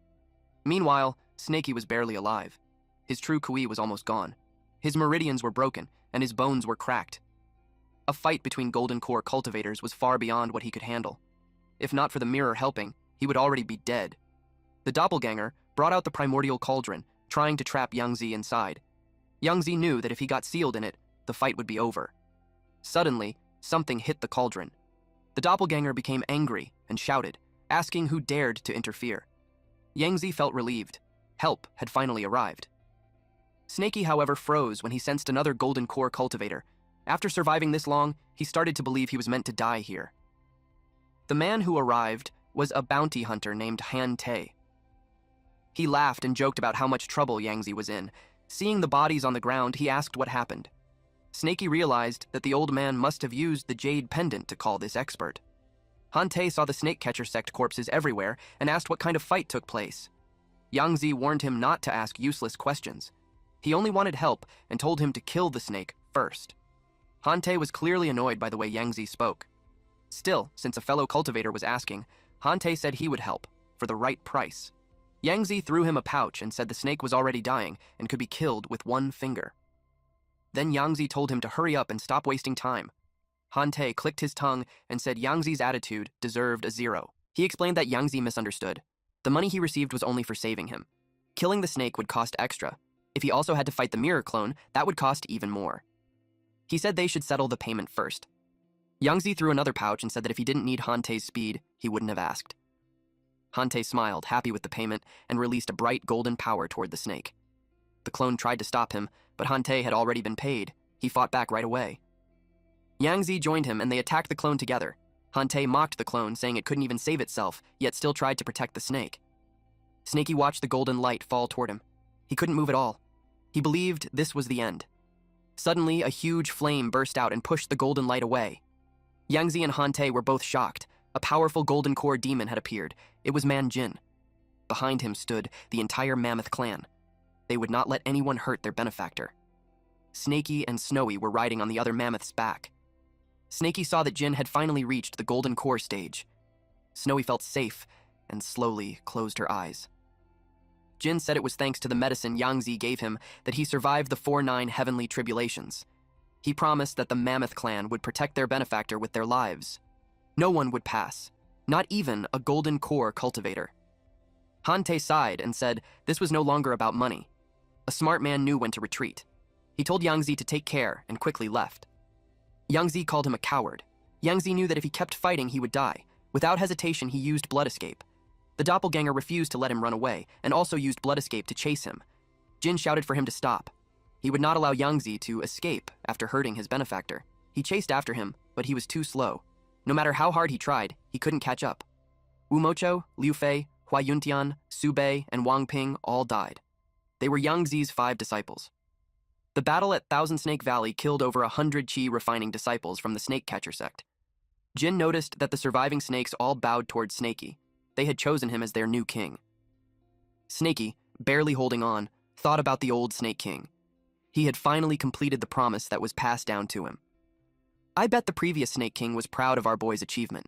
He had grown so much since then. Jin panicked when he saw Snakey close his eyes. He desperately tried to wake him up, afraid of losing him. Yangzi's doppelganger was irritated that he had managed to escape. However, it knew Yangzi was gravely injured, so it was confident he wouldn't return to interfere with its master. With that assurance, it retreated back into the mirror. Soon after, the mirror shot through the sky. It entered a cave and settled beside Snakey. Snakey was surprised to see the heavenly demon mirror. He hadn't expected it to return to its owner. This made him wonder whether Yangzi was already dead. When he looked closely, he saw that the mirror had lost its former luster and even had a visible crack. Remembering what Black Yellow had said, that it could only be used once, he concluded that it was now useless. Jin scolded him for letting an unknown object fly in so casually and told him not to shove things around recklessly. Jin was relieved that Snakey had finally awakened after 3 days. He mentioned hearing something flying earlier and asked if it had been an attack. Snakey assured him it was fine, explaining that it was simply one of his treasures returning. He thanked Jin for his help. Jin replied that it was nothing, since Snakey had helped him before by giving him a pill to form his core. He gently rubbed his trunk against Snakey. Snakey then asked about Snowy and how her injuries were. Jin told him that she had woken up earlier and had gone up the mountain that morning to gather herbs. She planned to refine a pill for him. As if on cue, Snowy suddenly appeared. When she saw Snakey, she immediately burst into tears. She hugged him tightly and sobbed, overwhelmed with relief that they had all survived. Snakey reassured her that the disaster had already passed. She then showed him a new version of her Qi recovery pill. It was far more potent than the previous one, and it looked rather ominous. Since he was still weak, she tried to make him take it, but he refused. She felt offended, thinking he was looking down on her medicine. Jin admitted that her pill was indeed extremely intense. She soon realized that Snakey had already given away the pill she had made for him. As she tried to force the pill on him again, he denied that accusation and explained that it was precisely because of her pill that he had survived the battle. However, he also pointed out that her medicine was too strong. He had already consumed a massive amount of pills earlier, many of which hadn't been fully refined yet. He went on to explain that his body was still weak, with severely damaged meridians and bones, so taking such powerful medicine now would do more harm than good. He suggested waiting until he finished his seclusion. Realizing how potent her medicine truly was, she decided to leave the pill with him and let him take it at his own discretion. Jin told Snakey that they would stand guard nearby so he could enter seclusion peacefully. The valley was rich in spiritual energy, and Jin planned to stabilize his own cultivation as well. 5 months later, a snake bowed its head. Soon, several snakes were bowing as well. The snake inside the cave told them to rise and said they didn't need to perform such grand salutations in the future. That snake was Snakey. He looked at the thousands of snakes bowing before him. Though they weren't sentient yet and couldn't speak, it was clear they had accepted him as their new Snake King. He told them to go on their way, but he ended up losing an entire day just dealing with them. Jin congratulated him on completing his seclusion and asked if he had fully recovered. Snakey replied that he was fine. He then asked whether any cultivators from the snake catcher sect had appeared. Jin said none had come. Most likely, all the cultivators involved had died, so no news had spread. Alternatively, the Qin army's capture of Chuyang City might have occupied all the sects with the transition of power. This confirmed that Chu had truly fallen. Snakey told Jin that he wanted to look around the area and asked him to guard the valley. Jin readily agreed. Snakey wondered whether Snake Village was empty now. He also thought about Wang Ding. He arrived at the place where mortals and cultivators had once fought desperately for survival. The scene gave him a sense of enlightenment. To honor them, he decided to erect a monument. He named it the Monument of Mortals Slaying Immortals. He then went to the cliff where Chu had fallen. He hoped that Chu had reached enlightenment in the end. Though he was gone, his pride would be remembered by future generations, and his name would endure. Kingdoms might rise and fall, but noble spirits lasted forever. Snakey carved his name into the cliff. Next, he thought of Chu. Since Chuyang City had fallen, he assumed Chu must be dead as well. As a disciple of the mountain-moving sect, Chu deserved a monument facing that sect's peak. Recalling their time together, Snakey realized that he probably knew Cho better than anyone else. He decided to write a brief account of Cho's life on the back of the monument, believing it would reflect the kind of person he truly was. Snakey wrote something like, "Just got beaten by young Master Hua. I wanted to fight back, but I didn't because Yinling said she likes honest guys. Then Yinling told me to get lost. She finally spoke to me. That means I'm in her heart." Snakey admired his own work, convinced that Cho's spirit in heaven would be deeply moved. Meanwhile, a cultivator escorted a rebel who had killed 5 Foundation establishment cultivators. The man was the son of the Xiao family, Xiao Cho. He was in a miserable state, wearing only his undergarments, with his hands bound and his body covered in bruises. Shilongzi, the great elder of the mountain-moving sect, turned pale as he told the commander that Chu was his disciple and that he had failed to teach him properly. Though rebellious, Cho had only wanted to protect the Xiao family. The commander told him not to worry. He hadn't brought him there to assign blame, but to discuss a matter. This man was Qin Xuanji, the great elder of the Sky Puppet sect, known as the Thousand Puppet King. He stated that he wanted custody of the boy. When there was no immediate response, he asked if his meaning wasn't clear enough. Longzi agreed to comply. Xuanji was pleased and said he wouldn't take advantage of him. He offered compensation in exchange for the disciple, and Longzi expressed his gratitude. Xuanji then instructed Longzi to take Cho back to the Xiao family to recover and ensure that all surviving members of the Xiao family were properly settled. He also ordered that no one was to harm a single member of the Xiao family from that point onward. Longzi thanked him for his mercy and immediately carried out the orders. In truth, Xuanji was interested in Chao as a renegade cultivator. At the entrance of Myriad Serpent Valley, Snakey's eyes widened in shock. He couldn't understand what was happening. He sensed 2 golden core presences within the valley. One belonged to Jin, but the other was completely unfamiliar. He immediately became cautious, suspecting another golden core invasion. A massive lion-like beast named Raymond was arguing with Jin.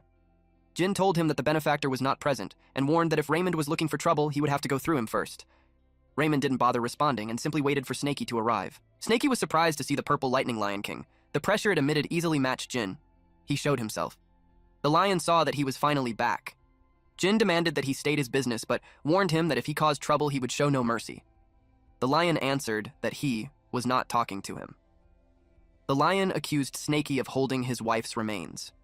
Snakey remembered the amethyst thunder lion from before. He felt a wave of panic because he had already eaten everything except the hide and bones.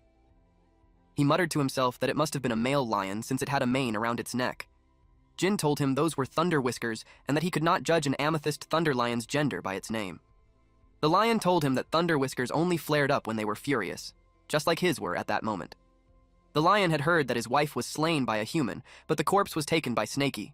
He demanded that she be handed over at once. Jin grew annoyed at how he asked for a favor while making threats. Jin told him that if he could not show respect, he should leave and learn some manners before coming back. The lion could tell from Jin's posture that he was ready to go to war over that little snake. It made him curious about the snake demon's story. Since the lion already knew his wife was killed by humans, Snakey pointed out that he was the one who slaughtered that cultivator to avenge her. The lion said he was aware, but he still needed the body. He asked if Snakey had consumed her. Jin pointed out that it did not matter if Snakey had consumed her because he had avenged her, and it was only fair that he was compensated for the trouble. He added that the flesh would have rotted away in the dirt anyway. Jin told him that if he wanted blood, he should go hunt a human sect instead of acting like a madman here. The lion warned Jin that he was digging his own grave. He demanded his wife back and meant every word. Snakey told them to stop. He felt a heavy weight in his chest as he thought about why he received such karma. He took out the bones and hide and told the lion that it was all that remained. The lion broke down when he saw the remains of Little Nine. Hearing that name, Snaky wondered if he had 8 more. The lion sobbed as he saw that Little Nine had been reduced to nothing but bones. His other wives were inherited from the previous king, but she was his first love. She was the youngest and had the weakest cultivation, yet she was always jealous and had run away. Snaky did not expect such a reaction. The lion excused himself to grieve for a while. An hour later, he returned and apologized for letting his emotions get the better of him. Snaky admitted he was emotional, but said it was understandable. He introduced himself as Raymond and apologized for his earlier hostility. Jin was relieved that he had finally stopped bawling. Since Snaky ate Little Nine's flesh but also killed her murderer, he decided to call it even. But he still wanted to know which sect that cultivator belonged to. Snaky knew the Heavenly Buddha sect was too powerful. Telling the truth would be suicide for everyone. Raymond noticed his silence. Snaky thought that since he was so eager, he might as well point the weapon in a useful direction. So, he said that the martial arts style looked like it came from the snake catcher sect. Without hesitation, Raymond rushed off to wipe them out. Snaky's jaw dropped as he charged away like that. He wondered if the guy even had a brain. He told him not to be reckless. Raymond answered that he was not being reckless. He argued that if he could not crush their headquarters yet, he would start by raising a small branch hall. Jin asked if they should follow him. Snaky knew Raymond was a loose cannon, so he worried they might get dragged into trouble if they followed.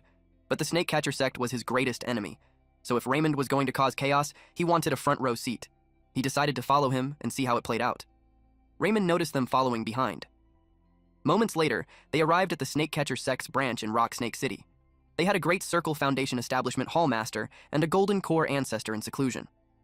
With a Tier 3 defense array, the place was basically a fortress. However, our boy noticed something. Raymond brought his entire harem with him.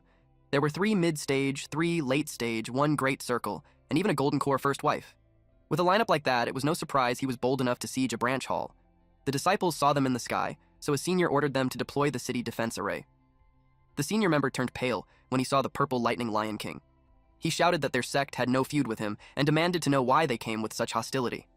Raymond answered that they slaughtered his wife and child, yet they still dared to ask why he was there.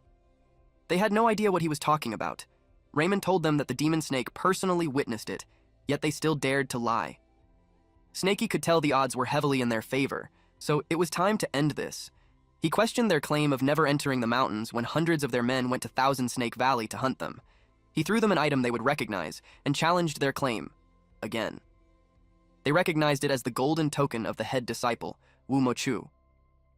They realized that the rumors about Yangzi's entire line being wiped out were true. The senior member cursed Yangzi in his head for bringing disaster upon them. He knew they were doomed, and the array would only hold until the main sect sent help. Raymond's patience finally ran out. He rallied everyone to attack with him and finish it quickly. He wanted to leave the snake catcher sect drowning in blood. The members of his clan unleashed the same powerful beams at the same time. The people below screamed. The outer formation was breached, and they were struck by beams and falling debris. Snaky, riding on Manjin's back, watched and realized there was no need for him to step in. Manjin told him there was no need to fight and to let them handle it. The hallmaster summoned the giant python array spirit. Raymond was caught off guard. A massive green spirit snake shot into the sky to restore the great array. Then the array spirit launched a counterattack. The snake spewed venom from its mouth. It was aimed directly at Raymond. Manjin intercepted it by unleashing sky-burning breath from his trunk. Raymond appreciated the help since they were not well equipped to deal with venom. The hallmaster ordered them to fire arrows at the mammoth. Manjin saw that they were spirit-devouring arrows. It made him furious because crafting that many meant countless spirit-devouring elephants had been slaughtered. It brought back the tragedy he witnessed as a child and the extinction of his kind. Now he knew they were responsible as well. This caused a powerful aura to burst from his body. He swore to avenge the spirit-devouring elephant clan. The members of the snake-catcher sect panicked when they saw Manjin charging straight at them. Manjin vowed to slaughter every last one of them. Manjin slammed into the barrier using his sky-shattering drill technique. The impact shook everything inside the barrier. Snaky spotted the green spirit snake rising behind them and warned him. Manjin turned and rammed into the green spirit snake. Raymond realized the wild elephant's strength was truly extraordinary. But he also believed his Thunder Lion clan would not fall behind. He unleashed Purple Lightning Divine Thunder. The powerful lightning shattered the barrier. The hallmaster ordered the green spirit snake to hold the line while one of his juniors ran to call for the ancestors' help. The Thunder Lion saw that the spirit snake was trying to repair the array. One of them told Raymond that it was extremely persistent. Snaky decided to consume it. Manjin and Raymond were startled by his sudden move. He told them to focus on the siege. While he handled the giant python array spirit, it made Raymond excited, and he gladly left it to him. Meanwhile, he and his wives dealt with the humans. The records Snaky took from the Snakecatcher sect's scrolls mentioned these array spirits. Every defensive array of the Snakecatcher sect was created by extracting the soul of a golden core snake demon to serve as its spirit. Each one had over 100 years of history. The one in Rock Snake City had existed for at least 300 years. He told the spirit that they were of the same kind. He knew it was bound to the array against its will. He said he could free it and invited it to come with him. But the snake spirit insisted it had to protect Rock Snake City. It attacked Snaky, but he blocked it with thick earth armor and earth aegis. They clashed in midair, and the shockwaves spread across the battlefield. This made Manjin glance back at his benefactor. Raymond began to doubt if Snaky could really handle it. Snaky felt its overwhelming power. Even as a soul puppet, it was still a peak golden core demon. It made him wonder if its will had already been erased after being enslaved for so long. He realized he had no choice. He activated his golden scales. They struck the snake spirit and made it hiss in pain. Snaky thought that death might be the only way to free it. But the snake spirit was determined to kill anyone who dared attack the city. When it lunged at him, Snaky used Divine Dragon's tail whip and slammed it on the head. It crashed into the ground. He chased after it while condensing his ki. As he closed the distance, he used Mountain Clasping Seal, bringing down a massive mountain onto the spirit snake. Then, he quietly wished for it to rest in peace. The spirit snake fell. The disciples of the Snakecatcher sect panicked. They tried to flee, but someone shouted at them because no one had given permission to retreat. They looked toward their ancestor, wondering why he had not arrived yet. Raymond was stunned when he saw the pure, concentrated chi. He could not believe the brat had actually pulled it off. Manjin rampaged through the battlefield. He was determined not to let a single soul escape. Raymond told his 6th, 7th, and 8th wives to take this chance to feast and refine their strength. They replied that they were already doing so. Someone suddenly arrived and shouted at the beast to stop. It was Lai Fengzi, an early core formation ancestor of Rock Snake City. He was furious that they had razed his city and disturbed his meditation. He declared that their deaths would be slow and agonizing. He could not believe that a mere serpent dared to lay siege to his gates. Snaky was surprised that he had become the target. Manjin rushed to his side and told him to watch his back. Then he unleashed sky-burning breath. He told Snaky to retreat because he wanted to face that opponent himself. The timing worked out, since Snaky also needed spiritual ki to recover. Raymond called his first wife to his side so they could help Manjin take down the old man. Seeing 3 Golden Core experts rushing toward him, Fengzi knew the odds were against him. But even if it cost him his life, he would carve out a path for his people to survive.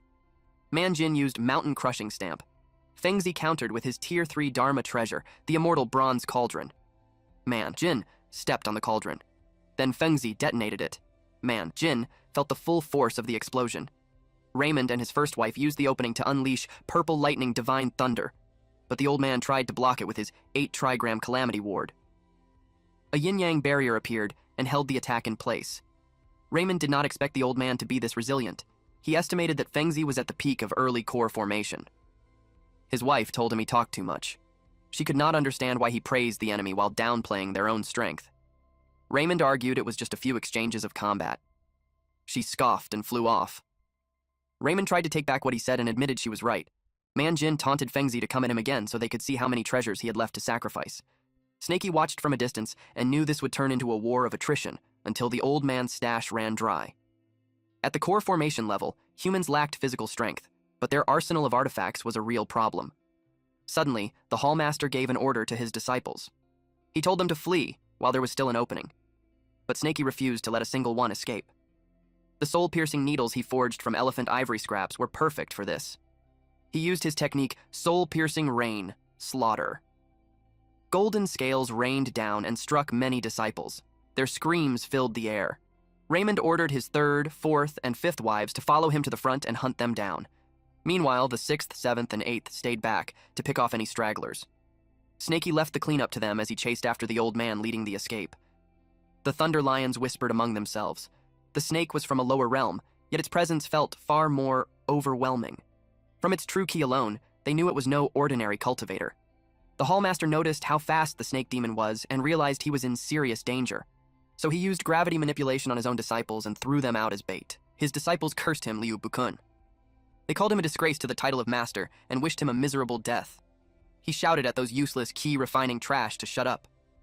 He claimed the path of cultivation was about the strong devouring the weak, so they had no right to blame him. Snaky called him despicable. He did not expect the old man to sink this low. He noted that the hall master matched Kui Yuan in strength, but his honor was non-existent. Bukun used ground-piercing nails to block him, then used displacement flick step to escape. Snaky realized he had no intention of stopping to fight. A target focused only on escaping was the hardest to catch. So he used the 9 transformations of the true dragon and released his dragon scales. He shifted them into blade form and cleared the path ahead. Now Bukun had nowhere left to run. Bukun warned him not to push him too far. He did not expect to be forced to use his final trump card here. He consumed a core to force himself into golden core integration. Snaky was shocked to hear that. He wondered if it was the same method used by the mountain-moving ancestors' mummified remains. Bukun felt relieved as his breakthrough began. Snaky could not believe he was using such a method to force his way into the core formation stage. Snaky activated Divine Sense Scan. It allowed him to see that the golden core's color was off, which made him suspect it was a pseudo-core. A pseudo-core was inferior to a true core, but it still far surpassed the peak of Foundation establishment. Bukun let his true Kui burn. He threatened to drag the snake demon down into the abyss with him. Snaky decided it was the best time to retreat. He dove to the ground and waited for the explosion. But everything suddenly went quiet, which confused him. He pushed his divine sense to its maximum range. To his surprise, the old man was nowhere to be found. He realized he had been tricked. The old man did not burn his ki for a final attack. He used it to create an opening to escape. Pseudo-core cultivators were those who forced their breakthrough. They were people who would likely never reach a higher realm in their lifetime. For Bukun, he sacrificed his entire future just to crawl away like a rat. Snaky despised his cowardice, but the escape had worked perfectly. With that explosive burst, his speed rivaled a true core formation expert. Snaky knew he could not catch him. He felt humiliated. He was just relieved that Manjin and the others were too busy to see it. Meanwhile, Manjin used Mountain Crushing Stamp to break Fengzi's barrier. It finally shattered. The moment it broke, Manjin unleashed Sky-Burning Breath. At the same time, Raymond released Purple Lightning Divine Thunder. Fengzi tried to activate a small transference talisman as he took both attacks head-on. From a distance, Snaky saw Fengzi rushing in his direction. He waited, ready to finish it. Fengzi kept burning his lifespan in true ki. Then he declared that the snake demon would die with him. Snaky realized he had become the target. Snaky understood that this madman planned to self-detonate. He grew tense as he saw how determined Fengzi was to drag him to the grave. Manjin rushed toward him. Fengzi grabbed Snaky's head and told him there was nowhere left to run. He called the serpent filthy and declared his death. A massive explosion followed. Snaky tried to protect himself with Golden Scale Guard, Earth Aegis, and thick Earth Armor. Manjin unleashed his Kui, swallowing the mountains around them. He was furious that Fengzi dared to harm his benefactor. Raymond also used Purple Lightning Aegis to shield Snaky, then he checked on his little friend. Snaky said he was fine, but he was worried about Manjin. But when he looked over, Manjin was using Breath Dispersion. Snaky was stunned by his monstrous physique. He had literally pushed the shockwave away. Suddenly, a misty figure appeared and declared that even in death, he would haunt Snaky forever. Snaky was surprised to see Fengzi's Yin Soul. This reminded him of the artifact he got from Bai Shu. He called forth the Soul-Reaping Banner. Fengzi, now in soul form, was confused. Snaky began chanting a spell, but the soul tried to stop him. Still, through his blood pact, he continued the summoning and turned the entity into a banner spirit. He commanded the Grim Reaper-like figure to target Fengzi. He urged it to harvest Fengzi until nothing remained. Since Fengzi refused to let him go even in death, Snaky made sure he would never find peace. Fengzi begged to be released. Snaky told him to stay silent, warning that once the refinement was complete, he would become his soldier. Snaky realized that the cultivators of Rock Snake City were almost completely wiped out. With that thought, he decided to harvest every Yin soul left behind. Back then, Bai Shu had cornered him with just a few dozen spirits, forcing him to self-detonate his seal to survive. If he could gather hundreds or even thousands now, his power would grow tremendously. He commanded the Soul-Reaping Banner to sweep across the city and leave nothing behind. It was as if the souls of the dead were being pulled straight into the banner. Snaky noticed that most of them were only remnant souls. He realized that souls only linger briefly after death, and many had already faded away. He then moved on to collect the spoils. Manjin saw what he had done and felt proud. Not only could Snaky master human techniques, but he could also control artifacts. Raymond admitted he had underestimated him. Snakey noticed them staring and told them to stop wasting time. The night was long, and danger could still come. He ordered them to search the city and prepare to withdraw. He told them to gather every treasure and storage bag, and they would split the loot after returning. Manjin told the Thunder Lions to begin searching while he headed to the armory to reclaim all ivory-related items. Suddenly, a voice told them to wait. Snakey turned and saw the spirit snake. He did not expect it to still exist. It told him it was fading and wanted Snakey to take it in and turn it into a vengeful spirit so it could have its revenge. It revealed that it had been imprisoned for over 300 years and had only just regained clarity. This time, it wanted to make its own choice. Snakey thought for a moment, then decided to let the soul-reaping banner harvest it. The spirit snake thanked him and asked for his name. He replied that he was Snakey.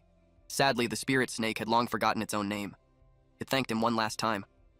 Before it faded, it had one last favor to ask. It told Snakey there was a hidden underground breeding pit. Snakey was shocked to hear that. The spirit snake said everyone was waiting for him, buried deep beneath the earth. Snakey used divine sense expansion. He located his kin and dude, there's like thousands of them. Our boy was stunned by what he saw. Without hesitation, he used earth evasion art and dove underground. He could not believe a mere branch hall held so many captives. Just thinking about the scale at the main sect horrified him. He rushed forward, but after digging for a while, he still had not reached them. It frustrated him, and he complained that the dungeon felt endless. Eventually, he sensed he was close. But he also detected 3 men below, 2 at Chi Condensation and 1 at Early Foundation Establishment. The men heard the noise. They were caught off guard when Snakey suddenly unleashed his dragon scales. One of them quickly raised a profound golden barrier and demanded to know who dared intrude. Snakey wrapped his body around the man and declared that he was their ancestor. The man was shocked to see a demon snake. Snakey used the soul-devouring banner to harvest their souls. He immediately felt a massive wave of resentment. He knew his kin were imprisoned here. One of the snakes hissed loudly. Snakey told them to calm down, saying he was one of them. The furious snake relaxed when it realized a demon of their kind had come. Snakey told them he was here to lead them out of the darkness. They urged him to hurry, but one snake instead begged him to grant it death. Snakey was confused. The others followed, pleading for him to kill them while he still could. They warned him to beware of the catcher's return. Snakey was overwhelmed by their desperate cries. This is just too cruel for Snakey at this point. Our boy then used his dragon aura to silence all of them as he argued that he came to rescue them. One snake suddenly sensed a presence. Snakey used gilded scale severance to cut their chains. Then he told them the path to the surface was open and that they should follow him if they wanted freedom. But none of them moved. Instead, they said they only wanted death. Their spirits were broken, and they had no will to live. Their meridians were severed, so they could not even end their own lives. Snakey was furious at those cruel captors. Snakey showed them that Rock Snake City had been burned down and that all the cultivators were dead. No one would harm them anymore. He told them he had the power to save them. They were shocked when they saw the soul of the Golden Core ancestor Fengzi. The snakes realized he was telling the truth. Rock Snake City had truly been destroyed, and their benefactor had avenged them. But they said some things could never be restored. The beasts above might find freedom, but for some of them, it was already too late. One snake explained that his fangs had been pulled out, his venom sacs removed, and his gall harvested. He had no way to hunt anymore, so returning would only mean a slow death. He did not want to trouble Snakey any further. Another snake said his demon core had been gouged out, his channels destroyed, and his bones crushed. He could no longer cultivate. He called himself a broken serpent and did not want his brothers to see him like that. They thanked Snakey for killing their enemies and granting their deepest wish. Then they begged him again to strike without hesitation. Snakey understood. He gave them sleeping pills. He told them it would ease their pain and let them pass in peace. In return, they gave him a bottle as a final token of gratitude. One snake made a final request before dying. He asked Snakey to take his soul. Snakey asked if he truly understood what that meant. He explained that the soul-devouring banner would refine him into a vengeful spirit, stripping away his will. A spirit like that would only know how to kill and would never be reborn. The snake said he understood, but if his spirit could help kill even one more catcher, then his life would have meaning. He only asked Snakey to pray for him after taking his soul. Snakey asked if this was what they all wanted. They all agreed. They wanted to become spirits of vengeance and keep fighting the catchers. Snakey promised to grant their wish. He apologized to them. He knew the light in their eyes was already gone. Even with their chains broken, they could not return to who they were. Becoming spirits of vengeance was their only path left. He swore their end would not be meaningless. They would become a nightmare for anyone who hunted their kind. Their souls would rise as spirits, and their bodies would return to dust. Then, He activated the Soul Devouring banner and harvested them. The Soul Devouring banner absorbed the souls, but it suddenly glowed brightly, and pain shot through Snakey. He saw cracks starting to form on it. He realized that the snake demon's souls were devouring the souls of the snake catcher sect. Even the array spirit from earlier joined the frenzy. He understood that their resentment ran too deep. If this continued, the banner might create something he could no longer control. He unleashed his true Qui at full power, forcing the souls into submission. Snakey let out a breath of relief when he regained control. He noticed that all the cultivator souls he collected earlier had already been devoured, but he did not mind. At least they got their revenge with their own hands, and in the end, it all stayed within their kind. He could feel that the spirits had grown much stronger. The more he thought about it, the more unsettling it became. Back on the surface, he used Golden Scale Cage Break. The mortal snakes above had not been tortured as badly. He guessed they were kept as food. He freed them all. Then Manjin came to get him. It was time to retreat. Meanwhile, someone from the snake catcher sect was furious. They had never suffered such a devastating loss before. He rushed toward the site. He could not believe that a group of beasts had caused such destruction. This man was Yin Mingzi, a grand elder from the snake catcher sect headquarters at the mid-core formation stage. He used Divine Sense Scan and saw that the culprits had not gone far. He immediately chased after them. Snakey sensed that an old expert at mid-core formation was pursuing them. He knew this man came from the snake catcher sect headquarters. Seeing how fast he was, Snakey told everyone to run. Manjin said he was already moving at full speed. In the worst case, they might have to fight, but Snakey argued that a mid-core formation cultivator was no joke. With his treasures, he could wipe them all out. He suggested they escape underground, where he could move faster and use the earth as cover. Manjin agreed. Raymond said the purple thunder lions could boost their speed with lightning, so they did not need to go underground. Manjin suggested they split up and regroup at the Valley of 10,000 Snakes, but Snakey suddenly told them to stop. It seemed they would not need to run after all, because the old man had suddenly stopped chasing them. Mingzi received a message that an envoy from the Sky Puppet sect would arrive in half an hour and demanded to see him. It was marked as an extreme emergency, and he was ordered to return immediately. He cursed the Sky Puppet sect, as they had been targeting them for half a year. He blamed them for the fall of Yangzi and Fengzi, but deep down, he knew they could only blame themselves for not choosing a side during the Great War between Qin and Chu. Now that this land belonged to Qin, they had no choice but to bow their heads. He had just arrived in Yan City when the envoy from the Sky Puppet sect was already knocking on his door. He wondered if this was just a coincidence, or if the snake demon was working with the Sky Puppet sect. He even considered that the snake had been released by them to punish the sect. Otherwise, there was no explanation for Yangzi's entire lineage being wiped out in the Valley of 10,000 Snakes. He swore he would take revenge. At the Valley of 10,000 Snakes inside Snakey's cave, Snakey suddenly sneezed. Snowy, worried, offered to get him medicine, but he waved it off and said someone was probably talking bad about him. When Manjin heard that, he grew angry that someone dared to insult their benefactor. Snakey told him to calm down and not act recklessly. Instead, he suggested they split the loot first. He laid out the spoils and told them to pick first, since he contributed the least to the battle. Manjin could not believe what he was hearing, especially after Snakey killed the formation spirit and so many cultivators. He suggested they split everything evenly into 3 shares. One Thunderlion objected, but Raymond shut her down and said it was not her place to speak. He agreed with Manjin's proposal. Snakey brought up the spirit herbs, medicines, and pill furnaces first. He assumed none of them knew how to refine pills like he did, so he took those and handed them to Snowy. He said that if they ever needed pills, they could come to him. Manjin remarked that this arrangement actually benefited them. Raymond said he had no objections. Inwardly, he felt he had not lost anything and had even gained from this deal. Since none of them needed spirit stones, Snakey took those as well. He said he did not need anything else, but if there were items they truly could not use, they could give them to him. Manjin explained that spirit stones were mainly used as currency by human cultivators, so they were not very useful to demon beasts. He then asked Snakey if he really wanted them. Snakey replied that he would eventually find a way to enter the human world and trade them for useful resources. Raymond was impressed by how simple and straightforward he was. He agreed and handed over the spirit stones since they were useless to them anyway. That night, they began picking what they wanted. Afterward, they left. While flying away, one of the wives remarked that it seemed like the snake had only used Raymond. Another agreed. She pointed out that their 9th sister died at Wu Mountain, a remote border area, so it was strange that the snake catcher sect would even be there. They concluded that the little snake likely held a grudge and used them to do his dirty work. Raymond told them it did not matter. He reminded them not to act like victims when they had gained so much. He pointed out how many humans they devoured and the amount of loot they collected. He decided it was better to stay on good terms with the snake demon. Back at the cave, Snakey looked at the pile of spirit stones and felt satisfied. There were nearly 10,000 of them. Still, he found it a bit disappointing that there were only a dozen top-grade stones.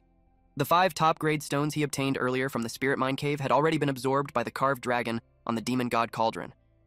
Only after that did he receive a clue about the inverse scale from the true dragon senior. Now that he had more top-grade spirit stones, he wondered what would happen this time. He decided to swallow 5 of them and find out. Snaky wondered what kind of changes would happen this time. He began consuming the spirit stones.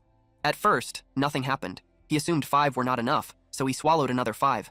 Then suddenly, his body began to glow. A supreme Dragon Clan art was passed down to him. It was the 100 transformations of the fish dragon. Snaky had already learned that feeding spirit stones to the dragon statue could grant him Dragon Clan techniques. This time, he knew he had hit the jackpot. He even wondered how many top-grade spirit stones it would take next time, since 10 already felt insufficient. Learning the 100 transformations of the fish dragon gave him mastery over countless variations. It was considered a low-grade ultimate art of the Dragon Clan. He felt the knowledge flood into his mind. He was thrilled. Until now, he had only learned human 5-element spells. This was his first beast technique, and even more, a Dragon Clan art. Countless texts flowed through his thoughts. He realized he could transform endlessly and reshape his body at will. At its peak, the technique would allow infinite transformations, even taking human form. The world would become his board, and all living beings its pieces. He knew he had to master this quickly before the Snake Catcher sect found him. He tried to sense the location of their southern headquarters. Meanwhile, that same night at the sect, the disciples welcomed the envoy. The envoy reminded them that as cultivators under the Great Shin, they were protected by the Empire. Then the Sky Puppet Sect envoy announced that they must pay a tax of 100,000 spirit stones. The disciples were stunned. They protested, calling it outrageous. They complained that they were being treated like livestock and refused to accept such a demand. The envoy noticed that Yin Mingzi was not present and asked if they were planning a rebellion. He warned them that if they cooperated, the tax would be collected once a year. But if they refused, he would come to collect every single day. At that moment, someone arrived and ordered everyone to be silent. It was Mingzi. His disciple said he had come just in time and was about to explain things to the envoy, but Mingzi immediately cut him off. Instead, he offered 300,000 spirit stones to the envoy. The disciples were left speechless. They could not believe it. That amount was more than half of the Snake Catcher sect's savings. If they gave it away, they would not have salaries for years. The envoy asked if he had a favor to request. Mingzi replied that he did not. He explained that the envoy had traveled thousands of miles to reach them, which must have taken great effort. He called it a small token of appreciation from their sect, as well as an apology for their earlier behavior. He added that he hoped their noble sect would show them some leniency in the future. The envoy was pleased. As expected, the Grand Elder saw things from a higher perspective. He accepted the goodwill. He said he would report everything as it was, and would not make things difficult for them in the future. The Grand Elder wished him a safe journey. As soon as the envoy left, the disciples questioned their senior brother. Their Xuanyin lineage had been wiped out, and Rocksnake City had just been destroyed. They needed those spirit stones more than ever. Mingzi asked if they truly could not see the bigger picture. He explained that the snake demon could use 5-element spells and puppet arts. It possessed countless treasures and pills, and its intelligence far surpassed that of ordinary beasts. Its cultivation was also improving rapidly. He asked them if they really believed a wild snake could achieve all of that on its own. They began to suspect that someone was backing the snake demon. Mingzi confirmed it. He said he had only been suspicious at first, but on his way back, he encountered a bounty hunter who reported that the snake demon could use teleportation shifting. They were shocked. Teleportation shifting was a secret technique of the Sky Puppet Sect. Only direct disciples were allowed to learn it. Then someone recalled what Qinchuanji said at the Yanlo River, that they should ignore the snake because he would handle it himself. Mingzi found the situation ironic. They concluded that the snake demon was a pawn secretly cultivated by the Sky Puppet Sect, specifically to target them. Mingzi explained that he paid 300,000 spirit stones to show submission and secure protection, cutting their losses early. Once they understood, the disciples admitted they had been short-sighted. At the Valley of 10,000 Snakes, Snaky swam through the river. He had finally mastered the first layer of the 100 transformations of the fish dragon. Now his movements had structure. Before, he relied only on raw speed. Unfortunately, the second layer was far more difficult. As he moved, the water surged behind him with great force. The second layer, speed breakthrough, create afters, was still unstable. The after images he created vanished after a single breath. He knew it would take an incredibly long time to reach the 9th layer. Still, he had not neglected his other techniques. He could now use the second transformation of the 9 transformations of the true dragon, forging dragon bone. The results were already showing. When he activated it, the river water shot into the sky. The strike he unleashed was strong enough to crush the skull of a late Foundation establishment cultivator. After that, he went to find Manjin so they could spar. A powerful glow shot into the sky. Snakey saw Manjin activate a golden protective shield. He guessed it came from the last battle and wondered if it was a metal element spell. Manjin told him to come at him without holding back. Snakey felt the intense aura around him and accepted the challenge. He lunged forward. Manjin was surprised by his speed. Snakey used Divine Dragon Tail Whip. Manjin urged him to give it everything. He was eager to test the defensive technique he obtained earlier. He told Snakey that his current power would not be enough to break it. Snakey unleashed Golden Scale Shower. Manjin recognized it as the technique Snakey was most proud of. He wanted to feel its full strength. Snakey realized that the metal element defense was incredibly tough. He even regretted not keeping it for himself to study. But he knew nothing was invincible. He saw a crack form and seized the opportunity. He told Manjin that he had let his guard down. Manjin replied that flight talismans were fragile. He quickly used his Kui to repair it. Snakey felt a surge of excitement after managing to break through. But in the end, he stopped. He understood the gap between Foundation establishment and core formation was still huge. Manjin told him not to feel discouraged. Snakey had improved a lot, but so had he. Snakey joked that he really knew how to comfort a snake. As they rested, Manjin brought up how the snakecatcher sect had not made any moves lately. Snakey also found it strange. Even passing cultivators now avoided the Valley of 10,000 Snakes. Manjin said it might be time for him to return to the Wu Mountain Plains. He asked Snakey about his plans and whether he would keep guarding the valley. Snakey said he planned to leave as well and explore the outside world. He wanted to see if he could encounter more opportunities. He planned to head to Chuyang City first to gather supplies. Manjin was shocked. Chuyang City was a major human city, making it extremely dangerous. Snakey said it would be fine. He had taken a few corpses from Rock Snake City and turned them into puppets. With them as cover, he would not run into trouble. Manjin felt relieved after hearing that. Snakey then asked him to take Snowy along when he returned to Wu Mountain. He would meet them again after finishing his trip. Manjin agreed.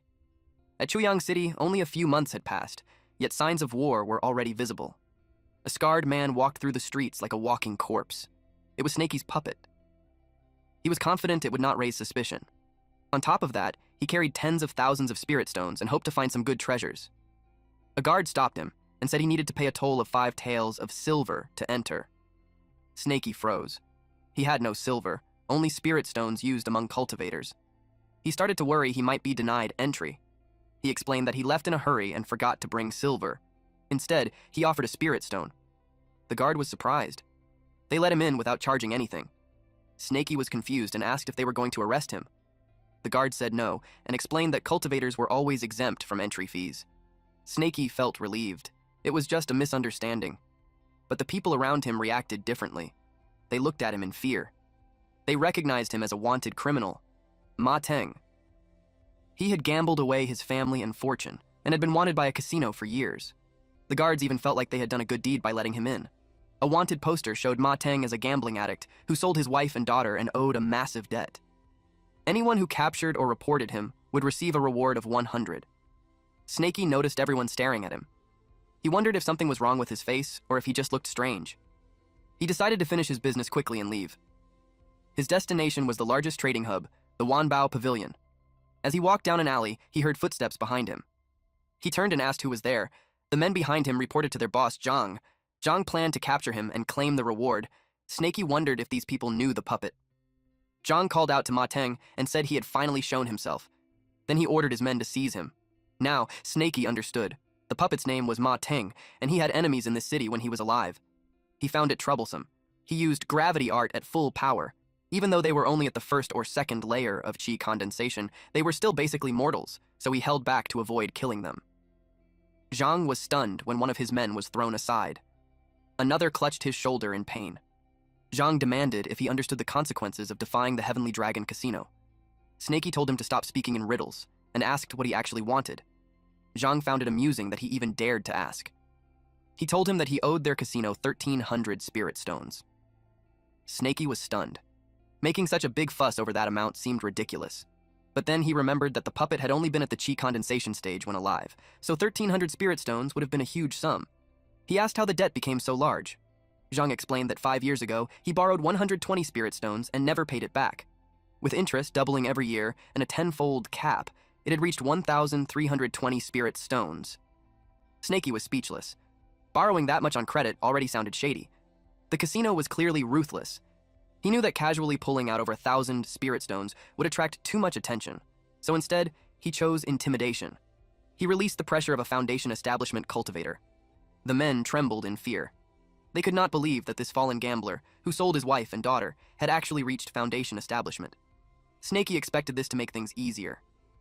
He stepped forward, and they instinctively backed away, shouting at him to stop. Then he dropped a pile of spirit stones. There were about 120 of them, everything he was willing to give. He warned them that if they dared to harass him again, he would not hold back next time. Zhang quickly agreed. They told him to wait. Snaky asked if they needed anything else. Zhang explained that the Heavenly Dragon Casino was affiliated with the Wanbao Pavilion. If he did not settle his debt, he would be permanently blacklisted, meaning he would not be able to trade at any Wanbao Pavilion. That meant Snaky's trip would be completely wasted, so Zhang offered an installment plan. All he had to do was sign an agreement, and the Wanbao Pavilion would immediately remove him from the blacklist. Snaky grew irritated. If he followed that agreement over 3 years, he would end up paying nearly double. But he knew avoiding trouble was the better choice. He threw a sack at Zhang. Inside were storage bags filled with the aura of spirit stones. He told them it contained 1,200 spirit stones, enough to settle the debt. Then he hurried off, not wanting to stay any longer, and headed toward the Wanbao Pavilion. Zhang called out that he was now a VIP of the Heavenly Dragon Casino. He asked if Snaky had any business in Chuyang City, and offered to arrange everything for him. Premium cave dwellings, restaurants, trade fairs, even dual cultivation partners. He even suggested Snaky try his luck again, saying the casino would raise his credit limit to 5,000. Snaky snapped at them to get lost. Zhang watched him leave and thought about how much wealth Snaky likely carried. He wanted to find a way to squeeze every bit of profit out of him. Snaky could tell how shady they were. They drained the rich and trapped the poor in endless debt. If he did not have important matters to handle, he would have destroyed that disgusting casino already. He could sense that Zhang had set his sights on him. He needed to come up with a way to shake off those parasites before they caused more trouble. Meanwhile, at the courtesan quarters. Courtesans linked arms with drunken men, and the place was filled with laughter and noise. Inside one of the rooms, a woman was preparing to take her own life.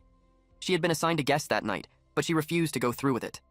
As she thought of her mother, she regretted that she had never been able to kill Teng with her own hands. Suddenly, Zhang entered the room. He told her she was free to leave. She was stunned, because he was the one who had sold her into this place. Zhang explained that she was lucky. Her father Teng had paid off his debts, and his cultivation had even reached the Foundation establishment stage. Because of that, the courtesan house could no longer keep her. She was free. As he spoke, he removed the seal placed on her. He told her to be grateful that Teng was now a VIP of the Wanbao Pavilion. Then he instructed her to go find him there. Tears filled her eyes as she heard that Teng had returned. Now she finally had a chance to avenge her mother. At the Wanbao Pavilion market, countless shops lined the streets. They sold top-tier pills, spiritual treasures, talismans, premium defensive artifacts, and more. Snaky couldn't help but think that if Black Yellow were there, he could easily point out which ones were truly valuable. Then, he sensed a core formation expert nearby. He immediately wondered if it was friend or foe. From the aura alone, he recognized him. It was Han Tae. Even though Tae was disguised and suppressing his cultivation to late Foundation establishment, Snaky could still tell it was him. He knew this man never acted without profit, so he assumed he was there to sell goods. And even if T saw through his disguise, Snaky doubted he would attack without a reward. Besides, with his current fish dragon transformation speed, he was confident he could escape if needed.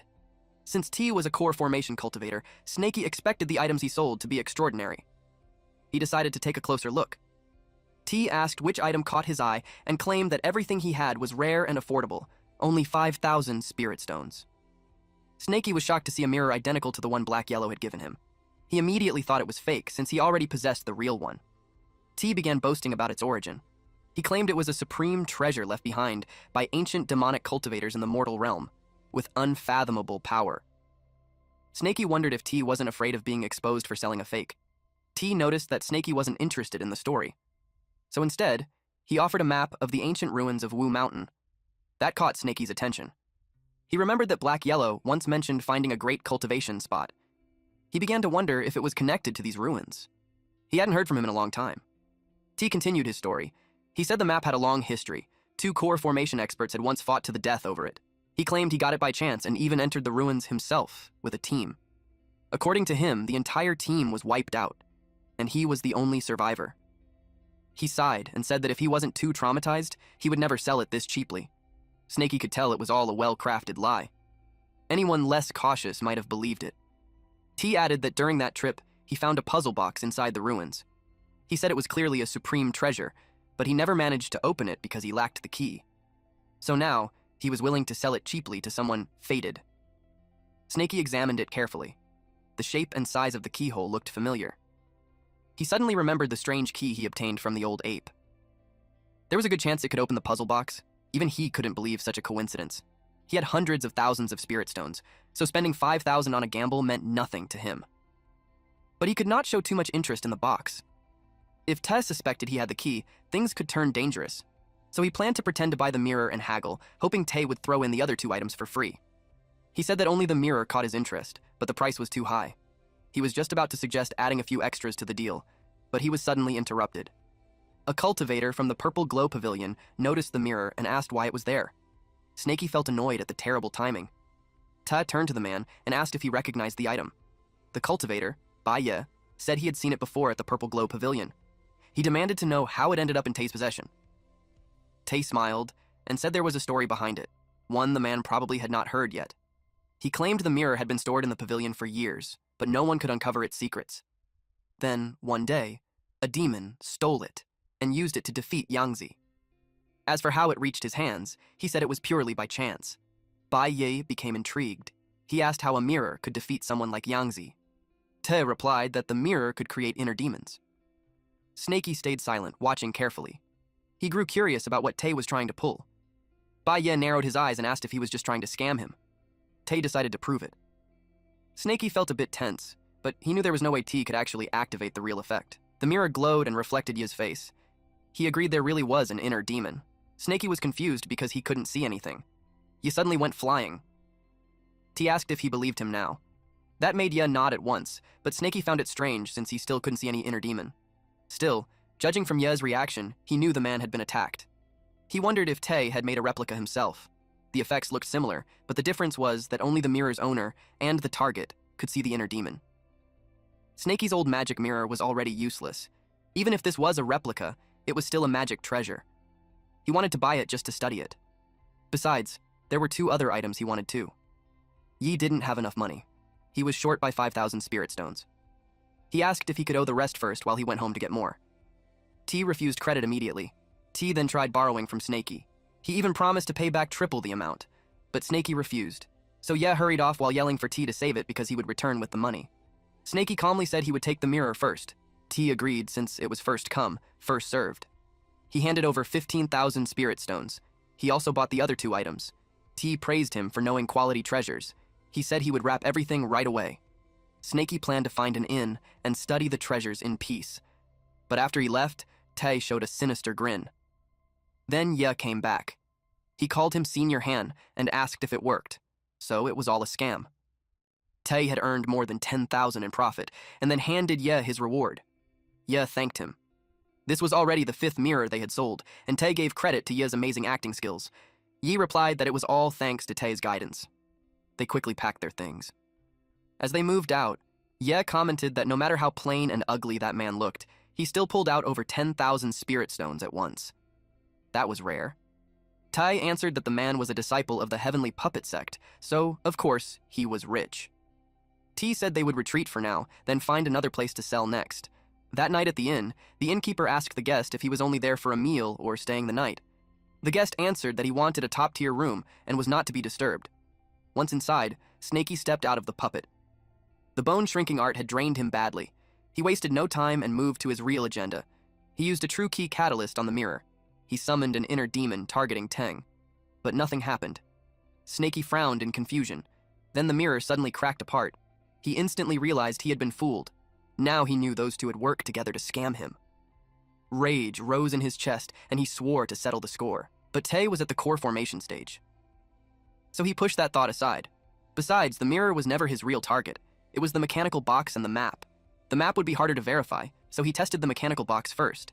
He used dragon-scale dragon bone to break it open. To his shock, brute force failed. A seal protected it. Snaky found the box even more interesting now. Even divine sense could not probe inside. So he tried the key instead. He was looking forward to this. since there was at least an 8% chance a real treasure was hidden inside. It opened. A bright light burst out at once. Snaky panicked and dove under the blankets. Once he calmed down, he checked the contents. It was a lightning tribulation bead. Black Yellow had used a treasure like this before. Compared to this one, the lightning tribulation bead Black Yellow used back then was basically a beggar's version. Even so, its power had been terrifying. He used Divine Sense Probe. He quickly confirmed its strength. The energy inside was world-destroying, comparable to the 4-9 Heavenly Tribulation. It could absolutely threaten someone at the core formation stage. If he had forced the box open, it likely would have detonated the bead instantly and erased him without leaving a corpse. Without the key, the box would have been worthless trash. Now he understood Tae was not a complete fraud. At least half of what he said had been true. Just getting the lightning tribulation bead made the whole deal worth it, but then he noticed the key was missing one segment. He wondered if it could open more than one lock, and only had limited uses. That led him to a new thought. There could be more mechanical boxes out there. Snaky was curious if the ancient ruin map held any clues. He used Divine Sense Probe on it. He saw an ancient ruin shaped like a massive tomb. There was also a mark on the map, and he suspected it was the place where the box he bought had been found. He exclaimed that the map was real too. Although it was highly likely T had only copied it, that did not matter to him. T had warned that the ruins were extremely dangerous. Even core formation cultivators might never return alive. Snaky decided he would wait until his strength increased before even thinking about going there. The next morning, Snaky then disguised himself as a woman so he could sell all the random magical treasures he had obtained earlier. He switched to a female puppet, since always using Teng was too conspicuous and made him easier to target. He had 4 puppets in total. Rotating them each day while trading should help him avoid plenty of trouble. After that, he planned to buy pills and spirit fruits needed for cultivation. 3 days later, Snaky had built up a solid stockpile. He now had enough spirit fruits to cultivate all the way to the mid-foundation establishment stage.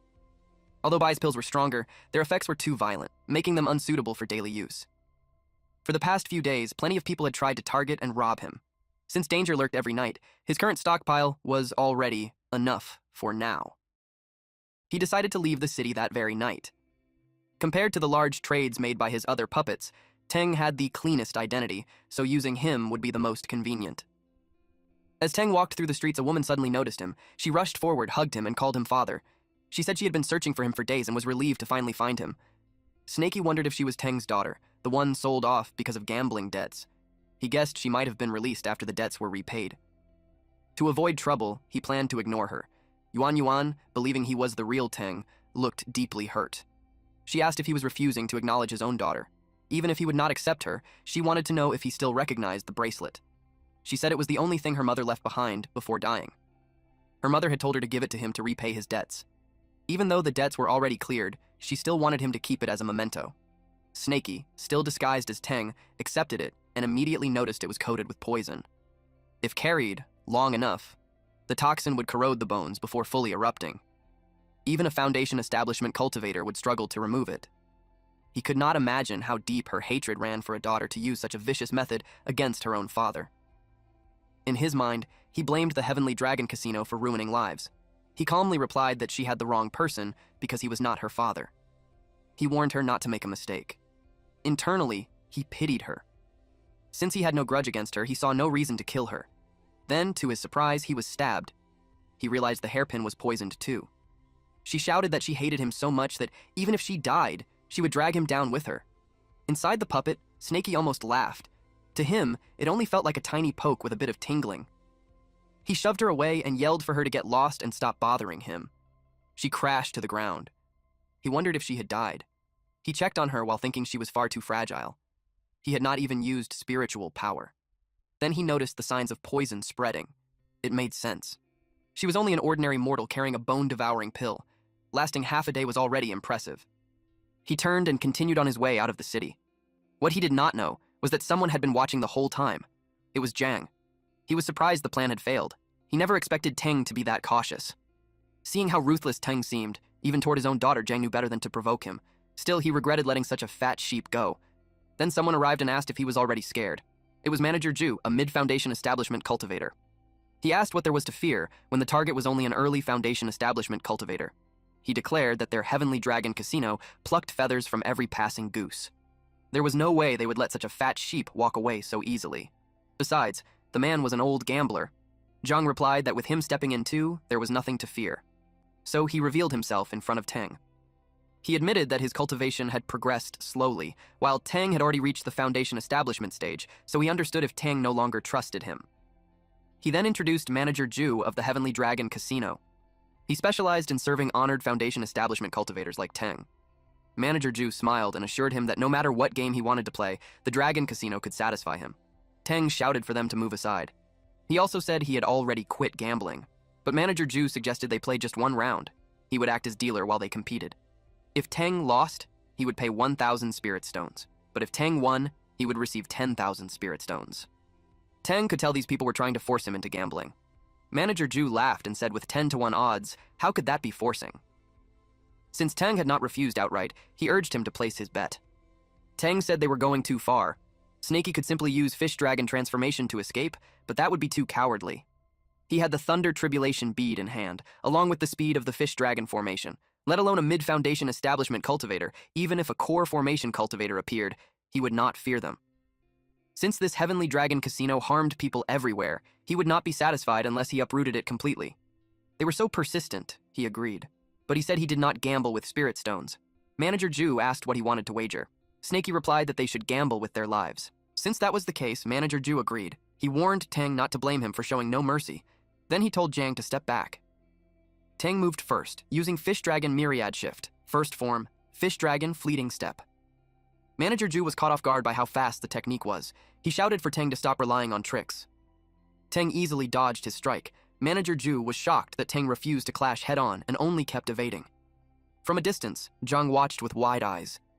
He could not believe Tang was actually this strong. Tang mocked him, saying he was too slow. Ju was already struggling. Tang's movement art was far too strange. After images kept appearing, making Ju feel like his own eyes were lying to him. He quickly changed tactics. He unleashed his chaotic sword to disrupt the mind. But Tang countered with a Heaven and Earth Bell. Snaky noticed it was a ranged attack using a magic treasure, but that alone would never be enough. Ju stared in disbelief as his flying sword shattered. He wondered what had flashed past him just now. Tang then released his full ki and activated Gravity Art. Full release. Ju instantly froze in place. He realized his true Kui had been completely suppressed. He could not even control his magic treasure anymore. His enemy was only at early foundation establishment, yet he was this terrifying. Ju simply could not understand it. When Zhang saw Tang lift a mid-foundation establishment cultivator like a chicken, he knew things had gone terribly wrong. He immediately turned to flee. Tang noticed and used gravity art on his back. Ju kept begging for mercy. He held both men suspended in the air and reminded them that they had promised to satisfy whatever game he wanted to play. Now they were the ones trying to run. Ju begged to talk things over and offered 10,000 spirit stones. Zhang promised to give him anything he wanted. Since they had pushed gambling so hard, Tang decided to accept. He said they would go to the Heavenly Dragon Casino and play a real game. They quickly promised to give him the highest treatment possible. But deep inside, Zhang was sneering. A gambling addict was still a gambling addict. Even if the process had been dangerous, he thought they still managed to hook him in the end. Unfortunately for him, a thread pierced straight through his skull as Tang used Earth Puppet Art, Spirit Body Threads. More threads stabbed into Zhang's body as Tang began puppet refinement. Zhang screamed in unbearable pain. Ju was horrified. He could not believe Tang was a direct disciple of the Heavenly Puppet Sect. He finally realized Tang himself was only a puppet under someone else's control. He begged for forgiveness and admitted they had failed to recognize greatness. If they had known he was an honored guest of the Heavenly Puppet Sect, they would never have dared offend him. Tang coldly told them to stop the nonsense. Half an hour later, Snaky realized that refining someone at the Foundation establishment stage was far harder than refining one at Chi condensation. It had taken a full 30 minutes. Fortunately for him, it was late at night and no one was around. And since they had mistaken him for a direct disciple of the Heavenly Puppet Sect, he decided to take full advantage of it. He chose to send the puppets into the Heavenly Dragon Casino to gamble on his behalf. First, he would vent his anger. Then, while he was at it, he planned to collect a few more valuable treasures too. He arrived at the Heavenly Dragon Casino. Snaky stayed hidden in a corner. He muttered that when he said he wanted to play with lives, he had meant it literally. He found the detection Jade Disc Black Yellow gave him incredibly useful. Because of the disc, he could sense that one core formation cultivator was stationed inside. He suspected that person was the proprietor. He also guessed the few Foundation establishment managers were around Manager Ju's level. As for the dozens of key condensation cultivators, he saw no reason to fear them. To stay safe, he decided not to enter with the puppets himself. Instead, he would hide nearby and to control them from the shadows. He made Teng carry the Heavenly Tribulation Pearl and ordered him to reveal it at the critical moment to intimidate everyone. A woman stepped forward to welcome Teng. Snaky could tell at once that she was also a cultivator. Just as expected, only Manager Ju could have brought someone like this inside. She asked what he would like to play. Snaky scanned the room and could already tell the casino had many tricks prepared. Nearby, one man made a loud scene after losing. Two men pinned him down as he begged them to return the slave deeds to his wife and daughter. They coldly told him a bet was a bet, and if he wanted to cry, he should do it at home. He begged them to stop hitting him. Snaky was displeased to see another Ma Teng. The woman leaned against Teng and asked where he was looking. She whispered that as long as he was willing, he could play anything he wanted. Snaky immediately realized she was using a charm technique. Now he understood why so many people fell into their trap. She was one of the key pieces of the casino's scheme. Teng suggested betting with lives. She smilingly agreed, saying they had both a slave arena and a demon beast arena, so he could play with lives in either one. She was about to continue speaking, when Teng punched her directly in the head. Someone shouted that he was a murderer. He calmly clarified that when he said, "play with lives," this was exactly what he meant. Everyone panicked. One person screamed that there was a murderer. Most of the crowd was too stunned to even move. Some men on the second floor simply watched for entertainment. One of them laughed, saying it had been a long time since anyone dared kill someone inside the Heavenly Dragon Casino. Then, someone leapt down. It was Manager Lee of the Heavenly Dragon Casino. He was furious that blood had been spilled inside their halls. He warned that they were courting death. He barked at his men, asking why they were standing around when the culprit was right in front of them. He ordered them to attack. Ju only smirked, making Manager Lee think he had betrayed them.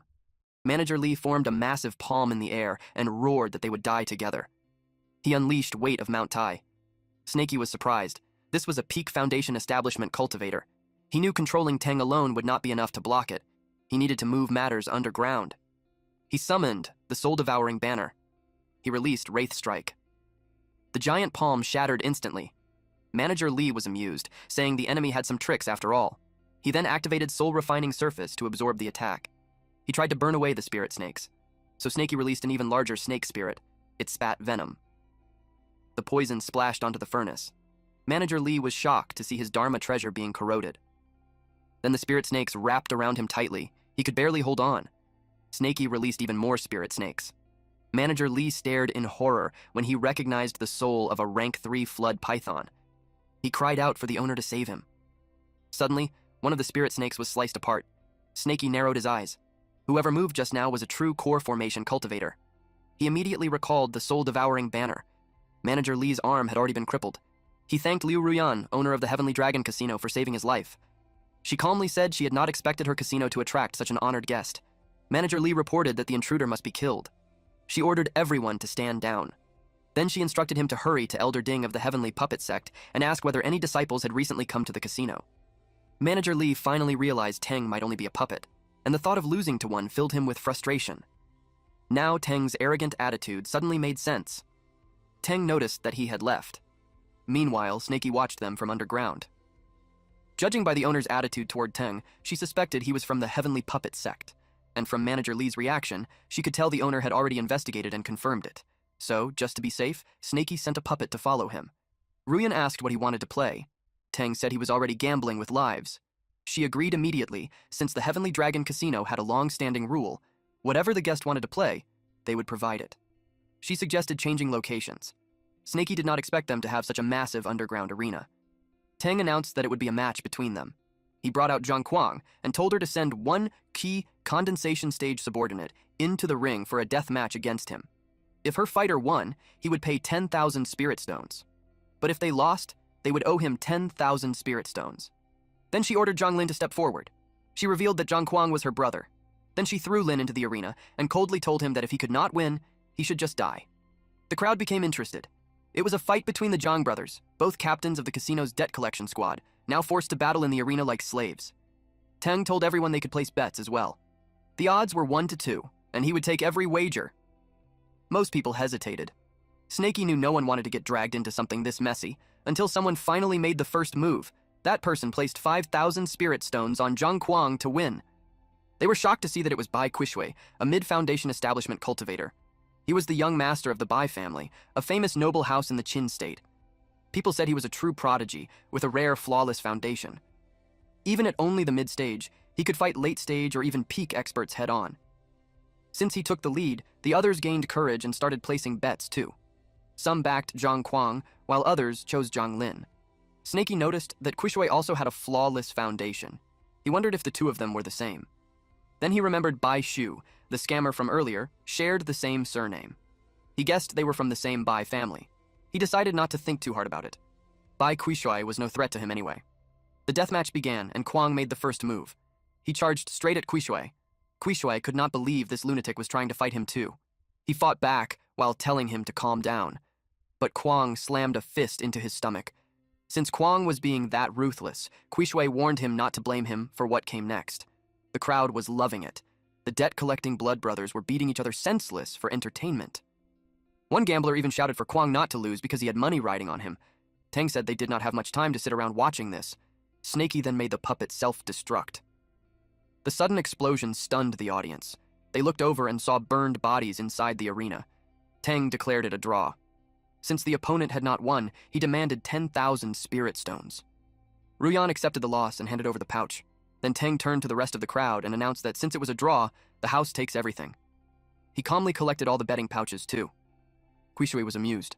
The others looked like their souls had left their bodies after losing their spirit stones. Quishui was so impressed he started taking notes. Teng challenged Ruyan again and demanded a match against manager Ju next. Ruyan said he should stop while she was still showing him respect. She warned that the Heavenly Dragon Casino was not a place anyone could casually trample over. Teng simply asked if that was so. He said the wind inside the underground cave was so loud that he could not hear them clearly. Then he kindly asked them to repeat themselves a little louder. Ruyan and Bai Quishui turned pale the moment they sensed the aura. They knew that was no ordinary Thunder Tribulation bead. Ruyan told him not to act rashly and said they could talk this out. Teng replied that he had been perfectly reasonable this entire time. She explained that the Thunder Tribulation bead rivaled a Heavenly Tribulation. If it exploded, it would not distinguish friend from foe, and they would be injured too. They urged him to put it down first and promised to agree to whatever he wanted. Teng said he was not being rash at all. He warned them that his hands were just a little shaky, and he did not react well when startled. So for everyone's safety, he advised them not to say anything upsetting. She immediately said they would do exactly as he asked. Then she carefully asked if he wanted to continue the second round. Teng liked that answer. Inside, Snaky was relieved. They had narrowly avoided becoming a cautionary tale. Ruyan called Old Liu to be the next fighter. Old Liu could not believe what he was hearing. She got angry and threatened that if he refused, she would kill them on the spot. He had no choice but to go. When he reached the center, he quietly told Ju to just pretend to fight. Quishui thought about the situation. He admitted Teng's methods were impressive, but he still did not believe Teng would actually detonate the Thunder Tribulation bead. He decided to keep watching and learn a few tricks. Match 2 began, and Ju attacked immediately. Old Liu was stunned and asked what he was doing. Ju calmly replied that he would take him down with him. Then an explosion rang out. Snaky thought they got exactly what they deserved. Ruyan offered Teng 10,000 spirit stones and asked if he was satisfied now. She was getting furious. 2 Foundation establishment experts had been lost in an instant, and the humiliation stung even more. Teng shouted that it was not enough and demanded they head to the Beast Arena next. She cursed him in her head and asked how much longer he planned to keep playing. Teng said he would continue until he lost everything. He reminded them that they were the ones who forced him to play. Yet now it suddenly seemed like he was not welcome. They quickly said they would never dare think that way and escorted him to the Beast Arena immediately. Ruyan asked if he wanted to bet on tigers, leopards, snakes, or scorpions. Teng said he did not want any of those. Instead, he demanded a fight between a rat and a cockroach. Then he placed 10,000 spirit stones on the cockroach to win. The crowd was baffled. The cockroach was only at the early spirit channeling stage, while the rat was at mid-stage. The rat also had bloodline suppression. No one understood how a cockroach could possibly win. The rat bit the cockroach, and it looked like that settled everything. The cockroach seemed to die instantly the moment the match began. Teng, seeing that he was now losing, raised the Thunder Tribulation bead again. Snaky was determined to expose their scam no matter what. Ruyan shouted for him to stop. She said the match was not over yet. Then she secretly helped the cockroach break free. Moments later, the cockroach overpowered the rat. It won by the smallest margin possible. Very convenient. Of course, the crowd noticed. They began whispering that the fights could be manipulated manually. Now they understood why they had kept losing all this time, and the scam behind the casino. Ruyan's face turned grim. She asked Tang if he was satisfied now. He said no, because he wanted to visit the stone gambling area next. He still had tens of thousands of spirit stones left, and he did not plan to leave until he lost it all. Alright, that's it for today's story. If you want the weekly chapter updates for this series, those will now be uploaded on my second channel, Manhwa Updater. So if you don't want to miss what happens next, make sure to check it out and join the update gang. Thanks for watching, stay cool, stay awesome, and I'll see you in the next one.